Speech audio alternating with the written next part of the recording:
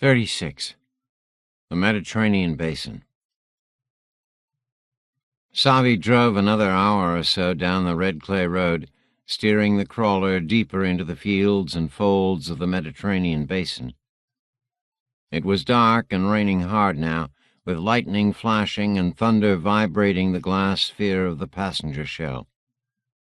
Demon pointed out the crosses with their humanoid shapes in one of the bright flashes. "What are those, people?" "Not people," said Savi. "Kalabani." Before she could explain, Demon said, "We have to stop." Savi did so, turning on the headlights and overhead lights and removing her night vision glasses. "What's wrong?" Evidently she could see the distress on Demon's face. "I'm starving," he said. "I have 2 food bars in my pack. I'm dying of thirst," he said. "I have a water bottle in the pack, and we can crack the shell and get some fresh cold rainwater."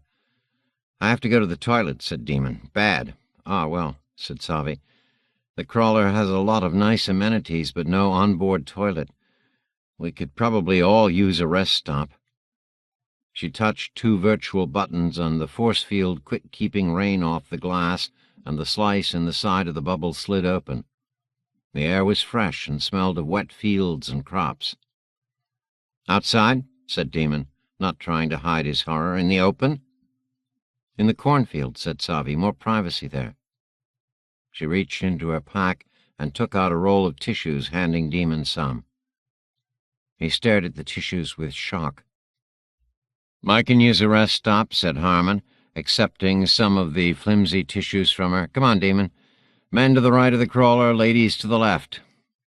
He stepped out through the slice and clambered down the strut ladder.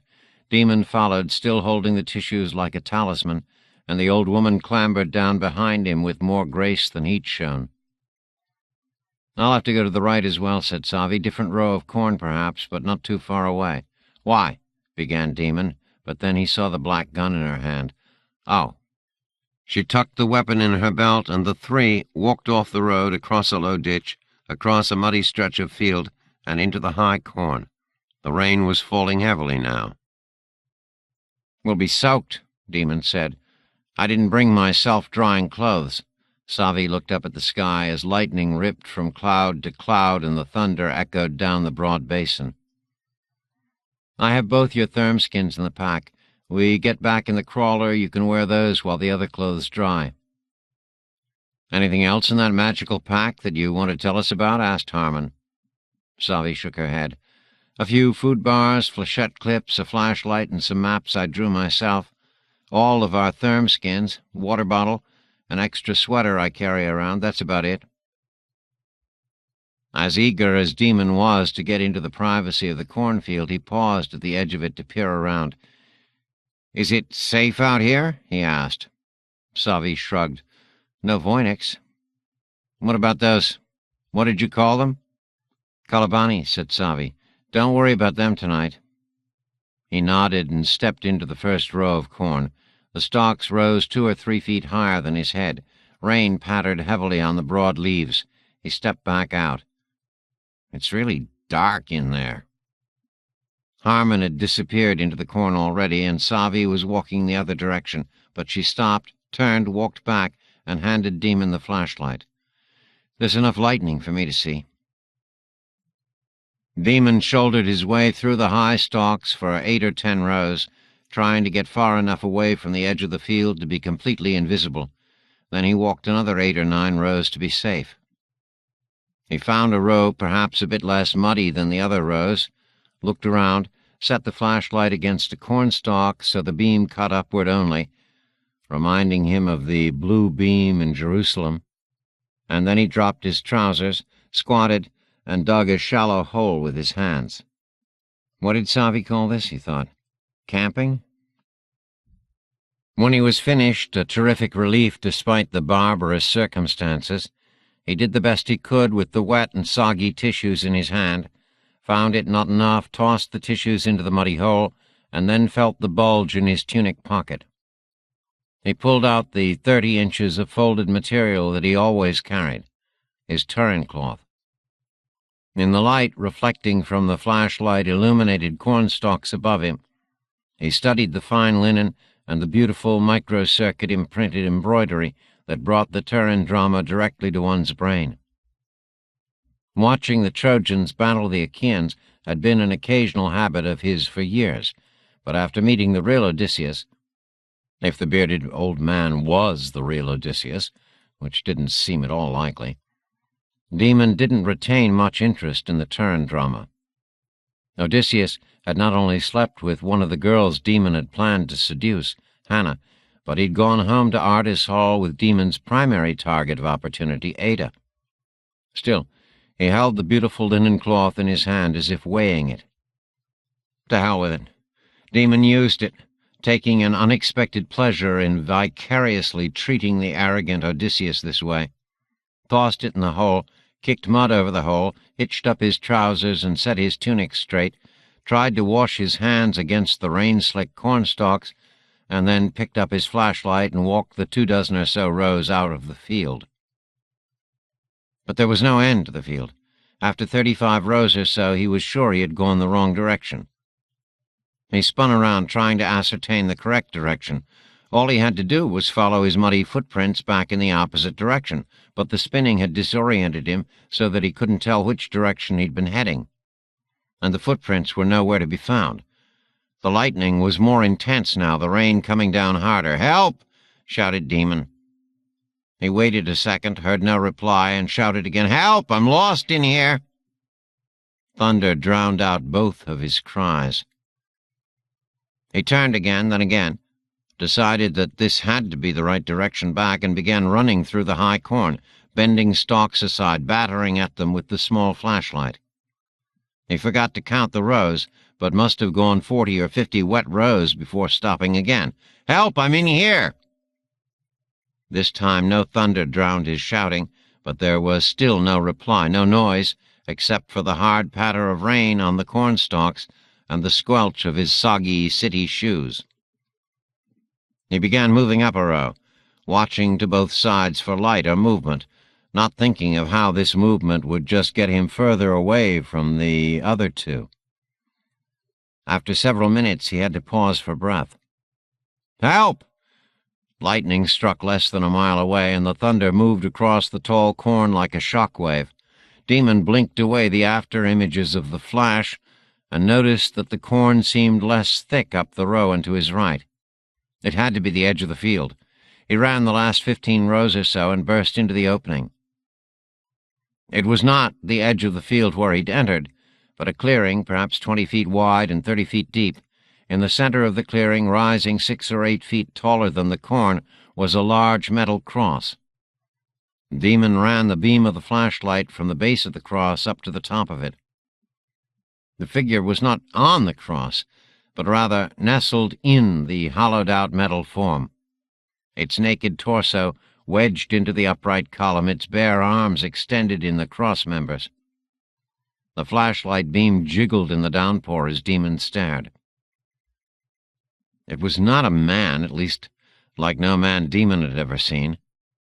The man-thing was naked and slick, scaled and greenish, not fish green, but with the green Demon had always imagined as the color of corpses before the infirmary ended such barbarities. The scales were small and numerous and gleamed in the flashlight. The thing was well muscled, but the muscles were wrong. The arms too long, forearms too lanky, wrists too powerful, knuckles far too large, yellow claws instead of fingernails, thighs too powerful, feet three-toed and oddly splayed. It was a male. The penis and scrotum were obscenely visible and garishly pink beneath the washboard stomach and muscled abdomen, again somehow wrong, like a turtle or shark with almost human genitalia. But the thick upper torso, snake-like neck, and hairless head were the least human aspects of the creature. Rain ran off the muscles and scales and banded ligaments, dripping across the rough black metal of the cross. The eyes were sunken under brows at once ape-like and fish-like, and the face extruded out more snout or gill-like than nose. Under the snout, the thing's mouth hung slightly open, and Demon stared at the long yellow teeth, not human, not animal, more fish-like if fish were monsters, and a far too long bluish tongue that stirred even as Demon watched. He flicked the flashlight beam higher and almost screamed again. The man-thing's eyes had opened, oblong yellow cat's eyes, without a cat's cool connection to humanity, with tiny black slits in the center. The thing, what had Savi called it? A Kalabani? Stirred in its cross niche, the hands opened from fists to extended fingers, long claws catching the light, and the legs and torso shifted as if the creature were waking and stretching. There were no restraints on it. There was nothing to keep it from leaping down at Demon this instant. Demon tried to run, but found that he couldn't turn his back on the thing. It stirred again, its right hand and most of its arm coming free from the cross niche. Its feet, Demon now saw, also held yellow claws at the end of the webbed toes. There was a crashing and roar behind Demon. More Kalabani, already free from their crosses, he was sure. And Demon whirled to meet their charge, raising the flashlight like a club and losing the light from it. His feet slipped, or his legs weakened, and Demon went to his knees in the mud in the clearing. He felt like crying, but didn't think he did in the few seconds before the crawler burst from the row of corn, looming like a monstrous spider over Demon, and the cornfield and the cross, and the unmoving Kalabani. The crawler's 8 headlights switched on, blinding him. He threw his forearm across his face, but he realized later, more to hide his tears than to protect his eyes from the light. Dressed in thermskins, the 2 men reclining on the cracked leathered chairs and the old woman lying on the inner curve of the glass sphere. They ate their food bars, passed around the water bottle, and watched the storm in silence for a while. Demon had asked Savi to get away from the field and the cross and the creature, so she'd driven a mile or 2 up the red clay road before pulling to the side and shutting off everything but the crawler's force field and dim virtual panels. "What was that thing?" Demon said at last. "One of the Kalabani," said Savi. She actually looked comfortable lying on the glass wall, backpack behind her head. "I know what you called them," snapped Demon. "What are they?" Savi sighed. "If I start explaining one thing, then I have to explain the rest. There's a lot you Eloi don't know. Almost everything, actually." "Why don't you start with explaining why you call us Eloi?" said Harmon. His voice was hard. "I guess it started as a form of insult," said Savi. Lightning flashed, illuminating the lines on her face, but the storm had moved on far enough that the thunder came late, from very far away. "Although, to be fair, I called my own people that before calling yours the word." "What does it mean?" demanded Harmon. "It's a term from a very old story in a very old book," said Savi, "about a man who travels through time to the far future and finds humankind evolved into 2 races, one gentle, lazy, purposeless, basking in the sun, the Eloi, and the other ugly, monstrous, productive, technological, but hiding in caves and darkness, the Morlocks. In the old book, the Morlocks provided food, shelter, and clothing for the Eloi until the gentle people had fattened up nicely, and then the Morlocks ate them." Lightning flashed across the fields again, but it was a pale, receding light. "Is that what our world is like?" asked Demon. "Us as the Eloi and the Kalabani and Voynix as the Morlocks? Do they eat us?" "I wish it were that simple," said Savi. She laughed softly, but the noise held no humor.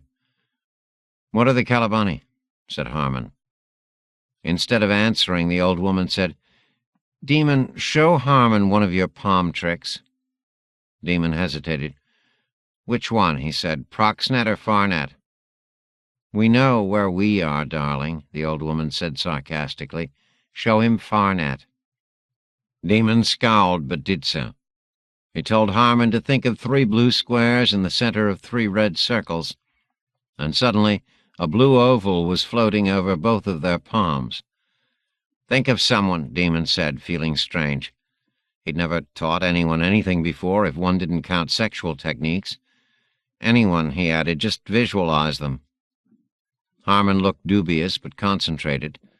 An aerial representation of Ardis filled Harmon's oval, then a diagram of the layout of Ardis Hall. A stylized female figure was standing with a group of stylized men and women on the front porch of the manor. "Ada," said Demon. "You were thinking of Ada." "Incredible," said Harmon. He stared at the image for a moment.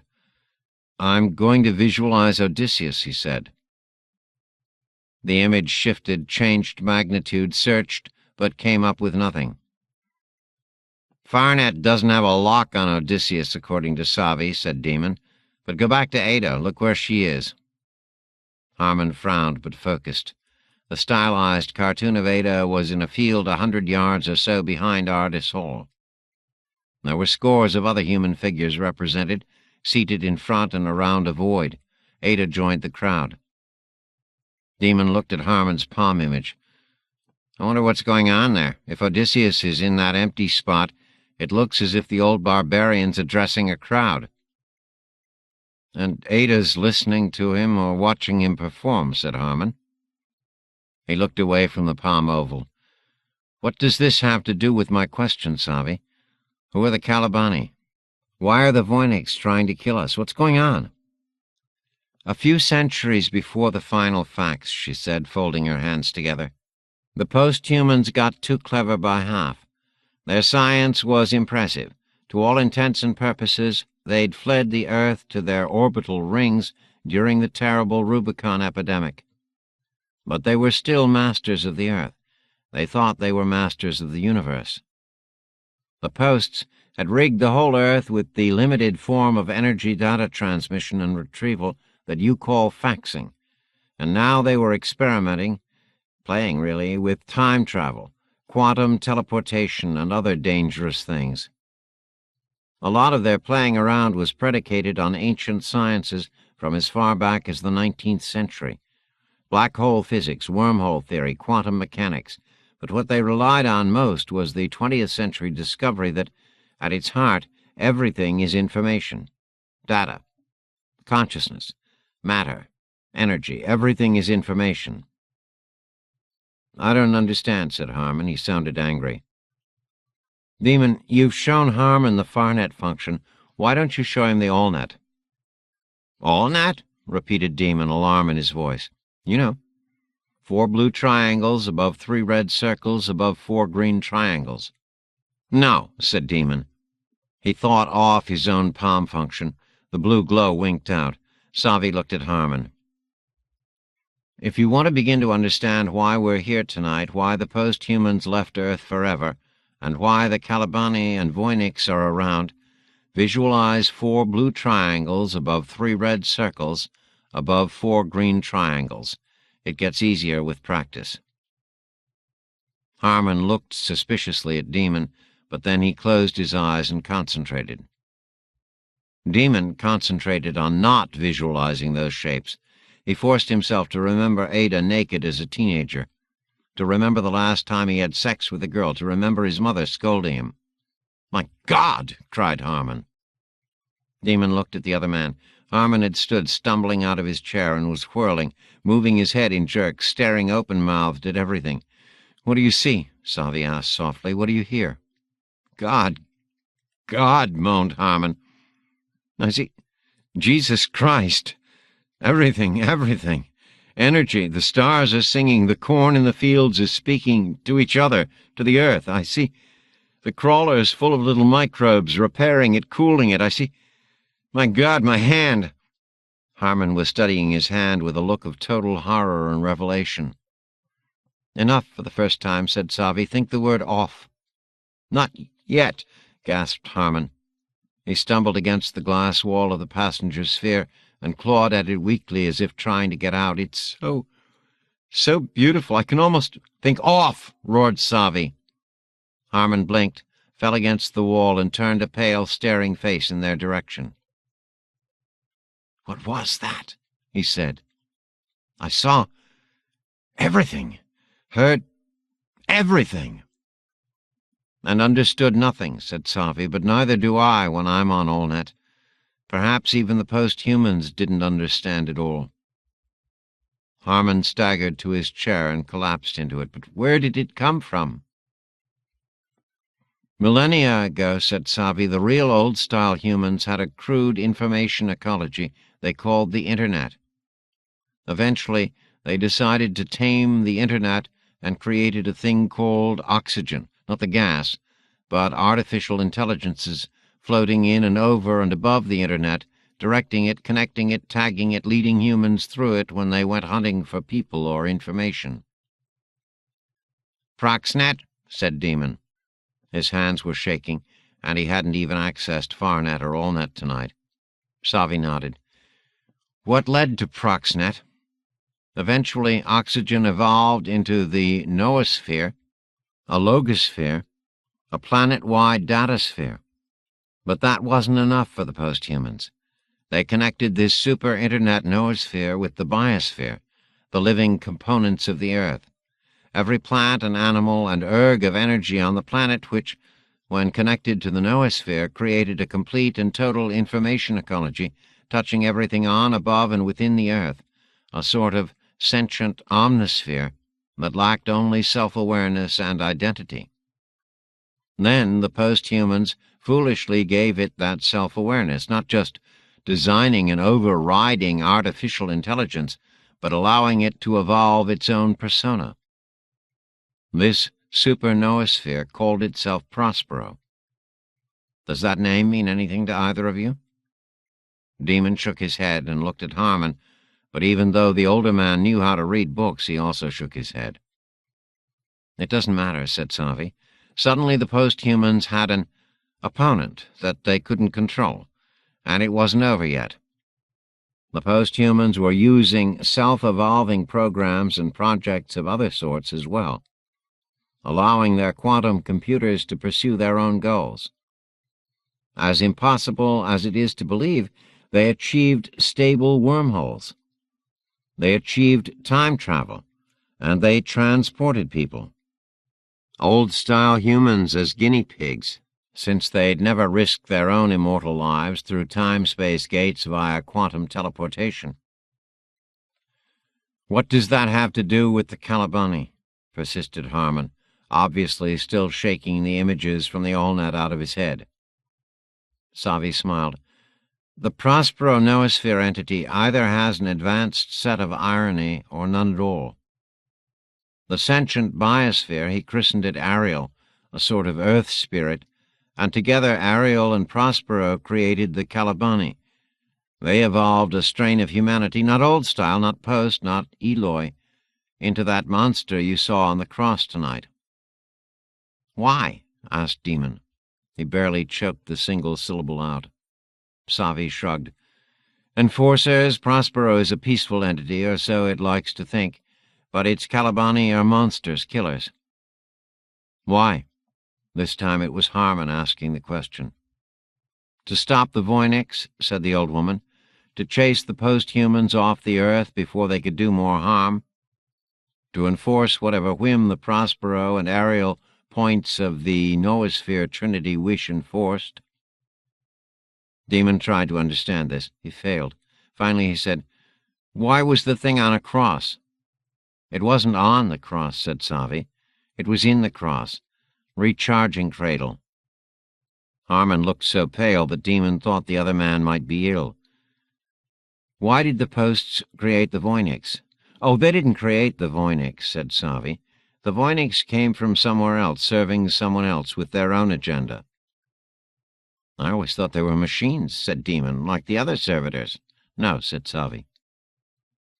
Harmon looked out into the night. The rain had stopped, and the lightning and thunder had moved over the horizon. A few stars were appearing between cloud tatters. The Calibani keep the Voynix out of the basin here, he said. They're one of the things that keeps the Voynix away, agreed Savi. She sounded pleased, her voice holding a teacher's tone, as if one of her students had turned out not to be a total moron. But why haven't the Calibani killed us? Asked Harmon. Our DNA, said Savi. Our what? Said Demon.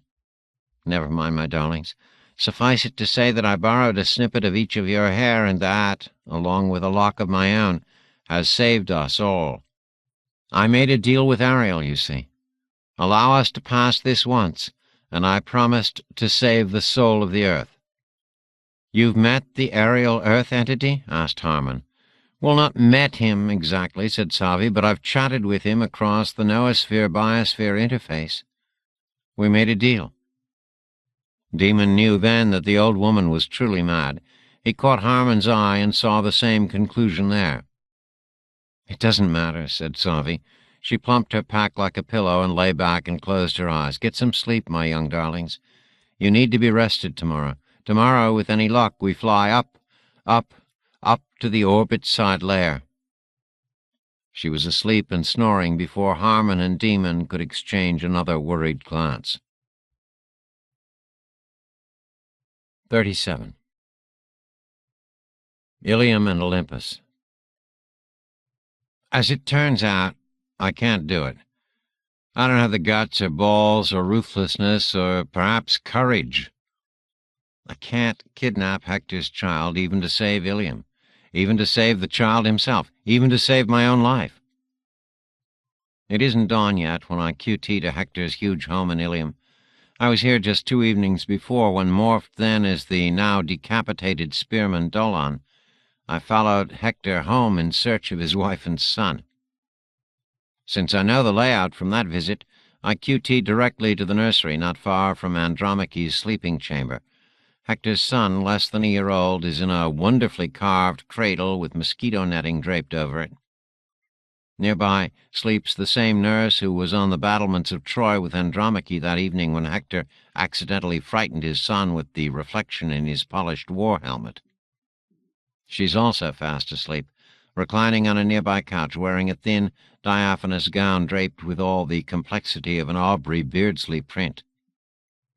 Even this sleeping gown is sashed under her breasts in the Greek and Trojan manner, showing how large and white the nurse's bosom is, visible in the reflected light from the guardsmen's fire tripods on the terrace beyond. I'd guessed earlier that she's a wet nurse for the baby.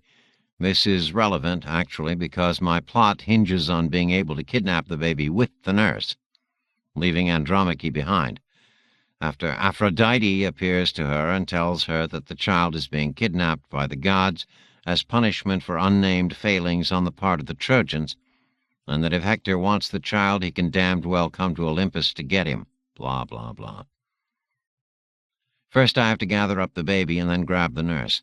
I suspect that she might be stronger than me and almost certainly more adept at fighting, so I'll taser her if I have to, although I don't want to, and then QT the two of them to that rapidly populating hill in ancient Indiana, find Nightenhelser, I haven't decided what I'm going to do with Patroclus, and convince the Skolik to watch over the infant and his nurse until I come back for them. Will Nightenhelser be up to the task of riding herd on this Trojan nurse for the days, weeks, or months until all this is over? Given the match-up of a 20th century male classics professor versus a Trojan wet nurse circa 1200 BC, I'd put my money on the nurse. And give my opponents good odds. Well, that's Nightenhelser's problem. My job is to find leverage against Hector, a way to convince him that he has to fight the gods, just as Patroclus' death was my best shot to enroll Achilles into this suicidal crusade. And that leverage is sleeping in front of me right now. Little Scamandrius, whom the people of Ilium lovingly call Astyanax, lord of the city, mules slightly in his sleep and rubs tiny fists against his reddened cheeks. Even though invisible under the Hades helmet, I freeze and watch the nurse. She sleeps on, although I know that an actual cry from the baby will almost certainly wake her. I don't know why I pull off the cowl of the Hades helmet, but I do, becoming visible to myself.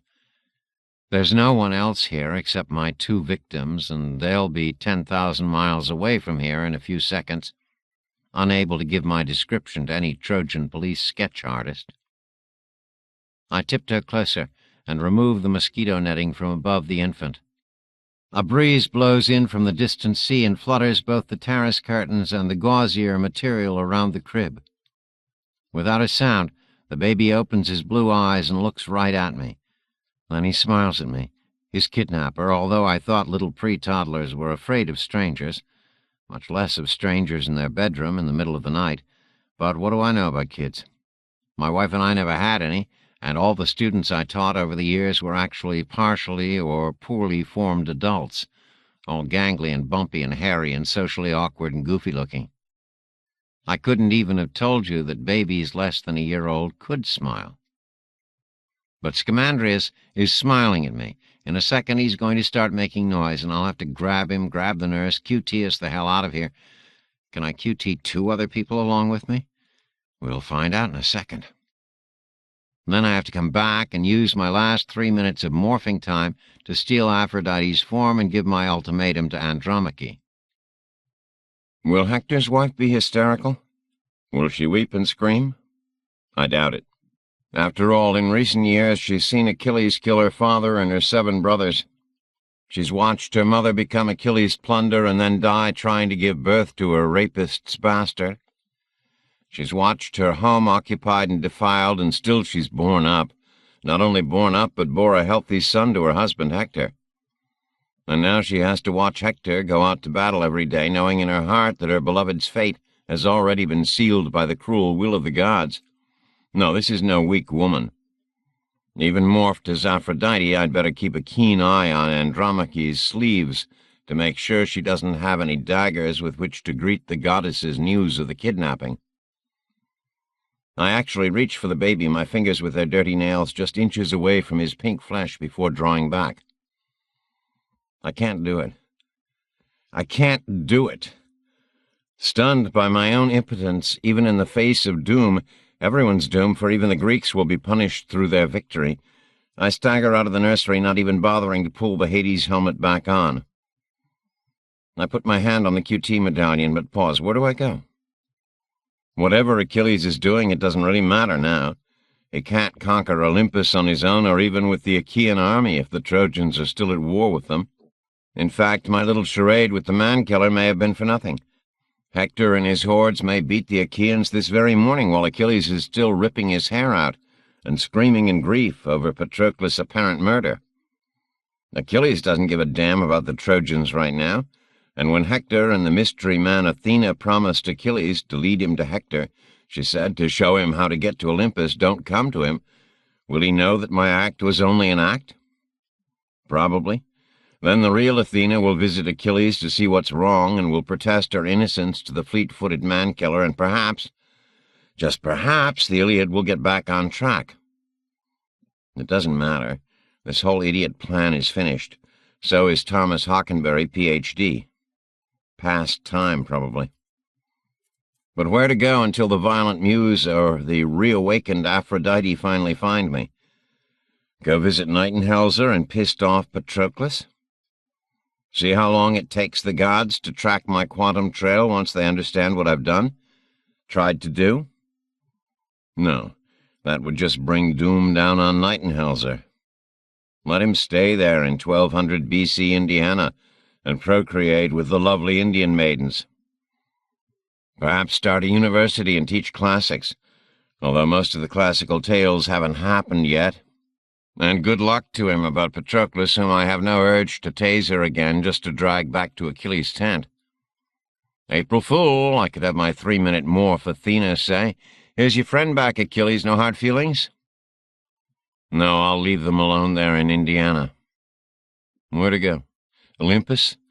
The thought of the muse hunting for me there, of Zeus and his radar eyes returning, of Aphrodite awakening, well, not to Olympus, not tonight. I think of one place and visualize it and touch the QT medallion and twist it and go there before I can change my mind.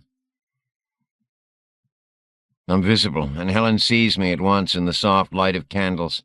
She rises on one arm on her cushions and says, "Hockenberry?" I stand in her bedchamber and say nothing. I don't know why I'm here. If she calls her guards or even comes toward me with that dagger, I feel too tired to fight, too tired even to flee on the QT. I don't even think to wonder why her bedchamber is illuminated by candles at 4:30 in the morning. She comes toward me, but not with the dagger. I'd forgotten how beautiful Helen of Troy is, her svelte, soft figure in the transparent gown making Scamandrius busty nurse look just lumpy and squat by comparison. "Hockenberry," she says softly with that sweet pronunciation of my name so difficult to say in ancient Greek.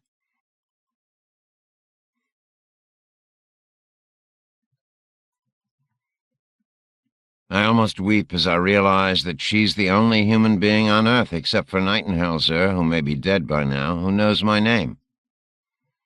"Are you hurt, Hockenberry?" "Hurt?" I manage. "No, I'm not hurt." Helen leads me into the bathing room adjoining her bedchamber. This is where I first saw her that night. Candles are lighted here as well. There is water in a basin, and I see my reflection. Red-eyed, stubble-cheeked, exhausted. I realize that I haven't really slept for how long? I can't remember. "Sit," says Helen, and I collapse onto the ledge of a marble bathtub. "Why have you come, Hockenberry?" Stumbling with words, I say, "I tried to find the fulcrum," and go on to explain my useless charade with Achilles, the kidnap of Patroclus, my plan to turn the heroes of the war against the gods to save everyone, everything. "But you did not kill Patroclus?" says Helen, her dark eyes intense. "No, I just took him elsewhere." "Using the gods' method of travel," says Helen. "Yes." "But you could not spirit away Astyanax, Hector's son, this way." I shake my head dumbly. I see Helen thinking, her beautiful dark eyes lost in reverie. How can she believe my explanations? Who in the hell does she think I am? Why had she befriended me before? Befriended being somewhat of a euphemism for that long night of passion. And what will she do with me now? As if to answer that last question, Helen rises with a grim look in her eye and goes out of the bathing room. I hear her calling names in the hallway and know that the guards will be back with her in less than a minute, so I raise my hand to the heavy QT medallion. I can't think of anywhere to go. I have charge left in my taser baton, but I don't reach for it as Helen returns with several others, but not guards. Serving girls, slaves. A minute later they are undressing me, stacking my filthy garments by the wall, as other young women bring in tall pitchers of steaming hot water for the bath. I let them take the morphing bracelet off me, but I cling to the QT medallion. I shouldn't get it wet, but I don't want it out of my reach. "You are going to bathe, Hockenberry," says Helen of Troy. She lifts a short, gleaming razor blade. "And then I am going to shave you myself. Here, drink this. It will restore your energy and spirits." She hands me a goblet with a thick liquid inside. "What is it?" I ask. "Nestor's favorite drink," laughs Helen. "Or it was when the old fool used to visit my husband Menelaus. It restores." I sniff it, knowing that I'm being boorish. "What's in it?" "Wine, grated cheese, and barley," says Helen, lifting the goblet closer to my lips by moving my cupped hands upward. Her fingers look very white against my sun-darkened and dirty skin. But I also add honey to sweeten it. "So does Circe," I say, laughing stupidly. "Who? Hockenberry?" I shake my head. "Never mind, it's in the Odyssey, doesn't matter. Irrelevant and immaterial." I drink. The liquid has the punch of a Missouri mule. I wonder idly if there are any mules in Missouri circa 1200 BC. The young servant girls have stripped me naked, having me stand to pull off my tunic and underthings. I don't even think to be embarrassed. I'm too tired, and the drink has given my brain a distinct buzz. "Bathe, Hockenberry," says Helen, and offers me her arm to hold as I step into the deep and steaming bath. "I will shave you in the bath." The water is so hot that I cringe like a child, lowering myself carefully, hesitating to let the steaming water touch my scrotum. But I do. I'm too tired to fight gravity, and when I lean back against the slanted marble back of the tub, Helen's servants lathering my whisker-stubbled cheeks and neck, I don't even worry about Helen handling the razor's blade so close to my eyes and jugular. I trust her. Feeling Nestor's drink giving me energy again, deciding that if Helen offers me her bed, I'll definitely ask her to share it with me in this last hour or so before dawn. I close my eyes for just a moment, just a few seconds. When I awake, it's mid-morning, at least, with heavy light coming through small windows high on the wall. I'm shaved and clean, even perfumed. I'm also lying on a cold stone floor in an empty room, not in Helen's high bed. And I'm naked, completely naked, not even the QT medallion in sight. As real awareness flows into my brain like reluctant water into a leaky basin, I notice that I'm tied with multiple leather straps to iron rings in the wall and floor. Leather restraints run from my wrists, knotted together over my head to the wall. Straps from my bound ankles, legs spread apart, run a few inches to two other iron rings in the floor. This posture and situation would be embarrassing and alarming even if I were alone, but I'm not. 5 women are standing over me, staring down at me. None of them look amused. I tug at the leather reins as I instinctively try to cover my genitals, but the straps are short and my hands don't even lower to the level of my shoulders. Nor do the straps on my ankles allow me to close my legs. I see now that all of the women are carrying daggers, although some of the blades seem long enough to be called swords. I know the women. Besides Helen in the center, there is Hecuba, King Priam's queen, Hector's and Paris's gray-haired but attractive mother. Next to Hecuba is Laodice, the queen's daughter and the warrior Helicaon's wife. To the left of Helen is Theano, Cisseus' daughter, the Trojan horseman Antenor's wife. But, and possibly more relevant to my current situation, Ilium's primary priestess serving the goddess Athena. I can't imagine that Theano will be happy to hear that this mere mortal man has taken the form and used the voice of the goddess she's served her entire life. I look at Theano's grim expression and guess that she's already heard the news. Finally, there is Andromache, Hector's wife, the woman whose child I was going to kidnap and carry away to exile in Indiana. Her expression is the sternest of all the women's. She is tapping a long, razor-sharp dagger against her palm, and she looks impatient. Helen sits on a low couch near me. Hockenberry, you need to tell us all the story you have told me. Who you are, why you have been watching the war, what the gods are like, and what you tried to do during the night. Will you release me first? My tongue feels thick. She drugged me. No, speak now. Tell only the truth. Theano has been given the gift from Athena of telling truth from lies, even from someone whose accent is as barbaric as yours. Speak now. Leave nothing out. I hesitate. Perhaps my best bet here might be to keep my mouth shut. Theano goes to one knee next to me. She's a lovely young woman with pale gray eyes like her goddess. Her dagger blade is short, broad, double-edged, and very cold. I know the cold part because she's just laid the blade under my testicles, lifting them like an offering on a silver serving knife. The dagger's point draws blood in my sensitive perineum, and my whole body tries to contract and rise away even as I just succeed in not crying out. Tell everything. Lie about nothing, whispers Athena's high priestess. At your first lie, I will feed you your left stone. Your second lie, you eat the right one. Your third lie, and I will be feeding my hounds whatever is left.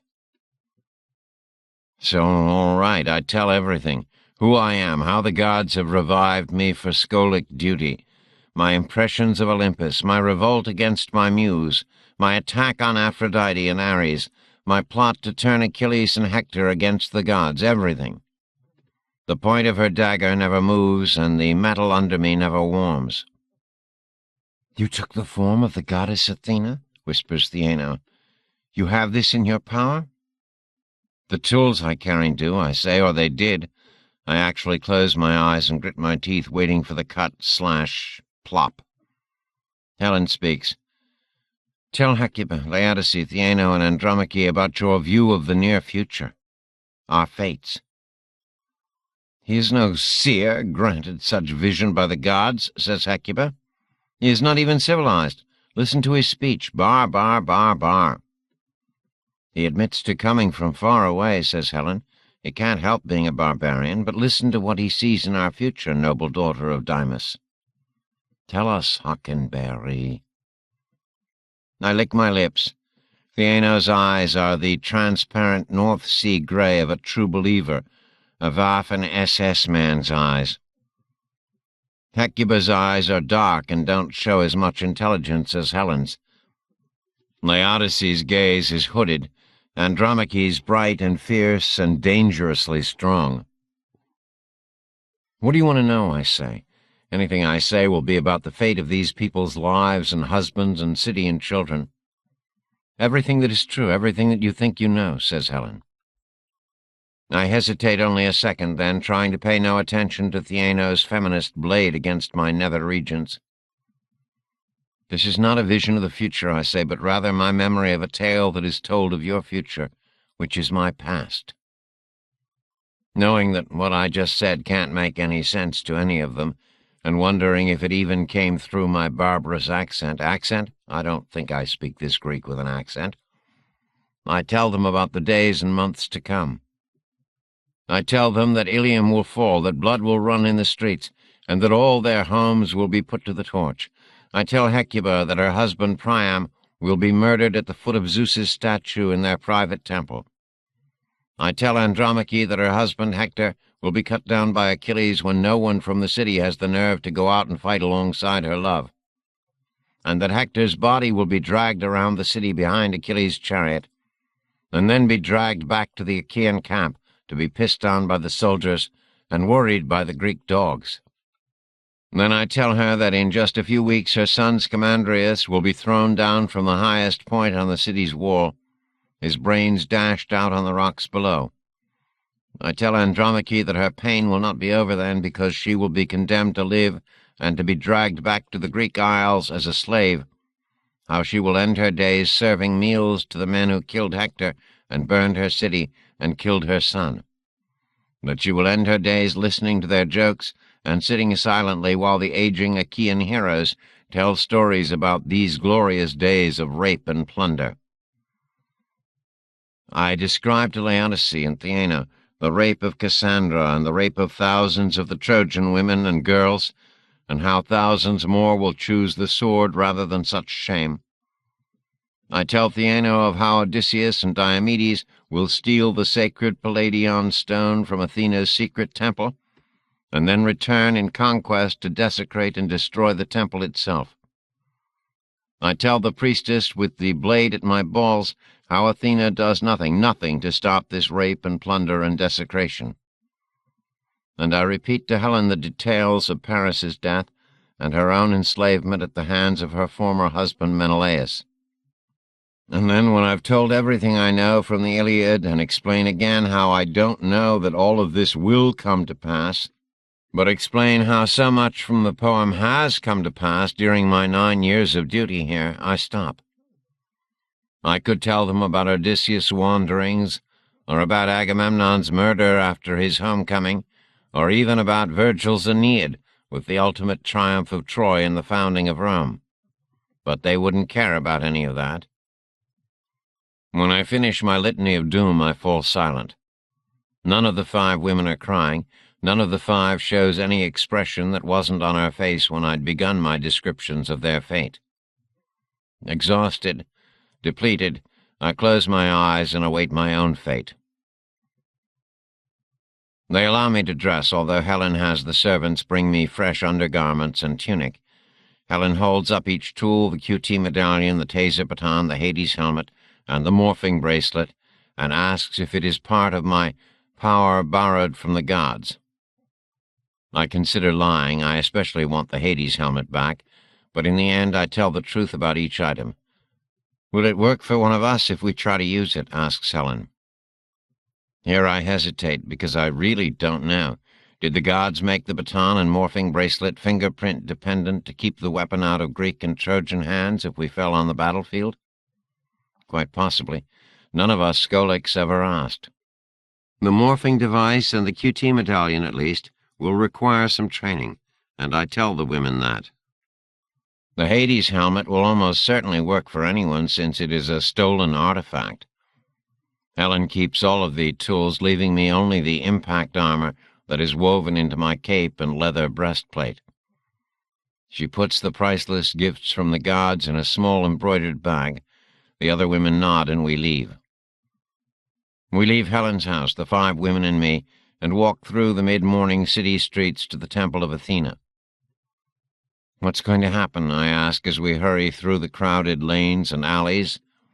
5 grim-faced women in black robes not dissimilar from 20th century Muslim burqas, and 1 confused man. I keep looking above the rooftops, expecting the Muse to appear in her chariot at any moment. Silence, hisses Helen. We will speak when Theano casts silence around us so even the gods cannot hear. Before we enter the temple, Theano produces a black robe and insists I pull it on.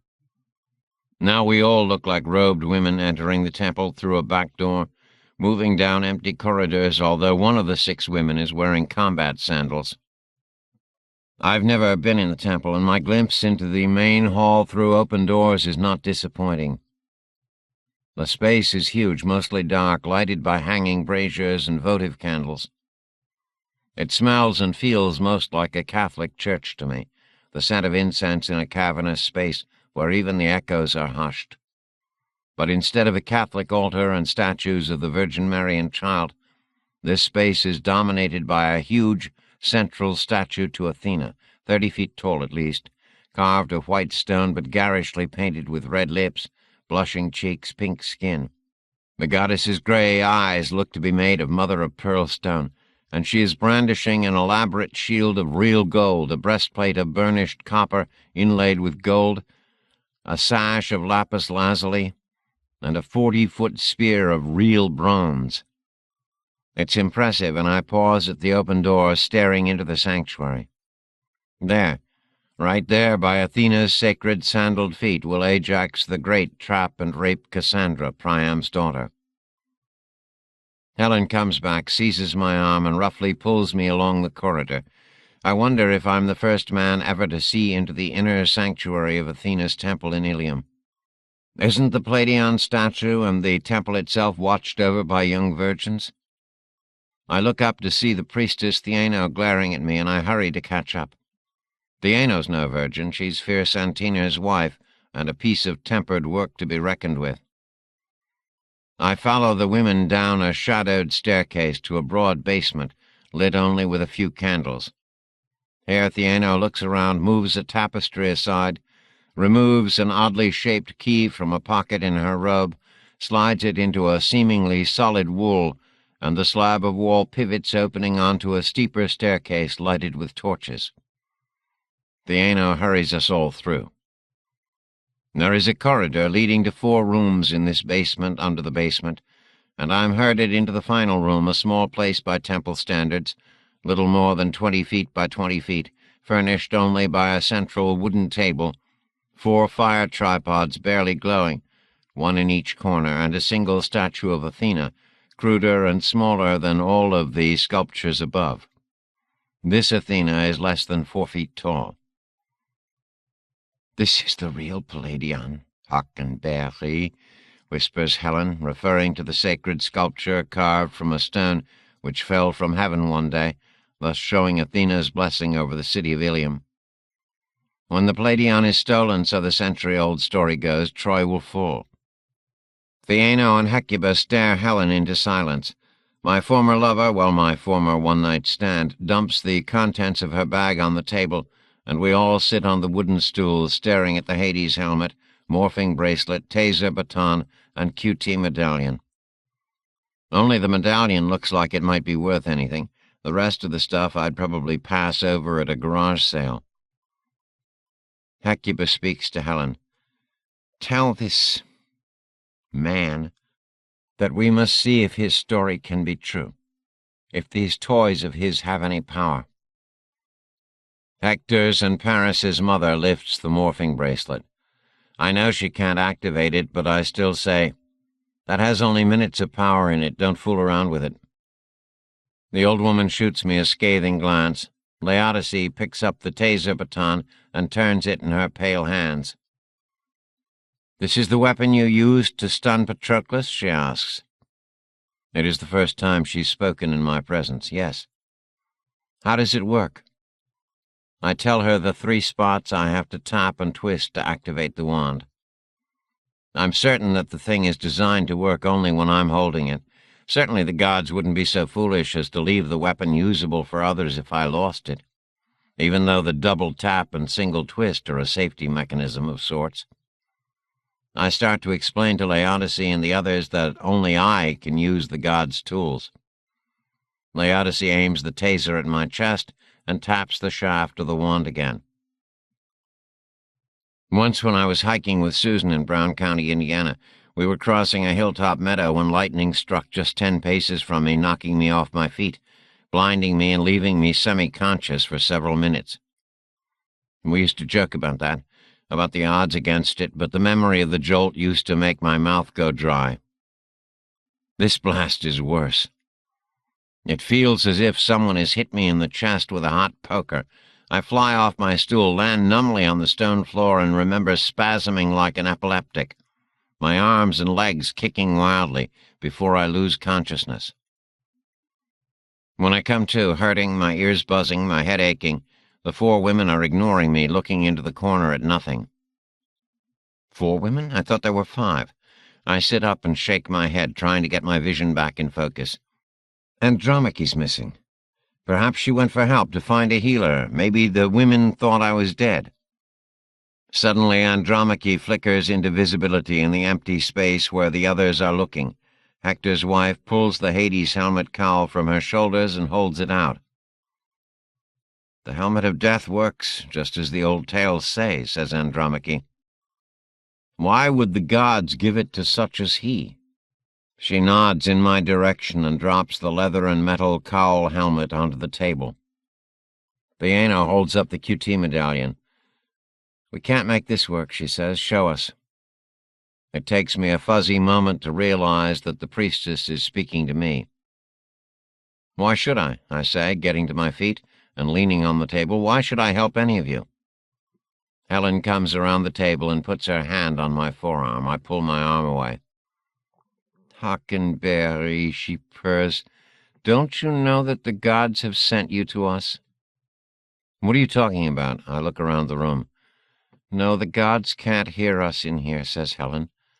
"The walls of this room are lined with lead. The gods can neither see nor hear through solid lead. This has been known for centuries." I squint around me. What the hell, why not? Superman's X-ray vision never worked through lead either. But why would there be a god-proof room in Athena's temple? Andromache steps closer. "Helen's friend, Hockenberry. We, the women of Troy and Helen, have plotted for years to end this war. But the men, Achilles, the Argives, our own Trojan husbands and fathers, have power over us. They answer only to the gods. Now the gods have heard our most secret prayers and sent you as our instrument. With your help and our planning, we will change the course of events here, saving not only our city, our lives, and our children's lives, but also the destiny of mankind, freeing us from the rule of cruel and arbitrary deities." I shake my head again and actually laugh. "There's a slight flaw in your logic, madam. Why would the gods send me as your instrument if your goal is to overthrow the gods? That makes no sense." The 5 Trojan women stare at me for a moment. Then Helen says, "There are more gods than are dreamt of in your philosophy, Hockenberry." I stare at her for a second, then decide it has to be a coincidence. Either that or I'm not hearing correctly. My chest still hurts and my muscles ache from the spasms the taser caused. "Give me the tools," I say, testing. The women slide to me the Hades helmet, the taser baton, the morphing bracelet, and the QT medallion. I lift the baton as if to hold them all at bay. "What's your plan?" I ask. My husband never would have believed me if I'd reported to him that the goddess Aphrodite had appeared and taken Scamandrius and his nurse away to be held for ransom. says Andromache. Hector has served these gods all his life. He's not the egomaniac that man-killer Achilles is. Hector would have thought that anything the gods did was only a test of him. Unless Aphrodite or another god were to kill our son in front of witnesses, in front of Hector himself, in that case his rage would know no bounds. Why didn't you kill my son? I have no words to answer that, so Andromache answers for me. You're a sentimental fool, she snaps. You say that Scamandrius will be dashed to his death on the rocks if you do not change the plans of the gods, yes? And yet you refuse to kill the child who already is fated to die, even though your entire plan to end this war and win your own battle with the gods depended upon it.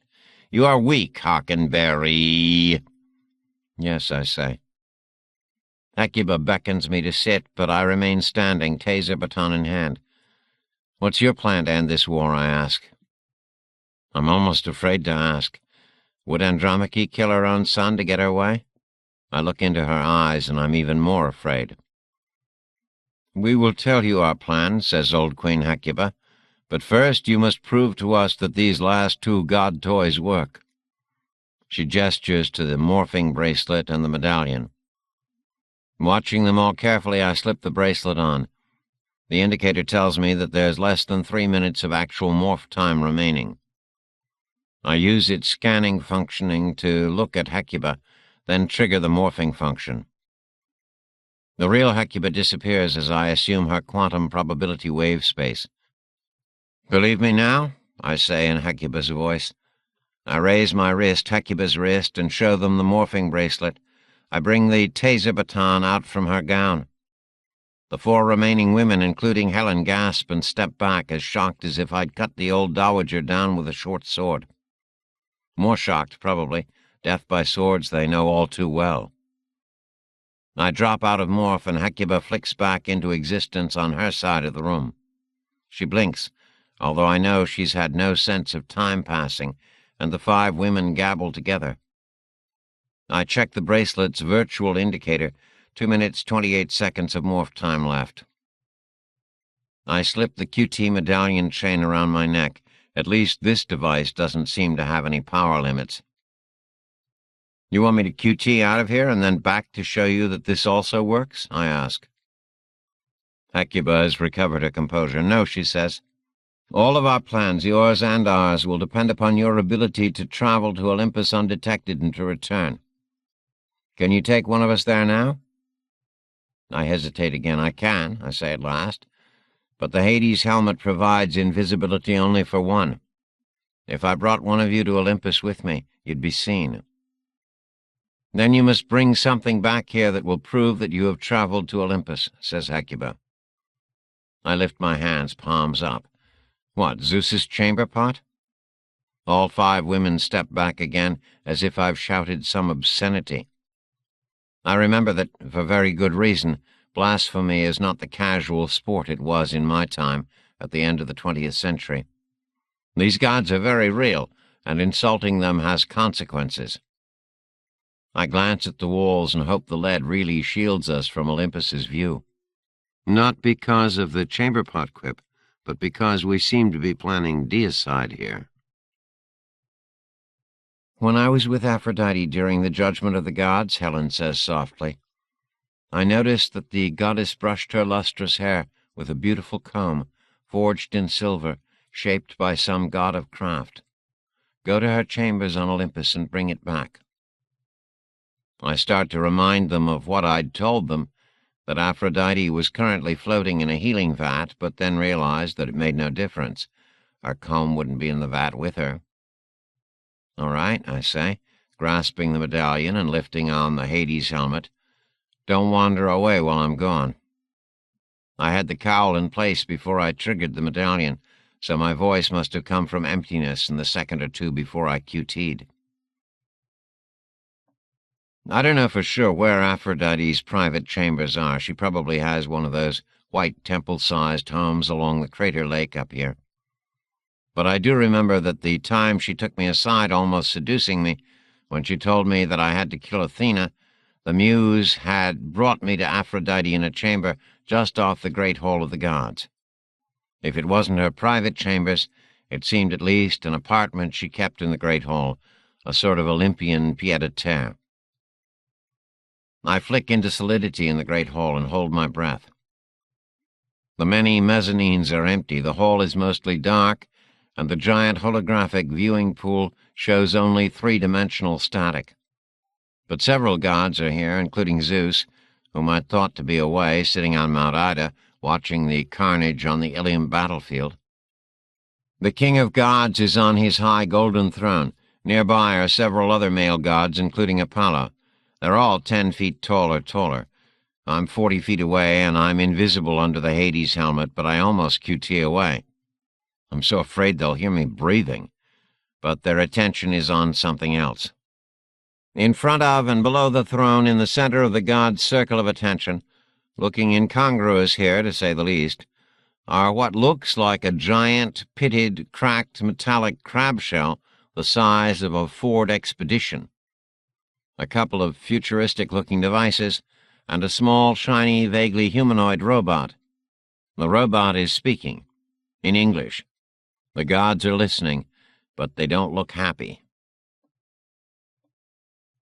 38. Atlantis and Earth Orbit. I don't understand why the post-humans called this place we're headed Atlantis, said Harmon. Savi, at the crawler controls, said, I can't say that I ever understood the vast majority of the post's actions. Demon looked up from munching slowly on his third of the only remaining food bar. What's odd about the name Atlantis? On the Lost Age maps, said Harmon, the Atlantic Ocean is the big body of water west of here, beyond the hands of Hercules. We're in the basin of what used to be the Mediterranean Sea. It's not in the Atlantic. It's not? Said Demon. No. So? Said Demon. Harmon shrugged and fell quiet, but Savi said, It's possible the posts were being whimsical when they named their base here. But I seem to recall that a pre-Lost Age writer named Plato had talked about a city or kingdom called Atlantis in these regions, back when there was water here. Plato, mused Harmon. I've run across references to him in books I've read, and an odd drawing I saw once, a dog. Savi nodded. A lot of the meaning of Lost Age iconography has been lost forever. What's a dog? Asked Harmon. He sipped from Savi's water bottle. The third of the food bar hadn't been enough to satisfy his hunger, but there was no more food in the crawler. A small mammal that used to be very common, kept as a pet, said Savi. I don't know why the posts allowed them to go extinct. Perhaps the Rubicon virus targeted dogs as well. Like horses? Said Demon. He'd thought the huge, scary animals in the Turin drama had been pure fantasy until recently. Smaller and hairier than horses, said Savi, but equally extinct. Why would the posts bring back dinosaurs? Demon asked with a real shudder. And not those wonderful Turin horses and these dog things. As I said, repeated Savi, much of the post's behavior was hard to understand. They had awakened shortly after dawn and driven north-northwest all day, rumbling down the red clay road through fields rich with every sort of crop Demon was familiar with, and many he'd never seen. Twice they'd come to shallow rivers, and once a deep, empty permcrete canal, all of which the crawler had crossed easily with its huge wheels and wildly articulated struts. There were servitors in the fields, and the commonplace look of them reassured Demon until he realized that many of these servitors were huge, some 12 or 15 feet tall, and half that broad, much larger than the machines he was used to. And as they drove deeper into the basin, both the crops and servitors continued to look more alien. The crawler was lumbering between tall green walls of what Savi said was sugarcane. The road, not quite wide enough for the crawler, and green stalks crunching under the 6 wheels, when Harmon noticed the gray-green humanoid things slipping through the fields on either side. The forms moved so fluidly and quickly that they did not disturb the close-packed cane, flowing like ghost corpses passing through the tall stalks. "Calabani," said Savi. "I don't think they'll attack." "I thought you said you fixed it so they wouldn't," said Demon. "You know, that DNA stuff from the hair you stole from Harmon and me." Savi smiled. "Deals with Ariel are never certain, but I suspect that if the Calabani were going to stop us, they would have done it last night." "Won't the force field around the sphere hold them off?" asked Demon. The old woman shrugged. "Calabani are more clever than Voynix. They might surprise us." Demon shuddered and watched the fields, catching only glimpses of the pale figures. The crawler moved out of the lane between the sugar-cane fields and climbed a low hill. The road ran on through broad fields of winter wheat, stalks no taller than 15 or 16 inches. Entire fields rippling in the breeze from the west. The Calabani, at least a dozen on each side of the road, came out of the cane fields behind them and loped along through the wheat, keeping a distance of 60 yards or so. Out in the open they ran on all fours. "I don't like the looks of them," said Demon. "You'd probably like the looks of Caliban even less," said Savi. "I thought these were Calabani," said Demon. The old woman never seemed to make sense for long. Savi smiled, steering the crawler across and over a row of 6 pipes carrying something from west to east or east to west. "It's said that the Calabani are cloned from the single Caliban, the third element of the Gaia Trinity, along with Ariel and Prospero." "It's said?" mocked Demon. "Everything's gossip with you. Don't you know anything from first-hand knowledge? These old stories are absurd." "Some are," agreed Savi. "And even though I've been alive 1,500 years or more, that doesn't mean I've been around all that time. So I have to report second-hand things I hear and read." "What do you mean you haven't been around all that time?" asked Harmon. He sounded very interested. Savi laughed, but not, Demon thought, with much amusement in her voice. "I'm better nano-engineered for repair than you, Eloy," she said. "But nobody lives forever, or for 1,400 years, or even 1,000. I spend most of my time like Dracula, sleeping in the long-term cryo-creches in places like the Golden Gate Bridge. I pop out from time to time, try to see what's going on, try to find a way to get my friends out of the blue beam, then back into the cold." Harmon leaned forward.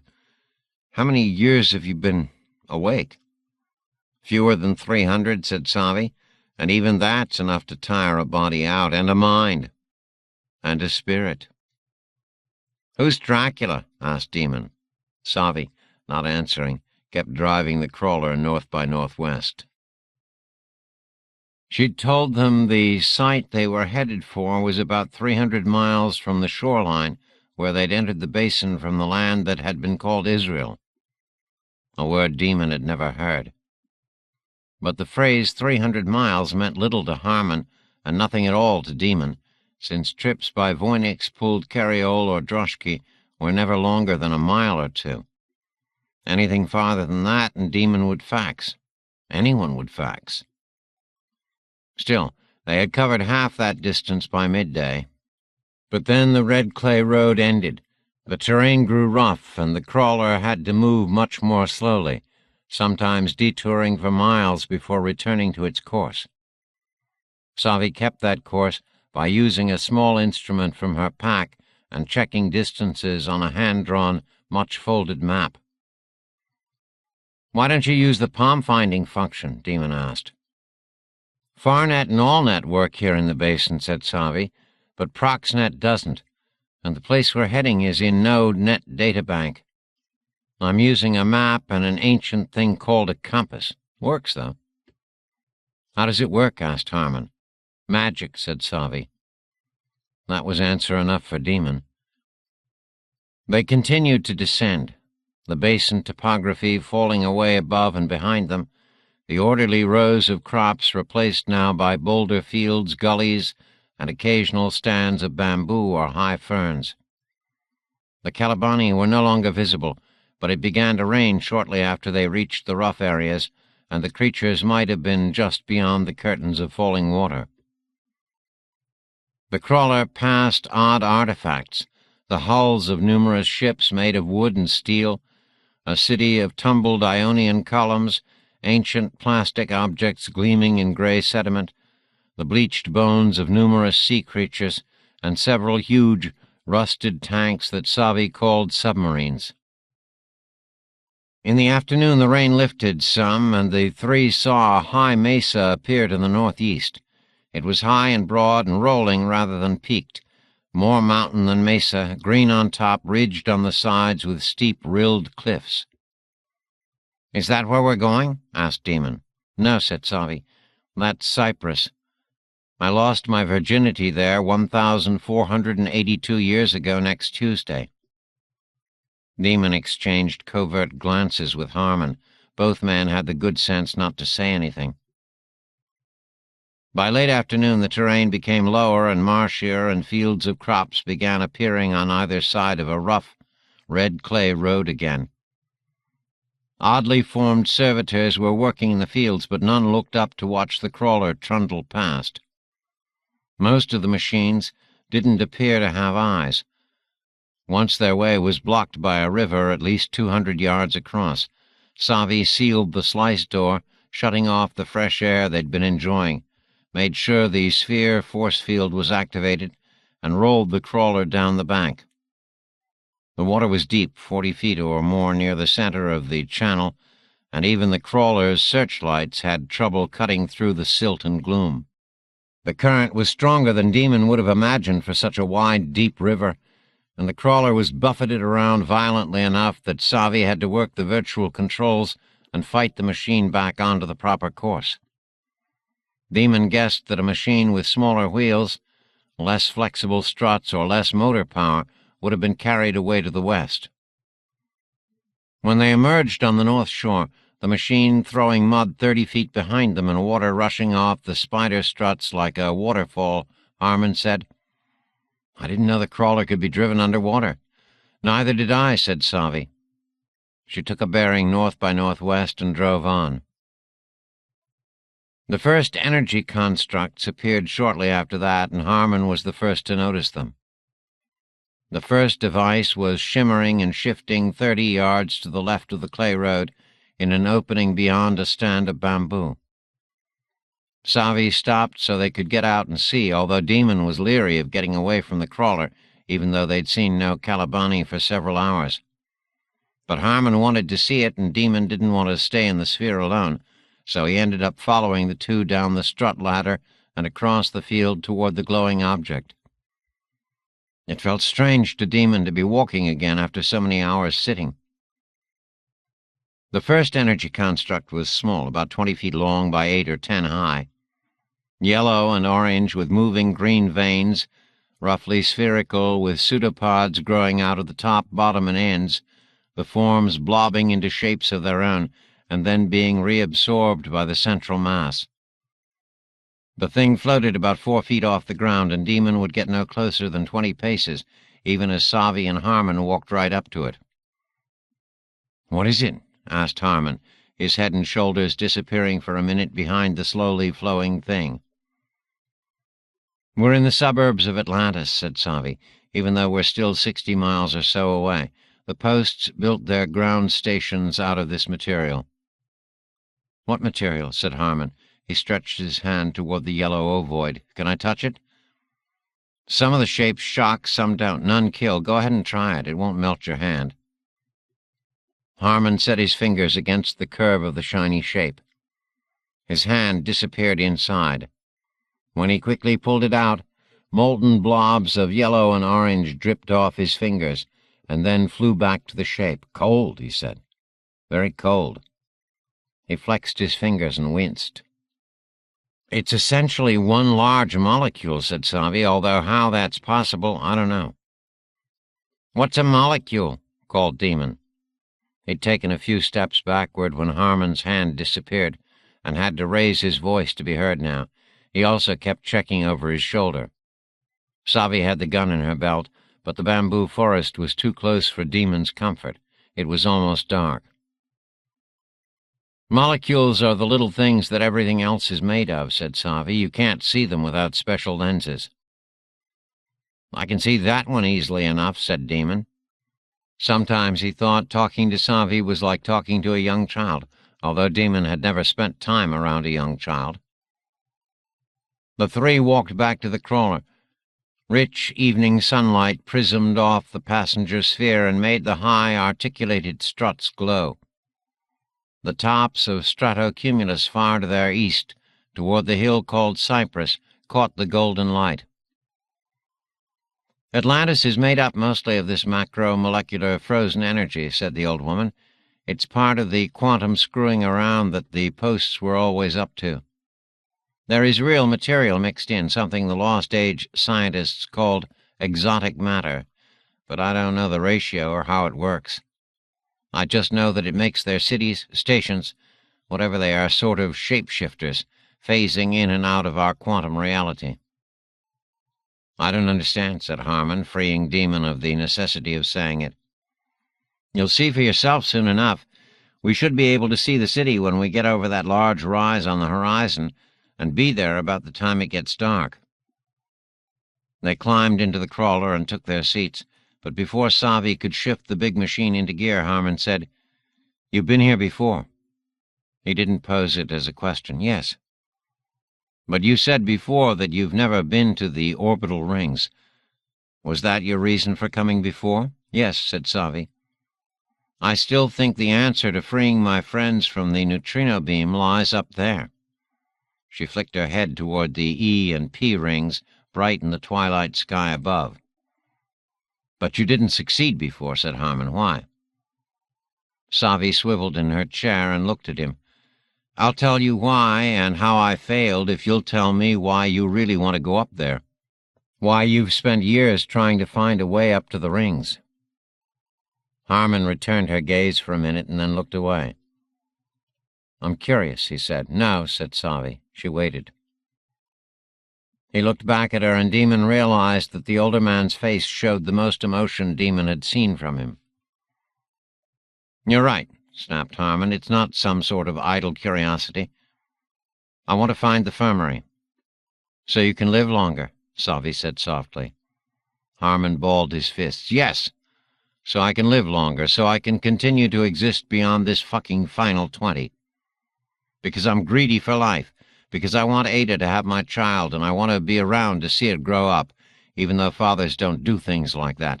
Because I'm a greedy bastard, greedy for life. Are you satisfied? Yes, said Savi. She looked at Demon. And what are your reasons for coming on this trip, Demon? Demon shrugged. I'd jump home in a second if there was a fax portal nearby. There isn't, said Savi. Sorry. He ignored the sarcasm and said, Why did you bring us, old woman? You know the way here. You know how to find the crawler. Why bring us? Fair question, she said. The last time I came to Atlantis, I came on foot. From the north. It was a century and a half ago, and I brought 2 Eloi with me. I'm sorry, that's an insulting term. I brought 2 young women with me. They were curious. What happened? Said Harmon. They died. How? Asked Demon. The Calibani? No, the Calibani killed and ate the man and woman who came with me the time before that. Almost 3 centuries ago. I didn't know how to contact the aerial biosphere then, nor about the DNA. Why do you always come in threes? Asked Harmon. Demon thought it an odd question. He was ready to ask for more details about all these dead traveling companions. Did she mean permanently dead, or just infirmary repair dead? Savi laughed. You ask good questions, Harmon. You'll see soon. You'll see why I've come with 2 others after that first solo visit of mine to Atlantis more than a millennium ago. And not just to Atlantis, but to some of their other stations. In the Himalayas, Easter Island, one actually at the South Pole. Those were fun trips, since a Sony can't get within 300 miles of any of them.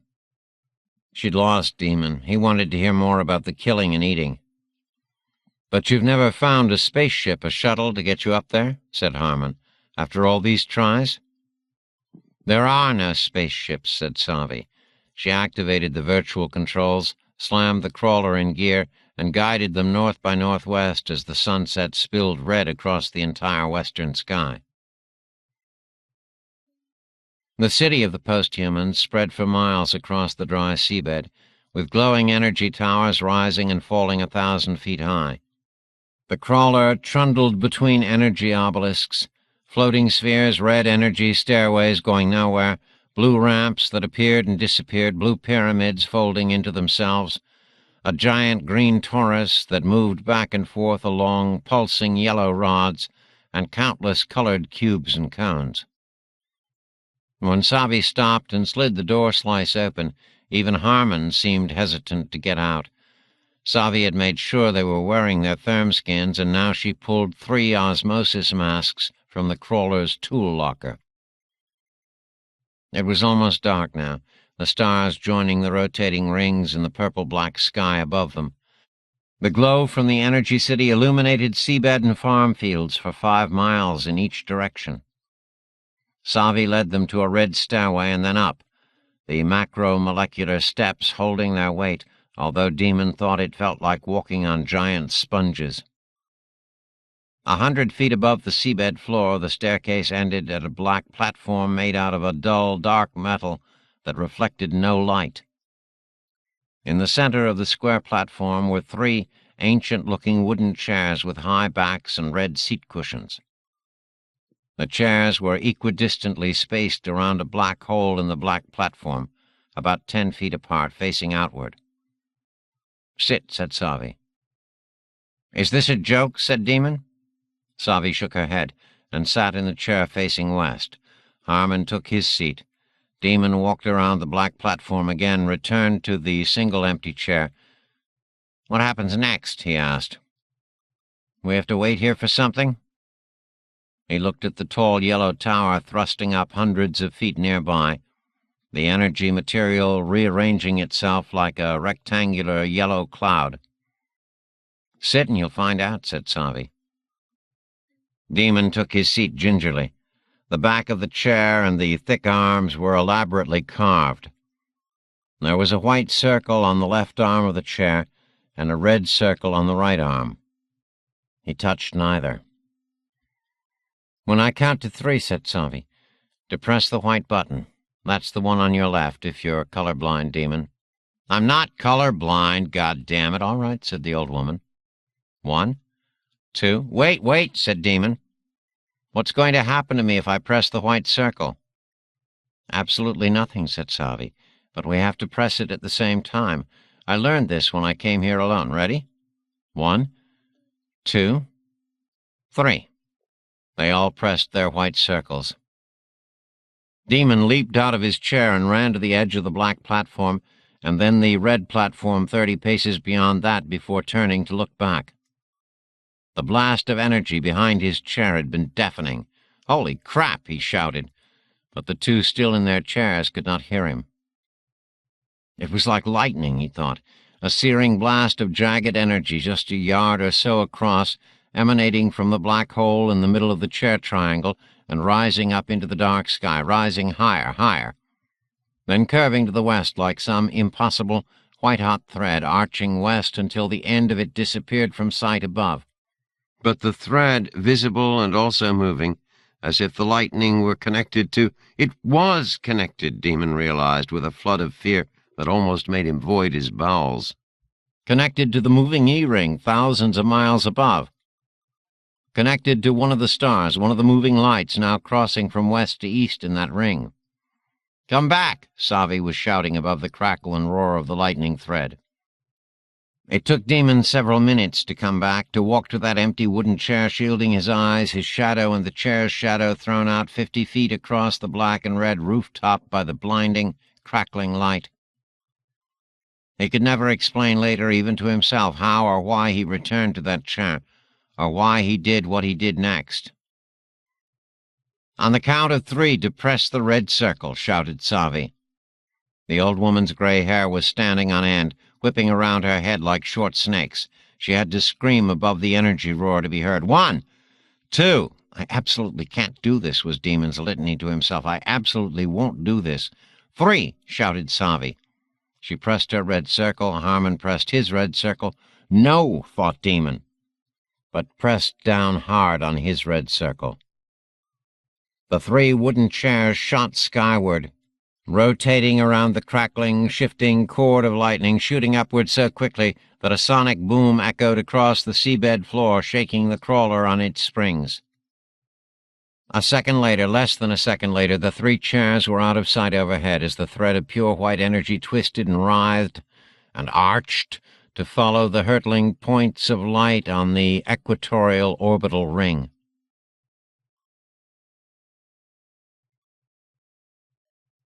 Olympus, Ilium and Olympos. The little robot fascinates me, and I'm tempted to stay in the great hall of the gods and find out what's going on, but I'm leery of getting closer because the gods might hear me in this vast, hushed space. The dialogue between the gods and the robot has shifted to ancient Greek now. At least the gods, including Zeus, are speaking in the common language I've grown used to here. But I'm far enough away that I can catch only fragments of it.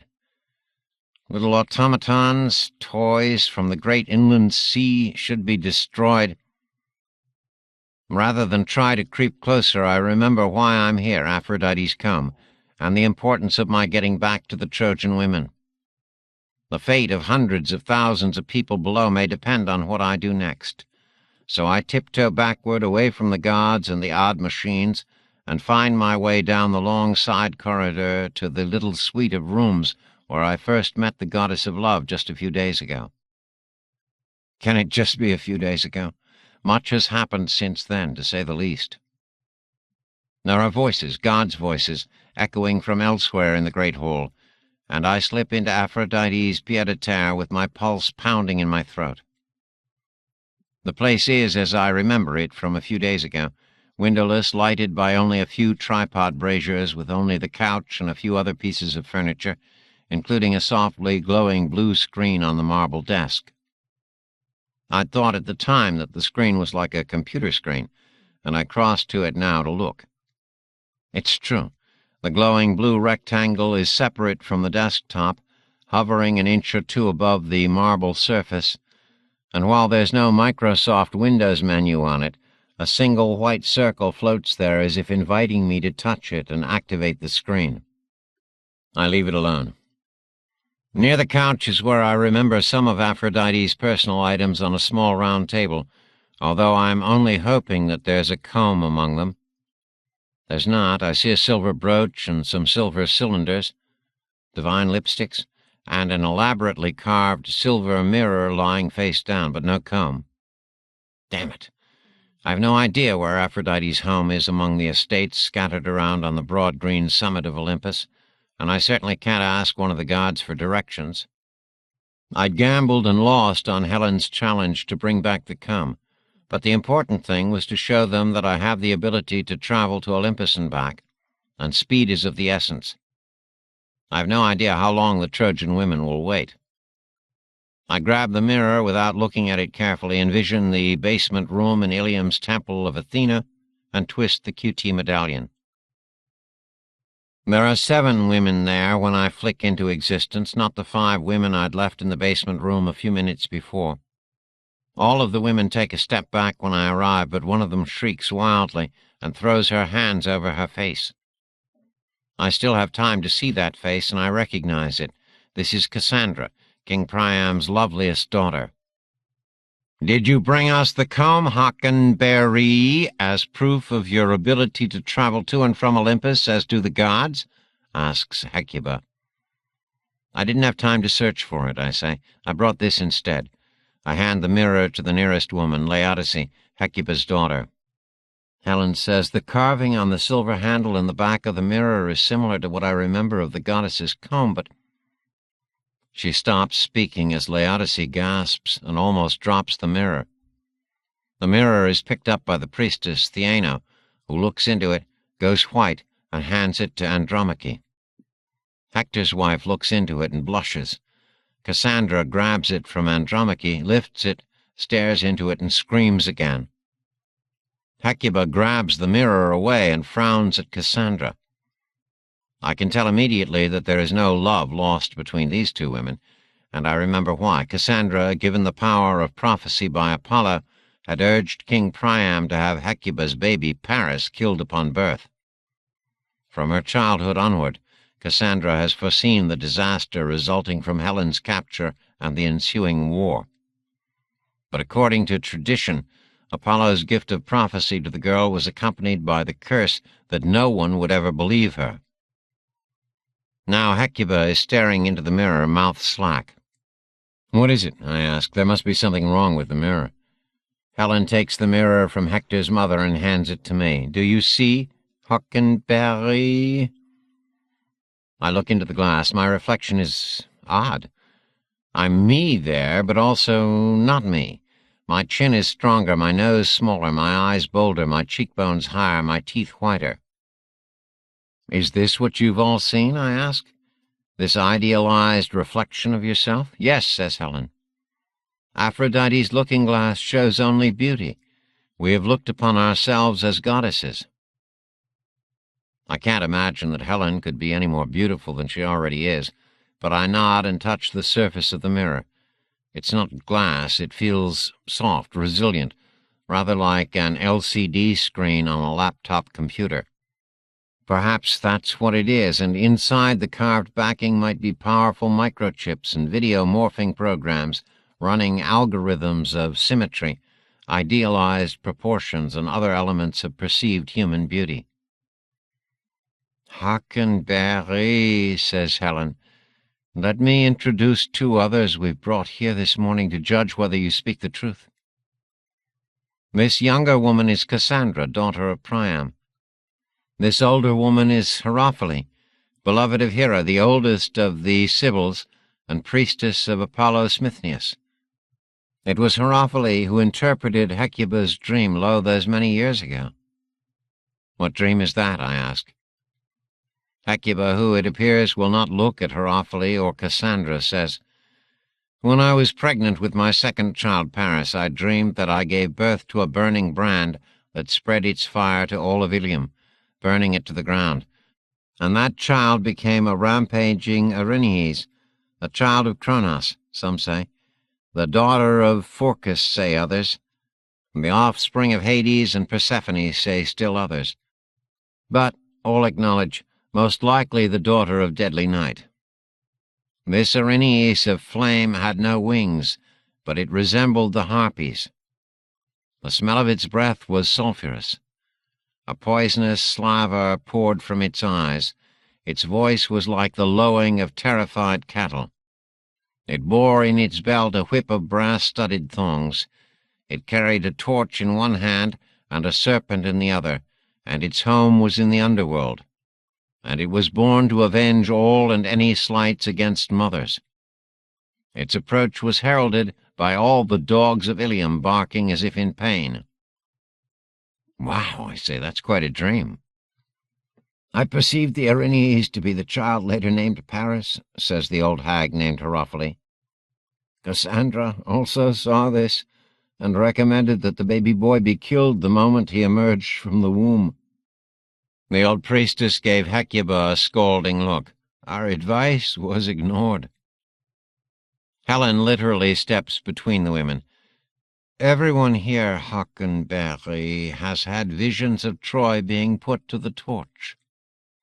But we do not know which of our visions arise merely from anxiety for ourselves, our children, and our husbands, and which visions are gifts of true sight from the gods. So must we judge yours. Cassandra has questions for you." I turn to look at the younger woman. She is blonde and anorectic, but somehow still stunningly beautiful. Cassandra's fingernails are bitten short and bloody, and her fingers are always twitching and intertwining. She can't stand still. Her eyes are as red-rimmed as her nails. Looking at her reminds me of photos I've seen of gorgeous movie starlets in rehab for coke addiction. "I have not dreamt of you, weak-looking man," she says. I ignore the insult and say nothing. "But I ask you this," she continues. "I once dreamt of King Agamemnon and his queen Clytemnestra as a great royal bull and cow. What does this dream say to you, O prophet?" I'm no prophet, I say. Your future is merely my past. But you see Agamemnon as a bull because he will be slaughtered like an ox upon his arrival home to Sparta. In his own palace? No, I say. I feel like I'm in the crucible of oral exams at Hamilton College, my undergraduate alma mater. Agamemnon will be killed in the house of Aegisthus. By whose hand, at whose will? Presses Cassandra. Clytemnestra's. For what reason, O non-prophet? Her anger at Agamemnon's sacrifice of their daughter Iphigenia. Cassandra continues to stare at me, but she nods slightly to the other women. And what do you dream of me and my future, O seer? She asks sarcastically. You will be savagely raped in this very temple, I say. None of the women appears to be breathing. I wonder if I've gone too far. Well, this witch wants the truth. I'll give her the truth. Cassandra seems unfazed, even pleased. I realize that the young prophetess has been seeing this rape for most of her life. No one has listened to her warnings. It must be refreshing for her to hear someone else confirm her vision. But her voice sounds anything but pleased when she speaks again. Who will rape me in this temple? Ajax. Little Ajax or big Ajax? Asks the woman. Cassandra looks neurotic and anxious, but also very lovely in a vulnerable way. Little Ajax, I say. Ajax of Locris. And what will I be doing upstairs in this temple, little man, when big Ajax of Locris ravages me? Trying to save or hide the Pleiadion, I answer. I nod toward the small statue just 10 feet from me. And does little Ajax go unpunished, O man? He'll drown on his way home, I say, when his ship is wrecked on the Gyrean rocks. Most scholars think this is a sign of Athena's wrath. Will she bring doom to Ajax of Locris out of anger at my rape, or to avenge the desecration of her temple, demands Cassandra. I don't know, probably the latter. Who else will be in the temple upstairs when I am raped, O man? I have to think a second here. Odysseus, I say at last, my voice rising at the end like a student's hoping his answer is correct. Who else besides Odysseus, the son of Laertes, will be witness to my defilement that night? Neoptolemus, I say at last. Achilles' son? Interrupts Theano with a sneer. He's 9 years old back in Argos. No, I say. He's 17 years old and a fierce warrior.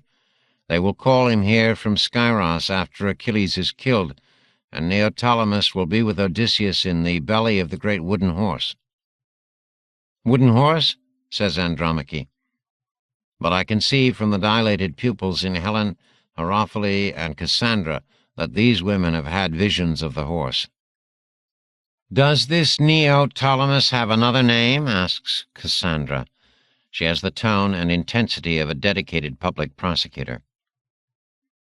He will be known to future generations as Pyrrhus, I say. I'm trying to remember minutiae from the B.D. Scholia, from the cyclic poets, from Proclus Cypria, and from my Pindar. It's been a long time since I read Pindar.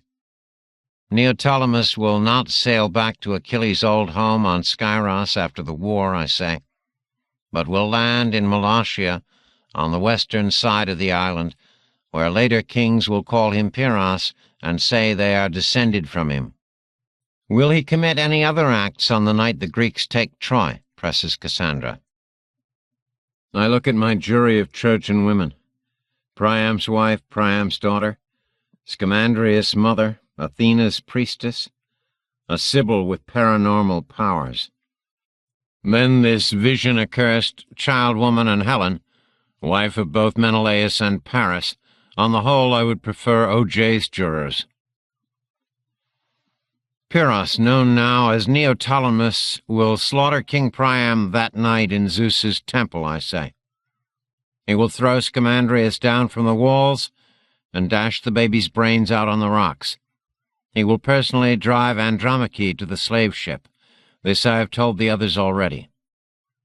And will this night come soon? Presses Cassandra. Yes. In months and years or days and weeks? Days and weeks, I say. I try to estimate how many days it will be before Achilles will kill Hector and Troy will fall, if and when the Iliad timetable reasserts itself. Not many.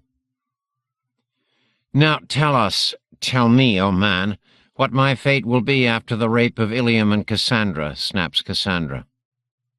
Here I hesitate. My mouth goes dry. Your fate, I manage. My fate, O man of the future, hisses the beautiful blonde. Surely, ravaged or not, I'll not be left behind when Andromache is dragged off to slavery, and noble Helen is claimed again by angry Menelaus. What is to become of Cassandra, O man? I try to lick my lips. Can she see her own fate? I have no idea if Apollo's gift of prophecy goes beyond the fall of Troy. Someone, I think it was the poet-scholar Robert Graves, translated Cassandra's name as she who entangles men. But she's also someone who has been cursed by the gods always to tell the truth. I decide to do the same. Your beauty will result in Agamemnon claiming you as his concubine, I say, my voice barely audible. He'll take you home with him as his concubine. Will I bear him children before we arrive? I think so, I say, sounding preposterous even to myself. I keep getting my Homer mixed up with my Virgil mixed up with my Aeschylus, and all of the above mixed up with Euripides. Hell, even Shakespeare took a whack at this story.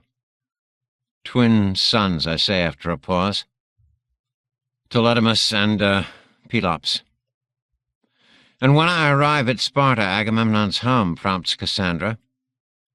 Clytemnestra will kill you with the same axe she murders Agamemnon with, I say, my voice more shrill than I meant it to be. Cassandra smiles. It is not a pleasant smile. Before or after she beheads Agamemnon? After, I say. Fuck it, if she can take it, I can. I'm probably dead anyway, but I'll use the taser on as many of these bitches as I can before they drag me down. Clytemnestra has to chase you for a while, I say, but she catches you. She cuts your head off as well, and then she kills your babies. The 7 women look at me for a long, silent moment, and their gazes are unreadable. I tell myself never to play poker with any of these dames. Then Cassandra says, yes, this man knows the future. Whether his vision and presence here are a gift to us from the gods or a trick of the gods to uncover our treachery, I do not know. But we must trust him with our secret. The time before the end of Ilium is too short to do otherwise. Helen nods. Hearken, Barry. Use your medallion to go to the camps of the Achaeans. Bring Achilles back to the foyer of the nursery in Hector's house at the time of the next changing of the Ilium guards. I think the guards on the wall change and the gongs ring at what would be 11:30 a.m. That's about an hour from now. What if Achilles doesn't want to come with me? I ask. The collective gaze the women pour on me now is 4 parts contempt combined with 3 parts pity. I QT the hell out of there. I shouldn't do it. It's foolish, and it's mostly because I'm afraid to face Achilles. But all through Cassandra's oral quiz, I'd found myself curious about the little robot back on Olympus. I'd seen odd things on Olympus before, of course, not counting the gods and goddesses, who are weird enough. Odd things such as the giant insectoid healer. But something about the little robot, if that's what it is, had struck me. It didn't seem part of either of the worlds I've been dividing my time between over the past 9 years, neither of Olympus nor of Ilium. The little robot seemed more of my world, my old world, the real world. Don't ask me why. I've never seen a humanoid robot except in sci-fi movies. Besides, I tell myself, I have an hour before having to present Achilles to Hector. I tug on the Hades helmet and quantum teleport back to the Great Hall of the Gods. The little robot and the other devices, including the big crab thing, are gone, but Zeus is still here, and so are more of the gods, including the war god Ares, who was last seen healing in the tank next to Aphrodite. Mother of mercy, where's Aphrodite now? She can see me even when I'm wearing this helmet. She ordered the Muse to give the helmet to me only because she could track me down any time she wants. Is she out of the tank already? Jesus Christ. Ares is roaring at all the gods while Zeus sits on his throne. Madness rules below, cries the god of war. I'm gone for a few days, and you let the war get out of hand. Chaos rules. Achilles has killed Agamemnon and taken command of the Achaean armies. Hector is in retreat when victory for the Trojans was royal Zeus's command. Agamemnon dead? Achilles in command? Holy shit. We're not in the Iliad anymore, Toto. And what of the automata I brought to you, Lord Zeus, these Moraveks? Demands Apollo, his voice echoing in the huge hall. I see more gods and goddesses filling the mezzanines above. The swimming pool viewing screen cut into the floor is showing scenes of madness and murder on the Trojan battle lines and in the Argive camp now. But my focus is on the huge, powerfully built white-bearded Zeus where he sits on his golden throne. His wrists are massive, like something sculpted out of Carrara marble by Rodin. I'm close enough to see the gray hairs on Zeus's bare chest. "Calm down, Apollo, noble archer," rumbles the god of all gods. "I've ordered the Moravek automata eliminated. Hera has destroyed them both by now." Can this get worse, I wonder? Right then Aphrodite enters the hall between Achilles' mother, Thetis, and my muse.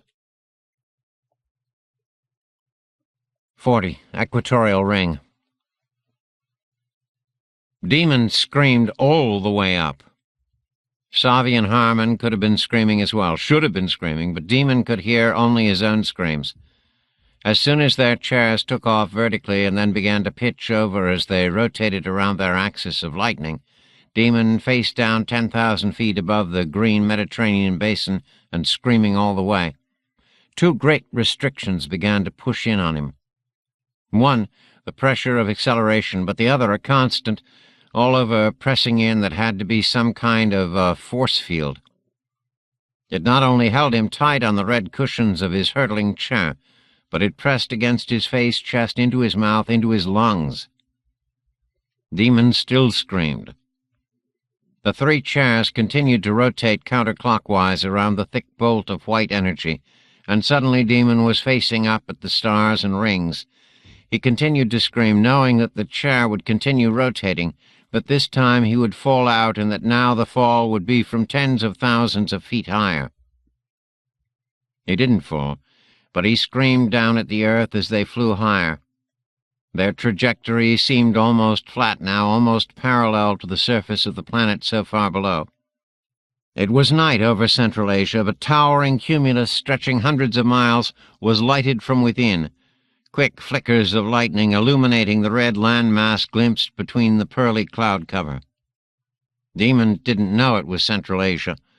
The chairs rotated around again, showing him the stars and rings and a quite visible thin layer of atmosphere below them now. And the sun seemed to rise again in the west, prisming across that meniscus of atmosphere in bright red and yellow streamers. They were out of 99% of the atmosphere now, but Demon didn't know that. The force field fed him air, kept him from being torn apart by G-forces, and allowed a pocket of air into which he could scream. He was getting hoarse by the time he realized that they were approaching the E-ring. The ring wasn't what he'd always imagined, but he was too busy clutching the arms of his chair and screaming to notice this. Demon had always visualized the post's E and P rings as being made up of thousands of glowing glass castles through which one could see the posthumans partying and doing whatever posthumans do. It wasn't that way at all. Most of the glowing objects they were rising toward so quickly, the wiggling, writhing thread of lightning still pitching up and away from them as they rode it higher, were complex structures of struts and cables and long glass tubes, more like antennae than orbital houses. At the end of some of these structures were glowing globes of energy, each with pulsing black spheres at their center. Other structures supported giant mirrors, each stretching miles across, Demon realized through his screaming, which were reflecting or beaming blue or yellow or dull white shafts of energy to still other mirrors. Gleaming rings and spheres, looking to be made of the same energy matter and exotic materials as Atlantis, fired lasers and pulsed attitude thrusters in studied bursts that opened and spread in glowing cones of particles. None of the spheres or rings or structures looked like they could be homes for post-humans. The Earth's horizon became noticeably curved, then curved further, like a bow being slowly bent. The sun set again in the west, and the sky exploded with stars only slightly less bright than the glowing ring structures above. Far below Demon, hundreds of miles at least, he could see a range of snow-topped mountains glowing in the starlight and ring light. Farther to the west, near the sharp, curved limb of the world, an ocean gleamed. Suddenly the rotation of the chair slowed, and Demon craned his neck and looked up. Set amidst the moving gantry structures and mirrors moved a mountain with a glowing city wrapped around it. Demon paused in his screaming as the chairs tilted forward more wildly, and the force field pressed him down into the cushions and straight-backed chair more fiercely. And in that second of pause, he noticed that the torquing shaft of energy along which they were sliding ended in that glowing city on the giant slab of rock. This city was not made of energy stuff. It seemed to be made of glass, and each of the 100,000 glass panes and facets was illuminated from within. It looked like a giant Japanese lantern to Demon. Just as he realized that their twisting triangle of chairs was going to crash into one of the tallest circular spires on the near end of that orbiting mountain, his chair pitched completely over, and the force field squeezed the breath out of him as they decelerated hard enough to make his vision go from red to black and back to red again. They hadn't slowed enough. Demon screamed a final time, his voice completely hoarse now, and then they slammed into the building that must have been 100 stories tall. There was no crash of breaking glass, no fatal sudden stop. The building wall warped and absorbed them and funneled them down a long glowing cone, as if they'd dived into yielding yellow rubber, and then the funnel spat them out into a room with 6 glowing white walls. The shaft of energy disappeared, the chairs flew different directions, the force fields went off. Demon shouted a final time, slid across a hard floor, bounced off an even harder wall, then ricocheted to the ceiling and back to the floor. Then he saw only blackness. He was falling. Demon jerked to consciousness as his body and brain told him he was tumbling, falling. From the chair? To the earth? He opened his mouth to scream again, but closed it as he realized that he was floating in midair, with Savi holding one of his arms and Harmon the other. Floating? Falling! He writhed and wriggled, but Savi and Harmon, who were also floating in the white room, tumbled in the air with him, still holding him by the arms. "It's all right," said Savi. "We're in 0G. "In what?" gasped Demon. "Zero gravity. No, wait. Here, put this on." She handed him one of the crawler's osmosis masks. Someone had already pulled his thermskin cowl over his face, and the smart suit had extended its gloves over his hands. Now Demon struggled in confusion, but the old woman and the older man tugged the clear osmosis mask into place over his nose and mouth. "It's meant as an emergency rebreather in case of fire or toxic gases," said Savi, "but it'll work in vacuum for a few hours." "Vacuum?" repeated Demon. "The post city has lost gravity and a lot of its air," said Harmon. "We've already been through the wall while you were unconscious. There's enough air to swim through, but not quite thick enough to breathe." "Enough air to swim through? Already been through the wall?" thought Demon through his headache. "They're both crazy now." "How do you lose gravity?" he said aloud. "I think they used force fields to give them some gravity on this asteroid," said Savi.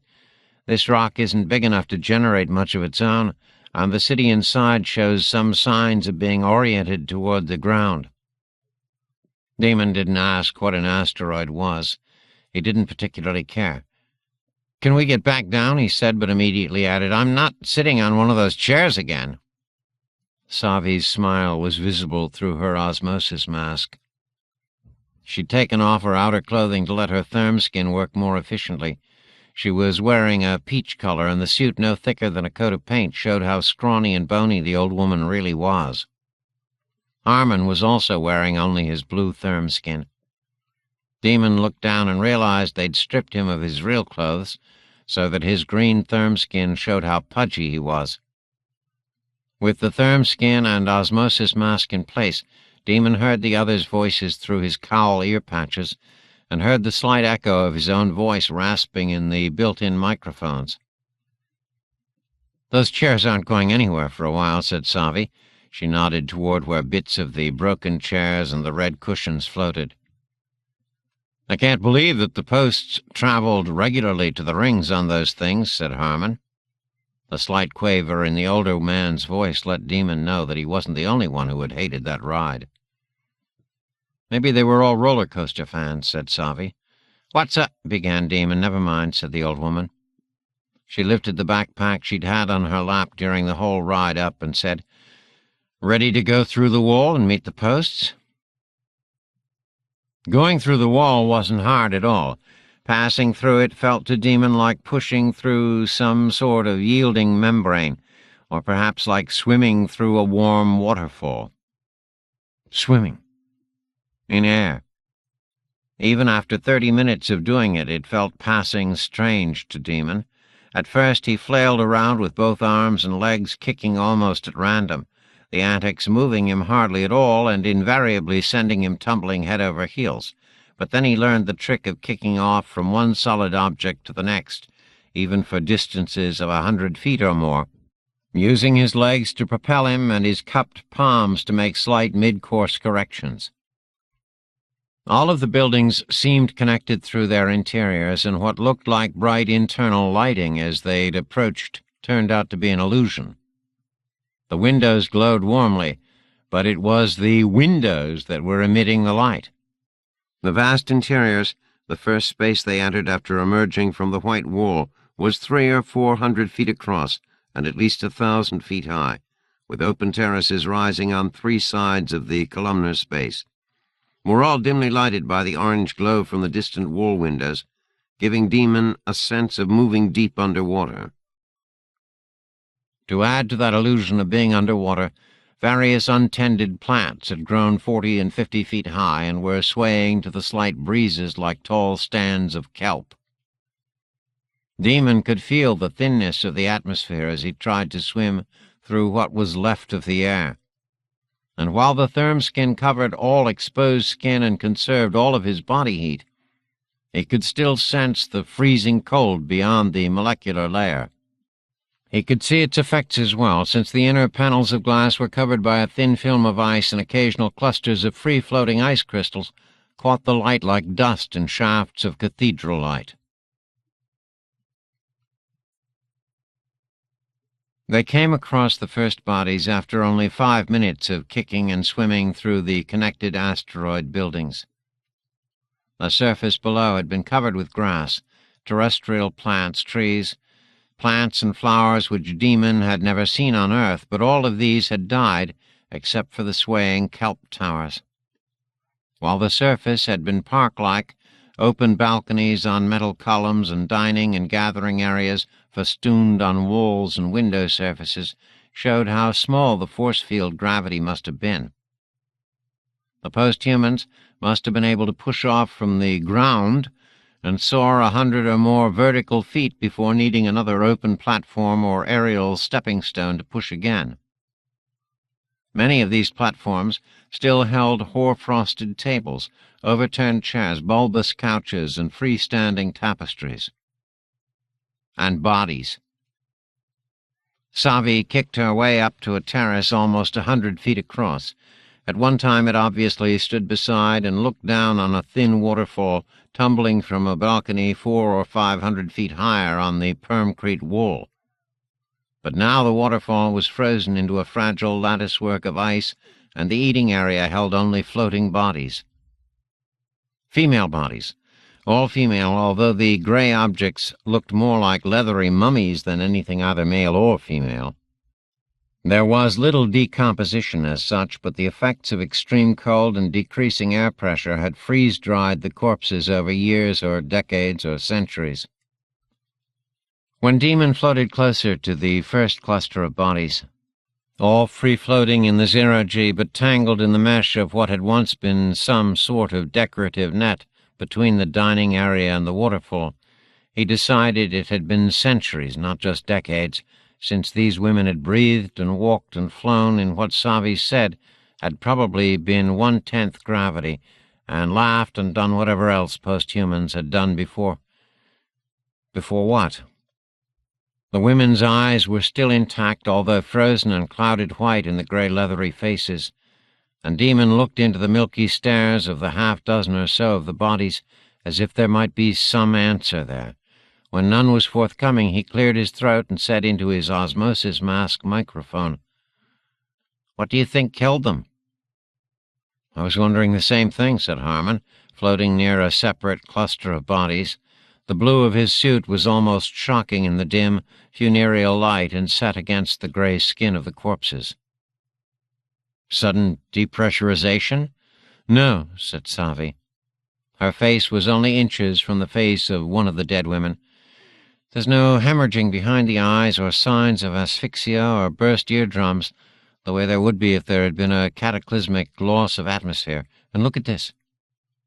The other two floated closer. Savi shoved 3 gloved fingers into a ragged hole in the corpse's leathery neck. The fingers disappeared to the knuckle. Disgusted, Demon kick-floated backward, but not before noticing that the other corpses also had such ragged wounds on their necks, thighs, and rib cages. "Scavengers?" said Harmon. "No, I don't think so," said Savi, floating from corpse to corpse, inspecting each wound. "Nor the effects of decomposition. I don't think there was much in the way of viable bacteria here, even before the air began leaking out and the cold set in. Maybe post-humans didn't even have bacteria in their guts." "How could that be?" asked Demon. Savi just shook her head. She floated to 2 bodies tangled in chairs on the next platform. These corpses showed wider wounds in the belly. Rags of loose, torn clothing floated in the thin, cold air. "Something chewed a hole into their bellies," whispered Savi. "What?" Demon heard how hollow his voice sounded on the therm-skin comm. "I think all these people, posts, died of wounds," said Savi. "Something chewed their throats and bellies and hearts out." "What?" Demon asked again. Instead of answering, Savi removed the black gun from her pack and slapped it onto the stick-tight patch on the thigh of her therm-skin suit. She pointed down the open mall of the interior city to where it curved a half-mile or so straight ahead. "Something's moving there," she said. Without waiting to see if the 2 men would follow, Savi kicked off and floated in that direction. 41. Olympus Mons. After their capture, Monmouth thought that his best shot would have been to trigger the device, whatever it was, as soon as the blonde god in the flying chariot had destroyed the balloon and begun hauling them back to Olympus Mons. But he couldn't get to the device, or to the transmitter, or to Orphu. It took everything Monmouth had just to hang on to the railing of the gondola as they flew at almost Mach 1 toward the Martian volcano. If the device, transmitter, and Orphu of Io hadn't been lashed down to the gondola platform, with every meter of rope and wire Monmouth had been able to scavenge, all 3 objects would have all dropped 12,000 meters and more to the high plateau between the northernmost of the Tharsis volcanoes, Ascreus, and the Tethys Sea. The god in the machine, still carrying these metric tons of dead weight and the added weight of the bunched cables in one hand, actually gained altitude as the chariot headed north, swung out to sea, still gaining altitude, and came in toward Olympus Mons from the north. Even with his short legs dangling and his manipulators sunk deep into the gondola railing, Monmouth had to admit it was one hell of a sight. A near-solid mass of clouds covered most of the region between the Tharsis volcanoes and Olympus, with only the solid masses of the volcanoes rising from the cloud cover. The rising sun was small, but very bright to the southeast, painting the ocean and the clouds a brilliant gold. The golden glare from the Tethys Sea was so bright that Monmouth had to notch up his polarizing filters. Olympus itself, rising right at the edge of the Tethys Ocean, was staggering in its immensity, an endless cone of ice fields rising to an impossibly green summit with a series of blue lakes in its caldera. The chariot dipped, and Monmouth could make out the 4,000-meter vertical cliffs at the very base of its northwestern quadrant. And although the cliffs were in shadow, he could also see tiny roads and structures in what looked to be a narrow strip of beach, although there were almost certainly 2 or 3 miles of coastline between the cliffs and the golden ocean. Farther north and farther out to sea, turned into an island by the terraforming, was the Isle of Lycus Sulci, which resembled nothing so much as a lizard's head, raised toward Olympus Mons. Monmouth described all of this to Orpheus, sub-vocalizing on the tight-beam channel. The Ionian's only comment was, "Sounds pretty, but I wish we were taking this tour under our own steam." Monmouth remembered that he wasn't here for sightseeing when the godlike humanoid dipped the chariot toward the summit of the giant volcano. 3,000 meters above the upper snow slopes, they passed through a force field. Monmouth's sensors registered the ozone shock and voltage differentials, and then leveled out for a final approach to the green and grassy summit. "I'm sorry I didn't see this guy in the chariot coming sooner and take some evasive action," Monmouth said to Orpheus in the last seconds before he had to shut down comm for landing. "It's not your fault," said Orpheus. "These deus ex machinas have a way of sneaking up on us literary types." After landing, the god who'd captured them grabbed Monmouth by the neck and carried him unceremoniously into the largest artificial space the little Moravec had ever seen. Other male gods went out to haul in Orpheus, the device, and the transmitter. Still more male gods came into the hall as Zeus listened to their chariot god describe their capture. Monmouth was comfortable now, thinking that these chariot people thought of themselves as gods, assuming now that their choice of Olympus Mons as a home was no coincidence. The holograms in niches of scores and scores more gods and goddesses reinforced his hypothesis. Then the uber-god, whom Monmouth assumed to be Zeus, began speaking, and it was all Greek to the Moravec. Monmouth spoke a sentence or two in English. The gray-bearded gods and the younger ones frowned their incomprehension. Monmouth cursed himself for never loading ancient or modern Greek into his language base. It hadn't seemed all that important at the time he'd first set out in the Dark Lady to explore the sub-sea oceans of Europa. Monmouth switched to French, then German, then Russian, then Japanese. He was working his way through his modest database of human languages, framing the same sentence, "I came in peace and did not mean to trespass," when the Zeus figure held up one massive hand to silence him. The gods spoke amongst themselves and didn't sound happy. "What's going on?" tight-beamed Orpheus. The Ionian's shell was 5 meters away, on the floor with the other 2 artifacts from the gondola. Their captors hadn't seemed to consider the possibility that there was a sentient person in that cracked and battered form, and they treated Orpheus as another captured thing. Monmouth had anticipated this. It's why he phrased his sentence, "I came in peace," rather than "we." Whatever the gods decided to do to him, Monmouth, there was an outside chance that they would leave Orpheus alone, although how the poor Ionian might be able to escape without eyes, ears, legs, or manipulators wasn't clear to Monmouth. "The gods are talking," tight-beamed Monmouth. "I don't understand them." "Repeat a few of the words they're using." Monmouth did, sending them silently. "That's a variant on classical Greek," said Orpheus. It's in my database. I can understand them. Upload the database to me, sent Monmouth. On tight beam, said Orfu. It would take an hour. Do you have an hour? Monmouth turned his head to watch the beautiful humanoid males barking syllables at each other. They seemed near a decision. No, he said. Subvocalize what they say to me and I'll translate. We'll decide the proper answer, and I'll send back the phonemes for your response, said the Ionian. In real time? Do we have a choice? Said Orfu. Their captor was speaking to the bearded figure on the gold throne. Monmouth sent on what he heard, got the translation within a fraction of a second, consulted with Orfu, and memorized the syllables of their response in Greek.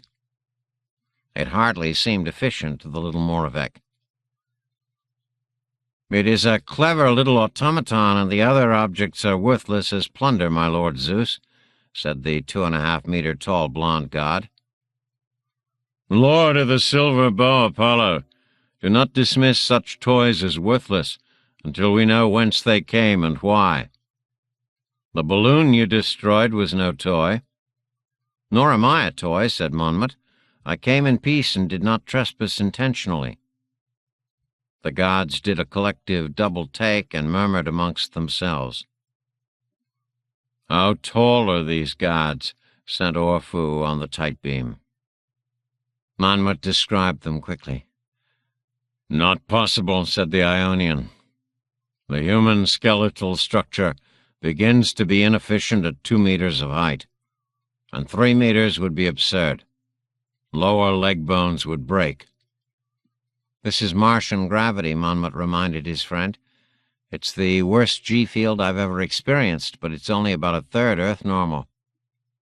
So you think these gods are from Earth? Asked Orfu. It hardly seems likely unless— Excuse me, sent Monmouth. I'm getting busy here. Zeus chuckled and sat forward on his throne. So the little toy person can speak the human language? I can, replied Monmouth, getting the words from Orfu, although neither Moravec knew the proper honorific for the god of all gods, the king of the gods, the lord of the universe. They'd decided not to try. The healers can speak, snapped Apollo, still addressing Zeus. They cannot think. I can speak and think, said Monmouth. Indeed, said Zeus. Does the speaking and thinking little person have a name? I am Monmouth, the Moravec, Monmouth said firmly, sailor of the frozen seas of Europa. Zeus chuckled, but it was a deep enough rumble to vibrate Monmouth's surface material. Are you now? Who is your father, Monmouth the Moravec? It took Monmouth and Orfu a full 2 seconds of back-and-forth tight-beaming to decide on the honest reply. I have no father, Zeus. You are a toy, then, said Zeus, when the god frowned, his great white brows almost touched above his sharp nose. Not a toy, said Monmouth, merely a person in a different form. As is my friend here, Orfu of Io, Space Moravec, who works the Io Taurus. He gestured toward the shell, and all divine eyes turned on Orfu. It had been Orfu's insistence to reveal his nature. He said that he wanted to share whatever Monmouth's fate would be. Another little person, but this one in the form of a broken crab, said Zeus, not chuckling now. Yes, said Monmouth. May I know the names of our captors? Zeus hesitated. Apollo remonstrated, but in the end the king of the gods gave an ironic bow and opened his hand toward each god in turn. Your captor, as you know, is Apollo, my son.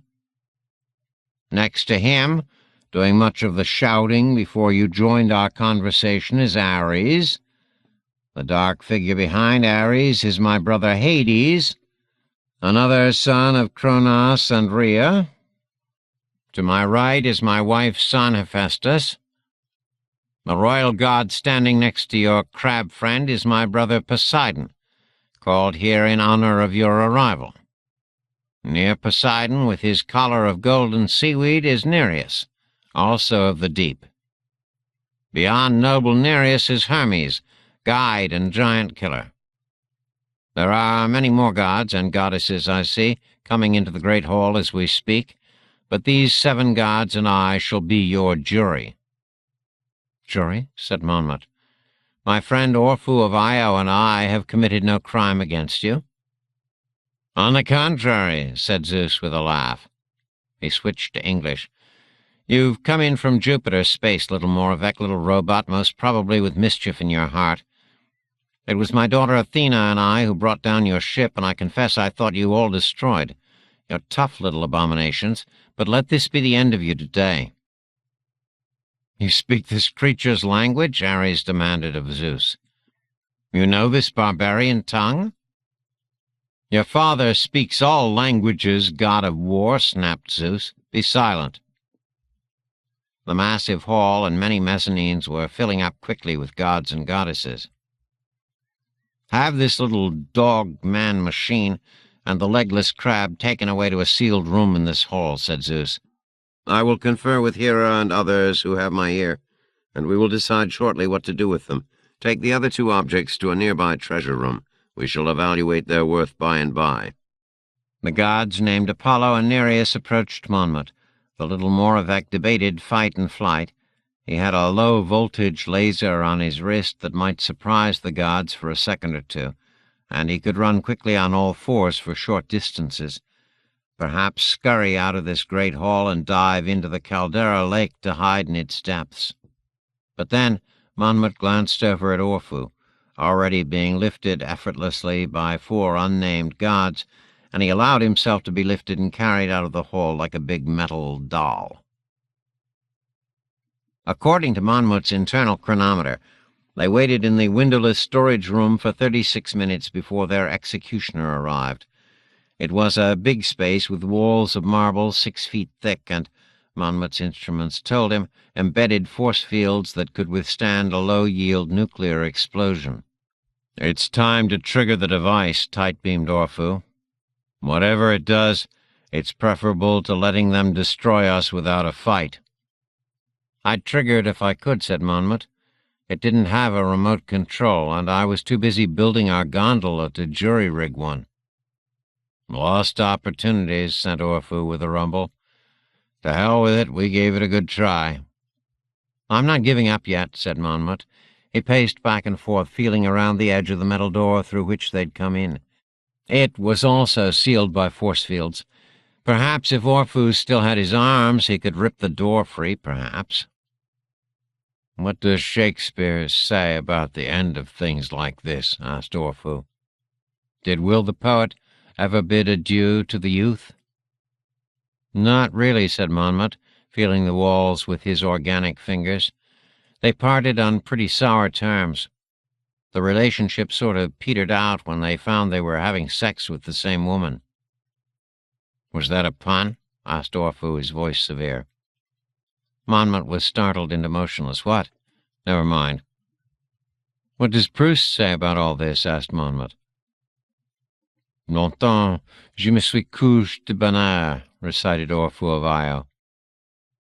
Monmouth didn't like French. It always felt like a too thick oil between his gears. But it was in his database, and he could translate this. "A long time I have laid me down to sleep at an early hour." After 2 minutes, 29 seconds, Monmouth said over the tight beam, "The rest is silence." The door opened, and a goddess 2 meters tall stepped into the room, closing and sealing the door behind her. She carried a silver ovoid in both hands, its small black ports aimed at both of them. Monmouth instinctively knew that rushing her would do no good. He backed up until he could reach out and touch Orphu's shell, knowing full well that the Ionian couldn't feel the contact. In English, the goddess said, "My name is Hera, and I've come to put you foolish Moravecs out of your misery once and for all. I've never liked your kind." There was a flash, and a jolt, and an absolute blackness descended. 42. Olympus and Ilium. My impulse is to QT away from Olympus the second I see Thetis, Aphrodite, and my muse enter the great hall. But I remember that Aphrodite must have the power she gave me of seeing and tracking perturbations in the quantum continuum. Any hasty quantum exit now may attract her attention. Besides, my business here is not quite finished. Sliding sideways, putting tall gods and goddesses between me and the women entering, I tiptoe behind a broad column and then back out of the great hall.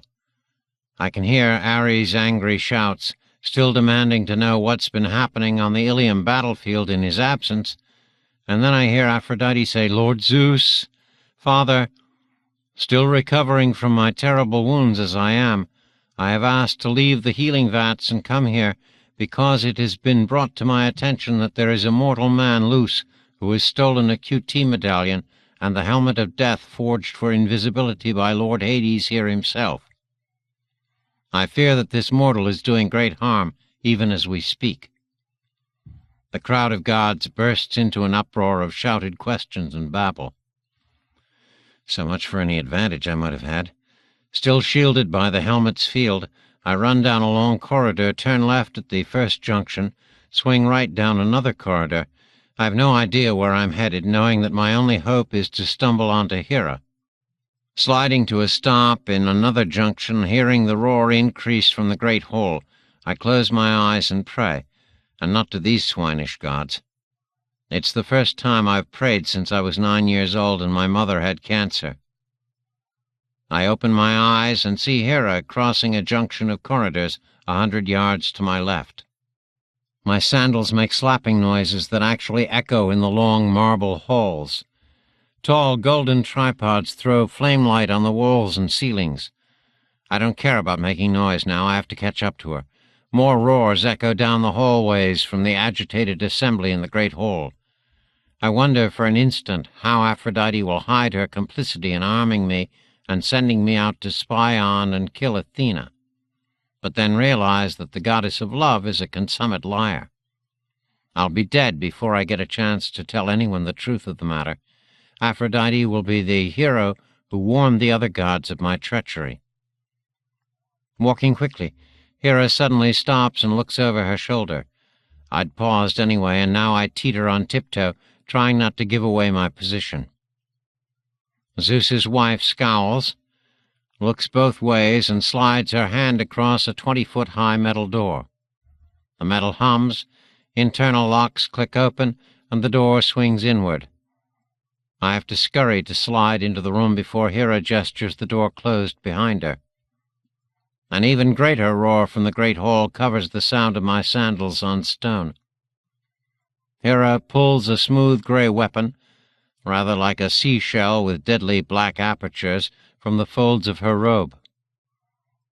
The little robot and the crab shell are the only other things in the room.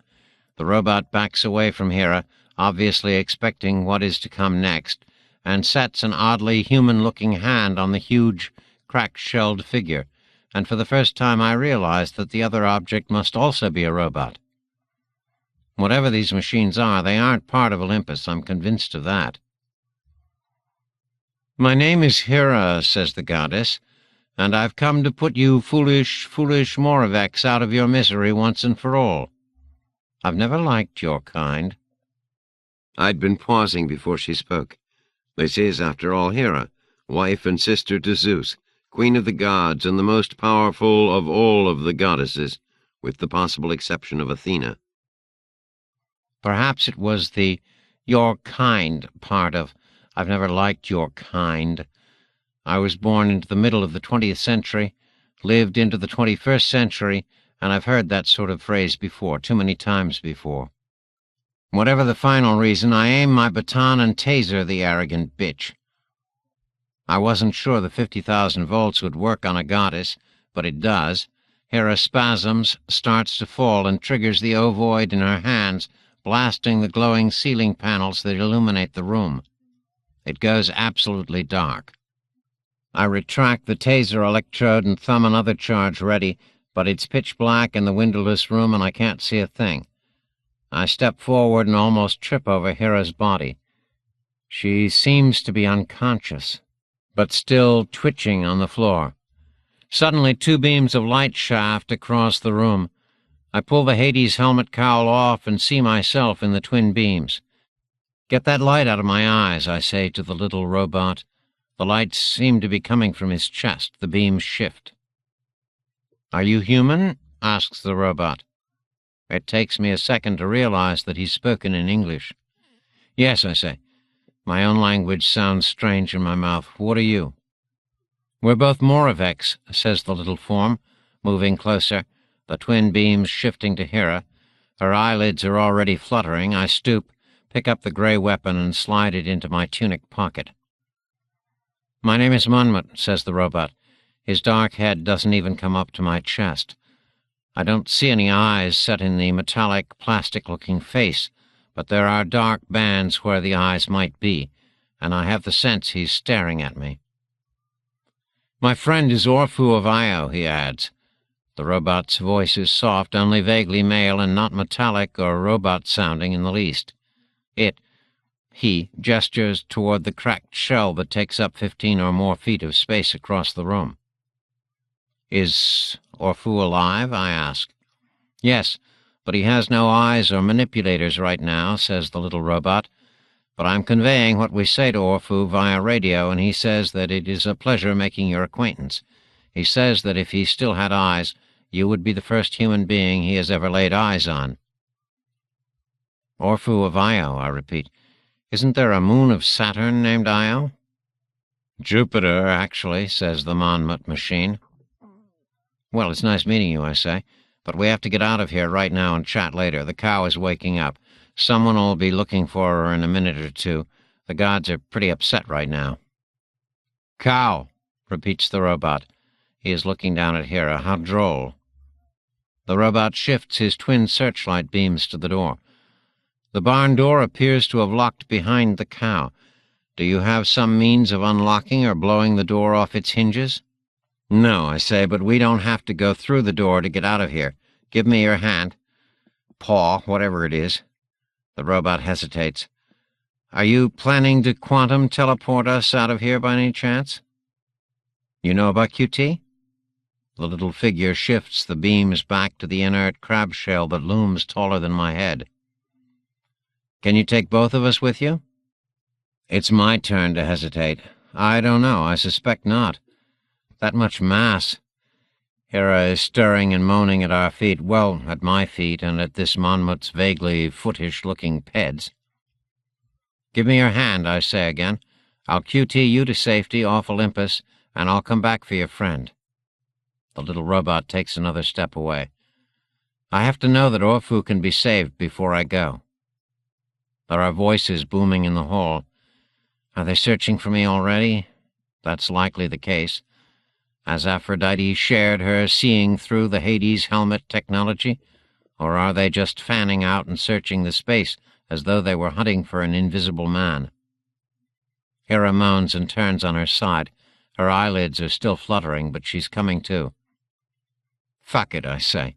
I tear off my cape and remove the levitation harness that's part of my armor. Give me some light here, please. Should one say please to a robot? Of course, this Monmouth didn't say he was a robot, but a Moravek, whatever that is. The first belt of the harness is far too short to fit around the big crab shell, but I link all 3 sections of the harness together, wrapping the buckles on each end to cracks in the shell. This poor Orphu bugger looks as if terrorists have been using him for target practice for years. There are craters within craters on his vaguely metallic-looking carapace. All right, I say, let's see if this works. I activate the harness. What must be tons of inert crab shell wobbles, bumps, but then levitates 10 inches or so off the marble floor. Let's see if this medallion can haul this much freight, I say, not caring if the Monmouth understands me. I hand the taser baton to the little robot. If the cow stirs before I'm back, or if someone else comes through that door, aim and tap the baton here. It'll stop one of them. Actually, says Monmouth, I have to go fetch 2 things they stole from us, and I might be better served by that invisibility device you were using. Might it be borrowable? He hands me the baton back. Shit, I say. The voices are right outside the door now. I loosen my armor, tug off the leathery cowl, and toss it to the robot. Will Hades' little device work for a machine? Should I tell him that Aphrodite can see him even with it on? No time now. I say, how will I find you when I come back? Come to the near side of the Caldera Lake any time in the next hour, says the robot. I'll find you. The door opens. The little robot disappears. With Nightenhelzer and Patroclus, I'd simply grab them to include them in the QT field, although I'd been dragging the inert Patroclus with my arm around him. Now I lean against the Orphu shell, one arm thrown up over it as far as I can reach, while I visualize my destination and twist the medallion. Bright sunlight and sand underfoot. The Orphu mass has teleported with me and now floats 10 inches off the sand, which is good since there are small boulders beneath it. I don't think it's possible to emerge from QT into a solid object, but I'm glad we haven't picked today to find out. I've come to Agamemnon's camp on the beach, but the tented area is mostly deserted this late morning hour. Despite the roiling storm clouds overhead, sunlight shafts down across the beach and across the bright tents, paints the long black boats with light, and shows me the Achaean guards jumping back in shock at our sudden appearance. I can hear the roar of battle a few hundred yards beyond the camp, and know that the Greeks and Trojans are still fighting out there beyond the Achaean defensive trenches. Perhaps Achilles is leading a counterattack. "This shell is sacred to the gods," I shout at the guards who are crouching behind their spears. "Do not touch it upon pain of death. Where is Achilles? Has he been here?" "Who wants to know?" demands the tallest and hairiest of the guards. He lifts his spear. I vaguely recognize him as Guneus, commander of the Aeneas and Peribians from Dodona. What this captain is doing standing guard in Agamemnon's camp this day, I don't know, and don't have time to find out right now. I taser Guneus down and look at the second in command, a bow-legged little sergeant. "Will you take me to Achilles?" The man plants the butt of his spear in the sand, goes to one knee and bows his head briefly. The other guards hesitate, but then do the same. I ask where Achilles is. "All this morning, godlike Achilles strode the edge of the surf, summoning sleeping Achaeans and rousing captains with his piercing cry," says the sergeant. "Then he challenged the Atrides in combat and beat them both. Now he is with the great generals planning a war, they say, against Olympus itself." "Take me to him," I say. As they lead me out of the camp, I glance back toward the Orphu of Io's shell. It's still floating above the sand. The remaining guards are still keeping a respectful district. And then I laugh aloud. The little sergeant glances at me, but I don't explain. It's simply that this is the first time in 9 years that I've walked freely on the plains of Ilium in an unmorphed form, as Thomas Hockenberry rather than anyone else. It feels good. 43. Equatorial Ring. Just before they found the infirmary, Damon had been complaining about being starved. He was starved. He'd never gone so long between meals before. The last thing he'd eaten had been a paltry few bites of the last dried food bar almost 10 hours earlier. "There must be something to eat in this city," Damon was saying. The three of them were kick-swimming their way through the dead orbital city. Above them, the glowing panes had given way to clear panels, and they saw now how the asteroid and its city were slowly turning. The Earth would appear, move across their field of view above them, its soft light illuminating the empty space, floating bodies, dead plants, and floating kelp. "There has to be something to eat here," repeated Damon. "Cans of food, freeze-dried food, something." "If there is, it's centuries old," said Savi, "and as mummified as the post-humans."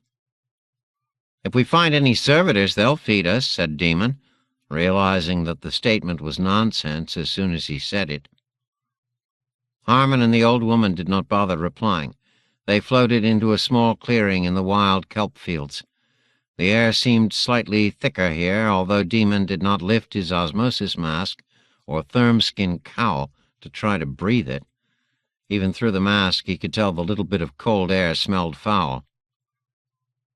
"If we find a fax portal," said Harmon, "we'll have to use it to get home." Harmon's body was muscled and taut in his blue thermskin suit, but Demon could see the beginning of wrinkles and lines around the eyes through the other man's clear mask. He looked older than he had just a day earlier. "I don't know if there are fax portals up here," said Savi, "and I wouldn't fax again if I could." Harmon looked at her.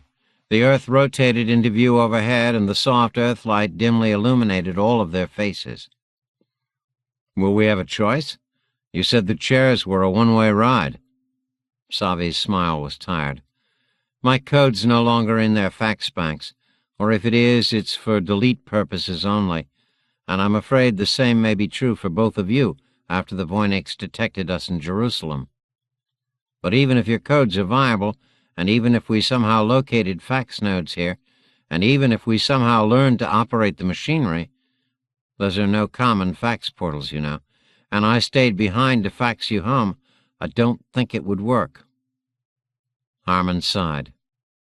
"We'll just have to find another way." He looked around the dark city, frozen corpses and swaying kelp beds. "This isn't what I expected in the rings, Savi." "No," said the old woman. "None of us did. Even in my day, we thought the thousands of lights in the sky at night meant millions upon millions of post-humans in thousands of orbital cities." "How many cities do you think they had?" asked Harmon, "besides this one?" Savi shrugged. "Perhaps just one in the polar ring, perhaps no more. My guess now is that there were only a few thousand post-humans when the Holocaust hit them." "Then what were all those machines and devices we saw coming up?" asked Demon. He didn't really care, but he was trying to take his mind off his empty stomach. "Particle accelerators of some sort," said the old woman. "The posts were obsessed with time travel. Those thousands of big accelerators produced thousands of tiny wormholes, which they tweaked into stable wormholes. Those were the swirling masses you saw at the end of most of the accelerators." "And the giant mirrors?" said Harmon. "Casimir effect," said Savi. "Reflecting negative energy into the wormholes to keep them from imploding into black holes. If the wormholes were stable, the posts could have traveled through them to any place in space-time where they could position the other end of the wormhole." "Other solar systems?" asked Harmon. "I don't think so. I don't think the posts ever got around to sending probes out of the system. They seeded the outer system with intelligent, self-evolving robots long before I was born. The posts needed asteroids for building materials, but no starships, robot or otherwise." "Where were they going, then, with these wormholes?" said Harmon. Savi shrugged. "I think it was the quantum work that—" "God damn it!" shouted Demon. He'd listened to this meaningless drivel long enough. "I'm hungry. I want some food." "Wait," said Harmon. "I see something." He pointed up and ahead of their direction of travel. "It's the infirmary," said Savi. She was right. They'd swum-kicked another exhausting half-mile through the underwater light of the dead asteroid city, ignoring the floating gray mummies of the dead post-humans they'd encountered, until they could clearly see the rectangle of clear plastic 300 feet or so up one of the glowing walls. Inside, stretching for hundreds of yards, were row upon row of familiar healing tanks filled with naked, old-style human beings. Busy servitors, Demon almost wept at the familiar sight, and other shapes moving to and fro in the bright hospital light within the room. "Wait!" gasped Demon. They'd been swimming and kicking through the thin, toxic air, close to the ground, finding stanchions, terraces, dead trees, and other solid objects from which to kick off, but Demon was exhausted. He'd never worked this hard. Although visibly impatient to fly her way up to the glowing infirmary, Savi doubled back and floated near the panting Demon. Harmon looked up at the clear-walled room with something like hunger in his eyes. Savi handed Demon her bottle, and he finished the last of the water without hesitation or asking permission. He was dehydrated and worn out. "I promised Ada that I'd take her with us," Harmon said softly. Both Demon and the old Jew looked at him. "I was sure we'd be in a spaceship," said Harmon with an embarrassed shrug. "I promised her I'd stop at Ardis Hall and pick her up." "She was angry at you anyway," said Demon between gasps for air. The osmosis mask never seemed to supply all the oxygen he needed. "Yes," said Harmon. Savi pushed aside a chewed gray corpse that floated out of the kelp, its frozen white eyes seeming to stare at them in reproach. "I doubt very much if Ada would be all that thankful to be here right now," she said. She pointed up at the infirmary. "But you should be, Harmon. This was your goal, wasn't it? To get to the infirmary and negotiate a few more years?" "Something like that," said Harmon. She nodded toward the corpse. "It doesn't look like it's the posts you'll be negotiating with." "Do you think the infirmary is automated?" asked Harmon. "That it's just the servitors who've been keeping it running, faxing us up, preparing us for our allotted 520s, and then faxing us back to our dull little lives these past few centuries?" "Why don't we go up and find out?" said the old woman. They got into the glowing glass-sided rectangle through a white square of semi-permeable wall, just like the one at the airlock. It was the infirmary, and not only had light and air, it somehow had 1/10 Earth gravity. Demon fell on his hands and knees coming through the wall, unable to adapt so quickly to the light but persistent tug of gravity. The sudden change, plus the welcome sight of the oh-so-familiar servitors, plus his terror and being back in the infirmary so soon after the Allosaurus episode, made his legs too weak for him to stand even in the swimming pool G-field. Savi and Harmon walked from tank to tank. Savi had slipped her osmosis mask down and tested the air. "Thin, but there's a terrible stench," she said, her voice sounding strange and high-pitched. "They must need air for something here, but it's too foul to breathe. Keep your masks on." Demon needed no more prompting. He kept the mask in place. The servitors ignored them, tending to various virtual control panels. Clear pipelines and tubes showed green and red fluid flowing to and from the tanks. Harmon stared in each 10-foot-high holding tank. The human bodies in each were, for the most part, almost perfect but unformed. The flesh too slick, the skulls and groin areas hairless, the eyes white. Only a few of the floating forms were nearly complete, and on these, eyes with color and torpid intelligence blinked out at them. Demon walked behind the other two, staying farther away from the tanks. He looked at these proto-humans, remembered his hazy images from his tank time only days earlier, and he shuddered again, backing away from the tanks until he bumped into a counter. A servitor floated around him, ignoring him. "They're evidently not programmed to deal with humans outside the tanks," Savi said. "Although if you interfered with their work enough, they'd probably do something to get you out of the way." Suddenly a green light blinked on one of the vats holding a fully rebuilt body, a young woman with blue eyes and red hair on her head and groin, and the fluid in the tank began bubbling wildly. A second later the body was gone. A few seconds after that, another body materialized in the tank, this one a pale man with staring dead eyes and a wound on his forehead. "They have a fax portal in each tank," cried Demon. Then he realized, of course they must. That's how their bodies were brought up here each 20 or after each serious injury. Or death. "We could use these fax notes," he said. "You might be able to," said Savi, her face close to one of the tanks. "Or perhaps not. The fax is coded for the body in the tank. The faxing machinery might not recognize your codes and might just flush you." Colored fluids flowed into the tank with the new corpse. Clusters of tiny blue worms appeared from an aperture, swam to the dead man, and burrowed into his battered skull and into his bloated white flesh. Still want your extra tank time? Savi asked Harmon. Harmon only rubbed his chin and squinted down the multiple rows of glowing tanks. Suddenly he pointed. "Holy Christ," he said. The three approached slowly, half walking, half floating in the low but no longer negligible gravity. Demon simply did not believe what he was seeing. A third of the tanks at this end were filled with fluid but empty of human bodies. But there were bodies, parts of bodies, on every available surface here. The floor, the tables, the tops of servitor consoles, on top of disabled servitors themselves. At first glance, Demon hoped, that these were more mummified remains of the posts, as horrible as that was. But these were no mummies, nor were they the remains of post-humans. The infirmary was something's smorgasbord. Lying on the long table ahead of them were human body parts, white, pink, red, moist, bloody, fresh.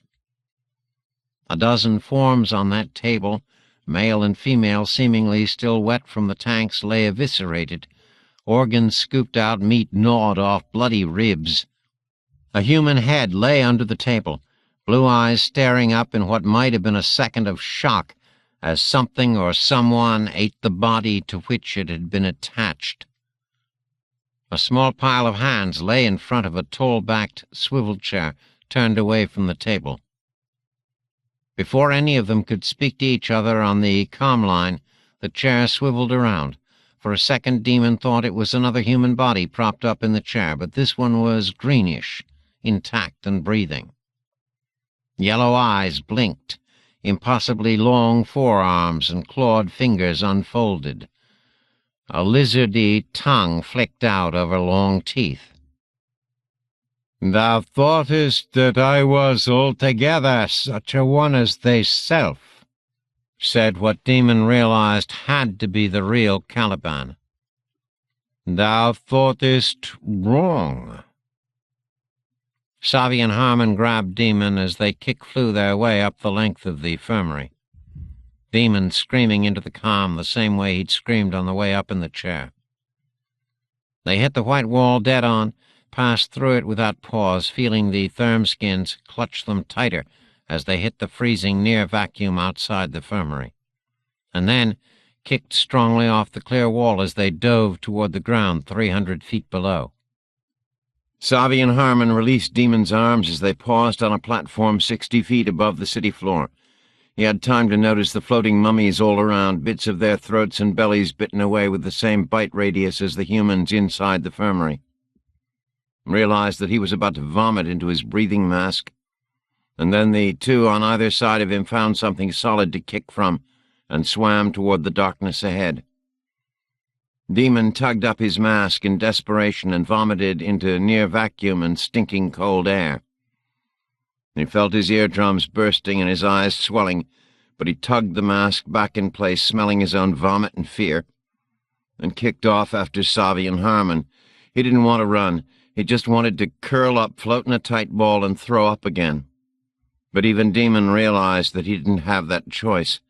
Flailing wildly, looking over his shoulder at the glow of the infirmary, Demon swam and ran and kicked for his life.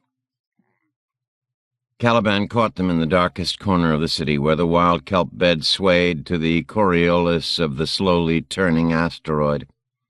All of the glass walls of the city here were clear, showing them the cloud-whitened earth floating by for several minutes, and then several minutes of darkness broken only by the cold stars. It was in the darkness that Caliban came. The three huddled together in the darkness there. "Did you see him come out of the infirmary?" gasped Savi. "No." "I didn't see anything after we ran," gasped Harmon. "Was it a Calibani?" gasped Demon, realizing that he was weeping, not caring that he was. He asked the question with his last reservoir of hope. "No," said Savi over the comm, her tone dashing Demon's last hope. It was Caliban himself. "Those bodies," began Harmon. "Fifth 20s? "It looked like younger ones, too," whispered Savi. She had the black gun in her hand and was swiveling, peering into the darkness between the strands of swaying kelp. "Maybe the thing used to harvest just the fifth 20s, whispered Harmon over the comm. but it's gotten bolder, impatient, hungrier. Jesus, Jesus, Jesus, Jesus, hissed Demon.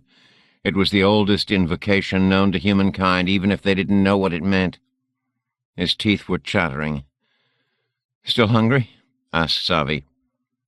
Perhaps she was attempting to calm Demon down with some dark approximation of humor. "I'm not," she said. "I am," said Caliban over their radio frequencies. The monster floated out of the kelp, cast his net over the three of them, batted the gun out of Savi's hand, and gathered them in like fish. 44. Olympus Mons. It felt strange to Monmouth not to have Orphu in tight beam range. He hoped his friend was safe. The gods burst into the room a second after the human, who had never identified himself, quantum teleported out. Monmouth didn't believe in invisibility other than good stealth material, but he was obviously invisible to the tall gods and goddesses who crowded into the room and knelt around Hera. Monmouth slipped out between the bronze legs and white togas and began retracing his way through the labyrinth of corridors. He discovered that it was very hard to walk as a biped when one is invisible. He kept checking to see where his feet were, and they were nowhere. So he dropped to all fours and padded silently along the halls. Because Orphu had slowed down the guards escorting him to his cell, Monmouth had seen where they'd stored the transmitter and device. The room had been down a side corridor, 3 right turns away from the corridor where he and Orphu had been incarcerated. When Monmouth reached the storage room, the hallway was empty, although guards passed through the adjoining hallways and intersections frequently, and Monmouth activated his low-wattage wrist laser to cut through the door. Even while he was cutting, he realized how odd this would look to any divinity turning into this hallway. No Moravec in sight, but a 20-centimeter red beam floating by itself, slowly burning a circle into the lock mechanism of the huge door. The laser could never have cut through the entire door, but it cut a nice 5-centimeter circle above the lock. Monmouth's hearing could detect the solid-state mechanism shifting up through subsonic frequencies, and the door swung inward. Monmouth closed it behind him when he stepped in, hearing footsteps coming down his corridor only a few seconds later. They passed by. He tugged off the leather Hades helmet cowl the better to see his hands and feet.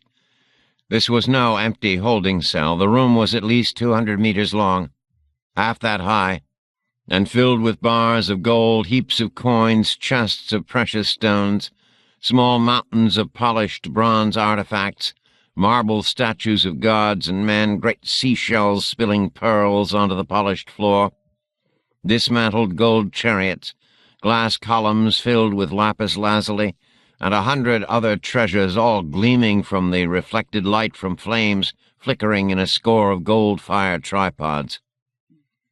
Monmouth ignored the wealth and ran to the dull metal squirt transmitter and slightly smaller device. There was no way that Monmouth could carry both things out of here. Invisibility didn't keep one inconspicuous when 2 metal devices could be seen floating down the hallway, and he knew that he only had seconds in which to act. So he dragged the device out of the way, found the correct jack patch on the communicator, and triggered it with a standard low-voltage command. The transmitter's primitive AI accepted the command and shed its nanocarbon skin to show complex devices folded in on themselves. Monmouth backed away as the transmitter did a forward roll as gracefully as a human acrobat, extended tripod legs and Chevkovian Felschenmaß power booms, then unfurled a mesh dish 8 meters wide. Monmouth was glad he hadn't tried this in a small room. But he was still in a windowless room, perhaps under tons of marble and granite and Martian stone, quite possibly too thick for the transmission to pass through. At any rate, there was no star field for the dish to use for navigation or orientation. As the dish searched and whirred, Monmouth felt anxiety build, and not just because there were more shouts from the corridors. This should be the next place the gods would search, or QT to, after making sure that Hera was alive. If the transmitter couldn't lock on here, Monmouth's and Orphu's mission was probably over. It all depended on the sophistication of the squirt transmitter's design. The dish wobbled, whirred, adjusted itself a final time, and locked on something about 20 degrees from vertical. A virtual control panel appeared next to the physical jackports, and green lights glowed. Monmouth jacked in and downloaded everything in his memory banks from the entire trip. Every conversation with Orfu, every piece of dialogue with Koros III, Repo, or the gods. Every visual he'd seen and recorded from the time they left Jupiter space. With the broadband on the transmitter jackport enabled, it took less than 15 seconds to complete the download. Monmouth's sensors picked up the Chevkovian antimatter energy field in the squirt transmitter building, and he wondered if the gods could sense it. One way or the other, he knew, they'd find him within minutes, if not sooner. And there was no way out of this room and the building while carrying the device. He could trigger it now, or he could trigger it later. Either way, he'd be in the center of whatever happened.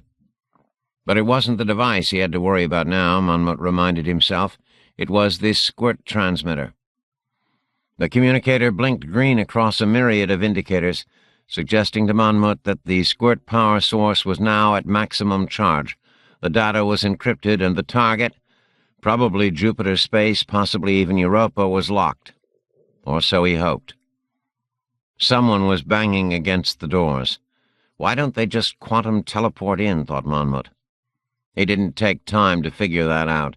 Swapping out his hands for metal leads, he found the final enable port and transmitted the actuate charge of 32 modulated volts. The dish shot out a yellow beam 8 meters wide. The column of pure Chevkovian energy blasted a hole in the ceiling and through 3 more floors before stabbing out to the stars. Then it switched off, and the transmitter silently self-destructed into a molten blob. Monmouth's emergency polarizing filters had come on in nanoseconds during the transmission, but he was still blinded for a few seconds. When he did look up through the series of slanted, steaming holes above and saw the sky, he dared to have hope for the first time. The gods blew the door inward, and Monmouth's end of the treasure vault filled with smoke and vapor.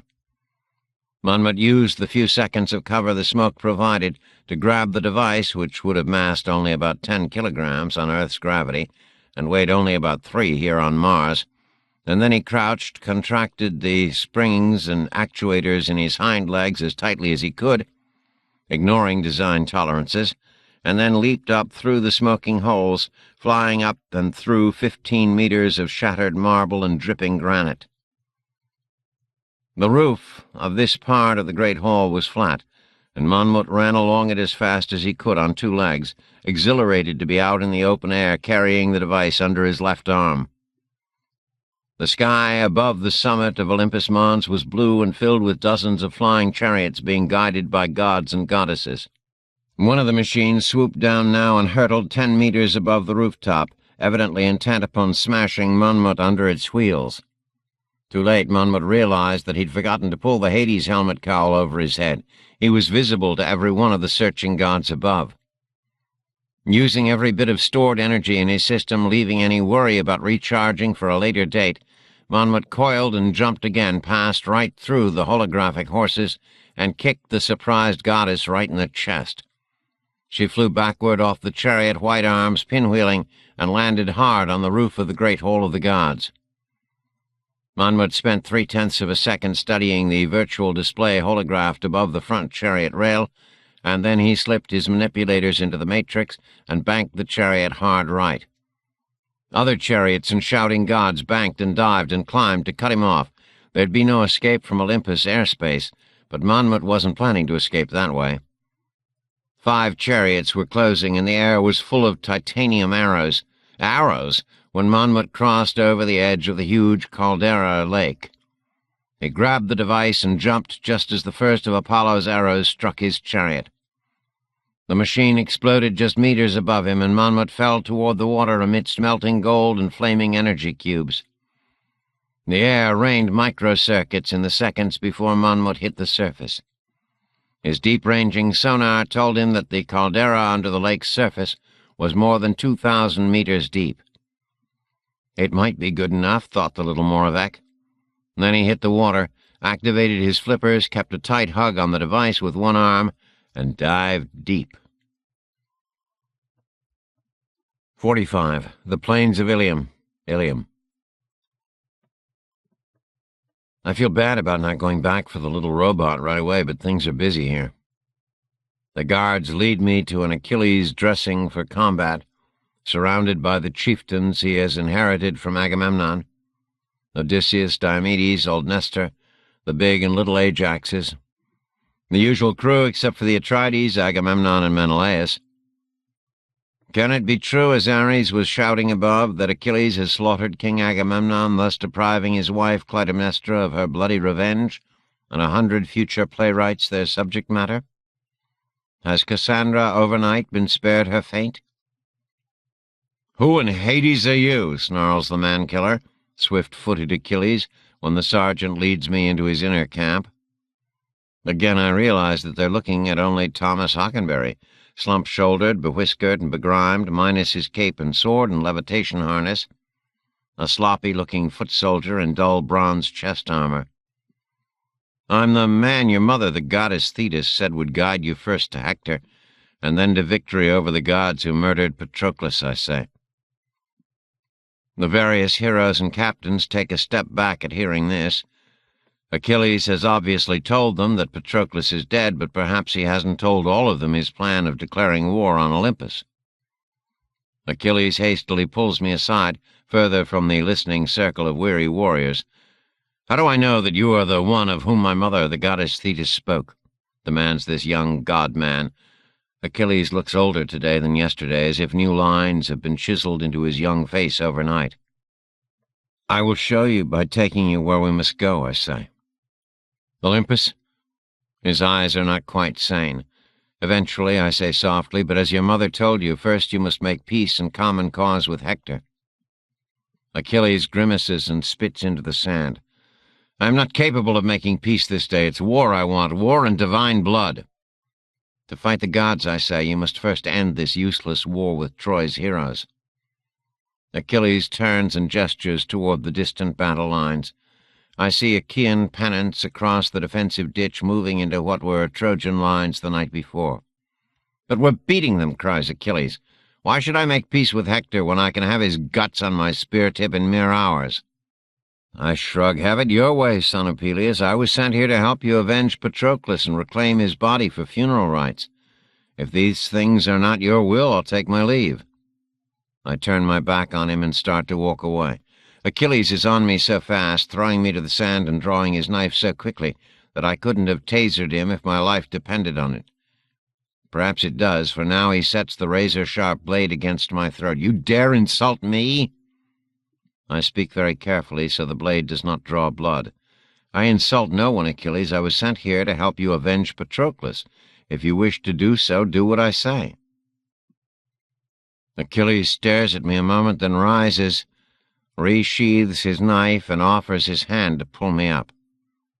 Odysseus and the other captains are watching silently from 30 feet away, obviously curious as hell. "What is your name?" demands Achilles. "Hockenberry," I say, dusting sand off my butt and rubbing my neck where the blade touched it. "Son of Duane," I add, remembering the usual ritual. "A strange name," mutters the man-killer, "but these are strange times. Welcome, Hockenberry, son of Duane." He extends his hand and grasps my forearm so tight that he squeezes off circulation. I try to return the grip. Achilles turns back to his captains and his aides. "I am dressing for war, son of Duane. When I am done, I shall accompany you to the depths of Hades, if need be."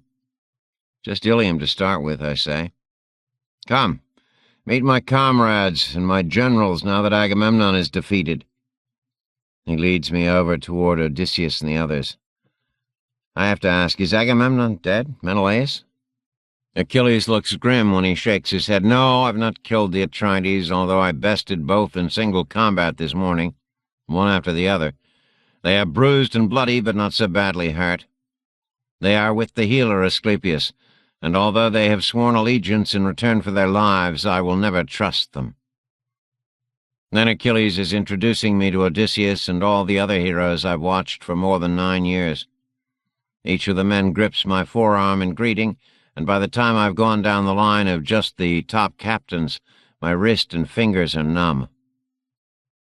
"Godlike Achilles," says Odysseus, "this morning you have become our king, and we swear our allegiance and have given our oath to follow you to Olympus if need be, to win back our comrade Patroclus' body after Athena's treachery."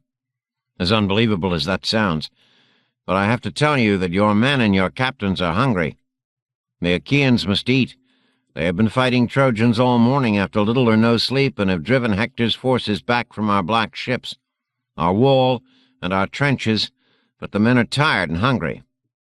Let Talthybius there prepare a wild boar for the captains, while your men and you draw back to eat and— Achilles wheels on the son of Laertes. "Eat? Are you mad, Odysseus? I've no taste for food this day. What I really crave is slaughter and blood and the cries and groans of dying men and butchered gods." Odysseus bows his head slightly. "Achilles, son of Peleus, greatest by far of all the Achaeans, you are stronger than I am, and greater by not just a little with the spear. But I might surpass you in wisdom, seasoned as I am by more years of experience and more trials of judgment. Let your heart be swayed by what I say, new king. Do not let your loyal Achaeans and Argives and Danaans attack Ilium on empty bellies this long day, much less go to war against Olympus while they're hungry." Achilles pauses before answering. Odysseus takes Achilles' silence as an opportunity to press home his argument. "You want your heroes, Achilles, willing to die for you to a man eager to avenge Patroclus, to meet their deaths not by battle with the immortal gods, but by starving?" Achilles sets his strong hand on Odysseus' shoulder, and I realize not for the first time how much taller the man-killer is than the stocky tactician. "Odysseus, wise counselor," says Achilles, "have Agamemnon's herald Talthybius draw his dagger across the largest boar's throat, and set the animal to the spit over the hottest fire your men can make. Then slaughter as many more as there are appetites in the Achaean ranks. I will order my loyal Myrmidons to take charge of the feast, but make no initial offering to the gods this day, no firstling thrown into the fire for sacrifice. This day we will give the gods only the business ends of our spears and swords. Let them take the hindmost for a change." He looks around and speaks loudly so that all of the captains can hear. "Eat well, my friends. Nestor, have your sons, Antilochus and Thrasymedes. Also Meges, the son of Phyleus, Meriones and Thoas, Lycoides, the son of Creon, and Melanippus too, carry the word of the feast to the very front of the fighting, so that no Achaean warrior goes without meat and wine for his midday meal this day. I will dress myself for battle, and go off with Hockenberry, the son of Dwain, to prepare myself for the coming war with the gods." Achilles turns and walks into the tent where he had been dressing when I arrived, beckoning now for me to follow him. Waiting for Achilles to get dressed for war reminds me of the times I waited for my wife Susan to get dressed when we were late for a dinner party somewhere. There's nothing to do to hurry up the process. All one can do is wait. But I keep checking my chronometer, thinking of the little robot I left up there. Monmouth was its name, and wondering if the gods have killed it, yet. But he told me to return and meet him by the Caldera Lake in an hour, and I still have more than 30 minutes left. But how can I return to Olympus without the Hades helmet to hide me? I'd been impulsive in giving the leather cowl to the little robot, and now I may pay for that impulsiveness at any moment if the gods look down and spy me here. But I tell myself that Aphrodite will be able to see me anyway if I return to Olympus, Hades helmet or no Hades helmet. So I'll just have to QT in there fast, get Monmouth, and QT out. What's important now is what's happening here and in Ilium. What's happening here is that Achilles is getting dressed. I notice that Achilles is grinding his teeth as he dresses for war, or rather as his servants, slaves, and stewards help him dress for war. No knight chevalier from the Middle Ages ever handled his weapons and armor with greater care and ceremony than does Achilles, son of Peleus, this day. First, Achilles wraps his legs with finely formed greaves, shin guards that make me remember my days as a catcher in Little League, although these greaves aren't made of molded plastic, but are wonderfully worked in bronze with silver ankle clasps. Then Achilles straps the breastplate around his broad chest and slings his sword over his shoulder. The sword is also made of bronze, is polished brighter than a mirror, is razor sharp, and has a silver-studded hilt. I might lift that sword if I crouched and used both hands. Perhaps. Then he hoists his huge, round shield made of 2 layers of bronze and 2 layers of tin, a rare metal at this time, separated by a layer of gold. This shield is a polished and gleaming work of art so famous that its design had Homer devote a full book of the Iliad to it. The shield has also been the subject of many stand-alone poems, including my favorite by Robert Graves. And surprisingly, it doesn't disappoint when seen in person.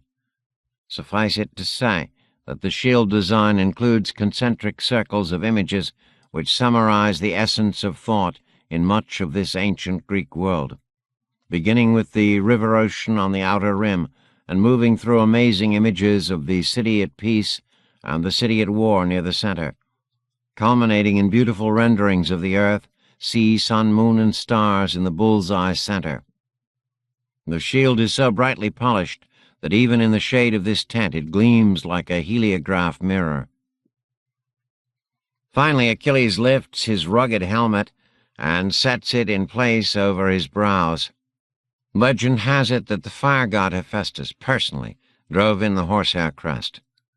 Not only Trojans wear high-crested war helmets in this war, but also the Achaeans. And it's true that the tall golden plumes along the ridge of the helmet shimmer like flames when Achilles walks. Fully armed now, except for his spear, Achilles tests himself in his gear like an NFL lineman making sure his shoulder pads are set. The man-killer spins on his heels to see that his greaves are tightly fitted and his breastplate tight, but not so tight that he cannot turn and twist and dodge and thrust with ease. Then he runs a few paces, making sure that everything from his high-laced sandals to his helmet stays in place. Finally, Achilles lifts his shield, raises his hand over his shoulder, and pulls free his sword all in a single movement, so fluid that it looks as if he's been doing it since birth. He resheathes the sword and says, "I'm ready, Hockenberry." The captains follow us as I lead Achilles back to the beach where I left the Orpheus shell. The guards have not gone near the huge crab thing, which is still floating thanks to my levitation harnesses, a fact not lost on the gathering crowd of soldiers. I've decided to give a little magic show here, impressing Odysseus, Diomedes, and the other captains, while earning a little more respect. Besides, I know that these other Achaeans, not blinded by fury as Achilles is, can't be very enthusiastic about going up against the immortal gods they've worshipped and sacrificed to, and obeyed since they were old enough to think. Theoretically, anything I can do now to reinforce Achilles' dominion over his new army should be helpful to both of us. "Grasp my forearm, son of Peleus," I say softly. When Achilles does so, I twist the medallion with my free hand and we blink out. Helen had said to meet them in the foyer of the baby Scamandria's nursery in Hector's home. I've been there, so there's no problem visualizing it, and we QT into an empty room. We are a few minutes early. The changing of the guards on the walls of Ilium won't happen for 4 or 5 minutes yet. There's a window in this foyer, and we can both see that we're in the center of Ilium. The street traffic, ox carts, horses and their clanking livery, marketplace shouts, the shuffle of hundreds and hundreds of pedestrians on cobblestones comes through the open window as a reassuring background noise. Achilles doesn't seem to be nonplussed by quantum teleportation. I realize that the young man's life has been full of divine magic. He was raised and educated by a centaur, for God's sake. Now, knowing that he's in the belly of the enemy beast in Ilium, he only sets his hand on the hilt of his sword, not drawing it, and looks at me as if to ask, "What next?" The "what next" is a man crying out in terrible pain from the room next door. the nursery. I recognize the voice of the shouting man as Hector, although I have never heard him moan and cry like this. Women are also weeping and lamenting. Hector shouts again as if in mortal pain. I have no urge to go into that nursery, but Achilles acts for me, striding ahead, his hand still tight on the hilt of the half-drawn sword. I follow. My Trojan women are all here, Helen, Hecuba, Laodice, Theano, and Andromache, but they don't even turn as Achilles and I enter the nursery. Hector is here in dusty, bloody battle gear, but he doesn't even look up at his arch-enemy as Achilles stops and stares at what everyone's horrified attention is focused on. The baby's hand-carved cradle is tipped over.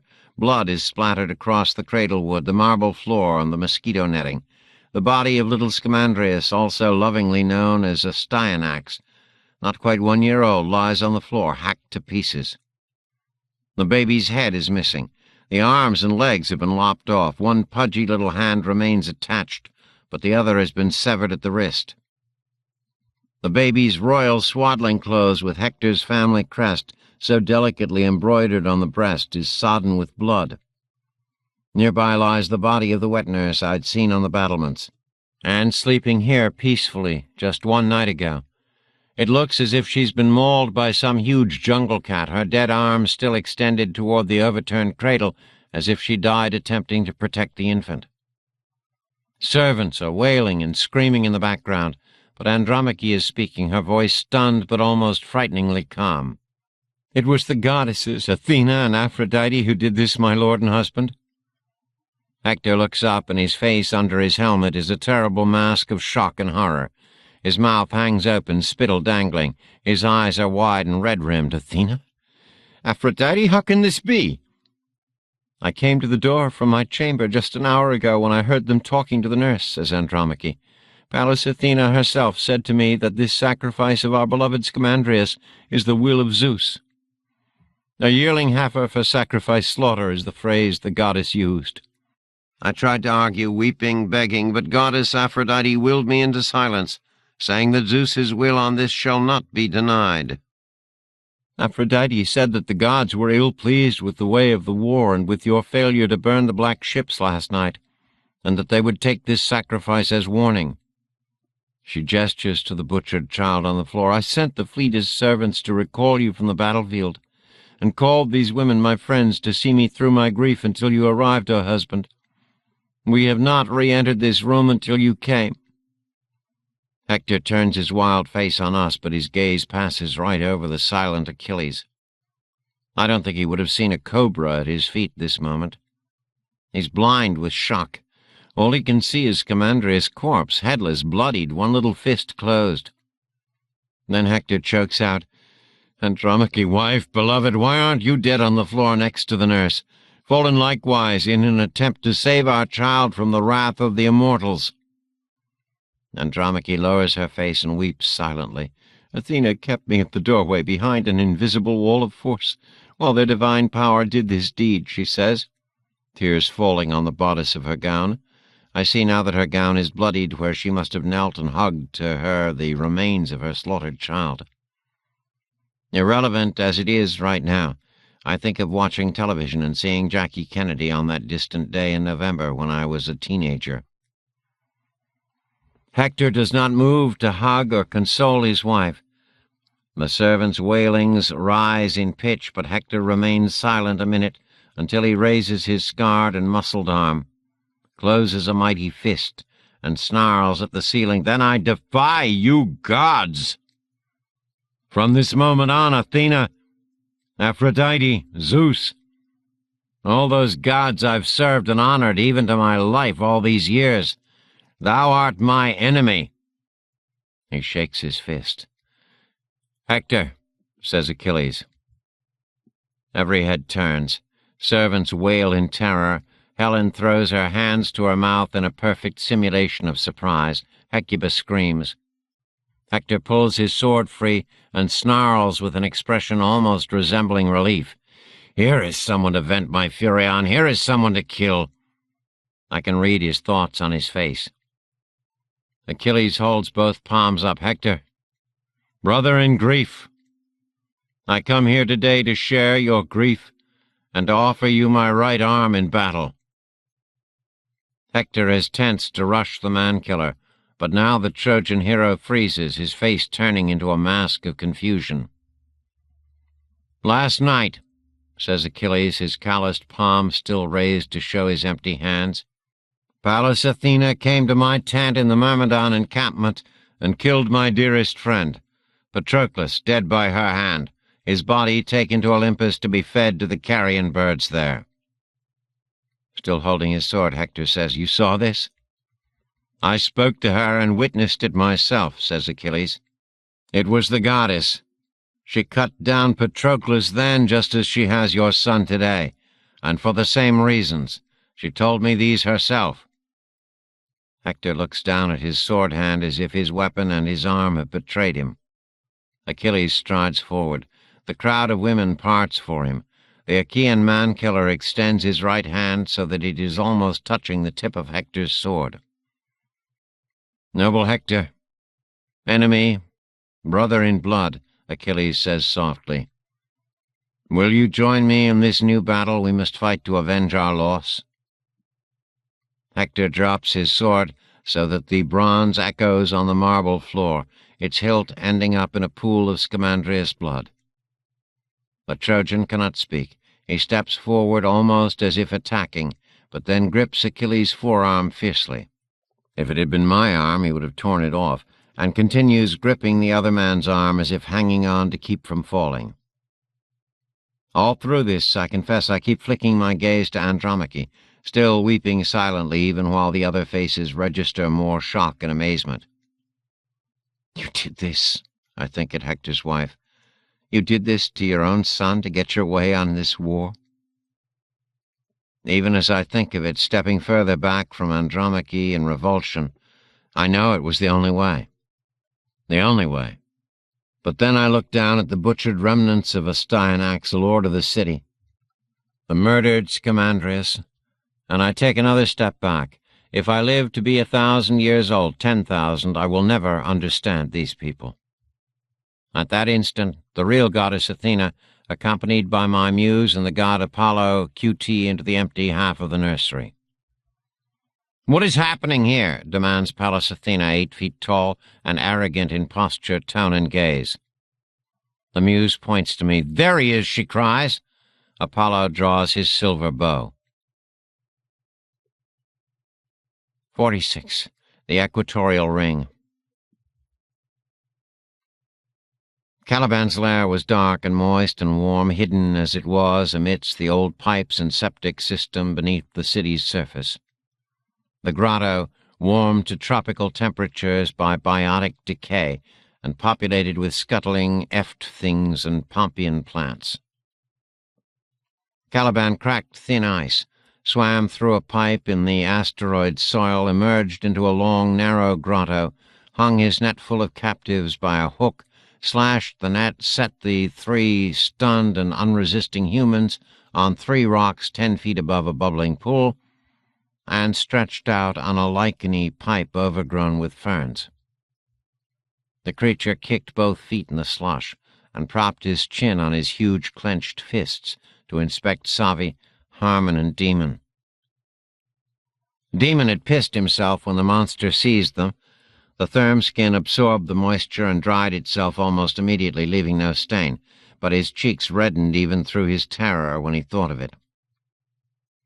There was air in Caliban's lair, and more gravity than in the city proper, and the creature ripped off their osmosis masks so quickly, his long arms striking forward so rapidly, and clawed fingers grasping with such speed, that none of the 3, even the last, had time to duck or back away. Their rocks rose like slimy columns above the black pool. The air around them smelled foul and thick and sewage-rich. Caliban breathed it in as if it were ambrosial, showing his yellow smile from time to time as if to taunt them. Part of the fishy smell in the grotto came from the creature itself. Demon had thought the Calibani in the Mediterranean Basin were scary, but knew now that they were shadowy duplicates of the awfulness of this real and original Caliban. if that's what this thing was. This creature was no larger than the Calibani, but was infinitely more obscene in all his toothed and testicled fleshiness. At first glance, Caliban seemed ungainly, almost clumsy, but he'd swum through the cold, thin air of the dead city easily enough, using his huge webbed feet and webbed hands as effective paddles. He'd gripped the gathered end of their net in his oversized mouth, the sharp teeth there holding it fast even as Savi, Harmon, and Demon struggled and kicked against the net. "What do you want with us?" demanded Savi as the three of them were perched on their stones above the underground pond, and Caliban lay studying them. Demon could see that she'd retrieved the gun that had fallen into the net with them, and that it was in her hand, but it wasn't aimed. Shoot it, Demon thought at the old woman. Kill this thing. Caliban sprawled close enough above their stone columns that his breath washed over them, redolent with the same decay as the air itself, hissed. "He creeps down to touch and tickle hair and beard. And now a flower drops with a bee inside. And now a fruit to snap at, catch, and crunch." "He's crazy," whispered Harmon over their radio link.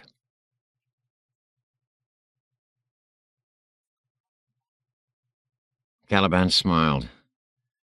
"He talks to his own self, howe'er he please, touching that other whom his dam called God, because to talk about him vexes. Could he but know, and time to vex is now." "Who is he?" asked Savi.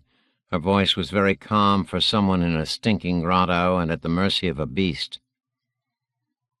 "Are you speaking of yourself in the third person, Caliban?" "He is he," whispered the monster, prone on his mossy pipe, "except when he is Setebos." At the mention of the name, Caliban sprawled lower, spraddled and splay-footed, putting his arms over his head as if ready to ward off a blow from above. Something small and scaly scuttled and splashed in the fetid pond below them. Yellow vapors rose around them all. "Who is Setebos?" asked Harmon, obviously working to keep his voice as calm as Savi's. "Is Setebos your master? Will you go get him for us so he can let us go? We'll talk with him." Caliban raised his head, scraped the pipe with his claws fore and aft, and barked at the roof of the grotto. "Setebos, Setebos, and Setebos thinketh he dwelleth i' the cold of the moon." "The moon?" said Savi. "This Setebos of yours lives on the moon?" "Thinketh he made it, with the sun to match," purred the creature. "But not the stars. The stars came otherwise, only made clouds, winds, meteors, such as that. Also this isle, what lives and grows thereon, and snaky sea which rounds and ends the same." "What is he talking about?" whispered Demon to Savi on the suit comms. "Is he mad? It sounds like he's talking about some god." "I think he is talking about a god," Savi whispered back. "His god, or something real that he views as a god." "Who or what created this monster? No god, certainly," whispered Demon. Caliban's odd, translucent ears twitched and raised at this. "Thinketh Sycorax, my mother, made me mortal morsel. Thinketh Prospero, the silent servant of the quiet, made himself servant to the servant. Thinketh, though, that Setebos, the many-handed as a cuttlefish, who, making himself feared through what he does, looks up first, and perceives he cannot soar to what is quiet and happy in life, but makes this bauble world to ape yon real. These good things to match those as hips do grapes." "This bauble world," repeated Savi. "Do you mean the asteroid city here on the E-ring, Caliban?" Instead of responding, Caliban crawled forward like a scaled cat ready to pounce, his yellow eyes only a yard from their heads. "Thinketh himself, do they no prosper?" "I know Ariel, the biosphere entity," said Savi. "Ariel gave us pass to Atlantis and to travel here. It's all right for us to be here. Ask Ariel." Caliban laughed and rolled onto his back, only his claws and webbed feet keeping him from rolling off the slick pipe into the fetid water below.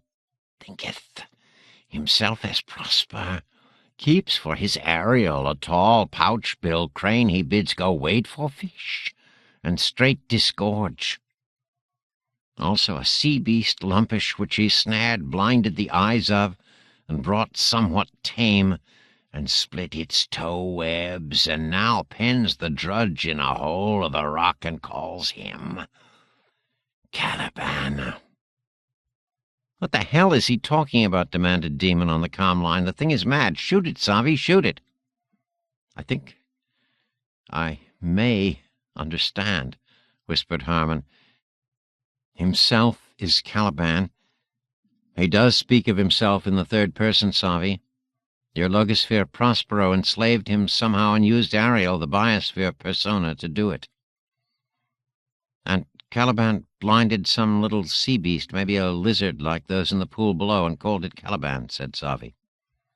Her voice was odd, distant, almost bemused, as if the yellow-eyed thing reclining and stretching in front of them had mesmerized her. "He plays at being his master, Prospero," she said softly. Caliban laughed and scratched his side.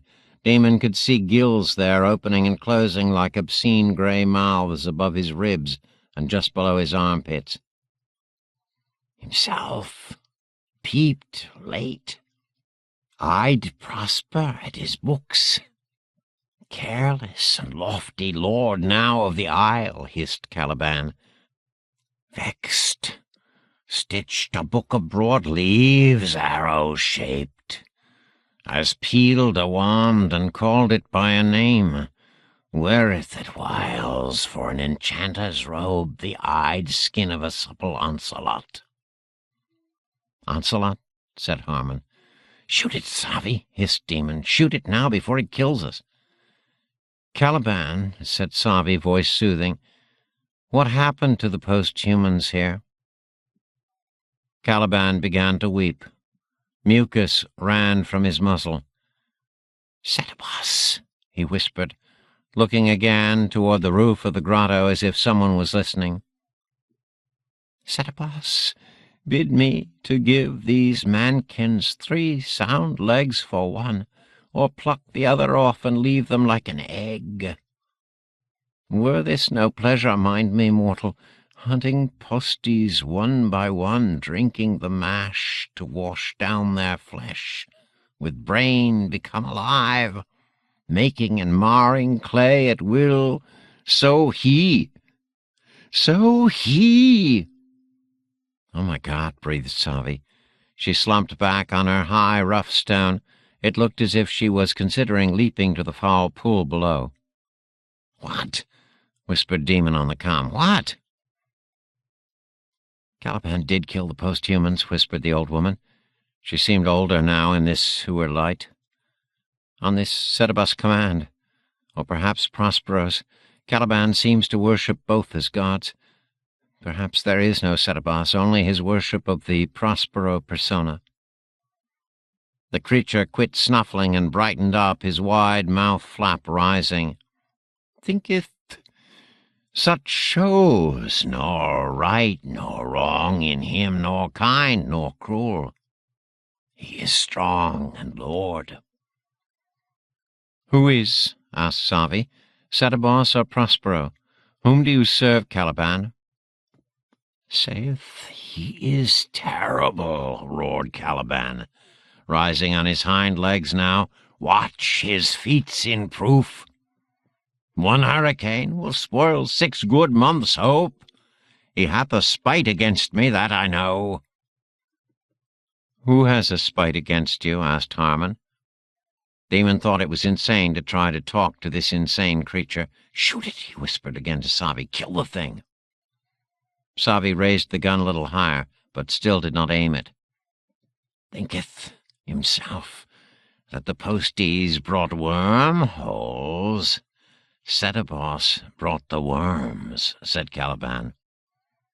"Prospero made maggots into gods, and Setebos made stone into Prosper's face, and Zex to place him well. My dam said the quiet made all things which Setebos vexed only, but then himself observes, who made them weak when weakness meant weakness he might vex. Had he meant other while his hand was in, why not make horny eyes like Caliban's, which no thorn could prick? Or plate their scalps with bone against the snow like thus, or overscale their flesh neath joint and joint like an orc's armor? Aye, spoil his sport. He is the one now, only he doth all." "Who is the one?" asked Savi. Caliban looked as if he was going to weep again. "My blinded beast loves whoso places flesh-meat on his nose. It pleases Setebos thus to work, use all his hands." "Caliban," Savi said softly, slowly, as if to a child, "we're tired and want to go home. Can you help us go home?" The monster's eyes seemed to focus on something other than his hate and self-hate now. "Aye, lady. Caliban knows the way and wishes you well, but you and himself both know his ways and must not play him off, sure of the issue." "Tell us how," began Savi.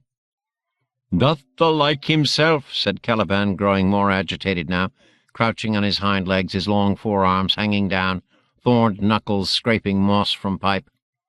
"There is sport. Discover how or die. Please him and hinder this. What Prosper does? Aha!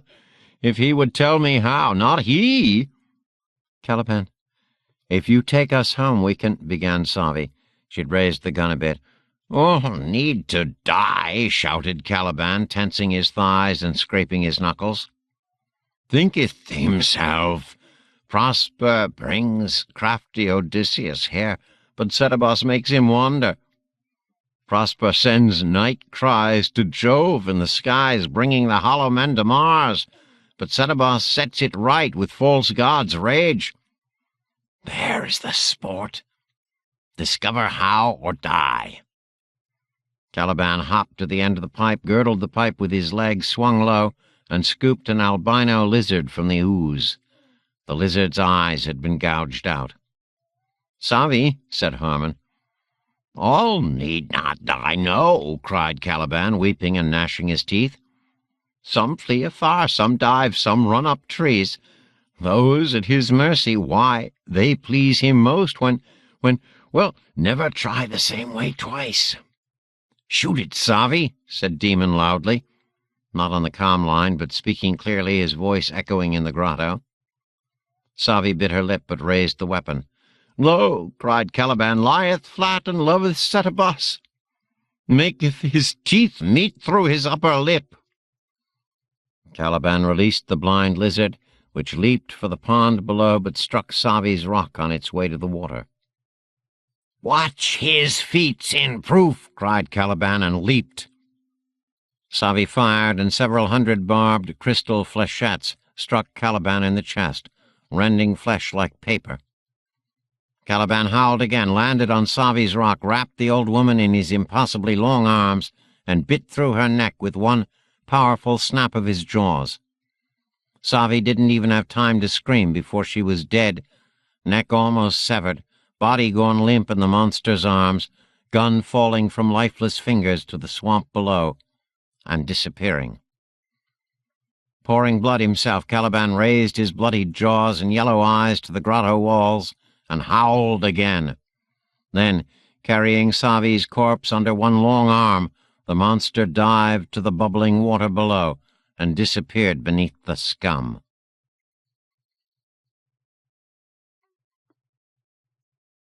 "47. Ardis Hall.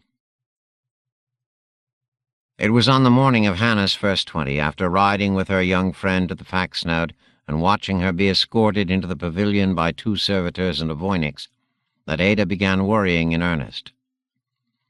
She'd begun to worry about Harmon on the 2nd day after he'd flown away with Demon and Savi. She didn't really expect him to come swooping by to pick her up on a spaceship as he'd promised. That was a childish fantasy that she didn't think even Harmon believed in. But she did expect the 3 of them back with the Sony in 2 or 3 days. After 4 days, her worry turned to anger. After a week, the emotion had resolved itself into worry again, a deeper, more gnawing worry than she'd ever experienced, and she began to have trouble sleeping. After 2 weeks, Ada didn't know what to think.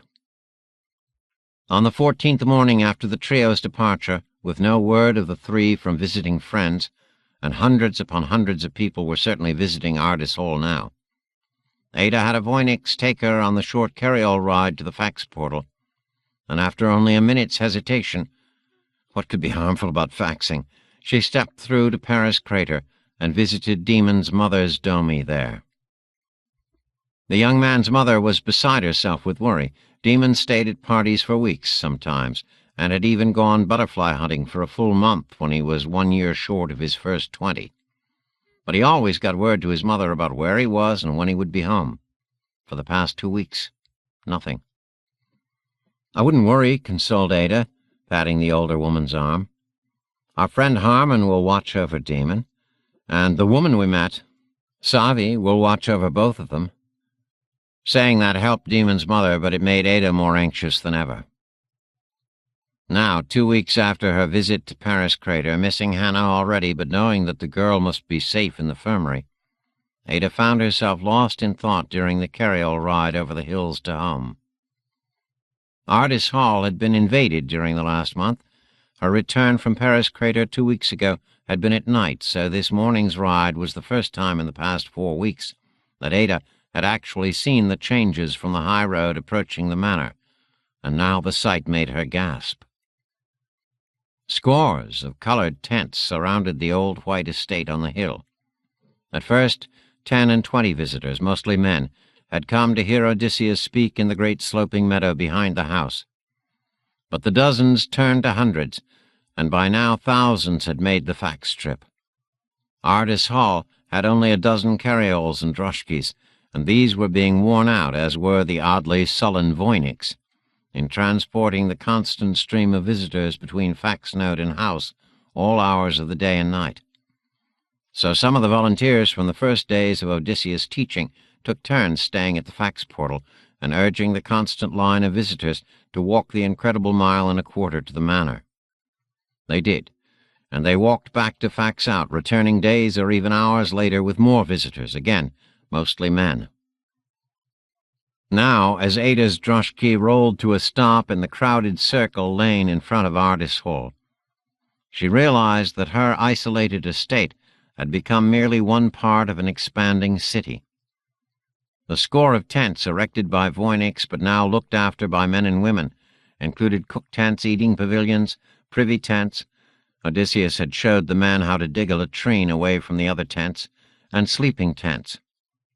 Ada's mother had visited once during this madness, had been overwhelmed by the scores of people wandering into Ardis Hall as if it were a public market, and she'd immediately faxed to her domi in Ulaanbaatar and had not returned.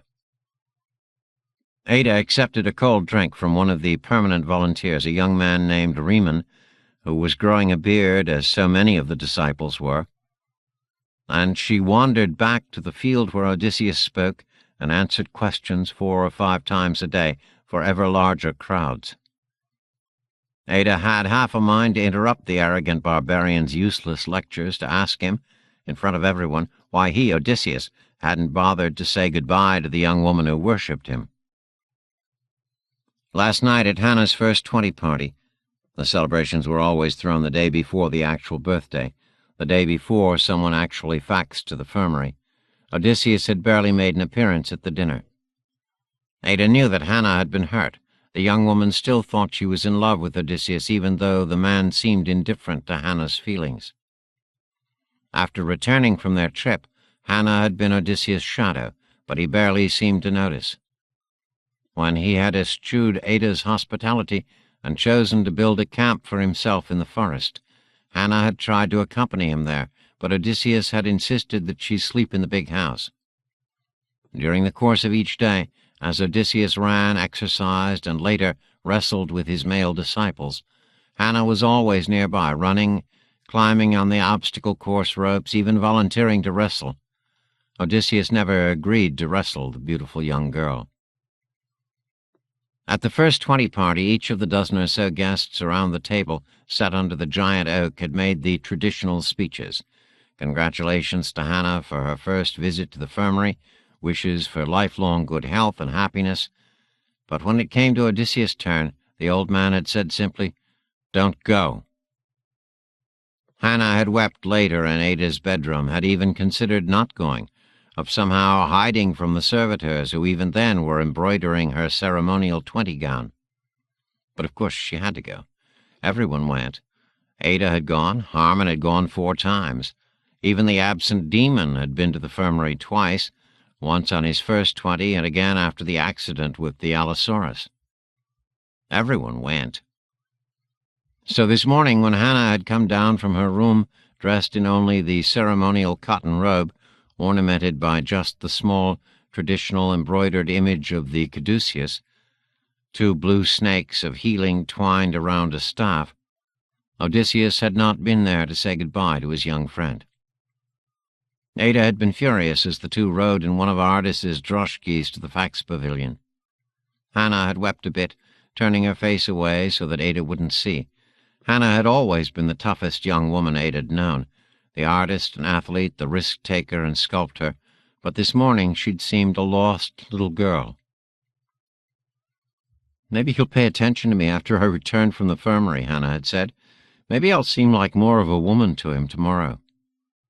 "Maybe," said Ada, but she was thinking that all men seemed to be self-serving, selfish, insensitive pigs, just waiting for an opportunity to act like greater self-serving, selfish, insensitive pigs. Hannah had looked so fragile as the 2 servitors floated out of the fax pavilion, each taking one of Hannah's arms, and led her to the fax portal. It was a beautiful day, clear blue sky, soft winds from the west, but it might as well have been raining so far as Ada's mood would have dictated. She had no idea why she had this sense of doom. She'd seen scores of friends off to their various 20 trips to the infirmary, and had gone herself, remembering only hazy images of floating in a warm liquid. But Ada had wept when Hannah had raised her hand and waved in that second before the fax portal whisked her away and out of sight. The ride back to Ardis Hall alone had simply deepened Ada's anger at Odysseus, at Harmon, and at men in general. So Ada felt like anything but a loving disciple as she wandered up the hill behind Ardis Hall to listen to Odysseus lecture to the faithful and the curious.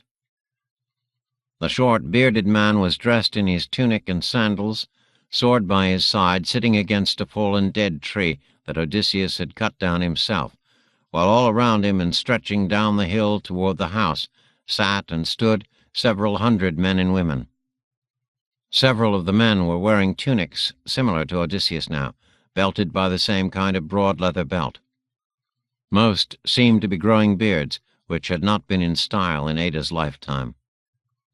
Odysseus was answering questions at the moment. Ada knew that his usual schedule was to speak for about 90 minutes, 1 hour after sunrise, then to go off by himself for hours, answer questions in the hour before lunch, speak again without interruption in the mid-afternoon, and entertain questions in the long twilight hour after the sun set. This was the pre-lunch gathering. "Teacher, why must we find out who our fathers are? It's never been important before." It was a new young man who had held up his hand. When Odysseus spoke, Ada had noticed over the past month he usually held his hands straight out, thrusting his short, strong fingers at the air as if driving home the points of what he said. His arms and legs were tanned and powerful. For the first time, Ada noticed that some of the bearded men in the audience were also getting tanned and muscled. Odysseus had set up an obstacle course, all ropes and logs and muddy pits, in the forest up the hill, and demanded that anyone who listened to him more than twice must exercise at least an hour a day on the course. Many of the men, and some of the female disciples, had laughed at the idea the first time they tried it, but now they were spending long hours on the course or running each day. It made Ada wonder. "If you don't know your father," Odysseus was answering in that low, calm but fiercely firm voice of his that always seemed to carry as far as it had to, "how can you know yourself? I am Odysseus, son of Laertes. My father is a king, but also a man of the soil.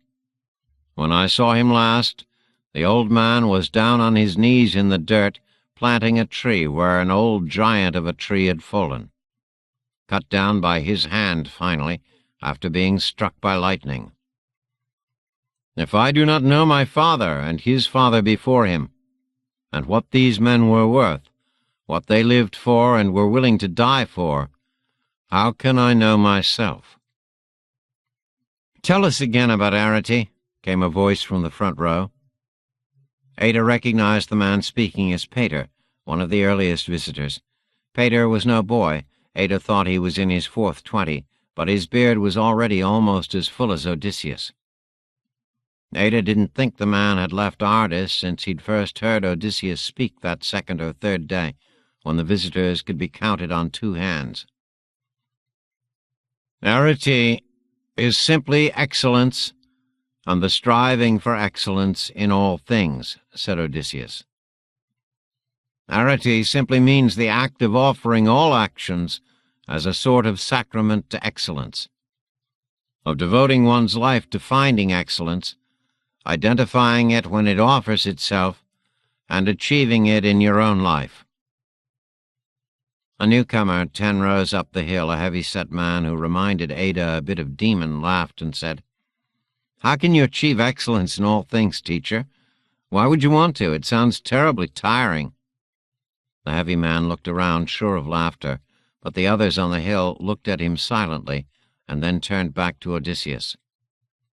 The Greek smiled easily, strong white teeth flashing against his tanned cheeks and short gray beard, and said, "You can't achieve excellence in all things, my friend, but you have to try. And how could you not want to?" "But there are so many things to do," laughed the heavy man. "One can't practice for them all. One has to make choices and concentrate on the important things." The man squeezed the young woman next to him, obviously his companion, and she laughed loudly, but she was the only one to laugh. "Yes," said Odysseus, "but you insult all those actions in which you do not honor Arete. Eating? Eat as if it were your last meal. Prepare the food as if there were no more food. Sacrifices to the gods? You must make each sacrifice as if the lives of your family depended upon your energy and devotion and focus. Loving? Yes, love as if it were the most important thing in the world, but make it just one star in the constellation of excellence that is Arete." "I don't understand the agon, Odysseus," said a young woman in the 3rd row. Ada knew that her name was Paine. She was intelligent, a skeptic of all things, but this was her 4th day here. "The agon is simply the comparison of all like things, one to the other," Odysseus said softly but clearly, "and the judgment of those things as equal to, greater than, or lesser than. All things in the universe take part in the dynamic of agon." Odysseus pointed to the dead tree he was sitting on. "Was this tree greater than, lesser than, or simply equal to that tree?" He pointed to a tall, living tree up the hill, at the edge of the forest there. Voynix stood under the shadows of the branches. The Voynix would not come close to Odysseus. "That tree is living," called the heavy man who had spoken earlier.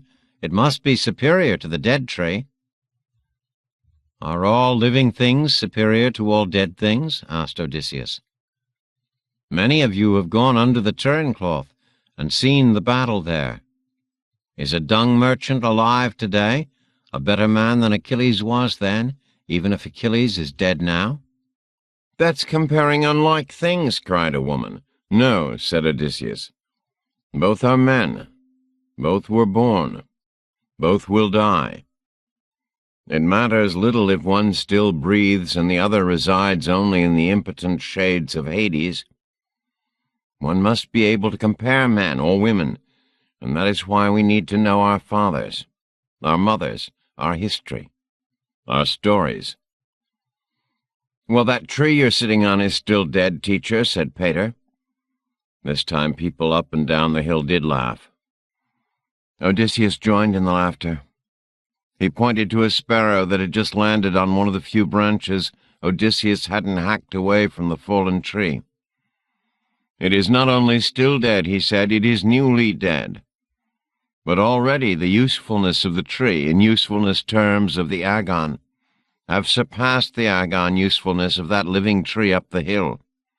For that bird, for the insects even now burrowing into the bark of this fallen giant, for the mice and voles and larger creatures who will soon come to inhabit this dead tree." "Who is to be the final judge of the agon, then?" asked a serious older man in the fifth row. "Birds, bugs, or men?" "All," answered Odysseus, "each in his turn. But the only judge who counts is you." "Isn't that arrogant?" demanded a woman Ada recognized as a friend of her mother's. "Who elected us judge? Who gave us the right to be judgmental?" "The universe elected you through 15 billion years of evolution," said Odysseus. "It gave you eyes with which to see, hands with which to hold and weigh, a heart with which to feel, a mind to learn the rules of judgment, and an imagination with which to consider the birds and bugs and even other trees' judgment in this matter. And you must approach this judgment with arete to guide you. Trust me that the bugs and birds and trees already do. They have no time for mediocrity in their world. They do not worry about the arrogance of judging whether it is in choosing a mate, an enemy, or a home." Odysseus pointed to where the sparrow had hopped into a hole in the fallen trunk, disappeared into the hollow there. "Teacher," said a young man far back in the crowd, "why do you ask us men to wrestle at least once a day?" Ada had heard enough. She took the last of her cold drink and walked back up to the house, pausing on the porch to look down the long grassy yard to where dozens more of the visitors, disciples, walked and talked together. Silk on the tent stirred to the warm breeze. Servitors shuffled from one visitor to the other, but few accepted offers of food or drink. Odysseus had asked that anyone staying to hear him speak more than once not allow the servitors to work for them, or the voiniks to serve them. That had initially driven many away, but more and more were staying. Ada looked up at the blue sky, noted the pale circles of the 2 rings orbiting there, and thought about Harmon. She'd been so angry at him when he'd talked about women choosing among men's sperm months or years or decades after intercourse. It was simply not discussed except between mothers and daughters, and then only once. And that nonsense about a moth's genes being involved, as if human women had not chosen the fathers of their allowed babies like that since time immemorial. That had been so obscene of Harmon to bring that up. But it was her new lover's statement that he wanted to be the father of Ada's child, not only be the one whose seed was chosen at some future date, but be around, be known as the father, that had so nonplussed and infuriated Ada that she had sent Harmon away on his harmless adventure with Savian Demon without so much as a kind word, in fact, with hostile words and glances. Ada touched her lower belly. The infirmary had not notified her through servitors that her time for pregnancy had arrived. But then she had not asked to be put on the list. She was glad that she didn't soon have to choose between, what had Harmon called them, sperm packets. But she thought of Harmon, his intelligent, loving eyes, his gentle and then firm touch, his old but eager body, and she touched her belly again. "Amen," she whispered to herself, "son of Harmon and Ada."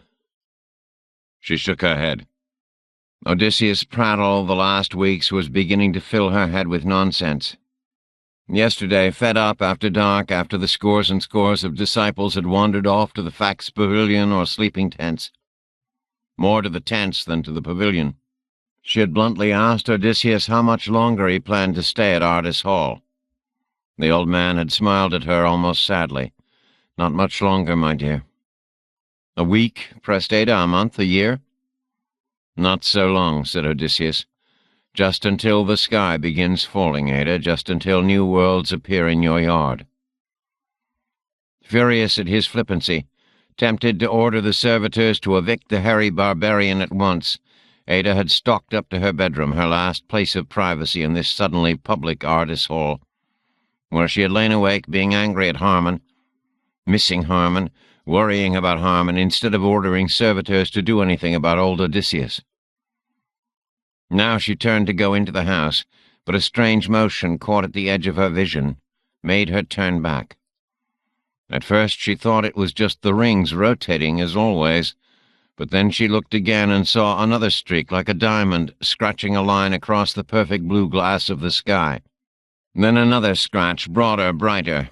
Then yet another, so bright and so clear that Ada could clearly see flames stretching behind the streak of light. A few seconds later, 3 dull booms echoed across the lawn, made strolling disciples pause and look up, and caused even the servitors and voyniks to freeze in their duties. Ada heard screams and shouts from the hill behind the house. People on the lawn were pointing skyward. There were scores of lines marring the azure sky now, bright, flaming, roiling red lines slashing and crisscrossing, falling west to east, some with plumes of color, others with rumbles and terrifying booms. The sky was falling. 48. Ilium and Olympos. The ultimate war begins here in a murdered child's nursery. The gods must have quantum teleported down to talk with mortals this way 1,000 times before. Athena, arrogant in her divinity, Apollo secure in his power, and my muse, probably brought along to identify the rogue Skolek Hockenberry. But this day, instead of encountering deference and awe, instead of conversing with the foolish mortals eager to be cajoled into more interesting ways of slaughtering one another, they are attacked on sight. Apollo lifts his bow in my direction, the muse pointing and saying, "There he is!" But before the god can knock one of his silver arrows, Hector leaps, swings his sword, hacks down the bow, steps closer and thrusts his sword deep into Apollo's belly. "Stop!" shouts Athena, throwing up a force field, but too late. Fleet-footed Achilles has already stepped inside the circle of the force field and slashes the goddess from shoulder to hip with a single mighty swing. Athena screams, and the jet roar is so loud that most of the mortals in this room, myself included, go to one knee in pain with hands over our ears. Not Hector, not Achilles. The two must be deaf to anything but the internal roar of their own rage. Apollo shouts some amplified warning even as he raises his right arm, either to warn off Hector or to unleash some godly lightning, but Hector doesn't wait to discover the god's intentions. Swinging his heavy sword in a two-handed backhand that reminds me of Andre Agassi in his prime, Hector slices off Apollo's right arm in a spray of golden ichor. For the second time in my life, I watch a god writhe in agony and change shape, losing his godlike human form and becoming a whirlpool of blackness. From that blackness comes a bellow that sends the servants running from the nursery and drops me to both knees. The 5 Trojan women, Andromache, Laodice, Theano, Hecuba, and Helen, pull daggers from their robes and turn on the muse. Athena, her shape also quivering and unstable, stares down at her slashed breasts and bleeding belly, and then raises her right hand, firing a beam of coherent energy that should have turned Achilles' skull to plasma. But the Achaean ducks with superhuman speed. His DNA is nanocell-enriched, tailored by the gods themselves, and swings his sword at the goddess's legs, even as the wall behind him bursts into flame. Athena levitates, rising off the floor and hovering, but not before Achilles' sword slashes through divine muscle and bone, leaving her left leg dangling in 2 pieces. This time the scream is too loud to bear, and I lose consciousness for a minute, but not before I see my muse, the terror of my days, so panicked that she forgets her power to teleport and simply runs from the room, my 5 Trojan women chasing her with daggers in hand. I come to a few seconds later. Achilles is shaking me. "They fled," he snarls. "The shit-eating cowards fled to Olympus. Take us there, Hockenberry." He picks me up with one hand, his fist tight around the strap that holds my breastplate in place, shakes me at arm's length, and sets the tip of his god-blooded sword under my chin. "Now!" he snarls. I know that to resist will mean death. Achilles' eyes are mad, pupils contracted to black pinpricks, but at that moment Hector grabs Achilles' arm and forces it down until my feet touch the floor. Achilles drops me and turns toward his short-lived Trojan ally, and for an instant I'm sure that fate will reassert itself, that fleet-footed Achilles will slaughter Hector here and now. "Comrade," says Hector, holding his empty palm straight. "Fellow enemy of the ruthless gods." Achilles checks his attack. "Hear me," snaps Hector, every inch the field marshal now. "Our shared desire is to follow these wounded gods to Olympus, and there die in glorious combat trying to bring down Zeus himself." Achilles' wild expression does not change. His eyes show mostly white, but he's listening, barely. "But our glorious deaths now will mean our people's destruction," continues Hector. "To avenge ourselves properly, we must rally our armies to our side, lay siege to Olympus, and bring down all the gods. Achilles, see to your people." Achilles blinks and turns to me. "You," he snaps. "Can you carry me straight back to the Achaean camp with your magic?" "Yes," I say shakily. I see Helen and the other women returning to the death nursery, their daggers unstained by golden god blood. Evidently the muse has escaped. Achilles turns to Hector. "Speak to your men. Kill any captains who resist your will. I shall do the same with my Argives and meet you in 3 hours at that sharp ridge that rises out of Ilium. You know the one I mean, man. You locals call it Thicket Ridge. The gods and we Achaeans think of it as the leaping Amazon Marina's mounded tomb." "I know it," says Hector. "Bring a dozen of your favorite generals with you to this conference, Achilles, but leave your armies a half a league behind until we agree on strategy." Achilles shows his teeth in what could be a snarl or grin. "You don't trust me, son of Priam?" "Our hearts are joined in boundless anger and bottomless sorrow at this moment," says Hector. "You for Patroclus, me for my son. We are brothers in madness at the moment, but 3 hours is enough for even the fires of common cause to cool. And you have the world's ablest tactician with you, Odysseus, whose craft and cleverness all Trojans fear. If the son of Laertes counsels you to betrayal, how will I know?" Achilles shakes his head impatiently. 2 hours, then. I'll bring my most trustworthy generals, and any Achaeans who will not follow me in war against the gods today will be shades in Hades by nightfall. He swings away from Hector and grasps my forearm so tightly that I almost cry out. "Take me to my camp, Hockenberry." I fumble for the QT medallion. The wind has blown the levitating Orphu thing 1/4 of a mile down the beach and into the surf between 2 long black Achaean ships, and I have to leave Achilles and his captains to retrieve the device. Because of the levitation harness, there's no friction, and I borrow a rope from the watching Greeks, hitch it around one of the levitation belts, and drag the cracked and cratered shell out of the water and back up the beach in front of the staring heroes of the Iliad. It's obvious that there has been much argument in the Achaean camp. Diomedes is telling Achilles that half the men are preparing their ships for sail, while the other half are readying themselves for death. The idea of resisting the gods, much less attacking them, is not only madness but blasphemy to all these men who've seen the gods in action. Diomedes himself comes close to defying Achilles here in council. Speaking with the fine rhetoric he's famous for, Achilles reminds them of his hand-to-hand combat with Agamemnon and Menelaus, and his legal assumption of command of the Achaean armies. He reminds them of the murder of Patroclus. He praises their courage and their loyalty. He tells them that the loot of Ilium is nothing compared to the riches they'll have when they loot Olympus. He reminds them that he can and will kill all of them if they resist. All in all, it's a convincing speech, but not a happy conference. This is all screwed up. My plan had been for the heroes to defy the gods and end the war, for the Achaeans to sail home, and for the Trojans to resume their lives with the great gates of their walled city open once again to travelers and merchants.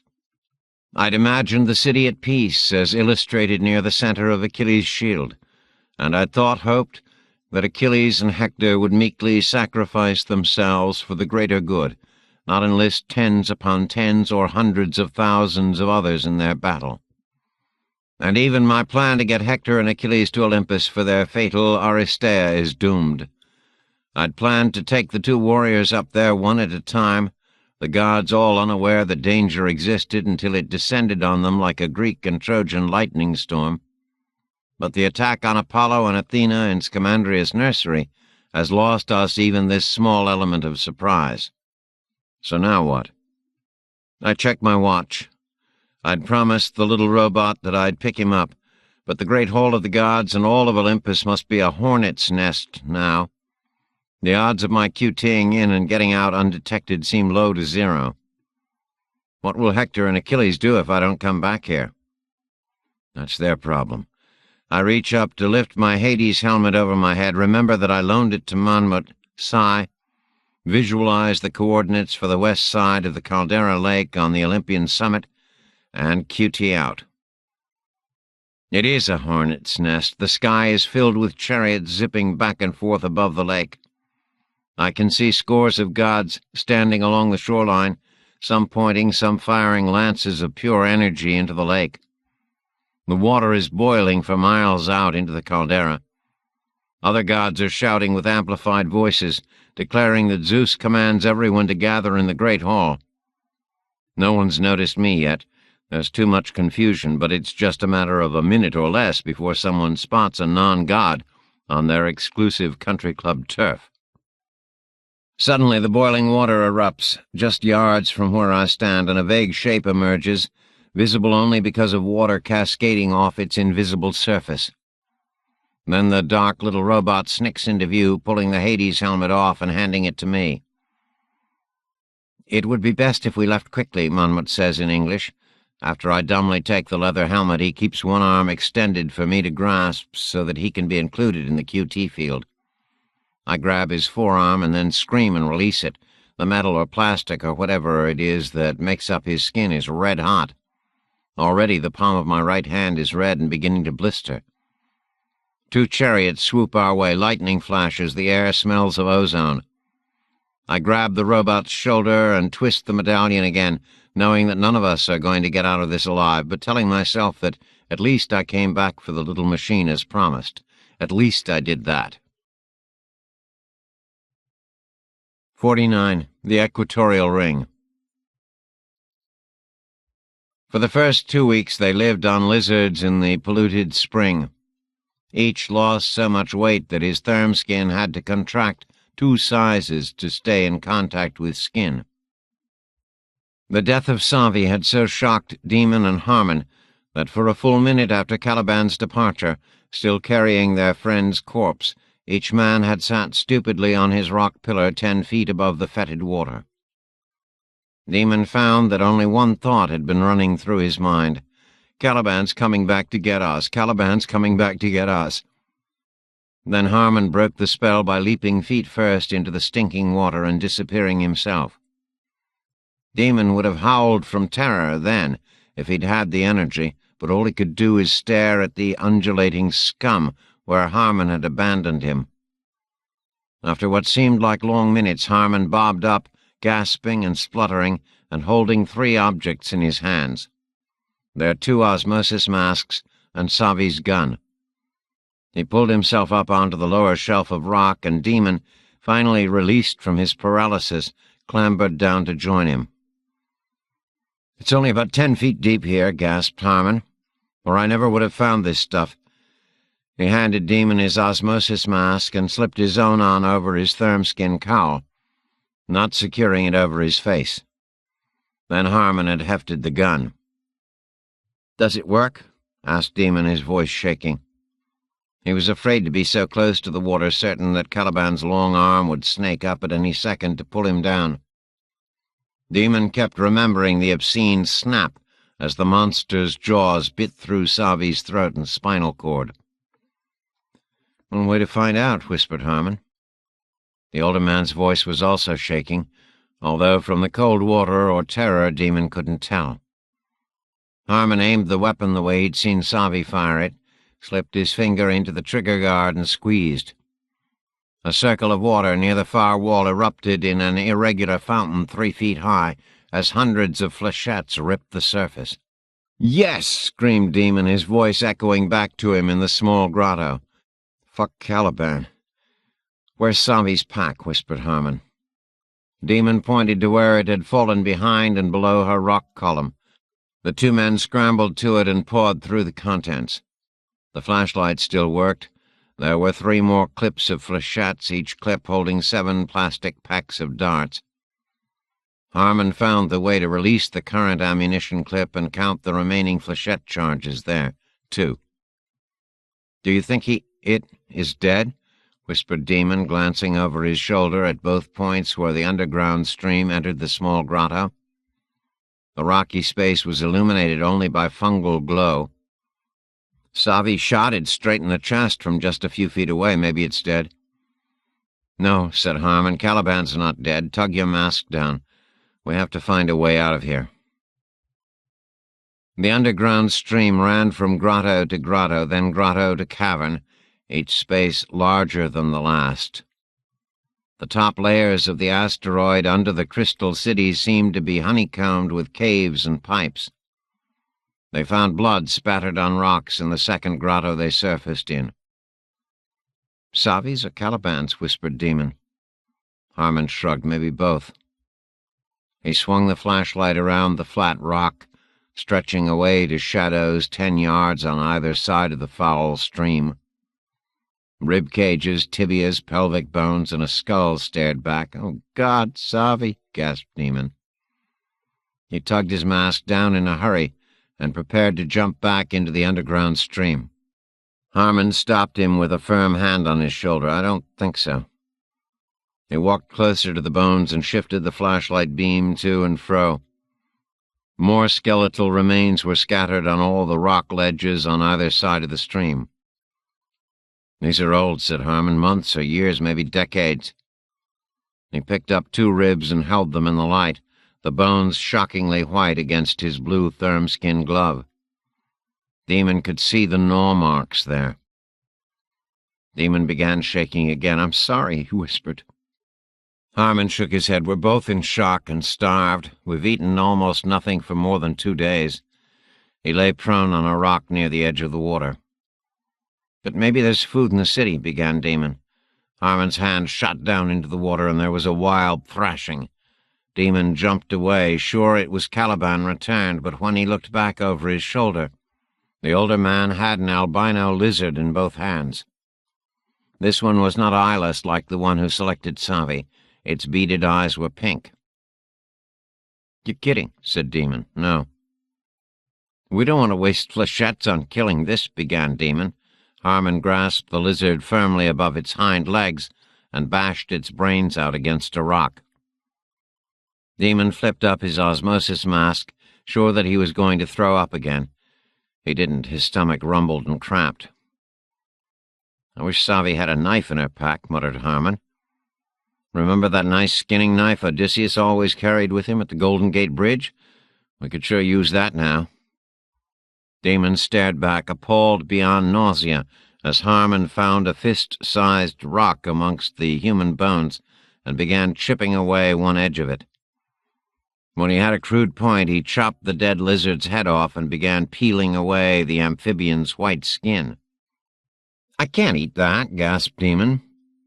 "You said yourself there's no food up in the city," said Harmon, crouched over his work. Skinning a lizard, Demon saw, was a relatively bloodless process.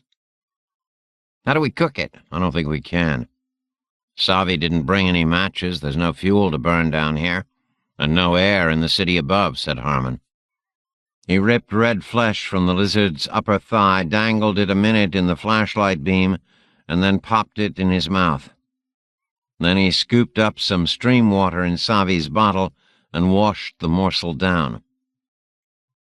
"How is it?" asked Demon, although he could answer that himself based on the expression on Harmon's face. Harmon ripped a thinner strip and handed it to Demon. It was a full 2 minutes before Demon slipped it into his mouth and chewed. He didn't vomit. It tasted, he thought, like salty, fishy mucus. His stomach cramped for more. Harmon handed him the flashlight. "Lie at the edge of the stream. The light attracts the lizards." "And Caliban?" thought Demon, but he lay prone at the edge of the water, shining the light into the deep pool with his left hand and preparing to grab at the white, swimming lizards when they wriggled closer. "We'll turn into Caliban," murmured Demon. He could hear Harmon ripping flesh and chewing in the fungal darkness behind him. "No," said Harmon between bites, "we won't." They emerged from the caverns 2 weeks later, two pale, bearded, emaciated, and wide-eyed men, swimming up through the proper pipe, cracking through the skim of ice on the pond above, and floating into the comparative brightness of the crystal city. It was, strangely enough, Demon who insisted that they go up. "It's easier to defend against Caliban down here," argued Harmon. They'd rigged a sort of holster out of part of Savi's pack, and the gun was in it.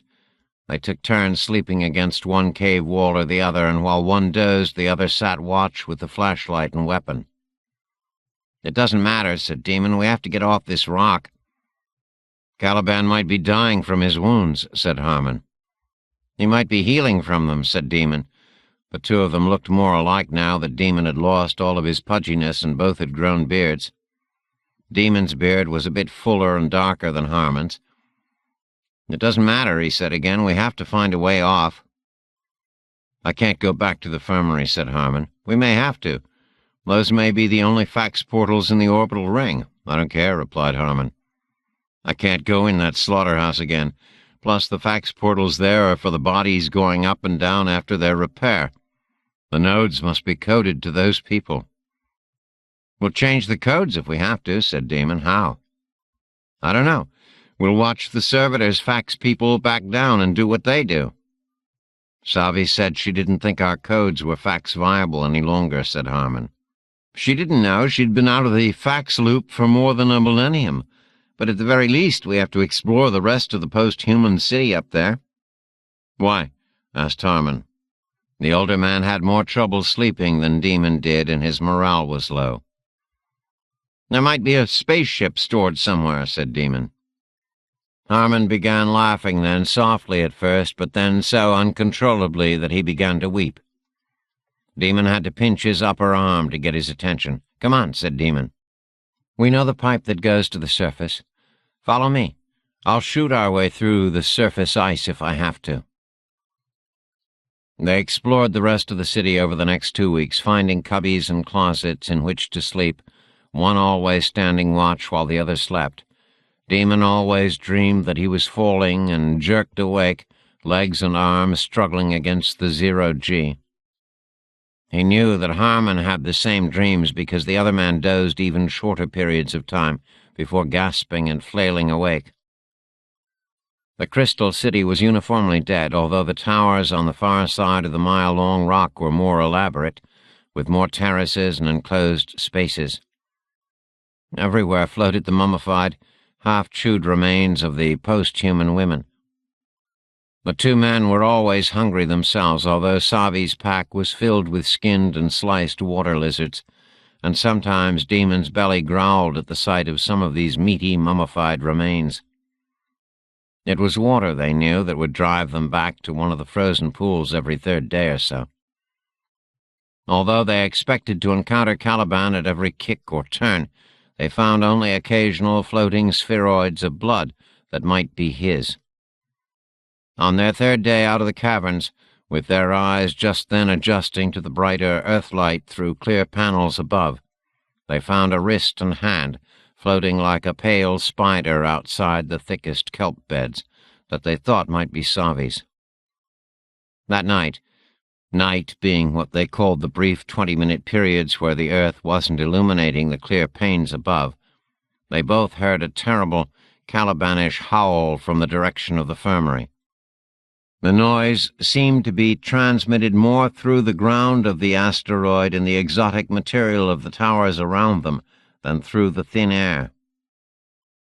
A month after their arrival in this orbital hell, they'd explored all of the city except for two areas, the far end of the infirmary beyond where they'd first encountered Caliban, and a long dark corridor right at the point where the city curved sharply around the north pole of the asteroid.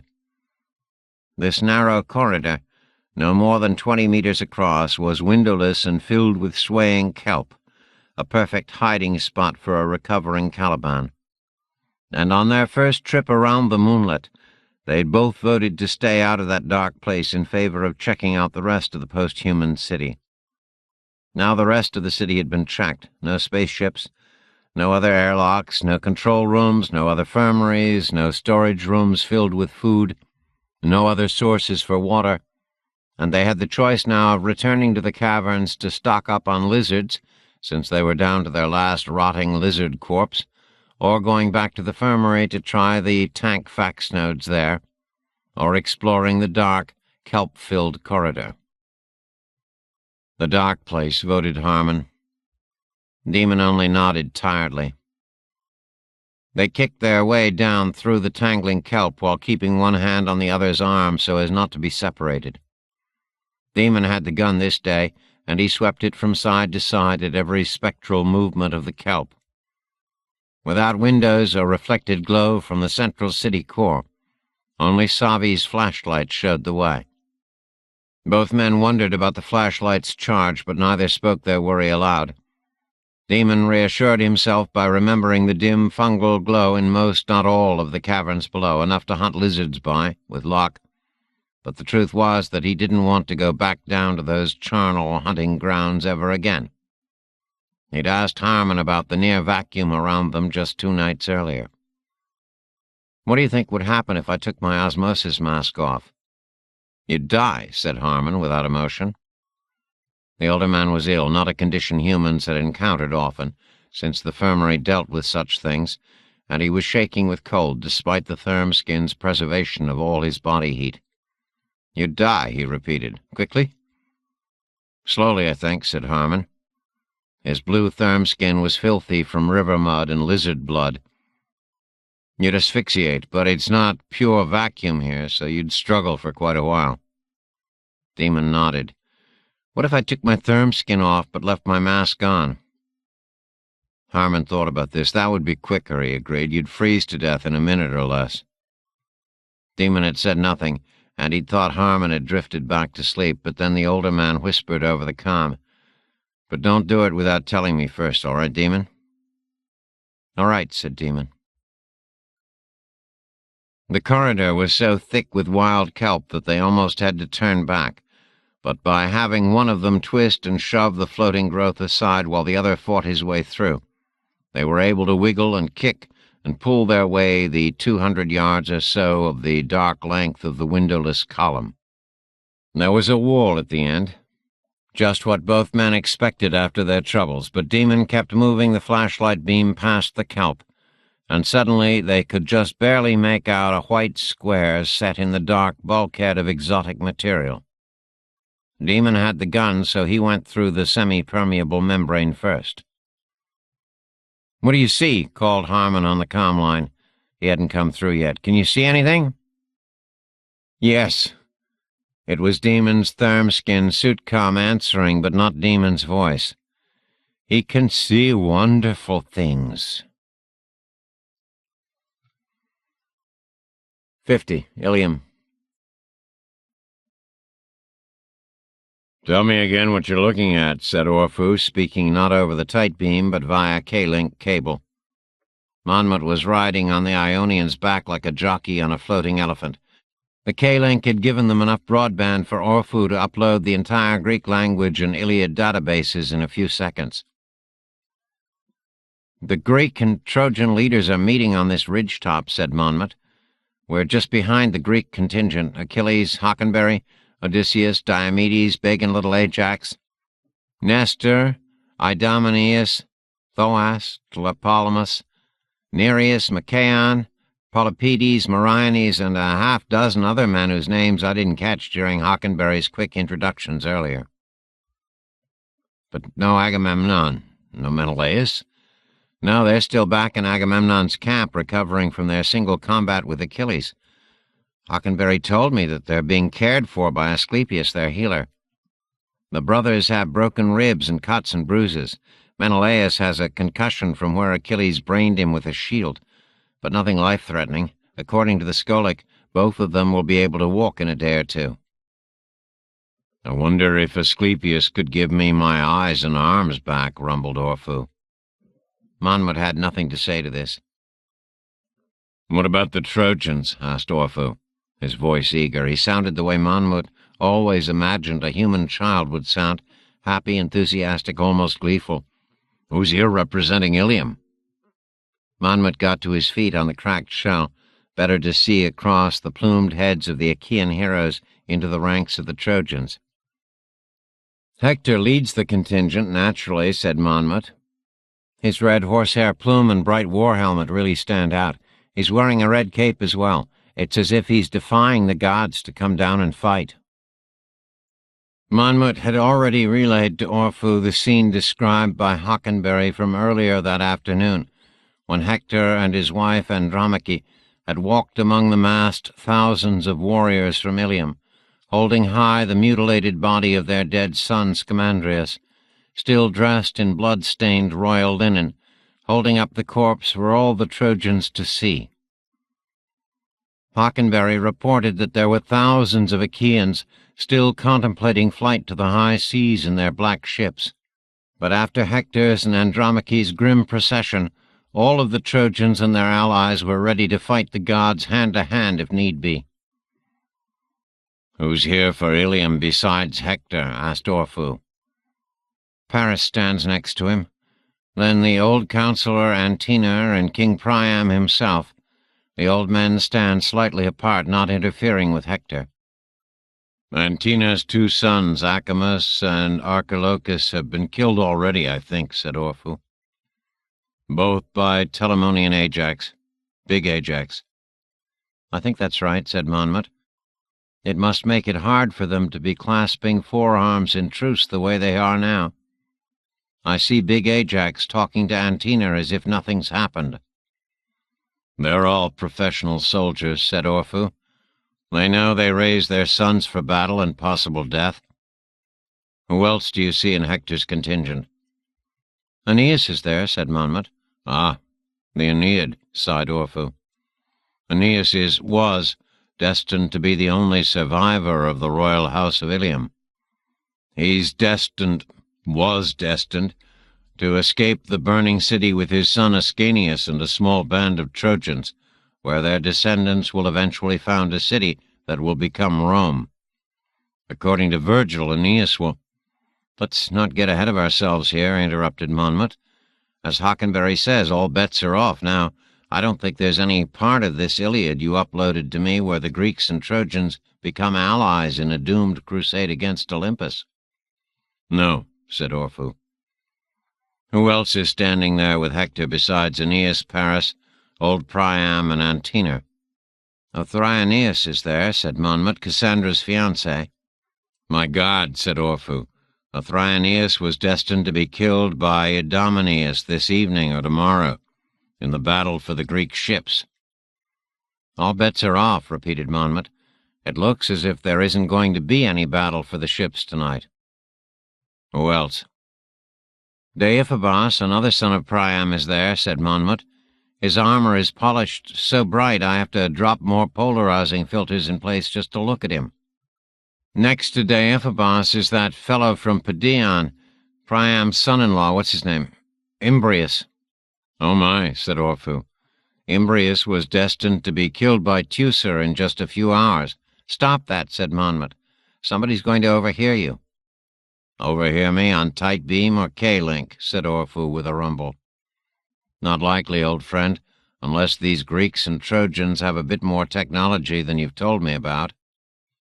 "Well, it's disconcerting," said the smaller Moravec. "Half the people standing up there on Thicket Ridge are supposed to be dead in a day or two, according to your stupid Iliad."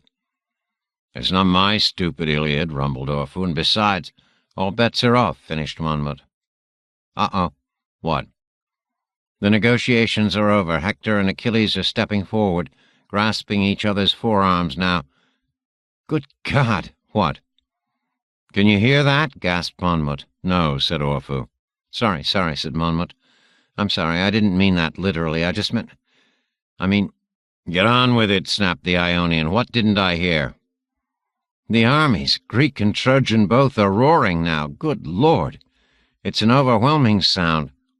Hundreds of thousands of Achaeans and Trojans combined, cheering, waving pennants, thrusting their swords and spears and banners into the air. The cheering and yelling mob goes all the way back to the walls of Ilium. The people on the walls there, I can see Andromache and Helen and the other women Hockenberry pointed out. They're all shouting as well. The other Achaeans, the ones who were undecided waiting by their ships, they've come out to the Greek trenches and are cheering and screaming as well. What a noise! Well, you don't have to shout as well, Orphu said dryly. The K-link works just fine. What's happening now? Well, not much, said Monmouth. The captains are all shaking hands up and down the ridge. Bells and gongs are ringing out from the walled city. The armies are milling around, regular foot soldiers from each side crossing the no-man's land to clap each other on the shoulder and exchange names or whatever. And everyone looks like they're ready to fight, but... There's no one to fight, said Orphu. Right. Maybe the gods won't come down to fight, said the Ionian. I doubt that, said Monmouth. Or maybe the device will blow Olympus into 1 billion pieces, said Orphu. Monmouth was silent at the thought of this. He had seen the gods and goddesses up there, sentient beings by the thousands, and he had no wish to be a mass murderer. How long until your jury-rigged timer activates the device? Asked Orphu, although he must have known himself. Monmouth checked his internal chronometer. 54 minutes, he said. Overhead, dark clouds suddenly boiled and roiled. It appeared that the gods were coming down after all.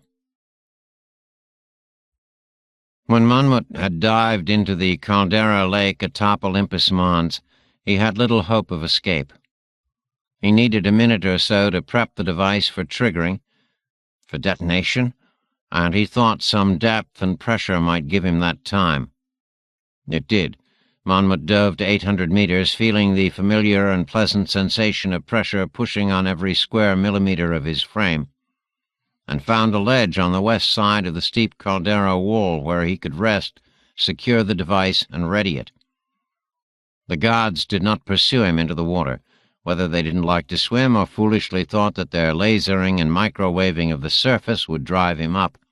Monmouth didn't know or care. He'd been negligent in not configuring a remote triggering mechanism before he and Orphu began their short-lived balloon trip, so he did so now, 800 meters down in the dark lake, his chest lamps illuminating the ovoid macromolecular device.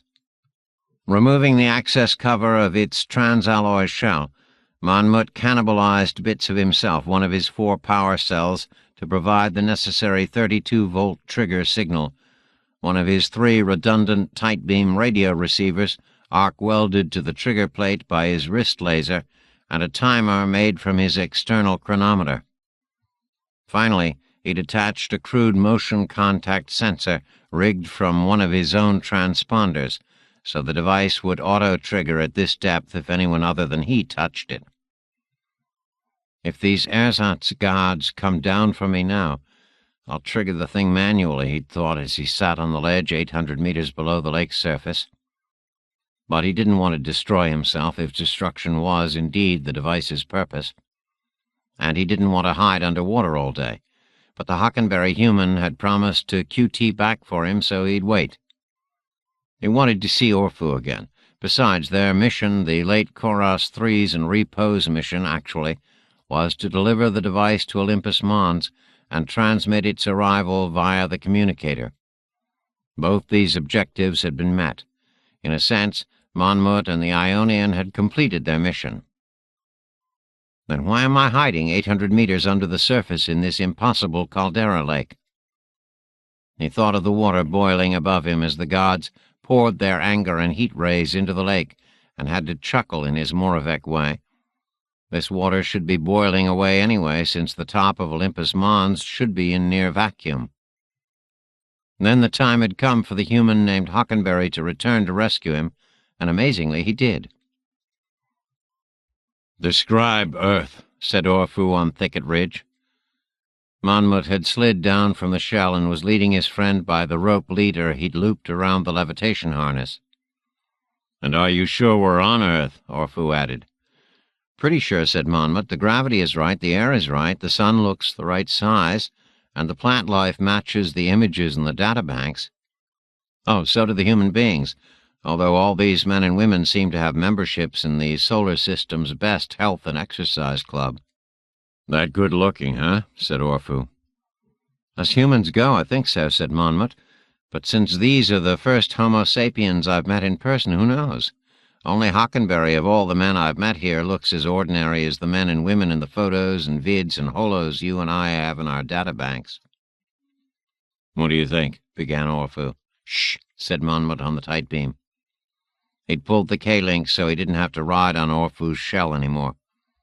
The clouds continued to swirl above the battlefield. "Achilles is addressing the troops, both Trojans and Achaean." "Can you understand him?" "Of course I can. The file's downloaded just fine, although some of the colloquialisms and cuss words I have to guess from context." "Can the other humans hear him without a public address system?" "The man's got lungs of iron," said Monmouth, metaphorically speaking. "His voice must be carrying all the way to the sea in one direction and all the way to the walls of Troy in the other." "What's he saying?" asked Orfu. "I defy you, gods, blah, blah, blah, and now cry havoc and unleash the dogs of war, blah, blah, blah," recited Monmouth. "Wait," said Orfu. "Did he really use that Shakespeare quote?" "No," said Monmouth. "I'm loosely translating." "Whew," said the Ionian on the tight beam. "I thought we had an amazing bit of plagiarism there. How long until activation of the device?" 41 minutes, said Monmouth. "Is there something wrong with your—" He stopped. "What?" said Orfu. In the middle of Achilles' defiant cri de coeur against the gods, the king of the gods appeared. Achilles stopped speaking. 200,000 male faces and one robot face turned skyward on the plains of Ilium.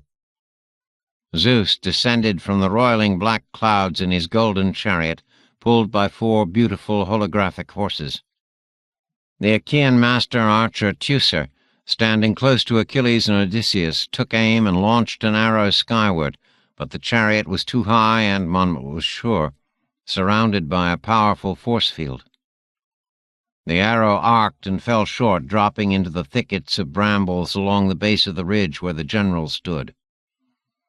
"You dare to defy me?" boomed Zeus's voice across the length and breadth of the fields and shore and city where the armies were gathered. "Behold the consequence of your hubris!"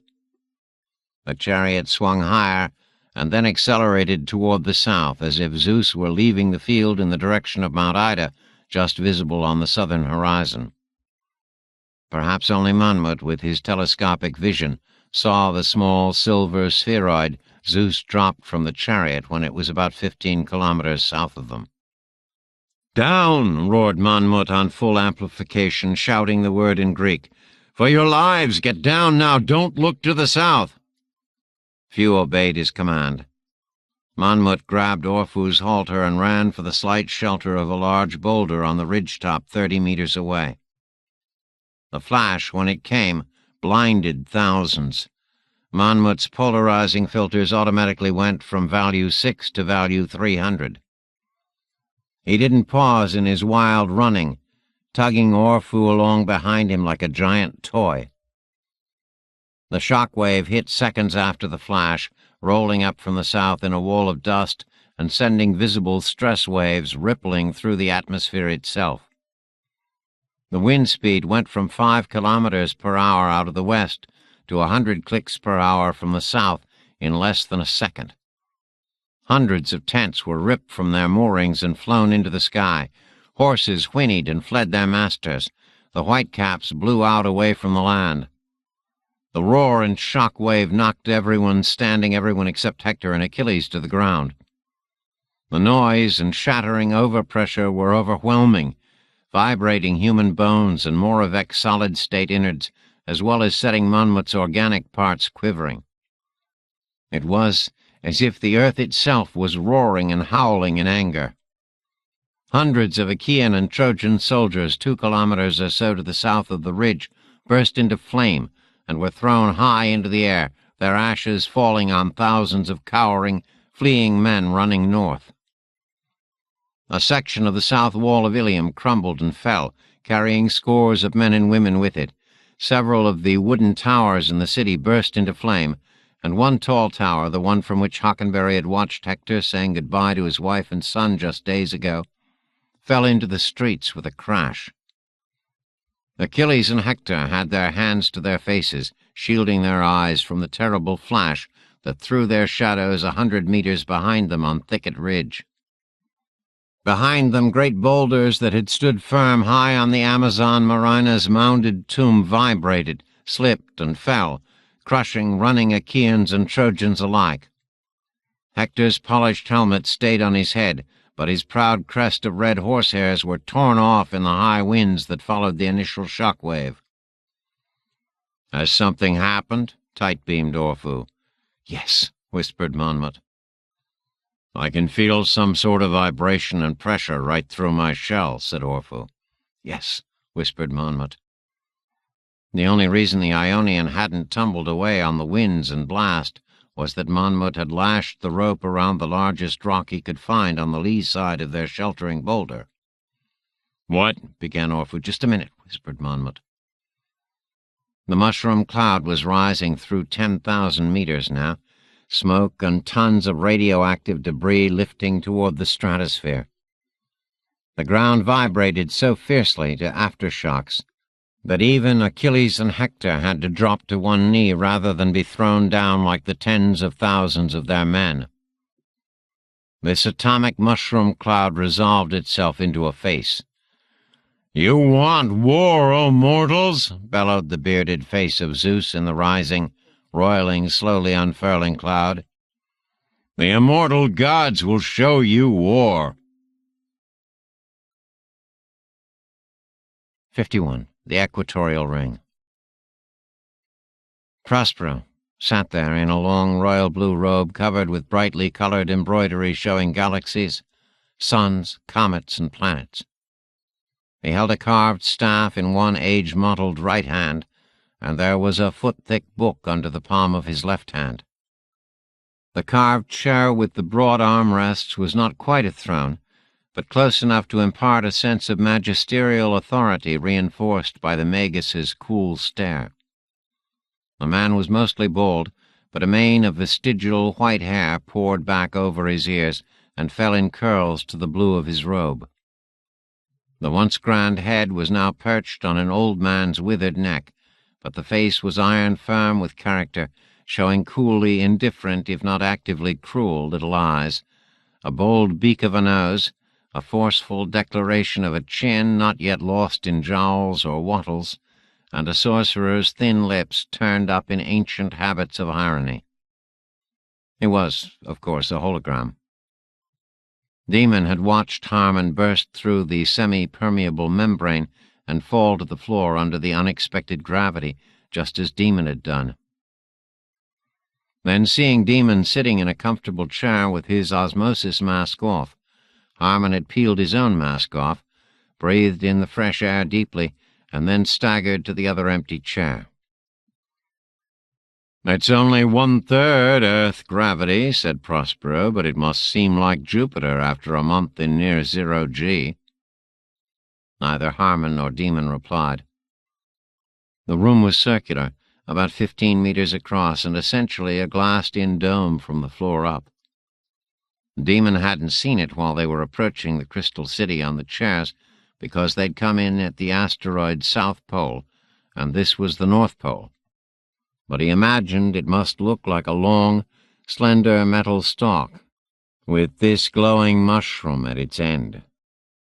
The only light in the room came from the soft glow of a circular virtual control console in the center of the space, behind Prospero, and the earthlight and moonlight and starlight flooding in above and around them. It was bright enough that Demon could see the careful workings on the Magus's embroidered robe and the hand-oiled carvings on his staff. "You're Prospero," said Harmon, his chest rising and falling quickly under the blue therm skin. The fresh air in the room had been a shock to Demon as well. It was like breathing a rich, thick wine. Prospero nodded. "But you're not real," continued Harmon. The man looked solid. The robe fell in beautiful but dynamic folds and wrinkles in the one-third gravity. Prospero shrugged. "This is true. I'm nothing more than a recorded echo of a shadow of a shade. But I can see you, hear you, talk with you, and sympathize with your travails. It's more than some real beings are capable of doing." Demon looked over his shoulder. He was holding the black gun loosely in his lap. "Will Caliban come here?" "No," said Prospero.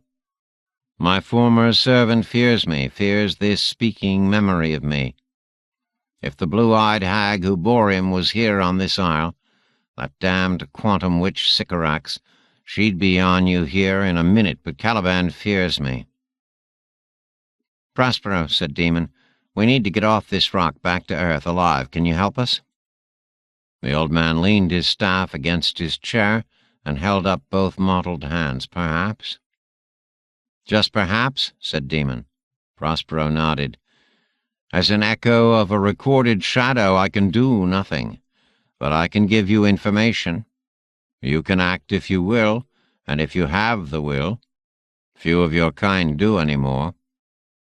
"How do we get out of here?" asked Harmon. Prospero passed his hand over the book, and a hologram rose above the center of the circular console behind him. It was the asteroid and the crystal city as seen from some miles out in space, the gold-glassed towers turning slowly beneath the vantage point as the asteroid turned on its axis. Demon glanced at the bold blue and white of the Earth coming into view outside the windows, and realized that the image was synchronized. It was a real-time view from somewhere out there. "There!" cried Harmon, pointing. He tried to jump out of his chair, but the gravity made him stagger and grab the armrest for support. "There!" he said again. Demon saw it. On an outside slab of terrace 500 or 600 feet up that first tall tower where they'd entered.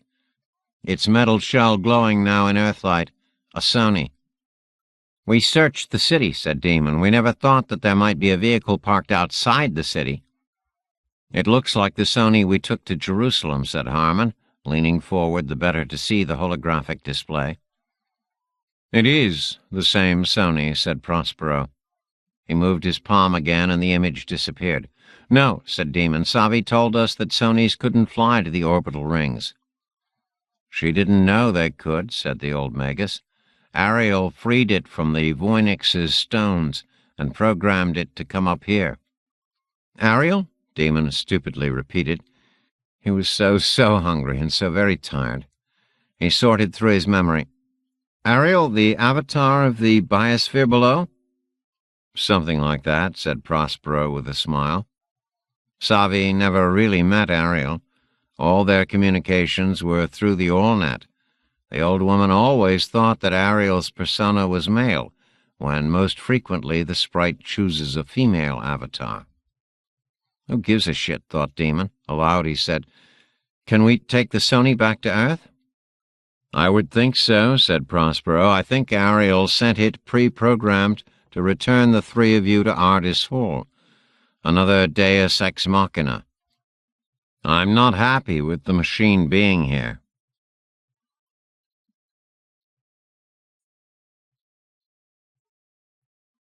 "Why not?" said Harmon, but then he nodded. "Caliban." "Yes," said Prospero.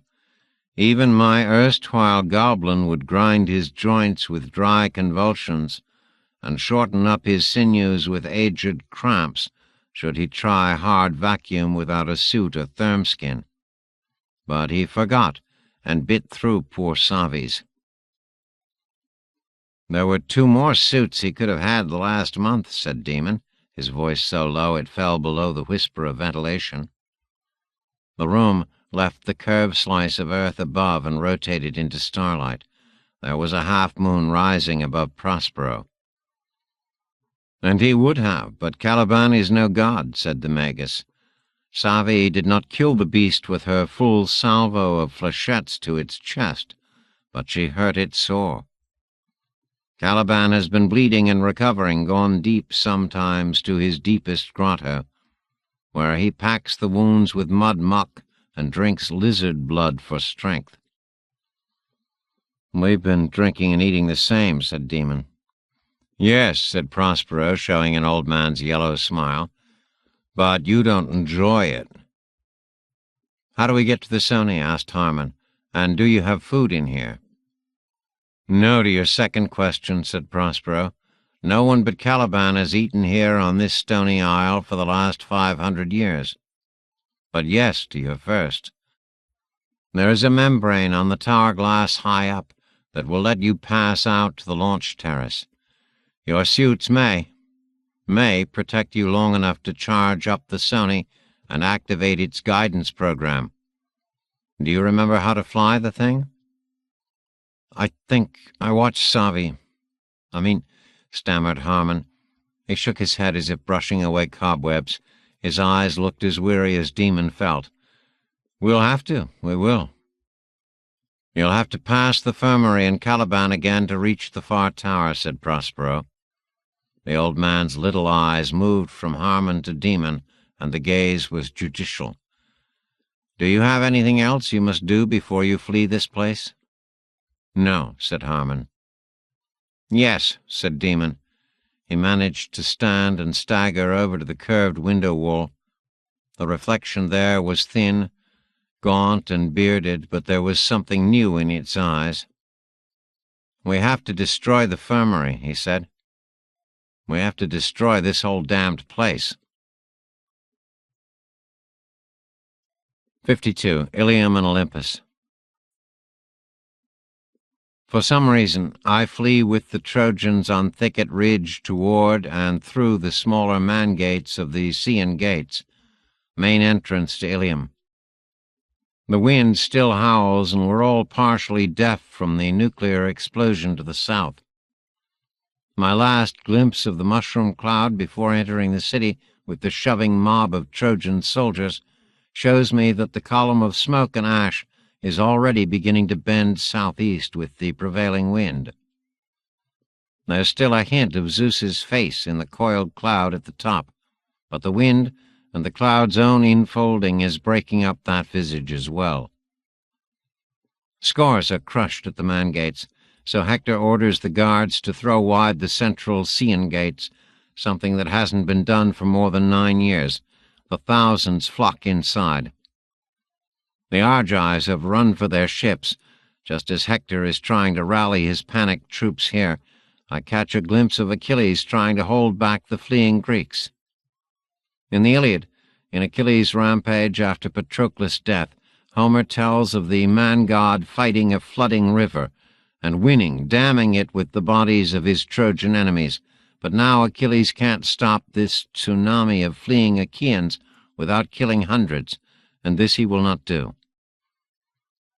I'm swept into the city, already sorry that I ran. I realized that I should have fought my way through the milling mob on the ridge to where I saw the little robot Monmouth, sheltering behind the boulders atop the Amazon Marina's mounded tomb. Does the robot, what did he call his type, Moravec? Does the Moravec know that Zeus's weapon was nuclear, possibly thermonuclear? Suddenly, a memory emerges from my other life, as so many have in the past week or so.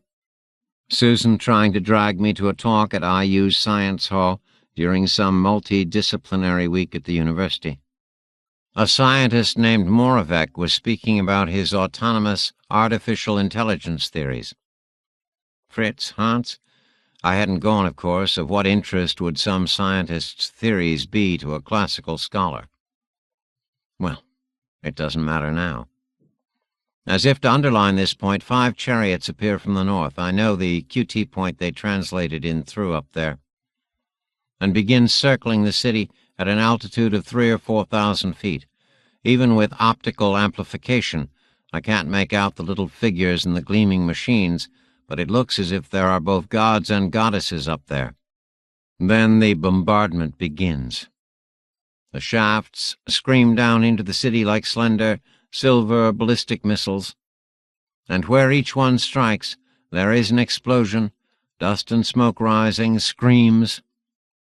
Ilium is a large city by ancient standards, but the arrows come fast, from Apollo's bow, I realize, although I think I can make out Ares doing the shooting when the chariot swoops low to assess the damage.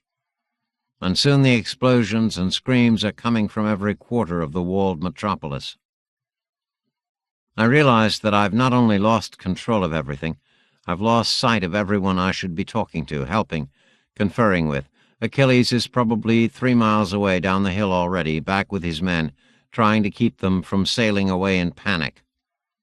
Hearing more explosions, conventional, not nuclear, coming from the direction of the Achaean camp, I don't see how Achilles can succeed in rallying his men. I've also lost sight of Hector, and see that the huge Achaean gates have been swung shut again, as if that can keep out the gods. Poor Monmouth and his silent pal Orphu are probably destroyed out there on the ridge already. I don't see how anything can survive this bombardment. More explosions from the central marketplace. Red-crested Trojan soldiers rush to reinforce the walls, but the danger is not outside the walls.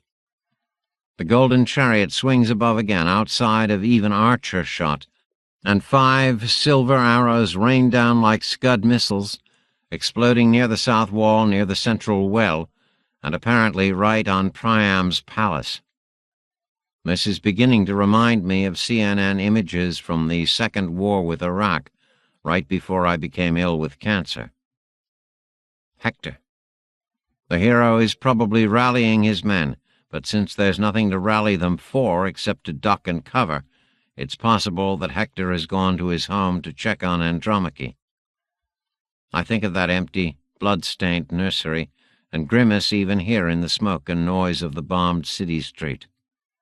The royal couple hasn't had time to bury their baby yet. Jesus God, is all this my doing? A flying chariot swoops low. An explosion breaches the ramparts along the main wall and throws a dozen red-caped figures into the air. Body parts rain into the streets and patter on rooftops like fleshy hail. Suddenly another memory returns, a similar horror 3,200 years in this world's future. 2,001 bloody years after the birth of Christ. In my mind's eye, I see bodies hurling down into the street and a wall of dust and pumice chasing the fleeing thousands. Just as I see down Ilium's main street this moment, only the buildings and modes of dress are different. We'll never learn. Things will never change. I run for Hector's home. More missiles rain down, blasting the plaza just inside the gate from where I've just come. I see a small child staggering into the street from rubble that was a 2-story home just minutes before. I can't tell if the toddler is a little boy or girl, but the child's face is bloody, its curly hair covered with plaster dust. I stop running and go to one knee to gather the child in. Where can I take it? There's no hospital in Ilium. But a woman with a red scarf over her head runs to the infant and scoops it up. I wipe rivulets of sweat out of my eyes and stagger on toward Hector's house. It's gone. The whole of Hector's palace is missing, just rubble and a series of holes in the ground. I have to keep mopping sweat out of my eyes to see, and even when I see, I can't believe. This whole block has been pounded by the missiles raining down. Already Trojan soldiers are digging through the rubble with their spears and makeshift shovels. Their proud red crests turned gray by the dust in the air. They create a human chain to hand bodies and body parts back to the waiting crowds in the street. "Hearken, Barry," says a voice. I realized that someone's been saying my name over and over, but now has begun tugging at my arm. Hockenberry. I turn stupidly, blink away sweat again, and look down at Helen. She's dirty. Her gown is bloodied and her hair is unkempt. I've never seen anyone or anything so beautiful. She hugs me, and I gather her in with both arms. She pulls apart. Are you badly hurt, Hockenberry? What? Are your injuries severe? I'm not hurt, I say. She touches my face then, and her hand comes away red with blood. I raise my hand to my temple, a deep cut there, another in my hairline. See the bloody fingers on both of my hands, and realize that I've been wiping blood away, not sweat. I'm fine, I say. I point to the smoking rubble. Hector? Andromache? They weren't there, Hockenberry, Helen shouts over the screams and babble. Hector sent his family to Athena's temple. The basement is safe there. I look through the smoke and see the tall roof of the temple standing. Of course, I think. The gods aren't going to bomb their own temples. Too much fucking ego. Theano is dead, says Helen, and Hecuba, and Laodice. I repeat the name stupidly. Athena's priestess, the woman with the cold blade at my balls just hours ago. And Priam's wife and daughter. 3 of my Trojan women dead already, and the bombardment's just begun. Suddenly I whirl around in panic. The noise is wrong. The blasts have stopped. Men and women in the streets are pointing skyward and shouting.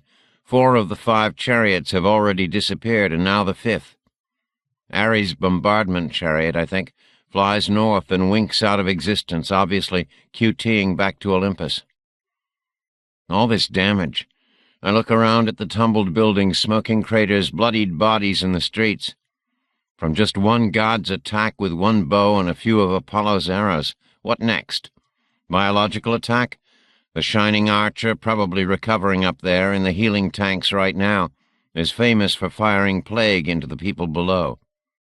I grab the medallion at my neck. Where's Hector? I ask Helen. I have to find Hector. He went back out through the Scaean gate with Paris, Aeneas, and his brother Deiphobos, says Helen. He said he has to find Achilles before all hearts flag. I have to find him, I repeat. I turn toward the main gate, but Helen pulls me back and around.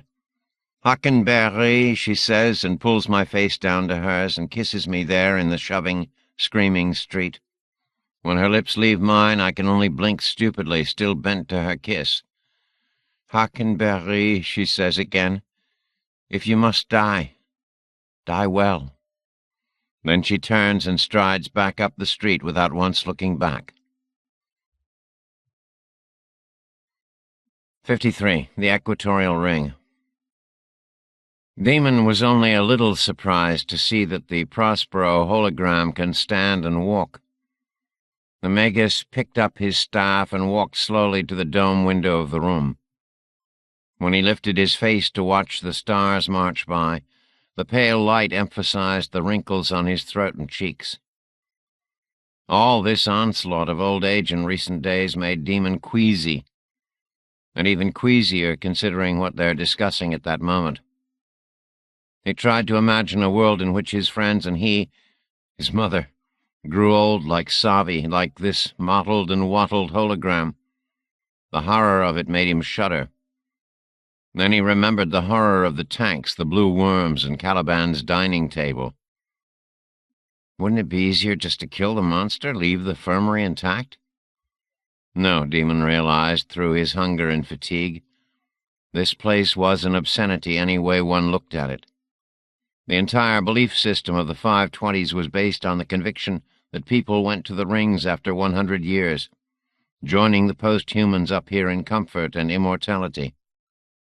Demon thought of the gray, half-eaten corpses floating out there in the thin, stale air, and could only snort a laugh. "What is it?" asked Prospero, half-turning from the view. "Nothing," said Demon. He felt like weeping or breaking something, preferably the latter. "How can we destroy the infirmary?" asked Harmon. The taller, older man was shivering from his illness. His face was even paler than Demon's and sheened slick with sweat. How indeed? Asked Prospero. He leaned on his staff and looked at them. Did you bring explosives, weapons, other than Savi's silly little pistol, or tools? No, said Harmon. There are none up here, said Prospero. The post-humans had evolved themselves far beyond wars and conflicts, or tools. The servitors did all work up here. They're still working, said Demon. Only in the infirmary, said the Magus. They crossed slowly back to the center console. Have you given thought to the hundreds of human beings floating helpless in the infirmary tanks? My God, whispered Harmon. Demon rubbed his cheek, feeling the beard there. It was an oddly satisfying sensation. We can't use the fax nodes in the healing tanks to get back to Earth, he said. But presumably those people already in the tanks could be faxed back to the portals from which they came. Yes, said Prospero, if you can convince the servitors to do so, or if you were to take over the fax controls yourselves. But there's a problem with that. What? Said Demon, but even as he asked the question he saw the problem clearly. Prospero smiled grimly and nodded. For those who've just been faxed up to the tanks or those finished with their blue worm healing process, fax return is possible. But for those hundreds midway in the healing process... His silence said everything. What can we do? Asked Harmon. There will be new people faxing in and healed ones faxing out, hundreds in the process. If Prospero's right and we can take over the fax controls, said Demon, we could shut off the incoming, then continue to fax down the healed as the process is finished, until all the tanks are empty. We've both been in the tanks. How long does the 20 healing usually take? 24 hours? 48 for serious injuries like being eaten by an Allosaurus? You weren't being healed for that, said Prospero. They were rebuilding you from scratch, using your updated memory codes from the fax grid banks, stored DNA and organic spare parts. But you are correct. Even the slowest healing cases require no more than 48 hours. Demon opened his hands and looked at Harmon. 2 days from the time we take over the infirmary. If we can take over the infirmary and control the fax process, Harmon said doubtfully. The Magus leaned on the back of his chair. I can do nothing, but I can give information, said the old man. I can tell you how the fax controls work. But we won't be able to fax down ourselves? Harmon asked again. Obviously the thought of using the Sony worried him. No, said Prospero. Can we reprogram the servitors to handle the faxing? Asked Demon. No, said the Magus. You will have to destroy or disable them, but they are not programmed for conflict. Neither are we, laughed Harmon. Prospero stepped around his chair. Yes, he whispered. You are. With human beings, no matter how civilized you may appear, it is just a matter of reawakening old programming. Demon and Harmon looked at one another. Harmon shivered again in his blue therm-skin suit. Your genes remember how to kill, said Prospero. Come, let me show you the instrument of destruction. Prospero's hologram couldn't manipulate the virtual controls in the center console himself, but he showed Demon and Harmon how to use their hands on and in the complex glowing toggles, shunts, slides, switches, and manipulators. An image misted into solidity above the console, then rotated in 3 dimensions for their inspection. It's one of those big E-ring devices we saw on the way in, said Demon. A linear accelerator with its wormhole collection ring, said Prospero. The post-humans were so proud of these things. As you saw, they made thousands. So, said Harmon, are you saying that the fax system on Earth is controlled by these things? Prospero shook his brow-heavy head. Your fax system is terrestrial. It doesn't move bodies through space and time, only data. But these wormhole collectors are the spiders in the center of the post-human's quantum teleportation web. So, said Harmon again, we just want to go back to Earth. Grip that green controller and squeeze the red circle twice, said Prospero. Demon did so. On the holographic display of the orbital linear accelerator, a small quad of engine thrusters pulsed twice, sending a tiny silver cone of crystallized exhaust into space. The long array of girders, tanks, columns, and rings began to rotate ever so slowly. Counter thrusters fired just as briefly, and the long accelerator stabilized. The 50-meter-wide shimmering wormhole at its end, centered within the huge and gleaming collection ring, had not turned with the accelerator. Demon leaned close to the holographic image of the accelerator and saw that the collection ring was on gimbals. He reached a finger into the image, touched different elements, and saw the vid image shift into diagrams and descriptive lettering. Return line, injector, quad thrusters. He removed his hand, and the real-time image reappeared. The words had, of course, meant nothing to him. "Attitude control orbital translation thrusters," said Prospero. "This asteroid is in stable orbit. It would be a possible species extinction event if it fell onto the Earth. But the wormhole collecting accelerators and the Casimir mirrors were constantly being moved around." "From here?" said Demon. Prospero nodded. "And from the other asteroid cities?" Harmon and Demon looked at each other again. "There are more post-human cities?" asked Harmon. 3 more, said the Magus. 1 other on this equatorial ring, 2 on the polar ring. "Are there living post-humans there?" asked Demon. He suddenly saw an alternative to all this destruction and the end of the 520s way of life. "No," Prospero sat in his high-backed chair, "and there are no other infirmaries either. This city was the only one that bothered itself with the affairs of you modified old styles down there." He waved a mottled hand toward the earth rising on the right curve of the dome. The room was suddenly brightened again by earthlight. "All the posts are dead," repeated Demon.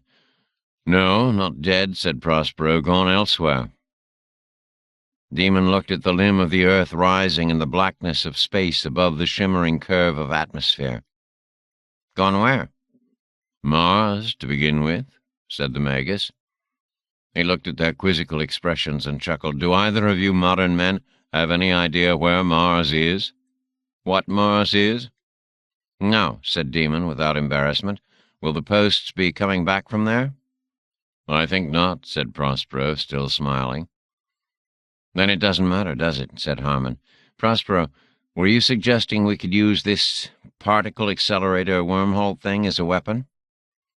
"As the ultimate weapon against this city," said Prospero. "Common explosives or weapons would have little effect on the Crystal City or its asteroid. These towers are made to withstand actual meteor impact. But 3 kilometers and more of heavy-mass exotic materials with a wormhole on its snout, under thrust, will have a definite impact, especially if you target it directly on the infirmary." "Will Caliban survive?" asked Demon. Prospero shrugged. "His tunnels and grottos have saved him before, but perhaps such a collision will provide a Caliban species extinction event here of its own." "Can he escape before it hits?" asked Harmon. "Only if he learns of the Sony and takes possession of one of your therm-skin suits," said Prospero. Then he smiled disconcertingly, as if such a prospect was not totally improbable. "How long will it take for this accelerator monstrosity to get here?" asked Demon. "Until impact?" "You can program it to arrive as quickly or slowly as you wish," said the Magus, rising and walking into the center console, his lower body disappearing into the metal and virtual panels. He raised one arm, the robe slid back a bit, and the skinny forearm and bony finger pointed to the end of the accelerator away from the wormhole ring. "Right here," said Prospero, "are the plane change thrusters, the most powerful engines. I'll show you how to activate them and to aim this weapon." The two followed his instructions on rotating the accelerator and programming what Prospero called its trajectory coordinates and delta V. Demon's finger hovered above the Initiate virtual button. You didn't tell us how long we have until impact, he said to Prospero. The hologram steepled its fingers. 50 hours sounds right. An hour for you to get to the infirmary and take control. 48 hours to allow the new arrivals to heal and to fax them all back intact. An hour, then, to find your way to the Sony and escape before this little world ends. No time to sleep, said Harmon. I would advise against it, said Prospero. Caliban will probably be trying to kill you every minute of that time. Harmon and Demon exchanged glances. We can take turns napping and eating and keeping watch at the controls there, said Demon. He hefted the pistol and then set it back in Savi's pack. We'll keep Caliban at bay. Harmon nodded doubtfully. He looked very, very weary. Demon looked at the real-time image of the linear accelerator again and set his thumb above the thruster initiate button again. Prospero, you're sure this won't end all life on Earth or anything? The Magus chuckled. All life as you know it, yes, he said. But no flaming asteroid from the sky species extinction event. At least I don't believe so. We'll have to see. Demon looked at Harmon, whose own hands were wrist-deep in the virtual panel. Do it, said Harmon. Demon pushed the button. On the display above the holographic projector, 8 huge thrusters at the end of the linear accelerator lit up with solid, continuous pulses of blue ion ignition. The long structure shuddered slightly and began to move slowly, directly toward Demon's and Harmon's faces. Goodbye, Prospero, said Demon, grabbing Savi's pack and turning toward the semi-permeable exit. Oh, no, said Prospero. If you make it to the infirmary, I'll be there. I wouldn't miss the next 50 hours for the world. 54. The Plains of Ilium and Olympos. I leave the burning city in search of Achilles and see chaos stretching all the way to the sea. Trojans and Achaeans alike are pulling bodies from smoking craters from the Scaean gates to the surf's edge, and everywhere confused men are helping their wounded comrades back to Ilium, or across the defensive trench into the Greek camps. As with most aerial bombardments in my era, the effects of the attack were more terrifying than the results. I imagine that there are several hundred dead Trojan and Achaean warriors and civilians in Ilium, all included. But most escaped unharmed, especially out here away from falling walls and flying masonry. As I'm clambering over the lowest part of Thicket Ridge, I see the little robot coming toward me, tugging along his floating crab-shell friend, like a little boy pulling an especially large radio flyer wagon. For some reason, I'm so pleased to see them alive, although still in existence might be a better term, that I come very close to crying. "Hockenberry," says the robot Monmouth. "You're injured. Is it bad?" I touch my forehead and scalp. The bleeding has almost stopped. It's nothing. "Hockenberry, do you know what that large blast was?" "Nuclear explosion," I say. "It could have been thermonuclear, but for all its roar, I suspect it was just a fission weapon. A little larger than the Hiroshima bomb, perhaps. I don't know much about bombs." Monmouth cocks his head at me. "Where are you from, Hockenberry?"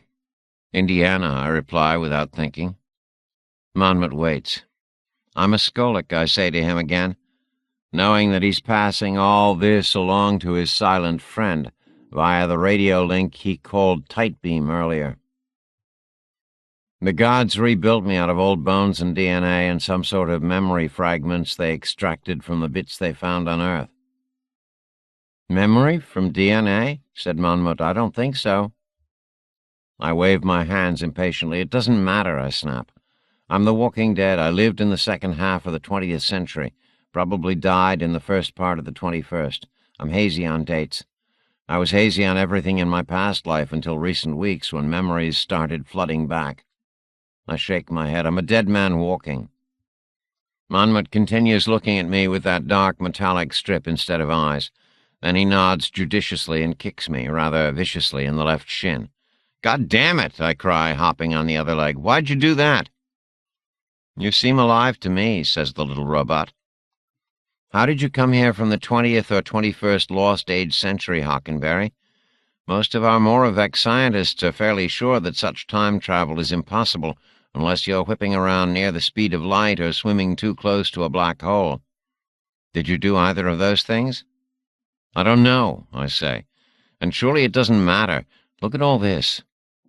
I gesture toward the smoking city and the chaos on the Plains of Ilium. Already some of the Greek ships are putting to sea. Monmouth nods.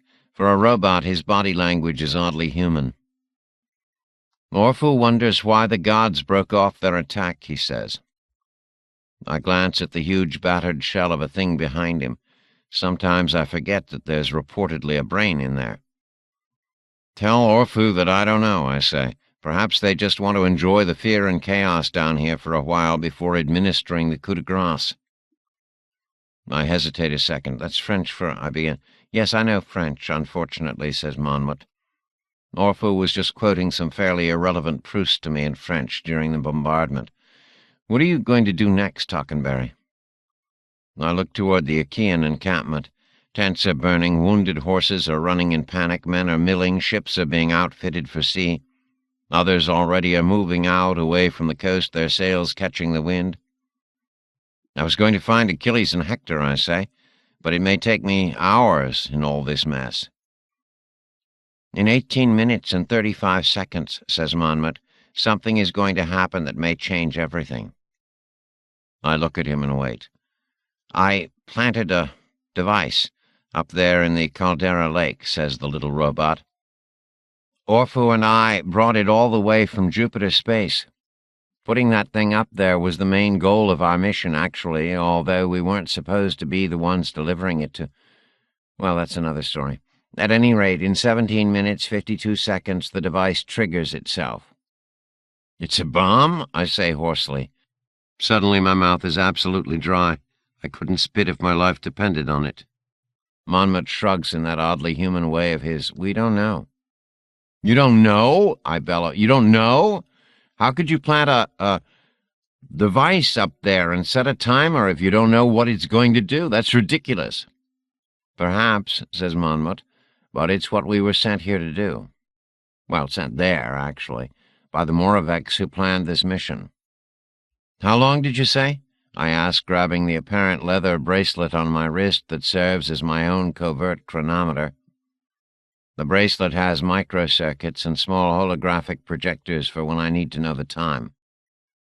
17 minutes and 8 seconds, says the little robot, and counting. I set the timer on my watch and leave the little holographic display visible. Shit, I say. Yes, agrees Monmouth. Are you QTing back up there, Hockenberry, to Olympus? I'd set my hand on the QT medallion at my throat, but only because I was thinking about saving a few minutes by teleporting straight into the Achaean camp to find Achilles. But Monmouth's question makes me pause and think.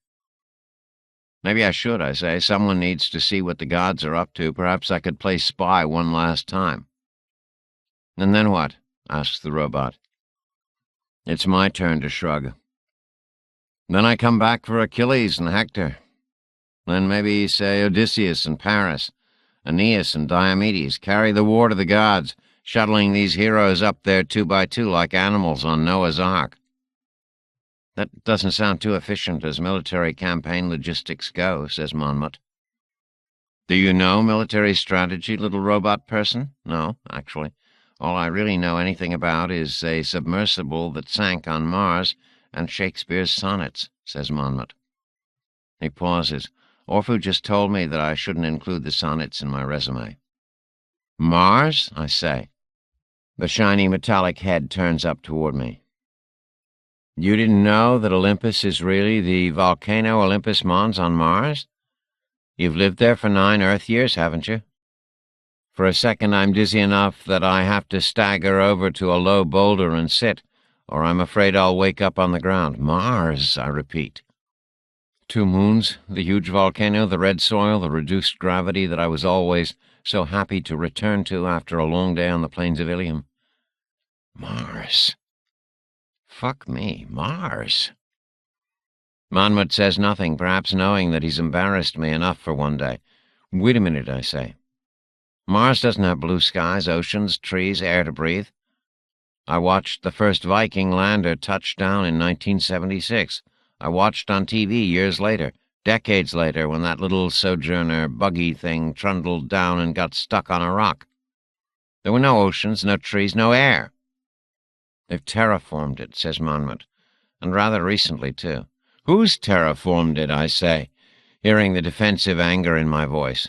The gods, says Monmouth, but I can hear the slight hint of a question mark in his smooth robot voice. I look at my watch, 15 minutes, 38 seconds. I tap the virtual chronometer display in front of the little robot's cameras or eyes or whatever's behind that sunglass strip on his face. What's going to happen in 15 minutes, Monmouth? Don't tell me you and Orphu don't know. We don't know, says Monmouth. I'm going up there to see what's going on, I say, grabbing the medallion. Take me, says Monmouth. I set the timer. I should be there when the device activates. I pause again, looking at the huge shell behind Monmouth. Are you going to defuse it? I ask. No, that was my mission, to deliver and activate the device. But if the timer doesn't trigger it, I should be there in person to set it off. Are we talking, even as a low-priority probability, the end of the world here, Monmouth? The robot's hesitation tells me everything.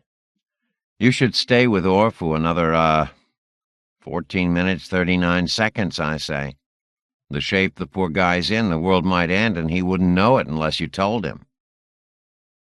Orphu says that you're pretty funny for a Skolik, Hockenberry, says Monmouth. I still think I should go with you.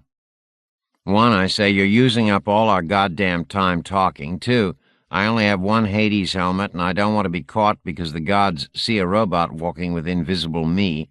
3, goodbye. I pull the Hades helmet cowl down over my head, twist the medallion, and go. I QT right into the great hall of the gods. It looks like they're all here except for Athena and Apollo, whom I suppose are floating in the healing tanks with green worms in their eyes and armpits about now. In the few seconds I have before the baklava hits the fan, I see that the gods are armored and armed for war. The hall is resplendent with gold breastplates, shining spears, tall helmets with feathered plumes, and polished, god-sized shields. I see Zeus standing by his blazing chariot, Poseidon in dark armor, Hermes and Hephaestus armed to the teeth, Ares carrying Apollo's silver bow, Hera in gleaming bronze and gold, and Aphrodite pointing my way. Shit. Skolik, Hockenberry, bellows Zeus himself, looking right at me across the crowded hall. Freeze! It's not just Zeusian advice. Every muscle and tendon and ligament and cell in my body freezes. I feel the cold stop my heart. Brownian motion ceases in me. My hand doesn't make it an inch toward the QT medallion before I'm a statue. Take the Hades helmet, the QT device, and everything else from him, commands Zeus. Ares and Hephaestus spring forward and strip me naked in front of gods and goddesses. The leather helmet is tossed to a glowering Hades, and, dressed as he is in black, chitinous armor of exotic design, he looks like a terrible, glowering beetle. Zeus steps forward and grabs up my QT medallion from the floor, staring at it and glowering as if he's going to crush it in his giant fist. The two gods finish ripping my clothes off and don't even leave me my wristwatch or underpants. Unfreeze, says Zeus. I collapse onto the marble floor and pant, holding my chest. My heart aches so much as it begins beating again that I'm sure I'm having a coronary. It's everything I can do just not to piss myself in front of everyone. Take him away, says Zeus, turning his back on me. The 8-foot-tall Ares, god of war, grabs me by the hair and drags me away. 55. The Equatorial Ring. Thinketh himself, hissed Caliban's voice from the shadows of the infirmary, would teach the reasoning couple what must means.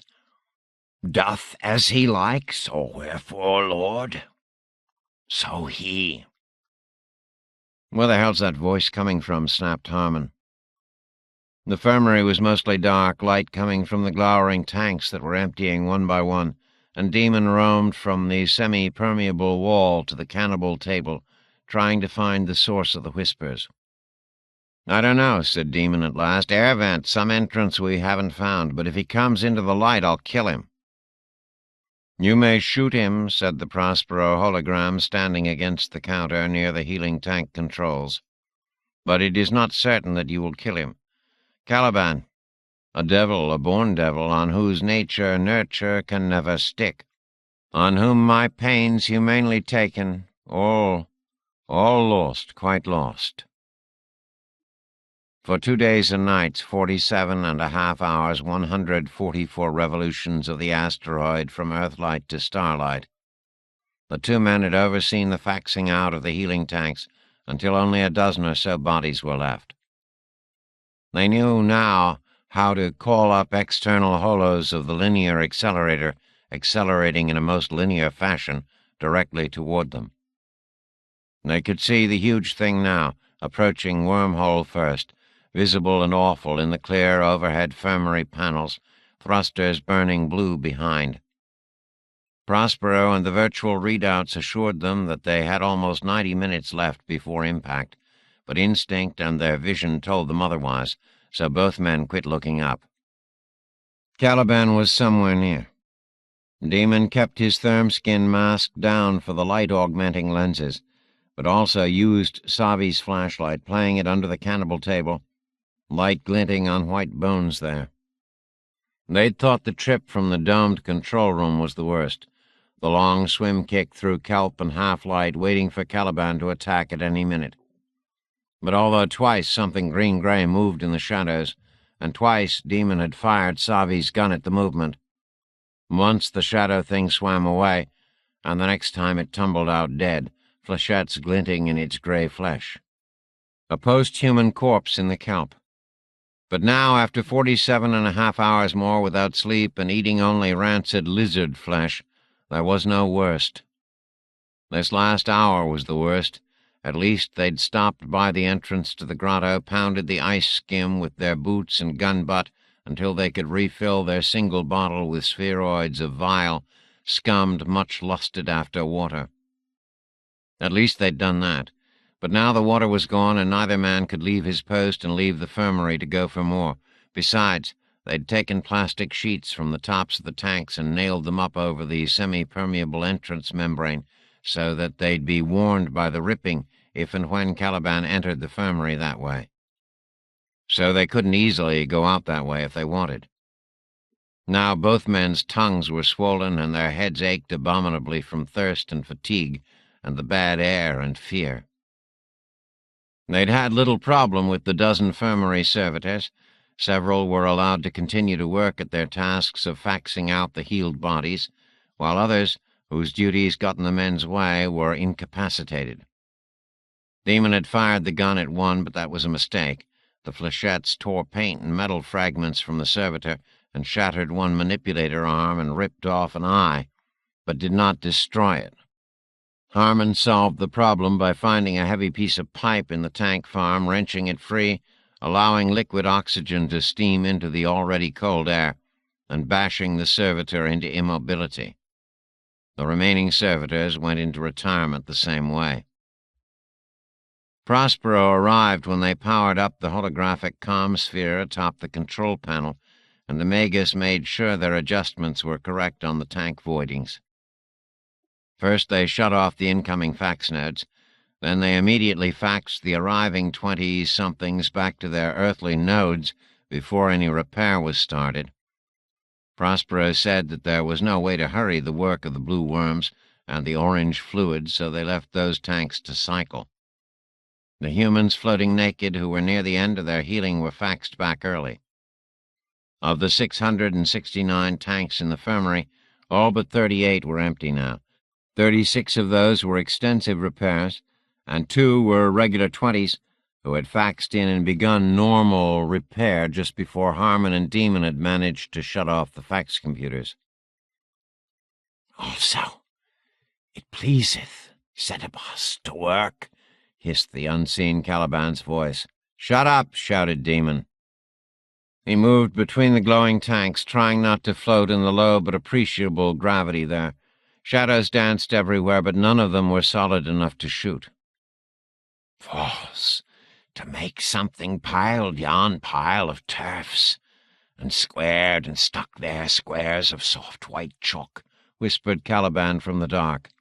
"And with a fish tooth scratched a moon on each, and set up endwise certain spikes of tree, and crowned the whole with a sloth's skull atop, found dead i' the woods, too hard for one to kill, no use at all in the work, for work's sole sake, shall some day knock it down again. So he." Harmon laughed. "What?" Demon walked and floated back to the virtual controls where the holosphere allowed Prospero to stand. Parts and pieces of servitors were everywhere underfoot, mimicking the cannibal table farther back in the shadows. "We have to get out of here soon," said Harmon, rubbing his reddened eyes. "The monster is beginning to make sense to me." "Prospero," said Demon, moving his eyes from shadow to shadow in the shadowy forest of softly glowing tanks. "Who or what is this Setebos that Caliban keeps going on about?" "Caliban's mother's god," said the Magus. "And you said that Caliban's mother is out there somewhere as well?" Demon held the gun in one hand and rubbed his eyes with the other. The infirmary was all blurry and only partially because of the drifting steam from the spilled liquid oxygen.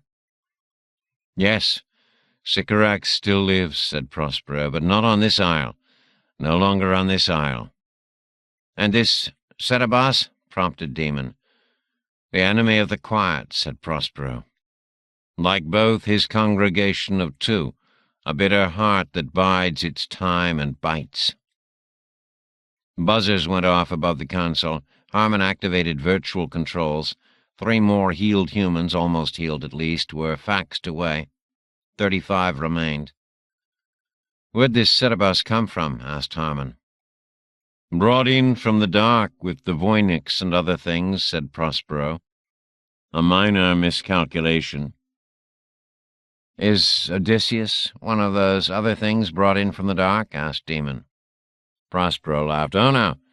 That poor fellow was sent here by a curse from that crossroads where most of the post-humans have fled. Odysseus is lost in time, made to wander longer by a wicked, wicked lady whom I know as Ceres, but whom Odysseus knew in every sense as Circe." "I don't understand," said Harmon. "Savi said she discovered Odysseus only a short time ago, sleeping in one of her cryo-couches." "That was true," said Prospero, "but a lie as well. Savi knew of Odysseus' voyage and where he seeks to go. She used him as surely as he used her."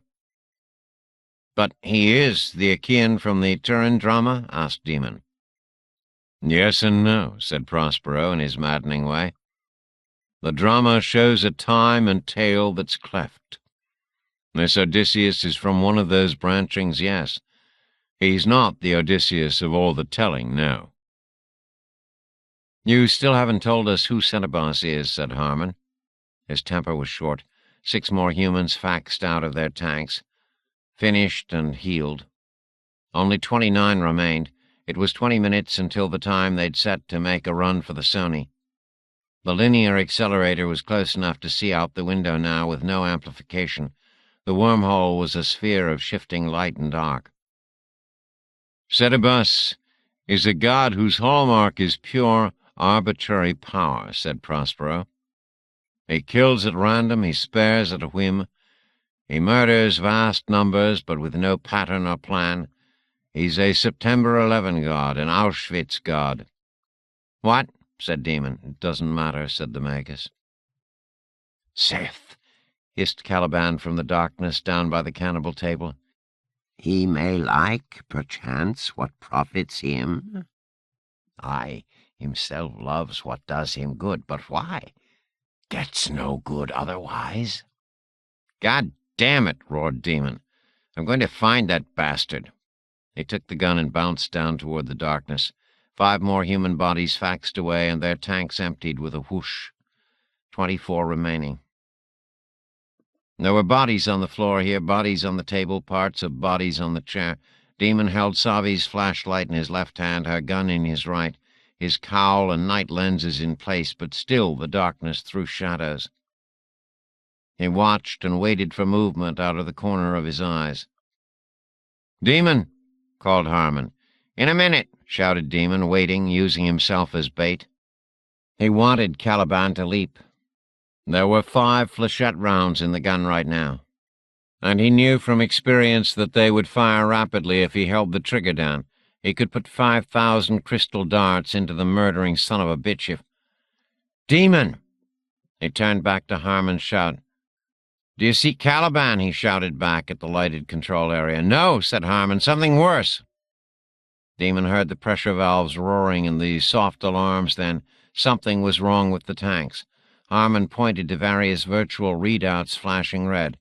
"The tanks are draining before the last bodies are healed." "Caliban found a way to interrupt the nutrient flow from outside the infirmary somewhere," said Prospero. "These 24 men and women are dead." "Damn!" roared Harmon. He pounded his fist against the wall. Demon walked into the tank forest, shining the flashlight into the draining tanks. "The fluid level's dropping fast," he called to Harmon. "We'll fax them out anyway." "You'll be faxing corpses home with blue worms boiling in their guts," said Demon. "We have to get out of here." "That's what Caliban wants," shouted Harmon. Demon couldn't see the control console now. He was deep in the rearmost row of tanks in the dark places where he had been afraid to go before. The gun was heavy in his hand. He continued to shine the light from tank to tank. Prospero was droning on in his old man's voice. "You do look, my son, in a moved sort, as if you were dismayed. Be cheerful, sir. Our revels now are ended. These, our actors, as I foretold you, were all spirits and are melted into air, into thin air. And like the baseless fabric of this vision, the cloud-capped towers, the gorgeous palaces, the solemn temples, the great globe itself, yea, all which it inherit shall dissolve, and like this insubstantial, faded, leave not a rack behind. We are such stuff as dreams are made on, and our little life is rounded with a—" "Shut the fuck up," shouted Demon. "Harmon, can you hear me?" "Yes," said the older man, slumped over the control panel. "We have to go, Demon. We lost these last 24. There's nothing we can do. Harmon, listen to me." Demon was standing in the back row of the tanks, flashlight beam steady. "In this tank... Demon, we have to go. The power's dying. Caliban is cutting the power." As if to prove Harmon's point, the holosphere faded, and Prospero winked out of existence. The tank lights went off. The glow of the virtual control panel began fading away. "Harmon!" shouted Demon from the shadows. "In this tank! It's Hannah!"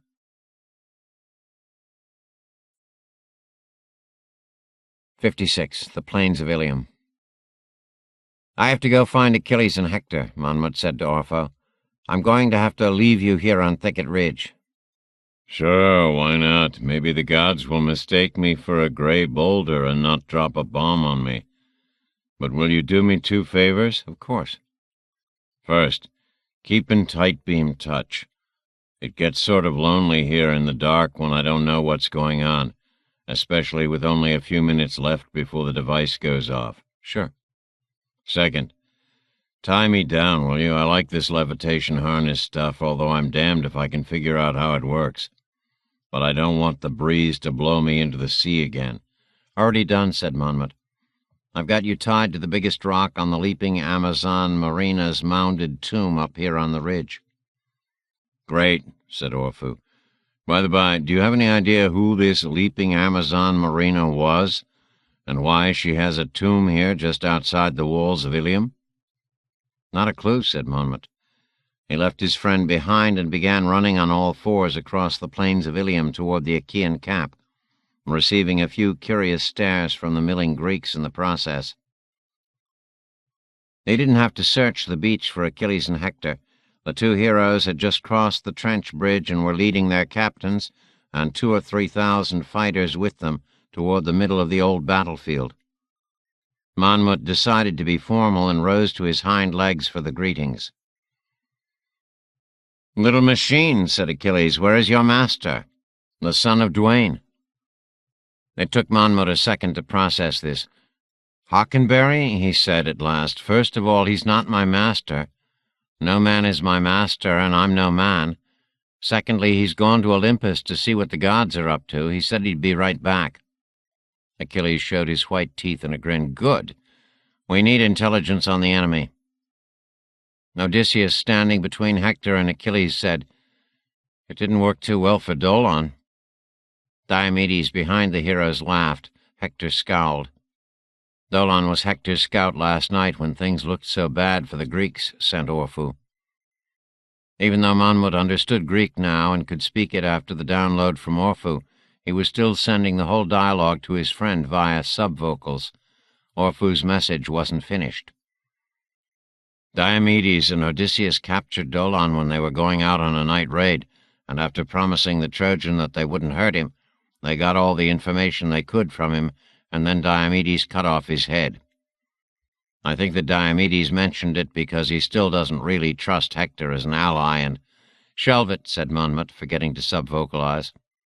He switched frequencies. "I need to concentrate here." Monmouth thought he was capable of multitasking as well as any other Moravec, but Orpheus's history lesson was interfering with his real-time concentration. "What did you just say?" demanded Hector. The Trojan hero was not happy. Monmouth remembered that the man's mother and half-sister had just been killed in the aerial bombardment, although he wasn't sure that Hector knew that yet. Perhaps Hector was just in a bad mood. "Just a brief prayer to my own gods," said Monmouth. Odysseus had dropped to one knee and was feeling Monmouth's arms, torso, head, and protective shell. "Ingenious," said the son of Laertes. "Whichever god crafted you, it was a fine job. Thank you," said Monmouth. "I think you've stepped into a Samuel Beckett play," sent Orpheus. "Shut up," Monmouth said, and sent in English. "Damn it, I keep forgetting to set the tight beam for subvocal only." "He prays still," said Odysseus, getting to his feet.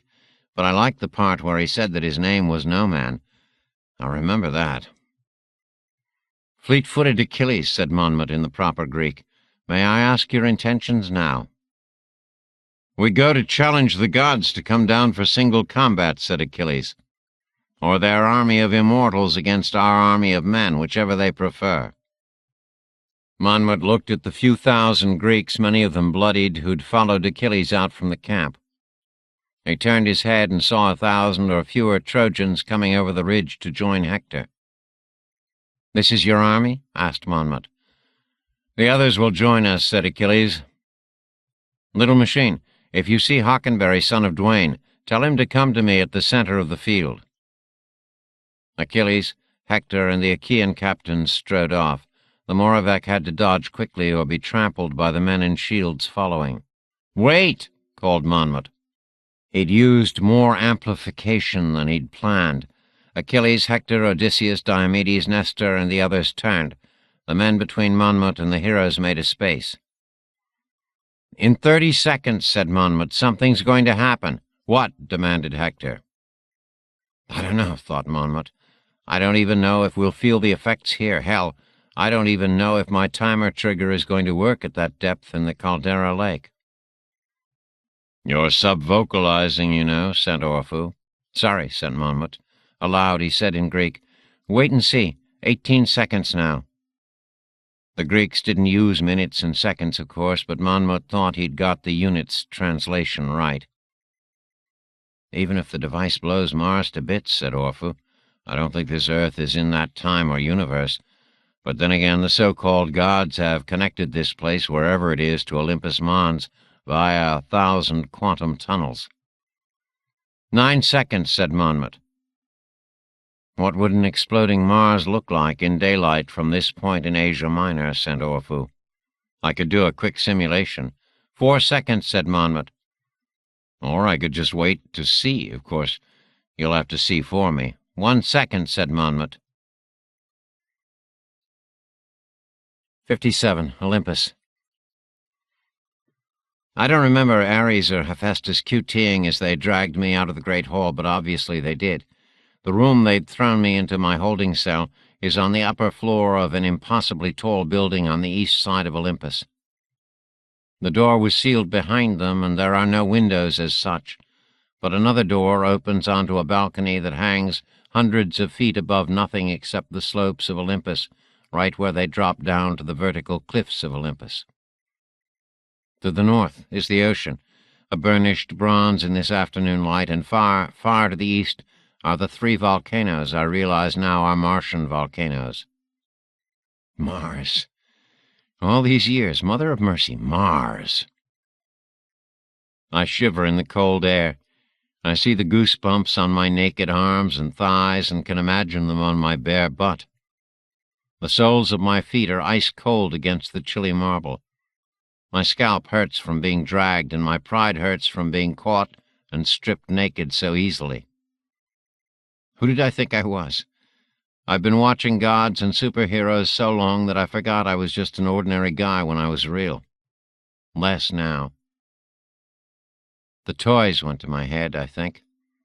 The levitation harness and impact armor and morphing bracelet and QT medallion and shotgun mic and zoom lenses and taser baton and Hades helmet. All that nifty, sharper image crap. It allowed me to play superhero for a few days. No longer. Daddy took my toys away, and Daddy's angry. I remember Monmouth's bomb, and out of old habit lift my bare wrist to check the time. Shit, I don't even have my watch. But it has to be only a few minutes until the robot's device is supposed to detonate.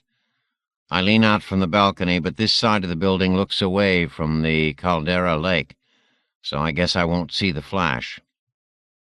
Will the shock wave knock this building off the top of Olympus, or merely set it afire? A new memory swims up. TV images of doomed men and women jumping from burning towers in New York. And I close my eyes and squeeze my temples in a vain attempt to get rid of these unbidden visions. It only makes them more vivid. Hell, I think, if they'd let me live another few weeks, if I'd let me live just by not screwing around with my toys and the fates of so many, I might have remembered all of my previous life, maybe even my death. The door crashes open behind me and Zeus strides in alone. I turn to face him, walking back into the bare room. Do you want a recipe for losing all self-esteem? Try being naked and barefoot facing the god of all gods who's dressed in high boots, golden greaves, and full battle armor. Besides that obvious disparity, there's the height thing.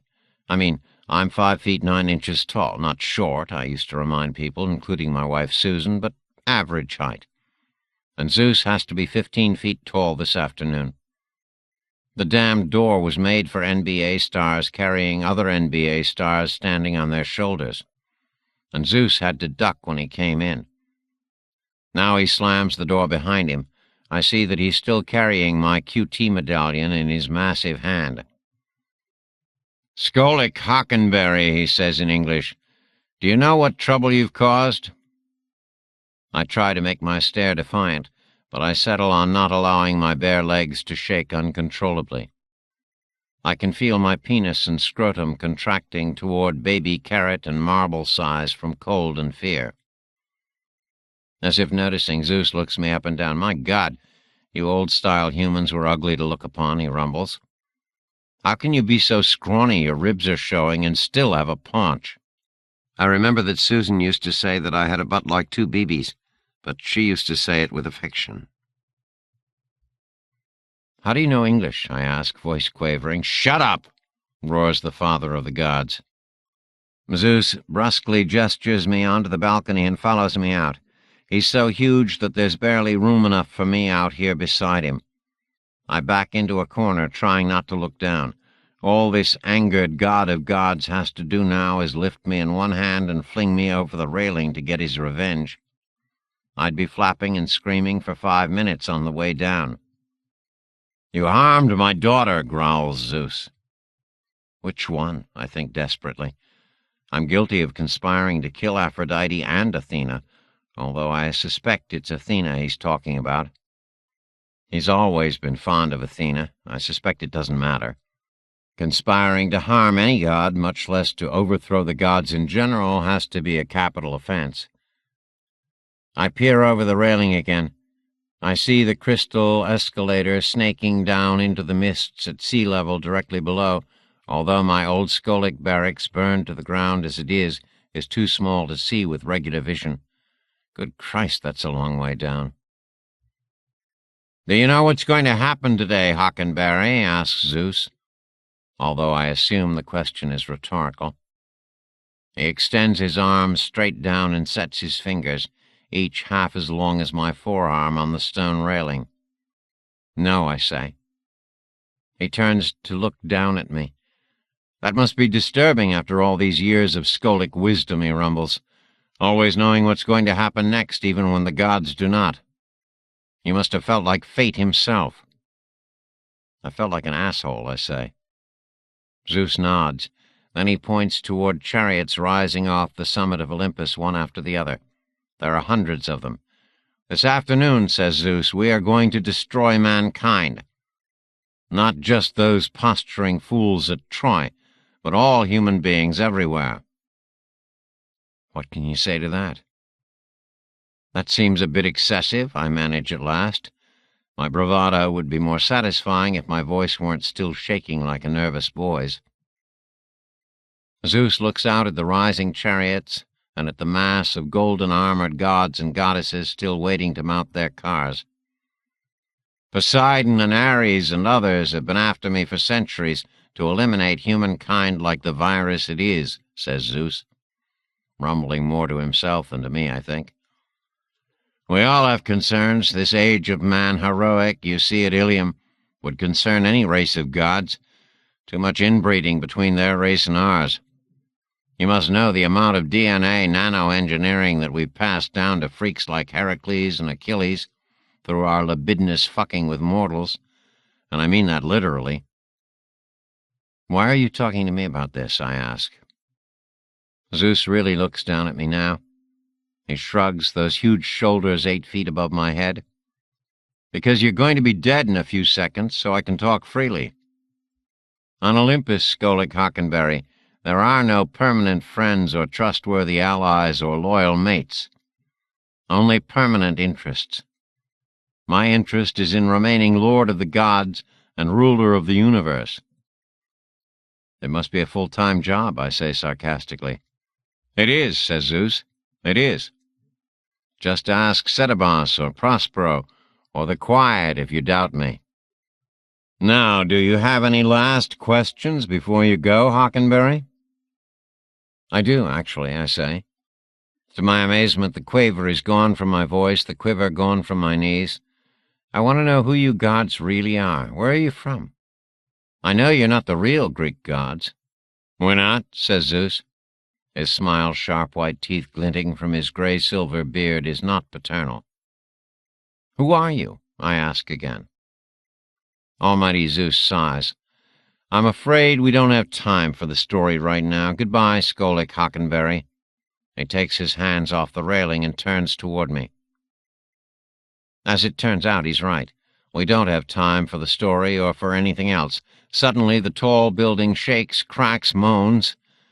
The very air above the summit of Olympus seems to thicken and ripple. Golden chariots stagger in flight, and I can hear the shouts and screams from gods and goddesses on the ground far below. Zeus staggers back against the rail, drops the QT medallion on the marble floor, and reaches out a huge hand to steady himself against the building, even as the tall tower shakes on its foundations, vibrating back and forth in a 10-degree arc. He looks up. Suddenly the sky is full of streaks. I can hear sonic booms as line after line of fire slashes across the Martian sky. Above Olympus, above our heads, several huge spinning spheres of space black and magma red are opening against the blue. They are like holes punched into the sky itself, and they're spinning lower. Lower down, much farther down, I see more of these jagged circles, each one with the radius of a football field at least, spinning at the base of Olympus.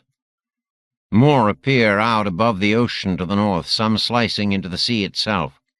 Ants are coming through the land-based circles by the thousands, and then I realize that the ants are men. Human men? The sky is filled now not only with golden chariots, but with sharp-edged black machines, some larger than the chariots, some smaller, all carrying the lethal, inhuman look of military design. More fiery streaks fill the upper atmosphere, lashing down toward Olympus like ICBMs. Zeus raises both fists toward the sky and bellows at the little god figures far below. "Raise the Aegis," he roars. "Activate the Aegis." I'd love to stay around and see what he's talking about and what happens next, but I have other priorities. I throw myself head first between Zeus's mighty arch of legs, slide on my belly across the bouncing marble floor, grab the QT medallion in one hand, and twist its dial with the other. 58. The Equatorial Ring. At first, they couldn't get Hannah out of the tank. The heavy piece of pipe wouldn't dent the plastic glass. Demon fired off 3 rounds from Savi's gun, but the flechettes barely nicked the tank's surface before ricocheting around the infirmary, smashing fragile things, ripping into already decommissioned servitors, and barely missing both men. Finally, Harmon found a way to clamber to the top of the tank, and they used the pipe as a lever to first lift and then rip off the complicated lid. Then Harmon pulled his thermskin visor lower, tugged on the osmosis mask, and leaped down into the draining fluids to pull Hannah out. With the main power out, lights off, and tank glow fading to nothing, they worked mostly by the light of the single flashlight. Naked, wet, hairless, her skin looking raw and new, their young friend looked as vulnerable as a baby bird as she lay on the wet infirmary floor. The good news was that she was breathing, gasping, shallowly, alarmingly rapidly, but definitely breathing on her own. The bad news was that they couldn't wake her. "Is she going to live?" demanded Demon. The other 23 men and women in the tank were obviously dead or dying, and there was no way to get to them in time. "How do I know?" gasped Harmon. Demon looked around. "Temperature's dropping in here without the power to heat things. Another few minutes it'll be below 0, just like outside in the main city. We have to find something to cover her with."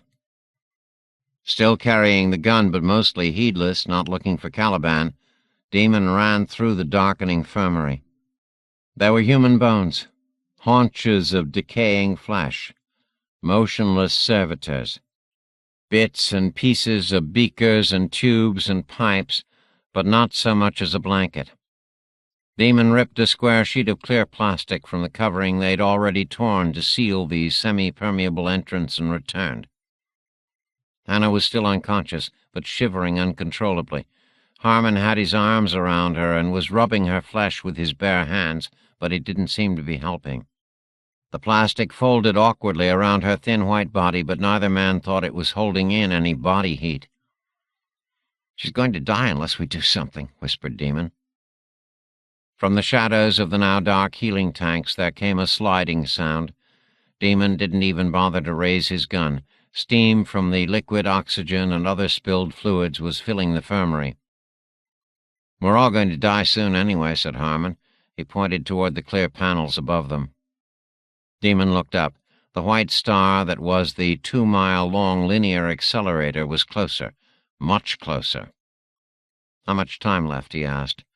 Harmon shook his head. "The chronometers disappeared with the power and Prospero." "We had about 20 minutes to go when the problems began." "Yes," said Harmon. "But how long ago was that? 10 minutes? 15? 19?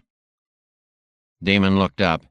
The earth was gone, and only stars, including the bright shape rushing at them, burned cold in the clear panels. "The earth was still visible when this crap started," he said.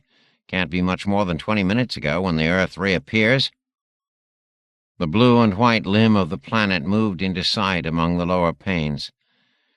"We have to go," said Demon. There were more crashes and slidings in the dark behind them. Demon whirled with the gun high, but Caliban did not emerge. The infirmary gravity was failing now as well. Pooled fluids were lifting themselves from the floor and trying to float, accreting themselves into amoeba shapes, seeking to become spheres. Savi's flashlight reflected back from slick surfaces everywhere.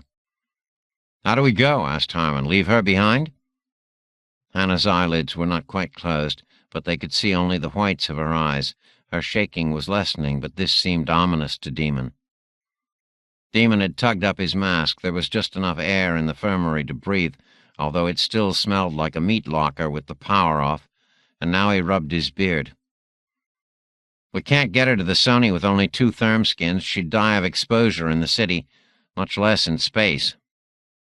"There's the Sony force field and heater," whispered Harmon. "Savi had them on when we were flying high." He'd tugged his own mask up again, and his breath fogged in the cold air. There were icicles in his beard and mustache. His eyes looked so tired that it hurt Demon to look at them. Demon shook his head. "Savi told me all about how cold and hot it was in space, what vacuum does to the body. She'd be dead before we got the force field powered up." "Do you remember how to power it up?" asked Harmon. "How to fly the damn thing?" "I don't know," said Demon. "I watched her fly it, but I never thought I'd have to. Don't you remember how?" "I am so tired," said Harmon, rubbing his temples. Hannah had quit shaking and now looked dead. Demon peeled his therm-skin glove back and put his bare palm on her chest. For a second he was sure she was gone, but then he felt the faint, bird-rapid beat of her heart. "Harmon," he said, voice strong, "get out of your therm-skin." Harmon looked up at him and blinked. "Yes," he said stupidly. "You're right, I've had my 520s. She deserves to live more than—" "No, you idiot!" Demon began, helping him tug off his suit.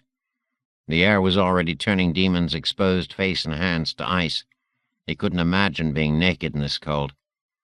The air was thinning as they spoke, their voices sounding higher and fainter. "Share the therm-skin with her. Count to 500, then peel it off her and warm yourself. Keep swapping unless she dies." "Where are you going to be?" gasped Harmon. He'd tugged the therm-skin off and was trying to pull it on the unconscious girl, but his hands and arms were shaking so badly from the cold that Demon had to help him. Immediately the therm-skin adapted itself to Hannah's body, and she began shaking again, although the suit was holding in almost 100% of her body heat now. Harmon set his osmosis mask over her face. "I'm going for the Sony," gasped Demon. He handed Harmon the gun, but had to lift his own osmosis mask to make himself heard, since the other man wasn't on suit comm any longer. "Here, you keep this in case Caliban comes for you too."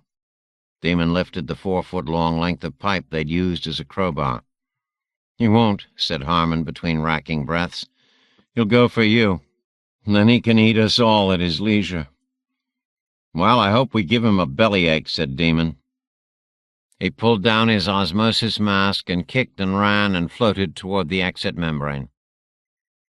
It was only after Demon had used the sharp end of the pipe to rip and tear a man-sized hole in the membrane, kicking through into the even lower gravity and deeper cold and dark outside the infirmary, that he realized that he hadn't told Harmon that his plan was to come back with the Sony, to somehow get it through the window wall, to pick them up. Well, too late to go back to tell him now.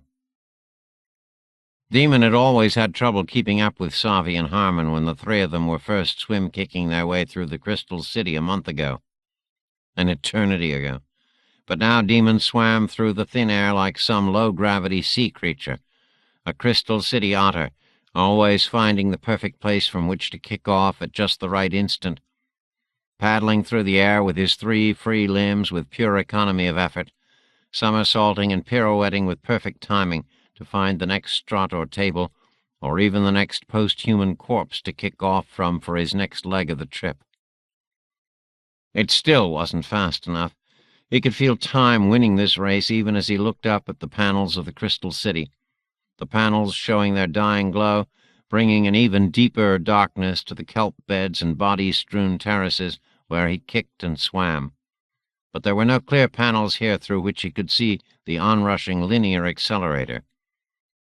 Will I hear it when it crashes through the crystal roof, or is the air too thin for sound? He shook the question out of his head. He'd know when it arrived. Demon almost passed the crystal tower headed south when he looked up and saw that he was already directly under the hundreds and hundreds of stories of air rising into darkness above him. He landed on the asteroid, held the pipe in both hands, swiveling, using only his therm-skin lenses to penetrate the darkness. Humanoid shapes floated out there, some close, but their purposeless tumble suggested they were probably post-corpses, not Caliban. Probably. Demon tucked the pipe under his arms, crouched low, remembered Caliban's long-armed squat, imitated it, and shoved off with all the remaining energy in his legs and arms. He floated upward, but slowly, far too slowly. He felt like he was barely moving by the time he got to the first extruded terrace, some 70 or 80 feet up, and realized how weak he was as he used the terrace railing to push himself upward again, watching the shadows as he rose. There were too many shadows. Caliban could leap at him from any of those darkened terraces, but there was nothing Demon could do about it. He had to stay close to the wall and the terraces to keep pushing off, always moving, floating upward, quickly at first, then with dying speed, until he chose the next terrace, feeling like a frog jumping from one stone and metal lily pad to the next. Suddenly Demon laughed out loud. His therm-skin beneath the dirt and mud and blood and grime was green. He did look like some awkward, scrawny frog, squatting to push himself off vertically at every 10th railing of every 10th terrace. His laugh echoed hollowly through his compads, over his ears, and shocked him back into silence except for his tortured breathing and grunts. With a stab of fear, Demon paused and did a somersault even as he floated higher. Have I passed the level where the Sonys parked outside? The distance to the floor below seemed impossible, 1,000 feet of empty air at least, and the Sony was only— How many stories up? His heart pounding with panic, Demon tried to remember the holo image in Prospero's control room cell. 500 feet or so up? 700? Sick with terror at having lost his way, Demon floated out further from the wall and checked the panels of glass. Most glowed that sickly, ever-weakening orange. Some were clear this far up, silver with earthlight. None showed the white mark of the semi-permeable membranes at the first airlock and Prospero's door. Did I see such a window mark on the holo, or just assume there'd be one visible from the inside? Floating almost to a halt now at the apogee of his last leap, Demon wrenched his osmosis mask loose. He was going to vomit. You don't have time for that, idiot. He tried to breathe in the air up here, but it was too thin, too cold, too rank. Only semi-conscious, Demon pulled the mask back down. Why didn't I bring the flashlight? I thought Harmon might need it to tend to Hannah or to shoot at Caliban, but now I can't make out the fucking windows. Demon forced himself to slow his breathing and to calm down. Before the gravity began pulling him down again toward that dark floor hundreds of feet below, he kicked and paddled his way farther out from the wall, rolling over onto his back like a swimmer looking up at the stars. There, another 50 feet up on this wall, the white square on an opaque window panel. Demon did a pirouette, clasped the pipe between his chin and chest, and used both arms and his gloved hands in a powerful breaststroke. If he couldn't get to that closest terrace now, he'd lose 200 or more feet of altitude, and he didn't think he had the strength to fight his way back up again. He reached the terrace, grabbed the pipe with his left hand, and kicked his way vertical, timing it so perfectly that he slowed to a stop just as he reached the white-marked panel. Panting, his vision dimmed with sweat, Demon extended his right arm. His hand and forearm passed through the membrane as if it were slightly sticky gauze. "Thank you, God," gasped Demon. Caliban hit him then, leaping out of the shadowed recesses under the next terrace up, long arms and longer legs wide and grasping, teeth glinting in earthlight. "No!" grunted Demon, just as the monster struck, wrapping arms and legs and long fingers around the man, teeth snapping for Demon's jugular. The human managed to get his right forearm up to protect his throat. Caliban's teeth ripping through flesh and meeting on bone, while the two forms entangled and thrashing, blood fountaining in low G around them, fell together through the thin air down to the next terrace, crashing into glass and plastic and wood, and frozen post-human flesh as they tumbled into darkness there.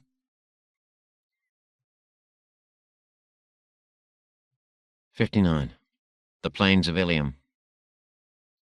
Monmouth may have been the first to notice what was happening in the sky, sea, and earth around Ilium, but that was because he was expecting it.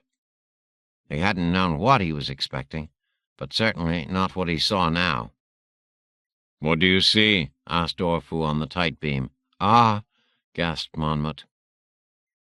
A rotating sphere some hundreds of meters across had appeared in the sky several thousand feet above Ilium. Then a second one rotated into view just above the battlefield, centered between the city and Thicket Ridge. Monmouth turned quickly and saw a third sphere pop into existence above the Achaean encampments. Then a fourth one suddenly appearing several miles out to sea, immediately in front of the scores of fleeing Achaean ships. A fifth one appeared to the north of the city, a sixth one to the south. "What do you see?" demanded Orfu. Said Monmouth. All of the spheres showed flashing colors, but were suddenly filled with stabbing, fractal designs. Then all resolved themselves into multiple images of Olympus Mons, seen from different distances, viewed from different angles, and framed by different perspectives. Now, all showed the Martian volcano and the blue Martian sky. One of the spheres settled into the plains of Ilium ahead, so that the Martian ground in the 100-meter-wide circle extended smoothly from the Trojan soil.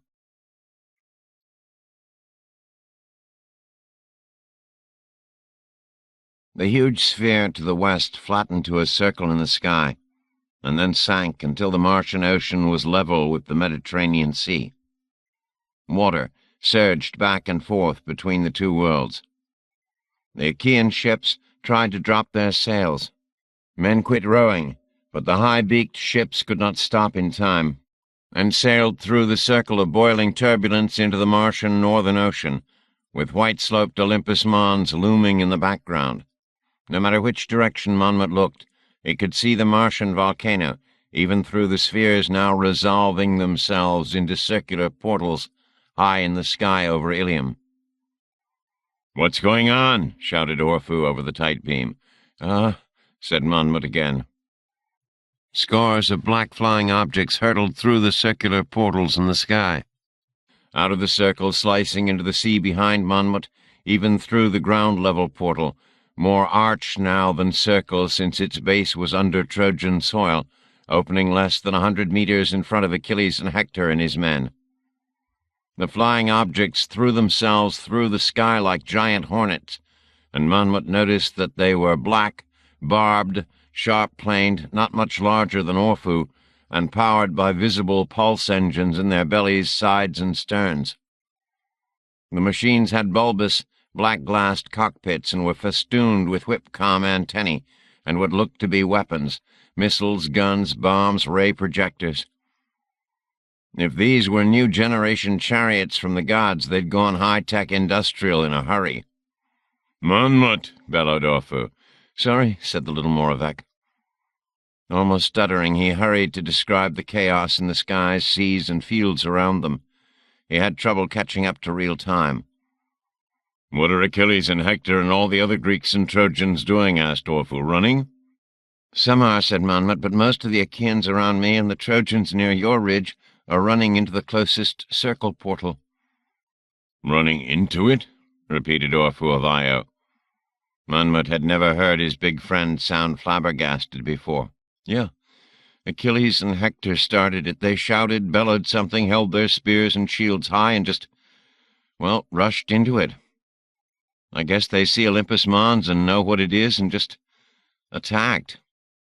"Attacked a Martian volcano?" repeated Orfu. He sounded even more thunderstruck. "Attacked Olympus, the home of the gods," said Monmouth, sounding pretty stupefied himself. "Oh, my." "What, oh, my?" demanded Orfu. "The circle portal thing behind us," stammered Monmouth. Dozens of Greek ships went through it. Yeah, you said that. But there are hundreds of ships visible through the portal. Greek ships? Asked the Ionian. No, said Monmouth. Most of them are LGM ships. Little green men? Orpheus sounded like a poorly engineered voice synthesis device, sounding each word out as if he'd never heard it before. Thousands of LGM, on hundreds of ships. Feluccas? Said Orpheus. Feluccas, those big barges they use to transport the stones for heads. Larger sailing ships, smaller ships, they're all sailing toward Olympus Mons, mixed in with the Achaean ships now. Why? Asked Orpheus. Why are the Zeks sailing toward Olympus? Don't ask me, shouted Monmouth. I just work here. Uh-oh. Uh-oh? The sky's full of fiery streaks now, like meteors flaming down from space. The gods resuming their bombardment? Asked Orpheus. I don't know. Which direction? What? Said Monmouth. If he had been designed with a jaw, it would be dropping now. The sky was a latticework of fiery streaks, with the circular portals showing Olympus Mons in a dozen places around Ilium, and the sky filled with black barbed machines jetting back and forth at increasingly lower altitudes. Thousands more Achaeans and Trojans had rushed into the first portal after Achilles and Hector, while tens of thousands more Trojans and their allies were taking up defensive positions on the walls of Ilium and on the plain just outside the Scaean gates. Gongs rang out, drums beat. The air sizzled with energy and echoed with roars. Achaeans ran to defensive positions on their trenches, sunlight glinting on polished armor. 1,000 Trojan archers on the Ilium ramparts went to full pull on their bows, arrows aimed skyward. A score more of black ships put out to sea from the Achaean camp. Monmouth couldn't pivot fast enough to take it all in. Which direction are the meteor trails going? Said Orpheus. West to east, east to west, north to south? What the hell does it matter which direction? Snapped Monmouth. No, wait, sorry. They're coming from all parts of the sky, making crosshatches against the blue. Any of them heading for Ilium? Asked Orpheus. I don't think so, not directly. Wait, I can see something at the end of one of those trails now. I'm zooming in. Good heavens, it's a... Spaceship? Said Orpheus. Yes, breathed Monmouth. Fins? Hull? Roaring engine? It looks like a cartoon of a spaceship, Orpheus. It's hovering on a column of yellow energy. The other meteors are also ships, some hovering, one coming down. Uh-oh. Uh-oh again? Said Orpheus. That hovering spaceship appears to be landing, said Monmouth. So are 4 or 5 of the smaller black flying machines. Yes, said Orpheus. The Ionian sounded calm, perhaps even amused. They're landing on the ridge near you. Almost right on top of you, Orpheus. Stay put, I'm coming. Monmouth began running on all fours at top speed for the ridge where the yellow spacecraft exhaust was kicking dust and small rocks 100 feet into the air. He couldn't see Orpheus through the dust as the various machines set down next to the Amazon's tomb. The barbed flying machines were extending a complicated tripod landing gear. The weapons on the landing Hornet ships were swiveling, targeting Orpheus. Monmouth saw this just before he lost sight of everything as he galloped into the dust storm. I'm not going anywhere, sent Orpheus. But don't sprain a servo mechanism hurrying, old friend. I think I know who these guys are. 60. The Equatorial Ring. Rolling in the terrace darkness with Caliban, it felt to Demon as if the monster were trying to tear his arm off. Indeed, the monster was trying to tear Demon's arm off. Only the metallic fibers in the therm skin and the suit's automatic response to seal all rends kept Caliban's teeth from ripping the meat off Demon's arm, and then tearing the bones one from the other. But the suit wouldn't save Demon for much longer. The man and man-beast crashed into tables, rolled among post-human corpses, bounced off a girder, and rebounded in microgravity from a glass wall. Caliban would not release his grip and hugged Demon tightly to him with long fingers and prehensile webbed toes. Suddenly the creature relaxed its bite, pulled its slavering head back, and lunged for Demon's neck again. Demon blocked the lunge with his right forearm again, was bitten to the bone again, and moaned aloud as they bounced back to the terrace railing. In spite of the suit's automatic closing, blood jetted out in discrete spheres, bursting on impact with Demon's suit or Caliban's scaly hide. For a second they were wedged against the terrace railing, and Demon was staring into Caliban's yellow eyes, only inches from his own. He knew that if his punctured forearm wasn't in the way, Caliban would bite through his osmosis mask and rip his face off in a second. But what really passed through Demon's mind at this moment was a simple phrase and an astounding fact. "I'm not afraid." There was no infirmary standing by to fax his dead body away and fix it in 48 hours or less. No blue worms waiting for Demon now. Whatever happened next was forever. "I am not afraid." Demon saw the animal ears, the slavering muzzle, the scaly shoulders, and he thought again how physical and fleshy Caliban was. He remembered from the grotto the obscene pink of the animal thing's bare scrotum and penis.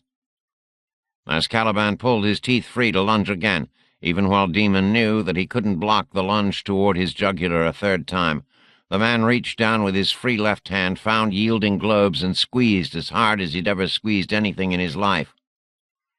Instead of lunging, the monster jerked its head far back, roared so loudly into the thin air that the noise echoed in the almost airless space, and then the beast struggled to break away. Demon ducked low, shifted both hands lower. His right arm bled, but the fingers on that hand still worked, and squeezed again, hanging on and being dragged behind as Caliban writhed and kicked to break free.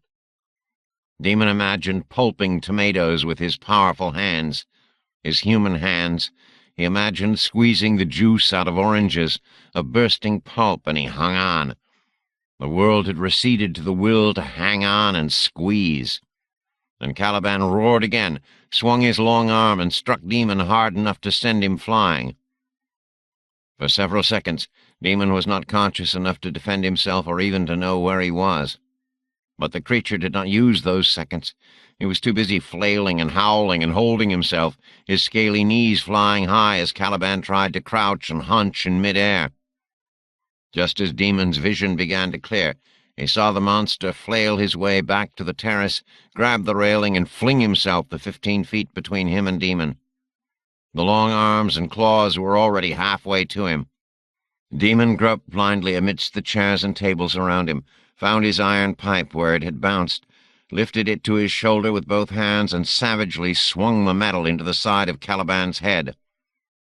The sound was most satisfying. Caliban's head snapped aside, and his flailing arms and tumbling torso crashed into Demon. But the man flung the beast to one side, feeling his own right arm going numb now, and he dropped the pipe, leaped for the terrace railing, and then kicked up toward the semi-permeable exit 30 feet above. Too slow. More used to the low gravity powered by hate now beyond human measurement, Caliban used hands, feet, legs, and momentum to rebound off the terrace wall, catch the railing with his toes, crouch, spring, and beat Demon through the air to the marked panel above them.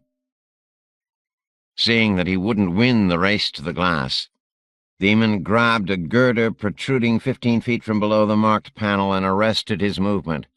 Caliban landed on the ledge, arms out, blocking the approach to the white square. Demon saw that there was no way that he could get around or past those wide arms, those raking claws.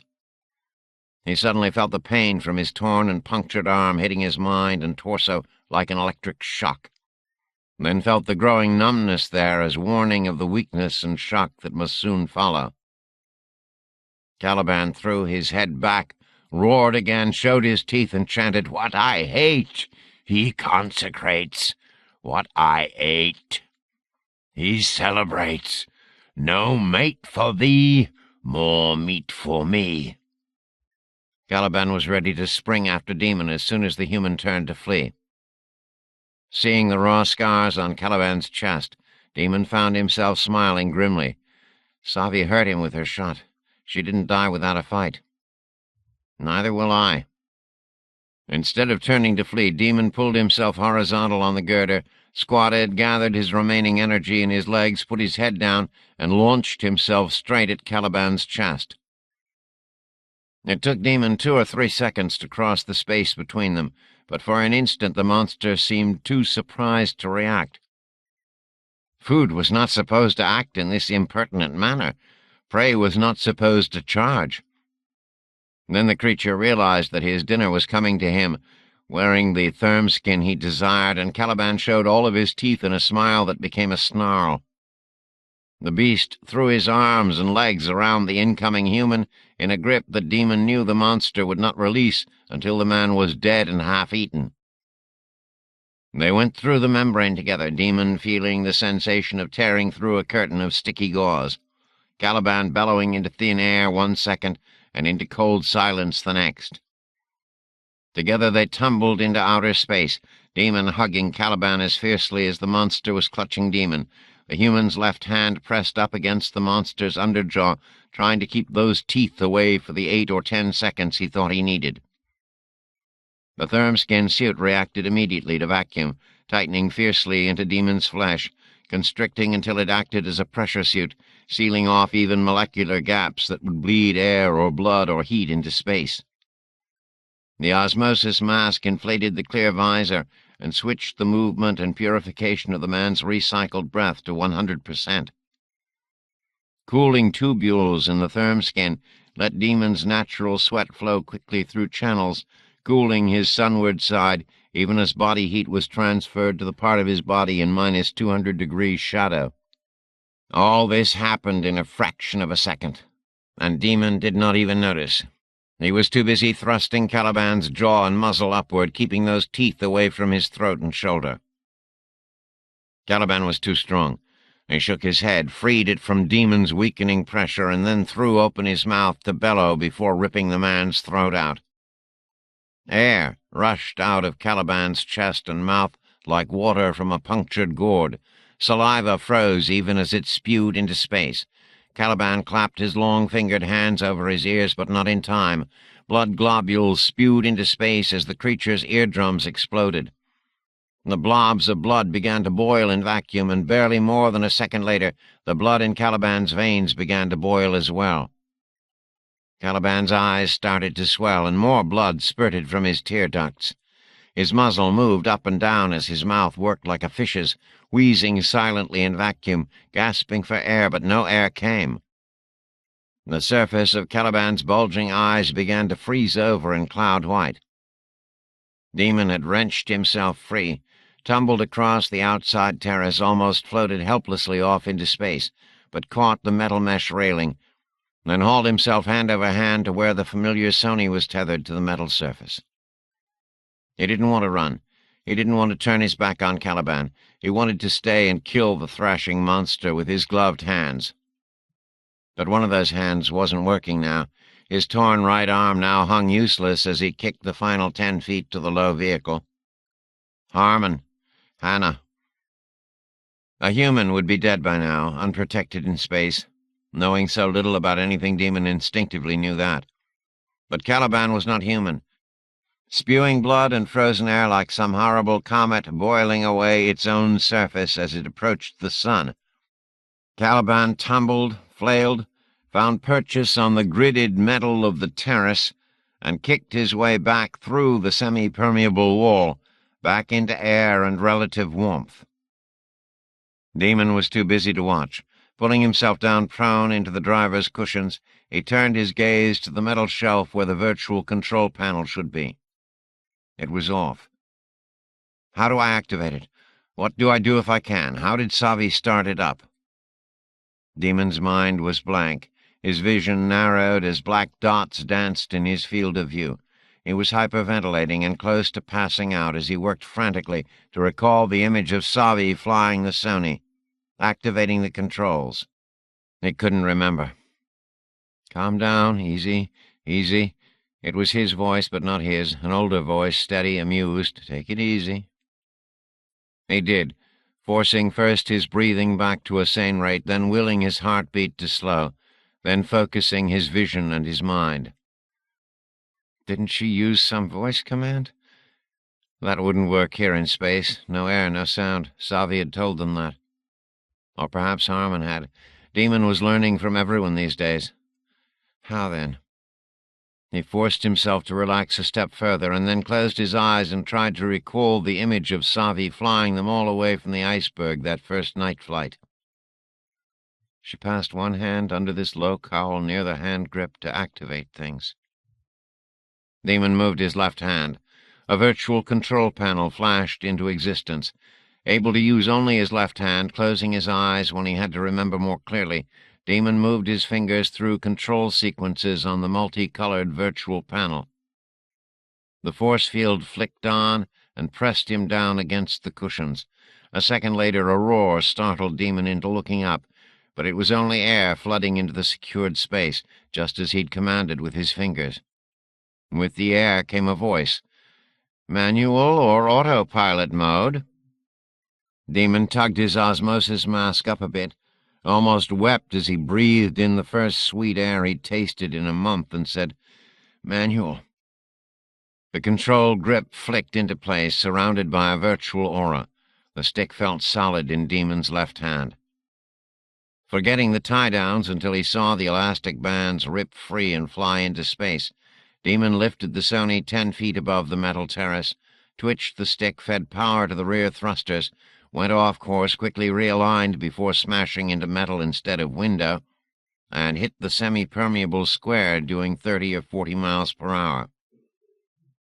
Caliban was waiting on the ledge inside.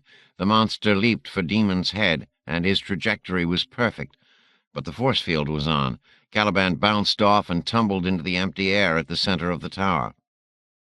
Demon made a wide turn, getting used to the steering, twisted the control stick to add more power. The Sony was doing 60 or 70 miles per hour when Caliban looked up. The beast's bleeding eyes went wide, and the bow of the Sony plowed into the monster's midsection, sending him flying across the open tower space and crashing into girders and glass on the far side. Demon would have loved to stay and play. The want of it ached more in him than the screaming pain from his right arm. But his friends were dying below. He banked the Sony and dived straight down toward the city floor more than 90 stories below. He almost didn't pull up in time. The Sony sheared turf, cut through kelp, and sent dead grass flying. But then Demon got the thing flying level and cut back on the speed a bit. His 20-minute flailing trip from the infirmary took him 3 minutes on the flight back. The entrance wall was not quite wide enough for the Sony. Demon backed the hovering machine up, gave it more throttle, and made the semi-permeable entrance permanently permeable. Shards of glass and metal and plastic followed the Sony as Demon flew it between dark, empty healing tanks. He winced as he caught a glimpse in some of those tanks of the dead white bodies of those humans they hadn't saved in time. Then he was stopping the Sony, killing the force field, and jumping out next to 2 more bodies on the floor. Harmon had left the blue thermskin suit on Hannah, keeping only the osmosis mask for himself in the final minutes. The man's naked body looked bruised and pale in the reflected light from the Sony's headlights. Hannah's mouth was open wide, as if in a final, futile effort to force more air into her lungs. Demon didn't waste time to see if they were alive. Using only his left arm, he scooped each of them up and laid them in the 2 couches on either side of his own. He paused only to jump out again, throw Savi's pack in the back couch, and to toss the gun onto the armrest of his own couch before he was back in place and activating the force field. "Pure oxygen," he said to the Sony as the air rush began. The clean, cold air became thicker, making Demon's head swim, it was so rich. He fumbled in the virtual control panel, setting off several caution alarms before finding the heat. Warm air radiated from the console in various vents. Harmon began coughing first, then Hannah a few seconds later. Their eyes flickered, opened, finally focused. Demon grinned stupidly at them.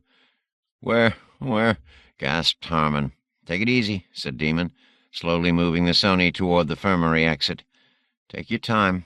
The time," gasped the older man. "The linear accelerator." "Oh, fuck," said Demon. He'd forgotten about the onrushing structure, never once looked up or over his shoulder in space to see it coming. Demon twisted the Sony's throttle full open, slammed through the hole where the membrane had been, and accelerated toward the tower exit. There was no sign of Caliban in the tower. Demon slewed a wide curve, threaded the needle through the tower exit pane, and climbed from the outside terrace into space. "Oh, Jesus Christ!" breathed Harmon. Hannah screamed, the first sound she'd made since being fished out of the healing tank. The 2-mile-long linear accelerator was so close that the wormhole collection ring at its bow filled 2/3 of the sky above them, blotting out sun and stars. Thrusters were firing in quadpods all along its absurd length, making final course corrections before impact. Demon didn't know the names of everything at that moment, but he could make out every detail of the gleaming cross braces, polished rings now cratered with countless micro-meteorite strikes, racks of cooling coils, the long copper-colored return line above the main accelerator core, the distant injector stacks, and the swirling earth and sea-colored sphere of the captured wormhole itself. The thing grew larger as they watched, blotting out the last of the stars above, and the shadow of it fell across the mile-long crystal city beneath them. "Demon," began Harmon. Demon had already acted, twisting the throttle ring full over and looping up and over the tower, the city, the asteroid, diving for the great blue curve of the Earth even as the linear accelerator covered the last few hundred meters behind them.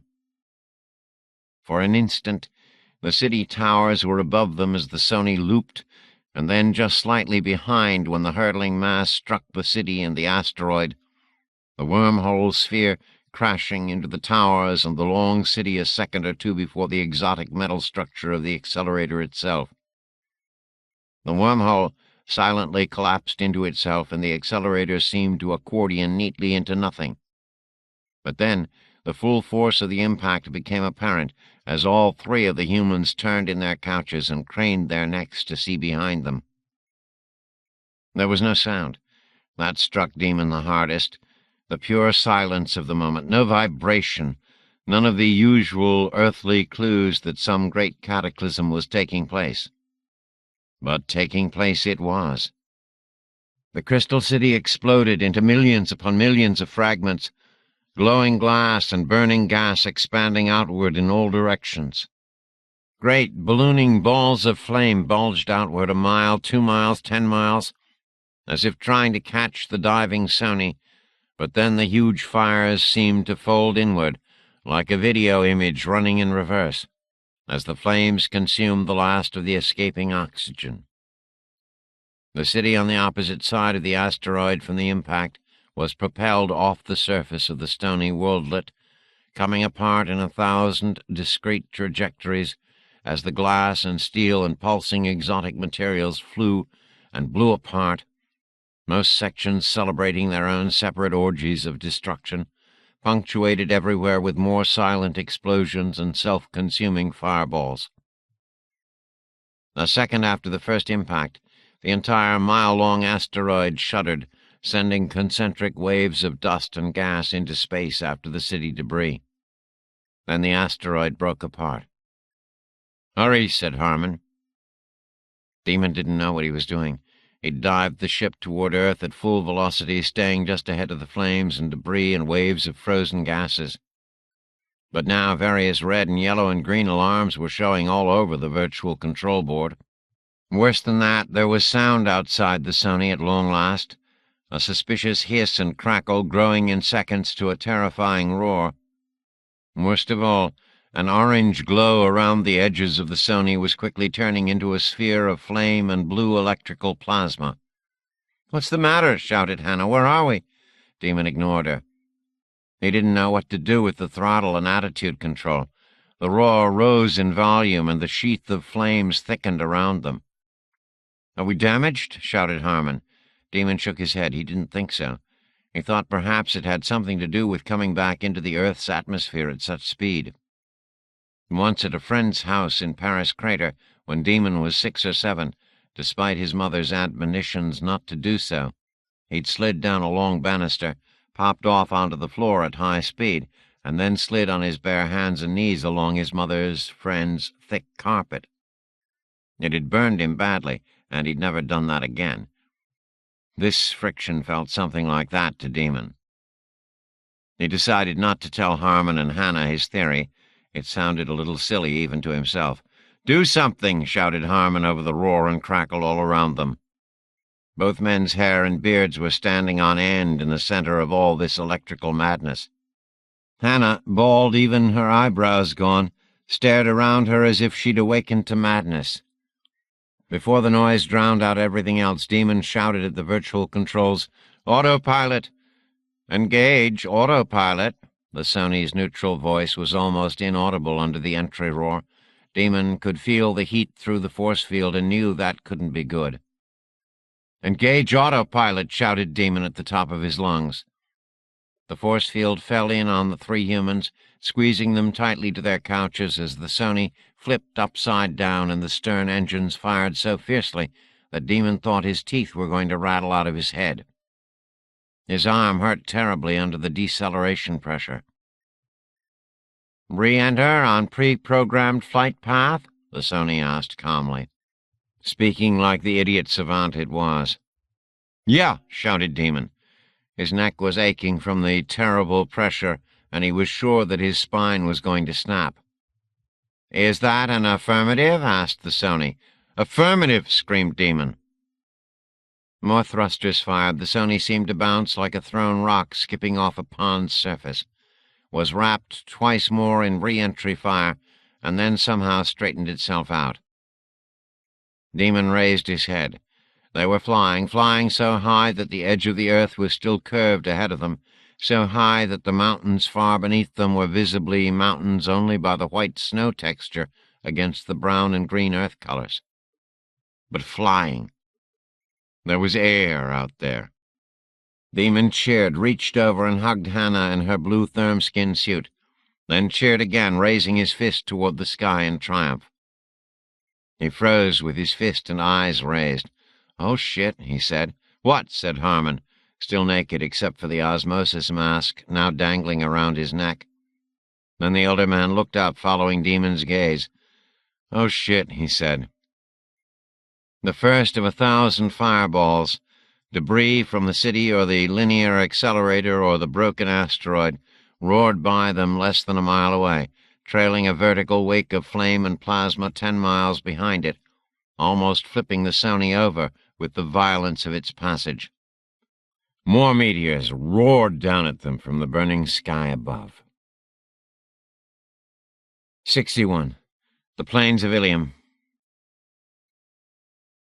Monmouth arrived on the thicket ridge just as 9 tall black figures stepped out of the spacecraft that had landed amidst the Hornet flyers, all 9 striding down the ramp into the swirling dust storm created by their landing. The figures were humanoid by way of insectoid, each about 2 meters tall, each covered with shiny, chitinous duraplast armor, and a helmet that reflected the world around them like polished onyx. The individual's arms and hands reminded Monmouth of images he'd seen of a dung beetle's appendages, painfully curved, hooked, barbed, and blackly thorned. Each carried a complex, multi-barreled weapon of some sort that looked to weigh at least 15 kilograms. The figure in the lead paused in the swirling dust and pointed directly at Monmouth. "You there, little Moravec. Is this Mars?" The amplified voice spoke in inter-moon basic English and arrived via both sound and tight beam. "No," said Monmouth. "It's not. It's supposed to be Mars." "It's not," said Monmouth, sending all this to Orphu. "It's Earth, I think." The tall, soldierly form shook its helmeted head, as if this was an unacceptable answer. "What kind of Moravec are you, Calliston?" Monmouth drew himself up to his full bipedal height. "I'm Monmouth from Europa, formerly of the exploration submersible The Dark Lady. This is Orphu of Io." "Isn't that a hardvac Moravec?" "Yes." "What happened to his eyes, sensors, manipulators, and legs? Who cracked his shell like that?" Orfu is a war veteran, said Monmouth. We're supposed to report to a Ganymedan named Koras III, said the armored form. Take us to him. He was destroyed, said Monmouth, in the line of duty. The tall black figure hesitated. It looked at the other 8 onyx warriors, and Monmouth had the idea they were conferring via tight beam. The first soldier turned back. Take us to the Callistan Repo, then, he ordered. Also destroyed, said Monmouth. And before we go any further, who are you? They're Rockvex, said Orfu on his private tight beam channel. Aren't you Rockvex? The Ionian asked on the common tight beam wavelength. It had been so long since Orfu had communicated with anyone except Monmouth, but the smaller Moravec was shocked to hear his voice on the common band. We prefer to be called Belt Moravecs, said the leader, turning to address Orfu's shell. We should medevac you to a combat repair center, old-timer. He gestured to some of the other combat Moravecs, and they began moving toward the Ionian. Stop, commanded Orfu, and his voice held enough authority to freeze the tall forms in their booted tracks. I'll decide when to leave the field, and don't call me old-timer or I'll have your gears for garters. Koras III was in charge of this mission. He's dead. Repo was second in command. He's dead. That leaves Monmouth of Europa and me, Orfu of Io, in command. What's your rank, Rockvec? Centurion Leader Mep-Ahu, sir. Mep-Ahu, thought Monmouth. I'm a commander, snapped Orfu. Is the chain of command clear here, trooper? Yes, sir, said the Rockvec. Brief us on why you're here and why you think this is Mars, said Orfu, in the same tone of absolute command. Monmouth thought his friend's voice on tight beam was dipping into the subsonic. The bass was cranked so deep. Immediately, Centurion Leader Ahu. The Rockvac did as he was told, explaining as quickly as he could while more Hornet flyers buzzed overhead and hundreds of Trojan warriors came out of the city and slowly advanced up the ridge toward the landing party, shields raised, spears poised. At the same moment, hundreds more Achaeans and Trojans were flowing through the circular portal a few hundred meters to the south, all of them running toward the icy slopes of Olympus, visible through the slice taken out of the sky and ground. Centurion Leader Mep-Ahu was succinct. He confirmed Orfu's earlier statement to Monmouth from their discussion when they'd been passing over the asteroid belt on their way to Mars, that 60 years ago the Ganymedan Koras III had been sent to the belt by the Puil-based Moravec Astig Che and the 5 Moons Consortium. But Koras's mission had been as a diplomat, not as a spy. Spending more than 5 years in the belt, hopping from rock to rock and losing most of his Jovian Moravec support team in the process, Koras had negotiated with the belligerent Rockvec clan leaders, sharing the Jovian space Moravec scientists' concerns about the rapid terraforming of Mars and the early signs of quantum tunneling activity just detected there. The Rockvecs wanted to know who was doing this dangerous QT tunneling. Post-humans from Earth? Koras III and the Belt Moravecs agreed on the acronym UMEs, Unknown Martian Entities. The Rockvecs were already concerned, although more about the visible and impossible rapid terraforming of Mars than about the quantum activity, which their technology could not easily detect. Confrontational and bold by nature, the Belt Moravecs had already dispatched 6 expeditionary fleets of spacecraft on the relatively short hop to Mars. None of their ships had returned or survived translation to Mars orbit. Something on the Red Planet, or on what had been the Red Planet until recently, the Rockvecs had no idea what, was destroying their fleets before arrival. Through diplomacy, guile, courage, and some single combat, Koras III had earned the Rockvec clan leaders' trust. The Ganymedan explained the 5 Moons Consortium's plan. First, the Rockvecs would design and biofacture dedicated warrior Vecs over the next 50 years or so, using their already tough Rockvec DNA as a breeding base. The Rockvecs would also be responsible for designing and constructing advanced space and atmospheric fighting vehicles. Meanwhile, the more advanced 5 Moons Moravec scientists and engineers would divert cutting-edge technology from their interstellar program to the building of a quantum tunneler and wormhole stabilizer of their own. Second, when the time was right and the quantum activity on Mars reached alarming levels, Koros himself would lead a small contingent of Moravecs from Jupiter space, its goal to arrive undetected on the Red Planet. Third, once on Mars, Koros III would place the quantum tunneler at the vertex of the current QT activity, stabilizing not only those quantum tunnels already in use by the UMEs, but opening new tunnels to the asteroid belt where other 5 Moons-designed tunneling devices would be waiting for his maser signal before activating.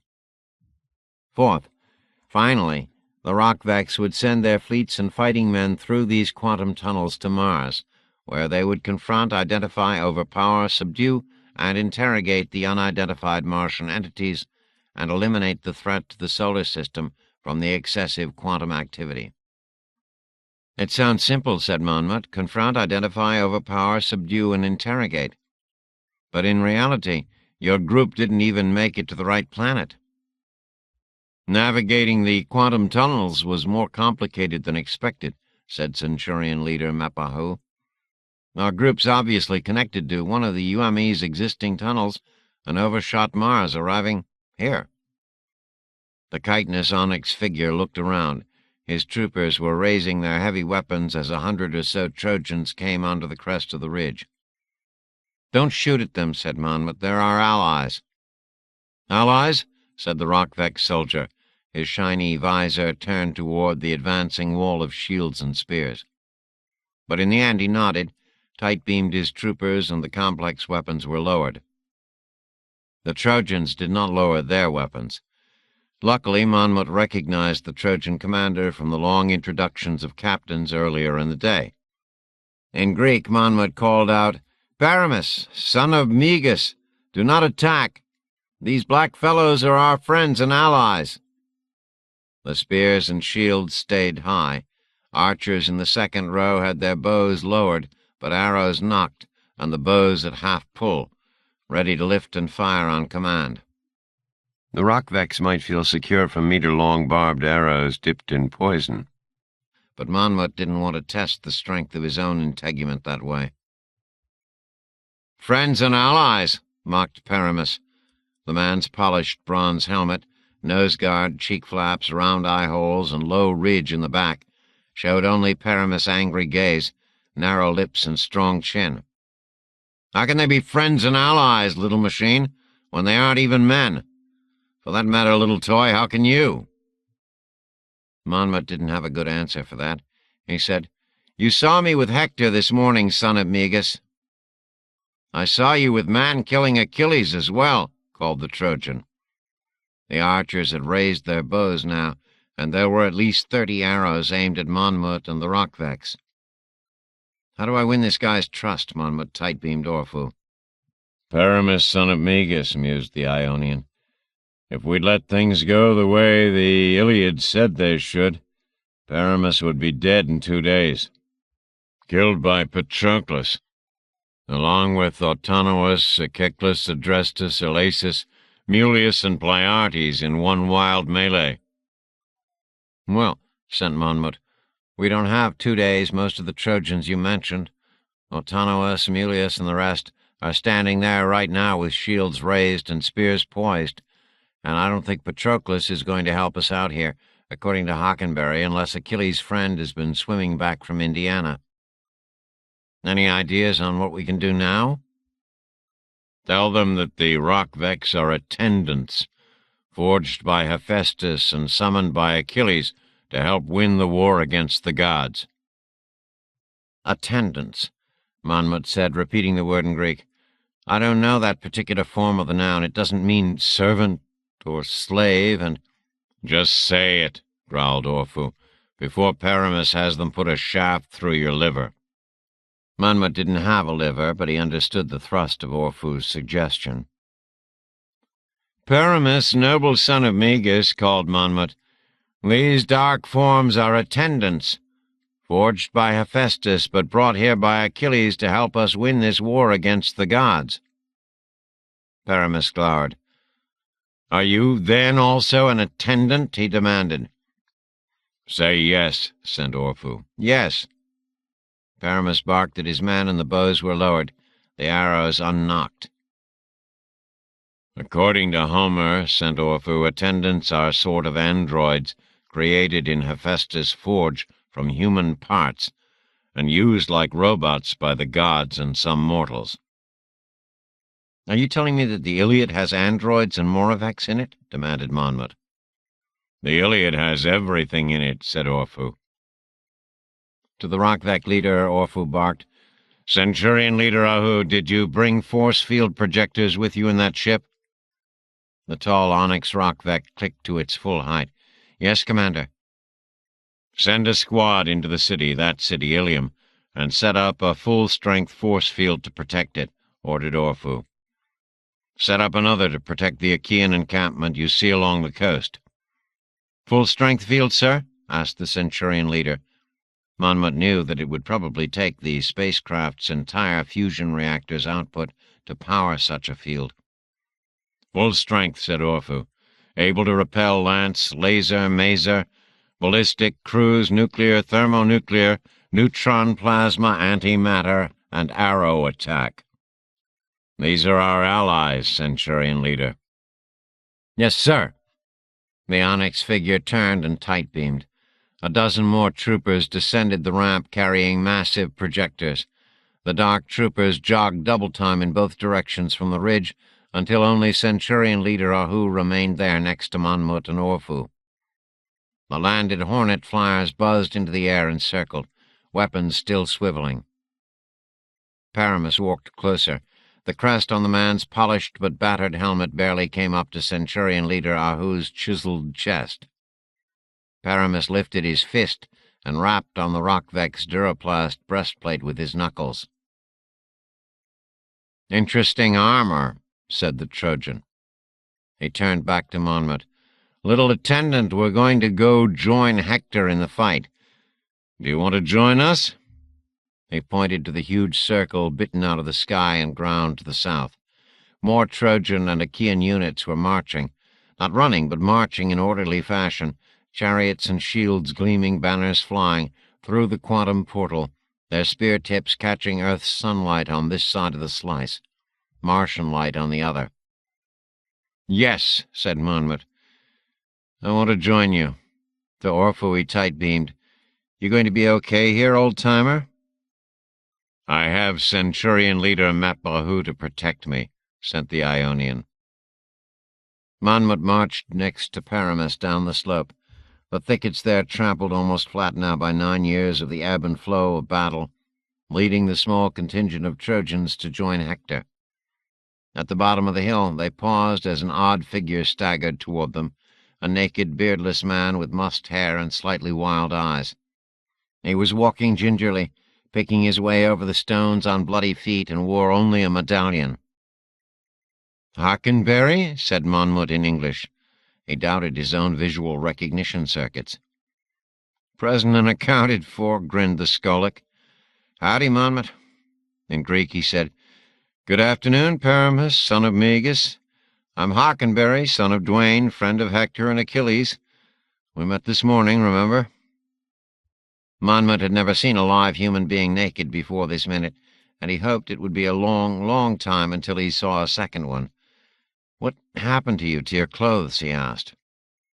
"It's a long story," said Hockenberry, "but I bet I could condense it and finish it before we march through that hole in the sky over there." To Paramus he said, "Son of Megas, is there any chance I could get some clothes from your group?" Paramus obviously recognized Hockenberry now, and remembered how both Achilles and Hector had deferred to him earlier at their interrupted captain's conference on Thicket Ridge. He turned and snarled at his men. "Clothes for this lord! The best cape, the newest sandals, the best armor, the most polished greaves, and the cleanest underwear." Autonomous stepped forward. "We don't have any extra clothes or armor or sandals, noble Paramus." "Strip and give him your own immediately," bellowed the Trojan commander. But kill the lice first. That's an order. 62. Ardis. The sky continued to fall all that late afternoon into evening. Ada had rushed out onto Ardis Hall's long lawn to watch the bloody streaks slash the sky. Sonic booms crashing and recrashing across the wooded hills and river valley, and just stood there as the guests and disciples screamed and overturned tables and ran down the road toward the distant Fax Pavilion in their panicked eagerness to escape. Odysseus joined her, and they stood there on the grass, a two-person island of immobility in a sea of chaos. "What is it?" whispered Ada. "What's happening?" There were never fewer than a dozen fiery streaks in the sky, and sometimes the evening sky was all but occluded by the meteors. "I'm not sure," said the barbarian. "Does it have something to do with Savi, Harmon, and Demon?" The bearded man in the tunic looked at her. "Perhaps." Most of the burning trails scorched the sky and disappeared, but now one, brighter than the others and audible, screeching like 1,000 fingernails dragged across glass, burned its way to the eastern horizon and struck, throwing up a billowing cloud of flame. A minute later, a terrible sound rolled over them, so much louder and deeper than the fingernail scraping of the meteor's passage that the rumble made Ada's back teeth ache. And then a violent wind came up, knocking leaves off the ancient elm and tumbling most of the tents that had been set up in the meadow just beyond the driveway turnaround. Ada gripped Odysseus's powerful forearm and clung to it until her fingernails drew blood without her noticing, or Odysseus saying anything. "Do you want to go inside?" he said at last. "No." They watched the aerial display for another hour. Most of the guests had fled, running down the road when they could find no available droshky or carriole or voynix to pull them. But about 70 disciples had stayed, standing with Ada and Odysseus on the sloping yard. Several more objects struck the earth, the last one more violent than the first. All of the windows on Ardis Hall's north side shattered, shards raining down in the evening light. "I'm so glad that Hannah is safe in the infirmary right now," said Ada. Odysseus looked at her and said nothing. It was the man named Pater who came out of the manor at sunset to tell them that the servitors were down.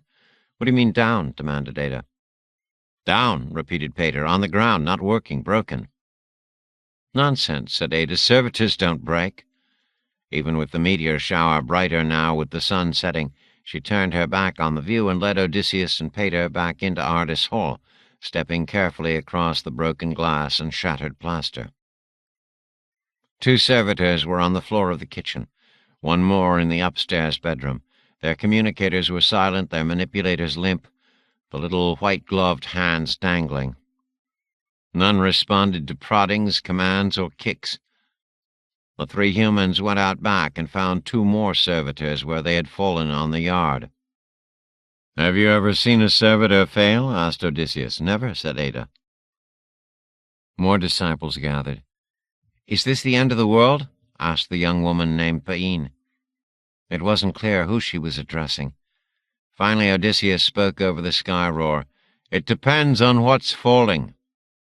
He pointed his powerful, stubby finger at the E and P rings just visible behind the meteor storm pyrotechnics.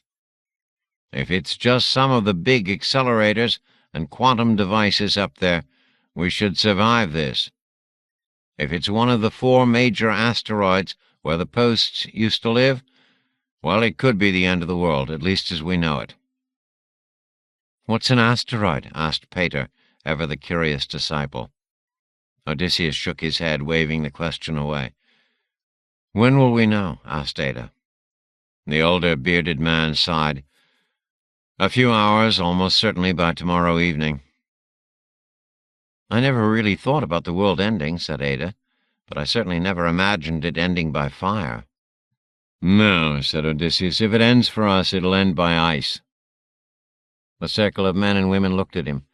"Nuclear winter," muttered the Greek. "If one of those asteroids, or even a big enough chunk of one, hits the ocean or land, It'll throw enough garbage in the atmosphere to drop the temperature by 60 or 70 degrees Fahrenheit in a few hours. Maybe more. The skies will cloud over, the storm will start as rain, and then turn to snow for months, maybe centuries. This planetary tropical hothouse you've grown accustomed to in the last millennium and a half will become a playground for glaciers. A smaller meteor ripped low in the northern sky, striking somewhere in the forests there. The air smelled of smoke, and Ada could see distant flames in all directions. She took a second to think about how unknown this whole world was to her.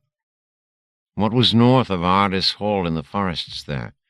She'd never walked more than a few miles from Ardis or any other fax note, and then always with an escort of Voyniks for protection.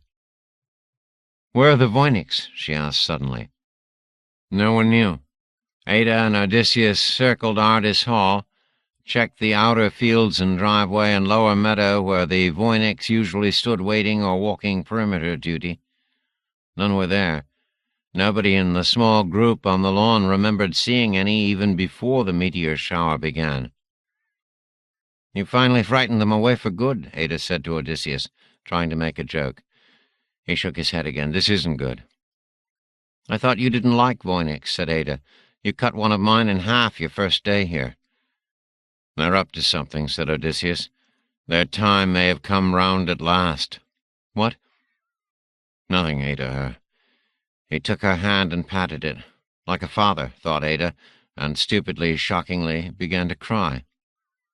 She kept thinking about Harmon, and how confused and angry she'd been when he'd told her he wanted to help her choose him as a father for her child, and how he wanted the child to know that he was the father. What had seemed an absurd idea, almost obscene, now seemed so very, very sensible to Ada. She gripped Odysseus' hand tightly and wept. "Look!" cried the girl named Paine. A less brilliant meteor was descending right toward Ardis, but at a shallower angle than all the others. It still trailed a fiery trail against the darkening sky. The sun had finally set, but this meteor tail looked more like real flames than screaming, heated plasma. The glowing object circled once and seemed to fall out of the sky, crashing with audible impact somewhere beyond the line of trees above the upper meadow. "That was close," said Ada. Her heart was pounding. "That wasn't a meteor," said Odysseus. "Stay here. I'm going to walk up there and check it out." "I'm going with you," said Ada. When the bearded man opened his mouth to argue, she said simply, "It's my land." They walked up the hill together into the deepening twilight, the sky above them still alive with silent flame. The flames and smoke were visible just beyond the edge of the upper meadow, just past the line of trees, but Ada and Odysseus didn't have to go searching in the darkness there. Ada saw them first, two bearded, emaciated men walking toward them from the forest. One of the men was naked, skin glowing palely in the dim twilight, ribs visible from 50 feet away, and he appeared to be carrying a bald, blue-suited child in his arms. The other skeletal, bearded man was dressed in what Ada immediately recognized as a green thermskin suit, but the suit itself was so torn and filthy she could barely see the color of the material. This man's right arm hung uselessly at his side, palm forward, and his bare wrist and hand were dull red with blood. Both men were staggering, struggling to stay upright and to keep moving. Odysseus drew his short sword halfway from its scabbard on his belt. "No!" cried Ada, pushing Odysseus' hand and sword down. "No, it's Harmon, it's Demon!" She ran toward them through the high grass. Harmon started to pitch forward as she approached, and Odysseus sprinted the last 20 paces, catching Harmon's burden as the man fell forward. Demon also went to his knees. "It's Hannah," said Odysseus, laying the semi-conscious young woman in the grass and setting his fingers on her neck to find her pulse. "Hannah?" repeated Ada. This woman had no hair or eyelashes, but the eyes under flickering eyelids were Hannah's. "Hi, Ada," said the girl on the ground. Ada went to one knee and crouched next to the fallen Harmon, helping him roll over onto his back. He tried to smile up at her. Her lover's face was bruised and cut under the whiskers. his cheeks and forehead all but covered with caked blood. His eyes were sunken, skin an unhealthy white, and his cheekbones too sharp above his beard. Harmon shivered with fever, and his eyes burned at her. His teeth chattered when he spoke. "I'm all right, Ada. God, I'm glad to see you." Damon was in worse shape. Ada couldn't believe that these two battered, bloodied, emaciated men were the same two who had set forth so casually a month earlier. She put one arm under Damon's arm to keep him from pitching face first into the ground. He swayed on his knees. "Where's Savi?" asked Odysseus. Harmon shook his head sadly. He seemed too tired to speak again. "Caliban," said Damon. His voice sounded 20 years older to Ada's ear. The worst of the meteor storm had abated, the audible impacts and more fiery falls having moved off to the east. A few dozen minor streaks crossed the zenith west to east almost gently, looking more like August's annual Perseid showers than the violence of earlier in the evening. "Let's get them back to the house," said Odysseus. He stood, lifted Hannah easily in both arms, and gave his right shoulder to Damon to lean on as he rose. Ada helped Harmon to his knees and then to his feet, putting his right arm over her shoulder and holding much of his weight as they all headed down the darkened meadow toward the lights of Ardis Hall, where Odysseus' disciples and Ada's friends had lighted candles. "That arm looks bad," Odysseus said to Damon as the four of them and the unconscious girl descended. "I'll cut the therm skin off and take a look at it when we get in the light." Ada used her free hand to reach and gently touch Damon's bloodied arm, and the gaunt man moaned and almost swooned. Only Odysseus' strong shoulder and Ada's right hand slid quickly to the small of his back kept Damon upright. The young man's eyelids fluttered for a few seconds, but then he focused, smiled at her, and kept walking. "These are serious injuries," said Ada, feeling close to tears for the second time that evening. "You should both be faxed to the infirmary." She didn't understand at all when both men started laughing, hesitantly and painfully at first, more coughing than laughing for a moment, but then the barking changing to pure laughter, increasing in volume and sincerity, until the two battered, bearded men sounded almost irritatingly drunk in the throes of their own private amusement. 63. Olympus.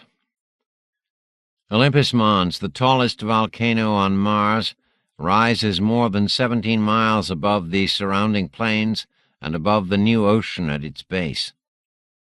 The volcano at its base spreads more than 400 miles in diameter. With its green summit peaking above 87,000 feet, Olympus Mons is almost 3 times the height of Mount Everest on Earth. The sides of the mountain, white from snow and ice in the daytime, are glowing almost blood-red this evening from the glare of the setting Martian sun. The ragged cliffs here at the northeast base of Olympus Mons sweep up vertically for 17,000 feet. On this particular Martian evening, the long shadow of the volcano stretches east, almost to the line of the 3 Tharsis volcanoes on the hazy horizon. The high-speed crystal elevator that used to snake its way up this side of Olympus has been sliced in two not far above the cliffs, and sliced as cleanly as if cut by a guillotine. A powerful 7-layer force field generated by Zeus himself, the Aegis, shields the entire Olympus Mons massif from attack, and shimmers now in the red light of evening. Just beyond the cliffs, near where the base of Olympus comes close to the northern ocean terraformed here just a century and a half earlier, 1,000 or more gods have come down to gather for war. 100 golden chariots, each powered by invisible forces, but visibly pulled by powerful steeds, fly air cover thousands of feet above the masses of gods in golden armor assembled on the high plains and shingled beaches below. Zeus and Hera are at the forefront of this immortal army, each figure 20 feet tall, husband and wife both resplendent in armor and shields and weapons hammered into shape by Hephaestus and other craft-skilled gods. Even Hera's and Zeus's high helmets are forged of pure gold, laced with microcircuits, and reinforced by advanced alloys. Athena and Apollo are temporarily missing from the forefront of this divine phalanx, but the other gods and goddesses are here. Aphrodite is here, still beautiful in her war gear. Her war helmet is studded with precious stones. Her tiny bow is made to shoot crystal arrows with hollow tips filled with poison gas. Ares is here, grinning beneath the brow of his red-crested war helmet, happy in anticipation of the unprecedented bloodletting soon to come. He carries Apollo's silver bow and a quiver full of heat-seeking arrows. Any target he shoots at, he will kill or destroy. Poseidon is here, the Earthshaker, huge and darkly powerful, dressed in war gear for the first time in millennia. 10 men, even including Achilles, could not lift the massive axe Poseidon carries in his left hand. Hades is here, darker in countenance, mood, and armor than even Poseidon, his red eyes gleaming from the depths of his battle helmet's deep sockets. Persephone stands by her lord, armored in lapis lazuli, a barbed titanium trident held firm in her long, pale fingers. Hermes is here, thin and deadly, wrapped in his red insect's armor, poised to quantum teleport into battle, kill and leap away before mortal eye can record his arrival, much less the carnage he will leave behind. Thetis is here, her divine eyes red from weeping, but dutifully clad in full-scaled war gear, ready to kill her son Achilles if and when Zeus wills it so. Triton is here, bold in layers of green-black armor. This is the forgotten Satyros of the old worlds, terror of the conchorn and rapist of girls and boys, the god who took pleasure in discarding children's bodies in the depths after he'd had his pleasure with them. Artemis is here, gold-armored goddess of the hunt, her war bow in her hand, ready and eager to spill gallons of human blood as the first step toward avenging the injury to her beloved brother Apollo. Hephaestus is here, armored in flames and ready to bring the torch to the mortal enemy. All the gods except healing Apollo and healing Athena are here. Row upon row of giant, armored, silent figures drawn up beneath the shadows of the cliffs. Above them, more gods and goddesses circle in their flying chariots. Above everything, the shimmering aegis, both offensive and defensive weapon, shimmers and builds its energies. In the no-man's land beyond the gods, just beyond where the aegis shimmers, slices into soil and stone, and continues downward, curving in a sphere deep toward the center of Mars, the bodies of the 2 Cerberids lie. 2-headed dog things more than 20 feet long with teeth of chrome steel and gas chromatograph mass spectrometers in their snouts. The Cerberids sprawl dead where Achilles and Hector each killed one upon the hero's arrival at Olympus only hours earlier. 100 feet beyond the Cerberids are the burned remnants of the old Scolic barracks. Beyond the barracks are the armies of humankind, 120,000 strong this evening. Hector's forces are drawn up in ranks and rows on the inland side, 40,000 of Ilium's boldest fighters. Paris has been ordered to stay behind in Ilium, tasked by his older brother with the heavy responsibility of protecting their homes and loved ones in the ancient city, domed now by the Moravec force field, but more securely protected, Hector has said, by bronze spear points and human courage. But the other captains and their contingents are here. Near Hector stands the Trojan Supreme Commander's trusted brother Deiphobos, in charge of 10,000 hand-picked spearmen. Nearby is Aeneas, forging his new destiny here, no longer favored by the fates. Behind Aeneas' contingent of fighters is noble Glaucus, at the head of his ranks of chariots, and 11,000 wild Lycians ready to fight. Ascanius from Ascania, co-commander of the Phrygians, is here, the young captain fully clad in bronze and leather and eager for glory.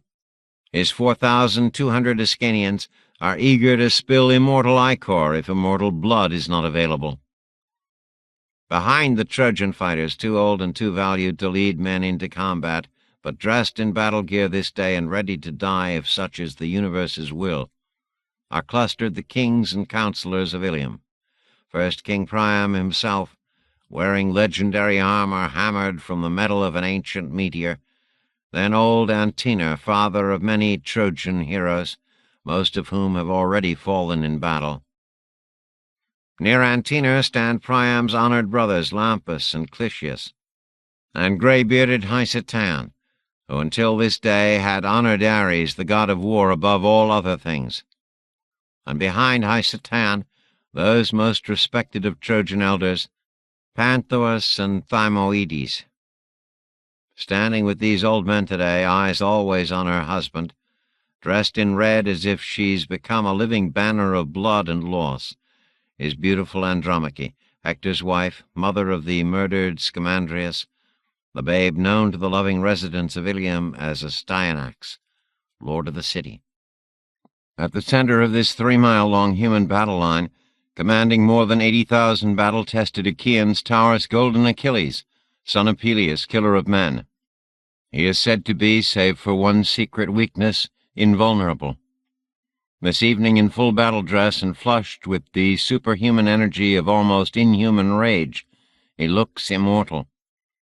The spot to Achilles' right has been left empty to honor the memory of his dearest friend and battle comrade, Patroclus, said to have been savagely murdered by Pallas Athena less than 24 hours earlier.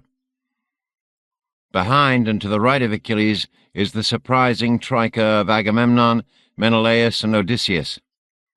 The two sons of Atrides are still bruised from their single combat with Achilles, and Menelaus' left arm is too injured for him to carry a shield. But the two deposed leaders have found it necessary to be with their captains and men on this day. Odysseus, apparently lost in thought, is looking out over the human and immortal battle lines and scratching his beard. Spread through the rest of the Achaean ranks, in chariots and on foot, always at the head of their men, are the surviving Greek heroes of 9 years of bitter war. Diomedes, still dressed in his lion's skin and carrying a club larger than most men. Big Ajax, bulwark of the Achaeans, towering over his entire line of warriors, and little Ajax, leading his professional killers from Locris. Within a rock's throw of these heroes stands the great spearman Idomeneus at the head of his legendary Cretan warriors, and nearby, tall in his chariot, Meriones, eager to ride into combat next to big Ajax's half-brother, the master archer Teucer. On the Achaeans' right flank, nearest the ocean, row upon row of armored men turn their crested helmets to look to their leader and the oldest Achaean captain present this day, wily Nestor, breaker of horses. Nestor has placed himself out ahead of all others there on the right flank, red-caped and visible in his 4-horsed chariot, so he will be the first on this flank to fall, or the first to fight his way through the battle line of the immortals. In nearby chariots, obviously eager to ride into combat with their father, are Nestor's sons, Antilochus, Achilles' good friend, and Antilochus' taller and more handsome brother, Thrasymedes. 100 more captains are here this day, each carrying his proud name and his father's proud name, together leading tens of thousands more men, each of those men holding noble names and complex histories, each man carrying their father's proud names into battle to glory and life, or taking those names down with them to the house of death this day. To the right of the massed Achaeans, spread out along the shore in no particular order, standing silent and green, are several thousand Zeks, little green men who have poured out of their barges and feluccas and flimsy sailing ships from ocean Tethys and the Valus Marineris inland sea, and who stand witness here this day for reasons known only to themselves, and perhaps to their avatar, Prospero, or the unmet god called Setebos. They stand mute along the softly crashing line of surf, and neither the Greeks nor the Trojans nor the immortal gods have yet interfered with them. A half-mile or so out to sea, behind the Zeks, sails catching the rosy Martian sunset and oars reflecting the golden sea-glow, range more than 100 Achaean ships of the line. Now the sails are slackened, the oars are shipped, and shields and spears line the ship's sides. crests of yellow, red, purple, and blue, and the gleaming tops of helmets are all that can be seen of the more than 3,000 Achaean fighters on those ships. In the space between the massed ships, barbed black fins are cutting through the sun-gilded seas. Hinted at now only by their periscopes and the tops of their black metal sails, 3 Belt Moravec ballistic missile submarines cruise through the Martian Sea. Spread thinly for 2 miles behind the Trojans and Achaeans on land are massed the Belt Moravec infantry, 27,000 black-armored, beetle-armed ground troops carrying weapons both heavy and light. Energy and ballistic Rockvec artillery batteries are arrayed as far back as 15 kilometers behind the front lines, their projectors and tubes aimed at Olympus and the massed immortals. Above all the human and Moravec lines circle and dart 116 Hornet fighter aircraft, some tuned to stealth, others still as boldly black as when first sighted earlier in the day. In orbit overhead, so the Belt Moravecs have reported, are 65 combat spacecraft circling Mars in orbits ranging from just a hair above the Martian atmosphere to several million miles out beyond hurtling Phobos and Deimos. The Belt Moravec military commander on the ground has reported to the European Moravec Monmouth, who has translated to Achilles and Hector, that all grades of bombs, missiles, force fields, and energy weapons on all these ships are cocked and locked. The report means nothing to the heroes, and they have disregarded it. On the same flat area near Achilles, to the right of Odysseus and the Atrides, but standing apart, are Monmouth, Orpheus, and Hockenberry. Monmouth had taken one look at the gathering armies earlier in the afternoon, and with the Trojan commander Perimus' help, immediately commandeered a chariot with which to fetch Orpheus through the quantum tunnel slice, dragging the levitated Ionian behind the chariot, in Orpheus' own words, like a dinged-up U-Haul trailer. Monmouth didn't know what that was exactly. His lost-age colloquial databanks were not as obsessively overflowing as Orpheus', but he promised himself he'd look it up someday, if he survived. Scholic Thomas Hockenberry, Ph.D., is dressed in a Trojan captain's cape, armor, and clothes, and although he seems thrilled to be witnessing all this, he also appears to have some trouble standing still. While the thousands of warriors up to the level of noble Achilles wait almost motionless for the final stragglers in each army, human and immortal, to assemble, Hockenberry is shuffling from foot to foot. "Something wrong?" whispers Monmouth in English. "I think something's crawling in my shorts," Hockenberry whispers back. The armies are assembled. The silence is uncanny.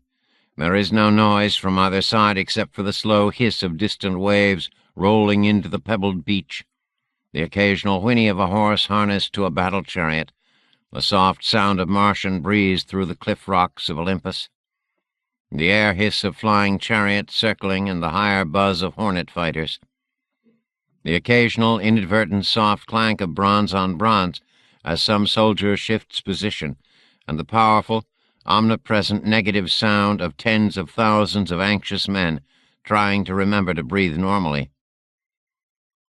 Zeus steps forward, passing through the aegis like a giant stepping through a rippling waterfall.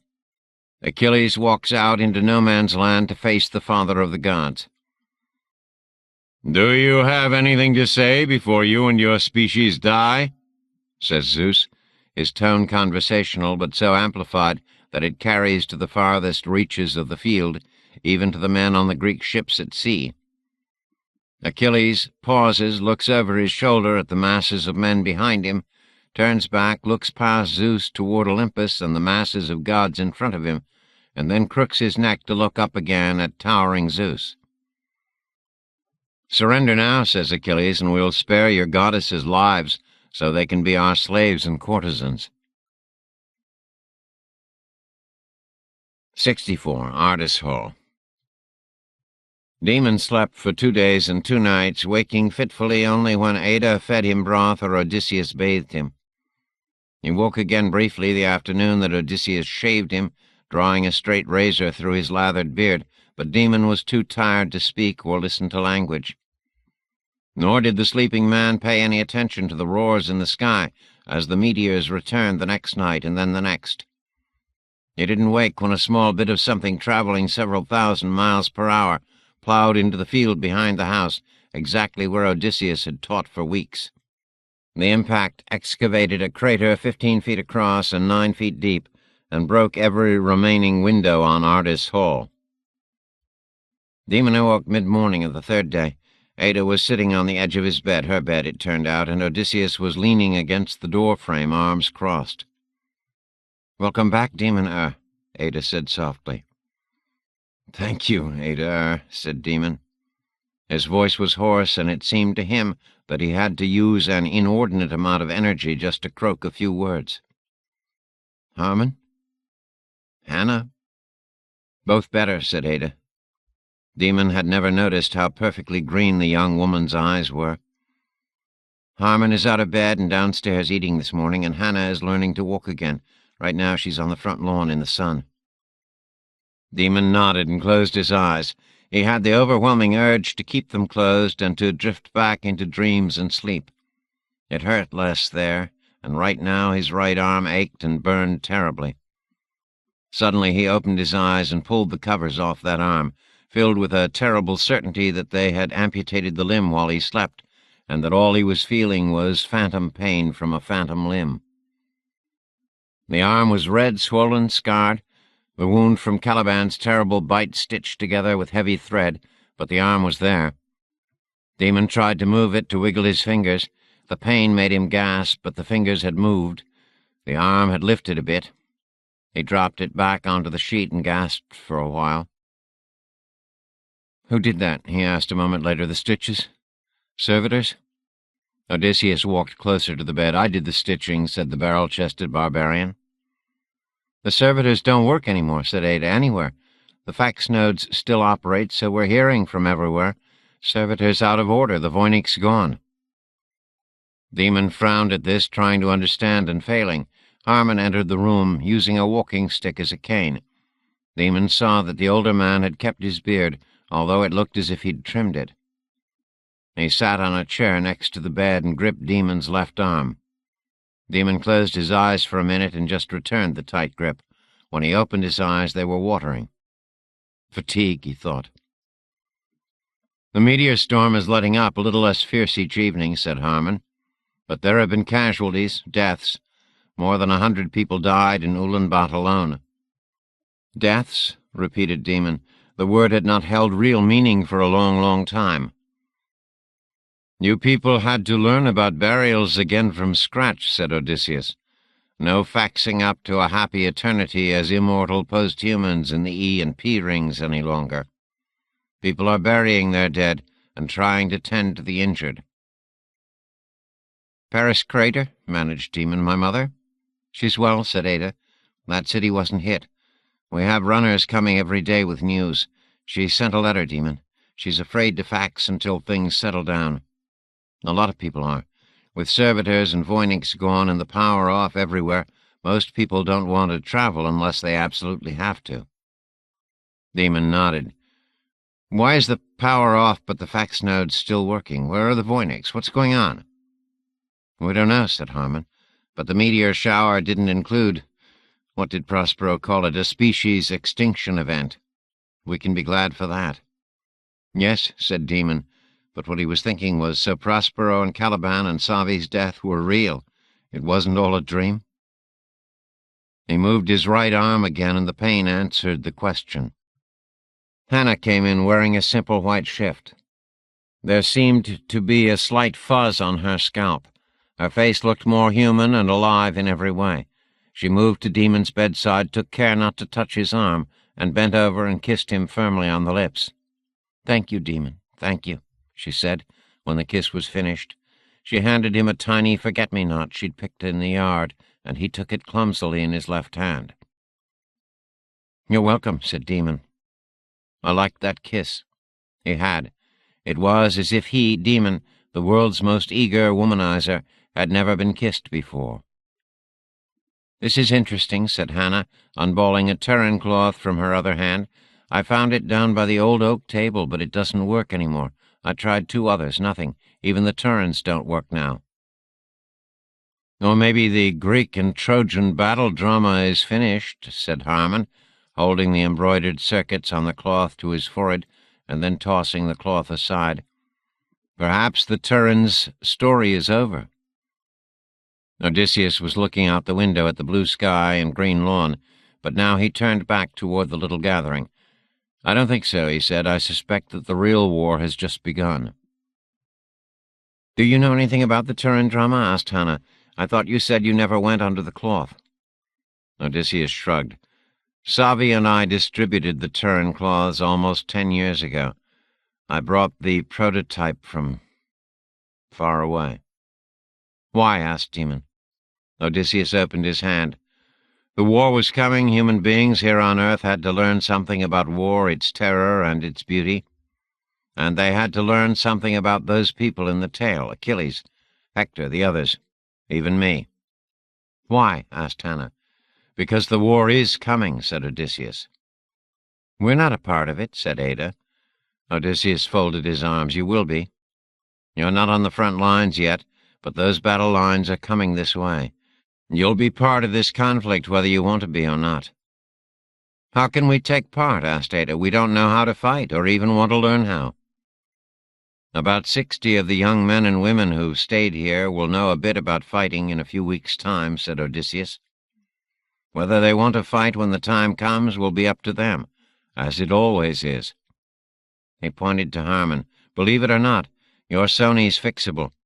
I've been working on it and may have it in the air in a week or 10 days. I don't want to see fighting, said Ada. I don't want to be in a war. No, said Odysseus. You're right not to. Ada lowered her face as if to fight back tears. When she put her closed hand on the bed, Demon set his fingers next to hers and handed her Hannah's forget-me-not. Then he drifted off to sleep. He awoke in darkness and moonlight with a shape sitting next to the bed. Caliban! Demon instinctively lifted his right arm, folding his right hand into a fist, and the pain set off lights behind his eyes. Easy, said Harmon, leaning across him to straighten the bandaged arm. Easy, Demon. Demon was gasping, trying not to vomit from the pain. I thought you were... I know, said Harmon. Demon sat up in bed. Do you think he's dead? The shadow man shook his head. I don't know. I've been wondering, thinking about it, about both of them. Both of them? Said Demon. You mean Savi as well? No, I mean... Yes, I think about her a lot, but I was thinking about Prospero. The hologram of Prospero who said it was only an echo of a shadow or whatever. What about it? I think it was Prospero, whispered Harmon. They leaned closer. I think he was imprisoned somehow on the post-humans asteroid city, what the Prospero Holo called my isle, just as Caliban was imprisoned there. By whom? Said Demon. Harmon sat back and sighed. I don't know. These days I don't know a damned thing. Demon nodded. It took us a long time to learn enough to realize that none of us knows a damn thing, didn't it, Harmon? The older man laughed, but when he spoke again, his whispered tone was serious. I'm worried that we freed them. Freed them? Whispered Demon. He'd been hungry a second before, ravenous, but now his belly felt filled with ice water. Caliban and Prospero? Yes. Well, maybe we killed them, said Demon, voice hard. Yes. Harmon rose and clasped the younger man's shoulder. I'm going to go and let you get some sleep. Thank you, Demon. For what? Thank you, repeated Harmon. He left the room. Demon lay back on the pillows, exhausted, but sleep didn't come. He listened to night sounds coming through the broken window, crickets, night birds he couldn't name, frogs croaking in the small pond behind the house, the rustle of leaves in the night breeze, and he found that he was grinning. If Caliban's alive, it's a damned shame. But I'm alive as well. I'm alive. He slept then, a clean and dreamless sleep that lasted until Ada awoke him an hour after dawn with his first real breakfast in 5 weeks. 4 days later, and Demon was walking in the gardens alone on a cool but beautiful evening when Ada, Harmon, Hannah, Odysseus, Pater, and the young woman named Paine came down the hill to find him. The Sony's fixed, said Odysseus. Or at least it can fly. Want to watch its test flight?" Damon shrugged. "Not especially, but I do want to know what you're going to do with it."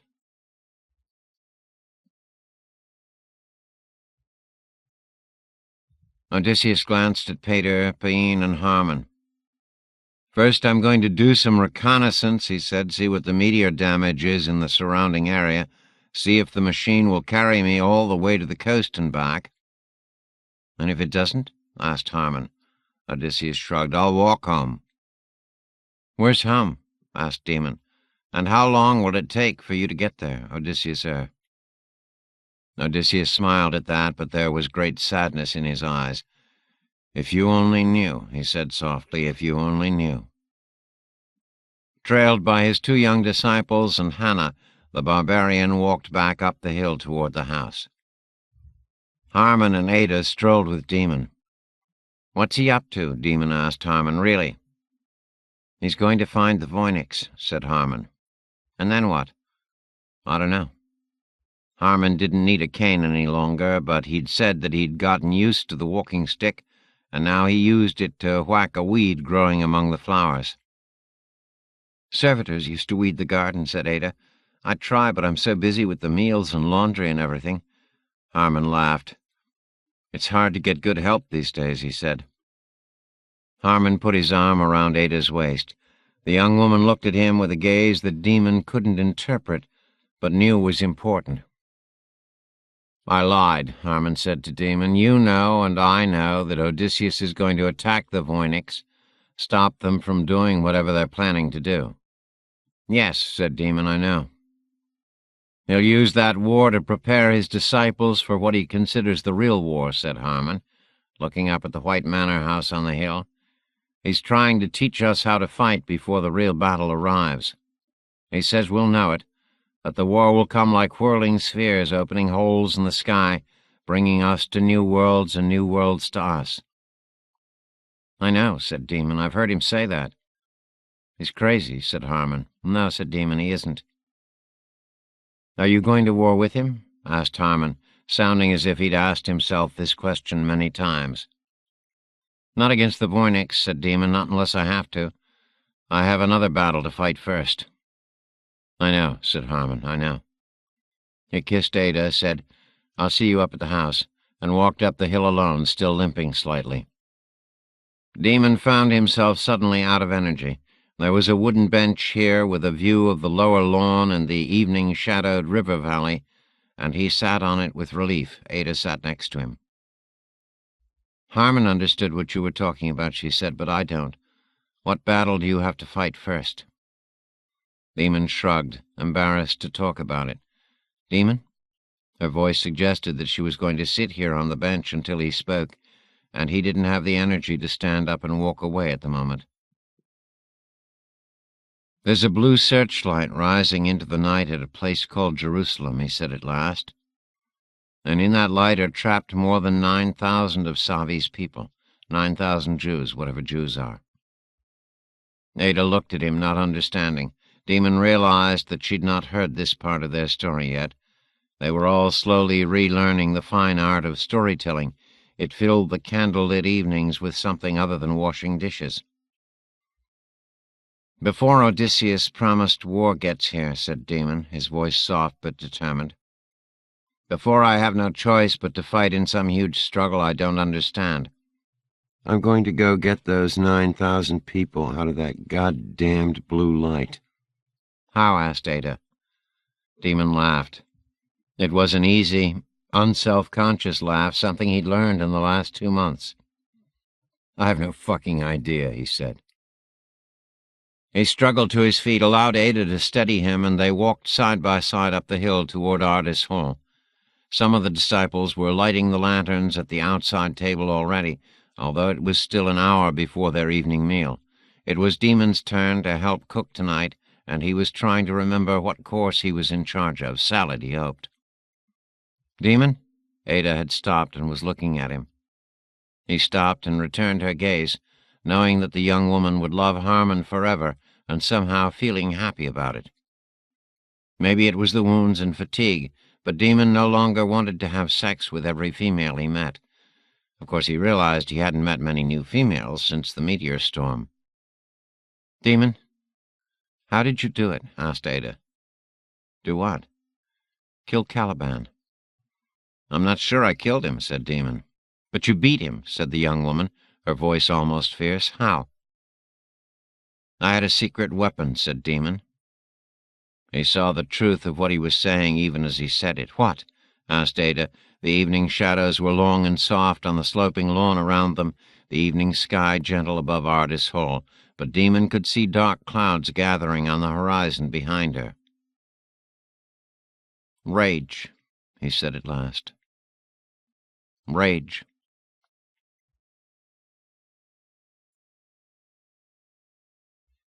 '65. Indiana, 1200 B.C. About 3 weeks after the start of the war to end all wars, no kidding, I used my gold medallion to QT to the opposite side of the world. I had promised Nightenhelser I'd come back for him, and I like to keep my promises when I can.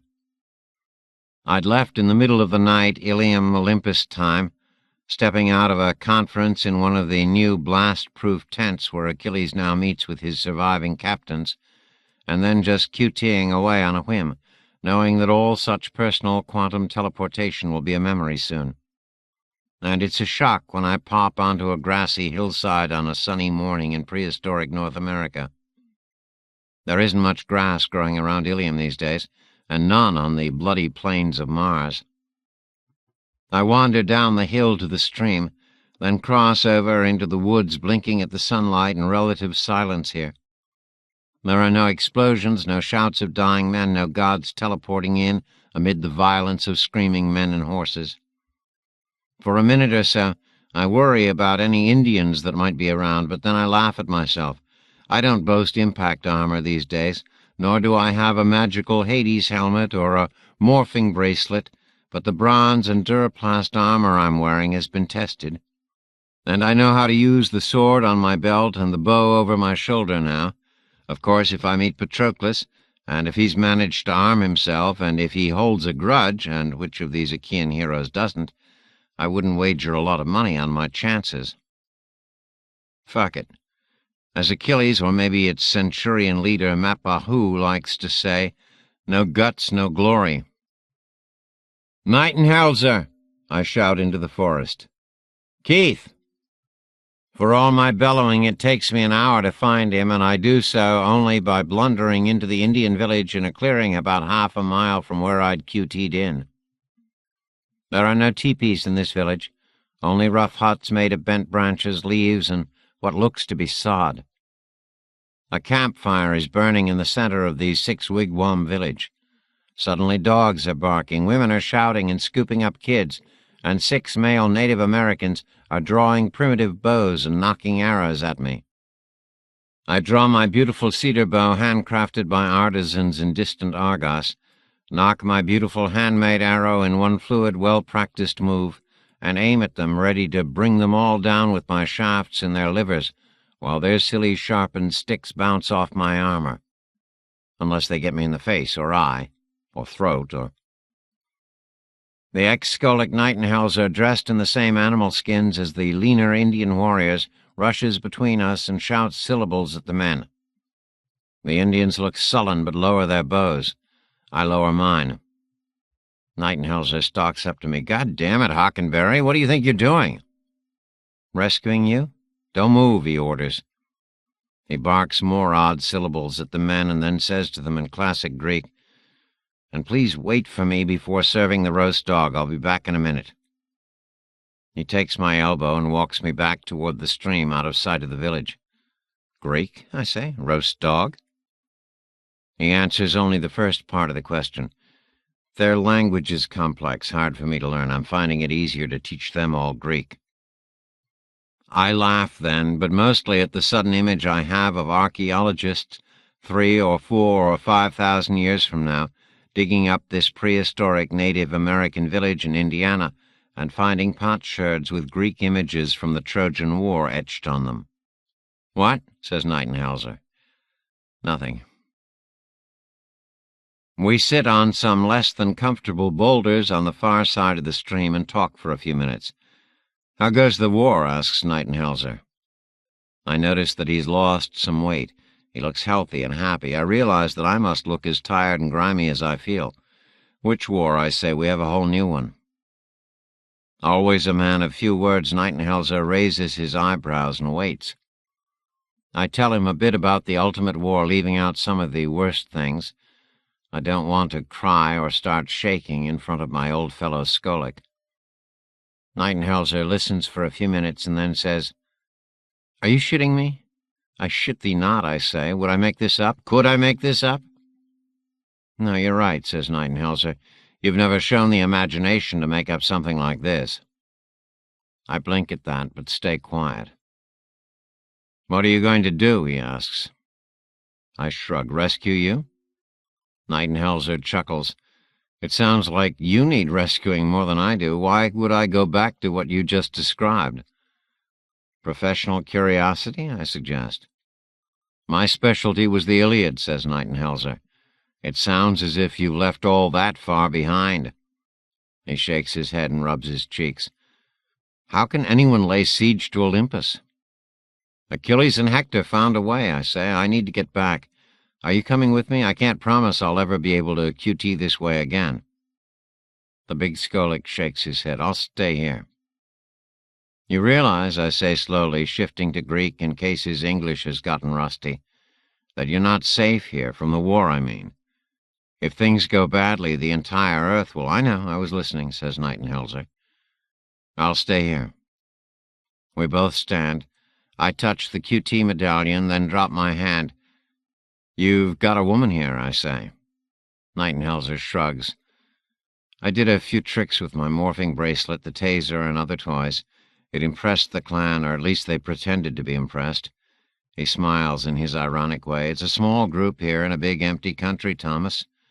No other bands for miles and miles. They need new DNA in their little gene pool here." "Well, go to it," I say, and clap him on the shoulder. I touch the medallion again, but think of something else. "Where is your morphing bracelet? The taser baton?" "Patroclus took all of that stuff," says Nightenhelser. I actually look over my shoulder and set my hand on the hilt of my sword. "Don't worry, he's long gone," says Nightenhelser. "Gone where?" "He said something about heading back to Ilium to join his friend Achilles," says Nightenhelser. "Then he asked me which direction Ilium was. I pointed east. He walked off in that direction and let me live." "Jesus," I whisper. "He's probably swimming the Atlantic as we speak." "I wouldn't put it past him." Nightenhelser holds out his hand, and I take it. It's strange to shake hands palm to palm with a man after these intense weeks of forearm grips. "Goodbye, Hockenberry. I don't expect we'll meet again." "Probably not," I say. "Goodbye, Nightenhelser." My hand is on the QT medallion, ready to turn its dial, when the other ex-Skolik, touches my shoulder. "Hockenberry," he says, pulling his hand away quickly so that he doesn't accidentally teleport with me if I QT away. "Does Ilium still stand?" "Oh, yes," I say. "Ilium still stands." "We always knew what was going to happen," says Nightenhelser. 9 years, and we always knew, within a small margin of error, what was going to happen next. Which man or god would do what, who was going to die and when, who was going to live. "I know." "It's one of the reasons I have to stay here with her," says Nightenhelser, looking me in the eye. "Every hour, every day, every morning, I don't know what's going to happen next. It's wonderful." "I understand," I say, and I do. "Do you know what's going to happen next there?" asks Hockenberry, "in your new world?" "Not a clue," I say. I realize that I'm grinning fiercely, joyously, and probably frighteningly, all signs of a civilized Skolik or scholar in me gone now. But it's going to be damned interesting to find out what happens next. I twist the QT medallion and disappear. Dramatis Personae for Ilium. Achaeans, Greeks. Achilles, son of Peleus, and the goddess Thetis, most ferocious of the Achaean heroes, fated at birth to die young by Hector's hand at Troy and receive glory forever, or to live a long life in obscurity. Odysseus, son of Laertes, lord of Ithaca, husband of Penelope, crafty strategist, a favorite of the goddess Athena. Agamemnon, son of Atreus, supreme commander of the Achaeans, husband of Clytemnestra. It is Agamemnon's insistence on seizing Achilles' slave girl Briseis that precipitates the central crisis of the Iliad. Menelaus, younger son of Atreus, brother of Agamemnon, husband to Helen. Diomedes, son of Tydeus, captain of the Achaeans, and such a ferocious warrior that he receives Aristeia, a tale within the tale showing individual valor in battle, in the Iliad, second only to Achilles' final wrath. Patroclus, son of Menoetus, best friend to Achilles, destined to die by Hector's hand in the Iliad. Nestor, son of Neleus, and the oldest of the Achaean captains. The clear speaker of Pylos, given to long-winded rants in council. Phoenix, son of Amintor, older tutor and longtime comrade of Achilles, who inexplicably has a central role in the important embassy to Achilles. Trojans, defenders of Ilium.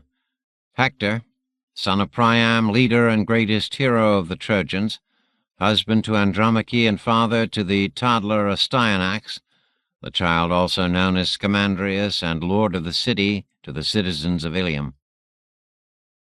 Andromache, wife of Hector, mother of Astyanax, Andromache's royal father and brothers were slain by Achilles.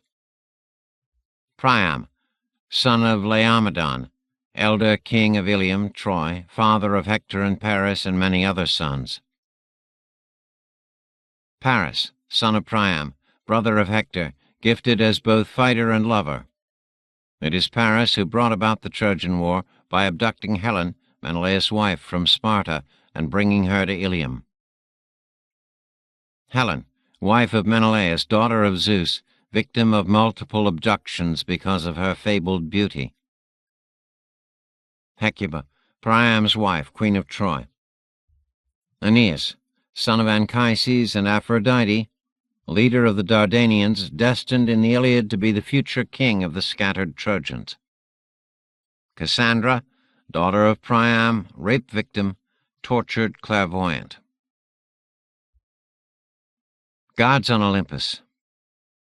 Zeus, king of the gods, husband and brother to Hera, father to countless Olympians and mortals, son of Cronos and Rhea, the Titans whom he overthrew and cast down into Tartarus, the lowest circles of the world of the dead. Hera, wife and sister of Zeus, champion of the Achaeans.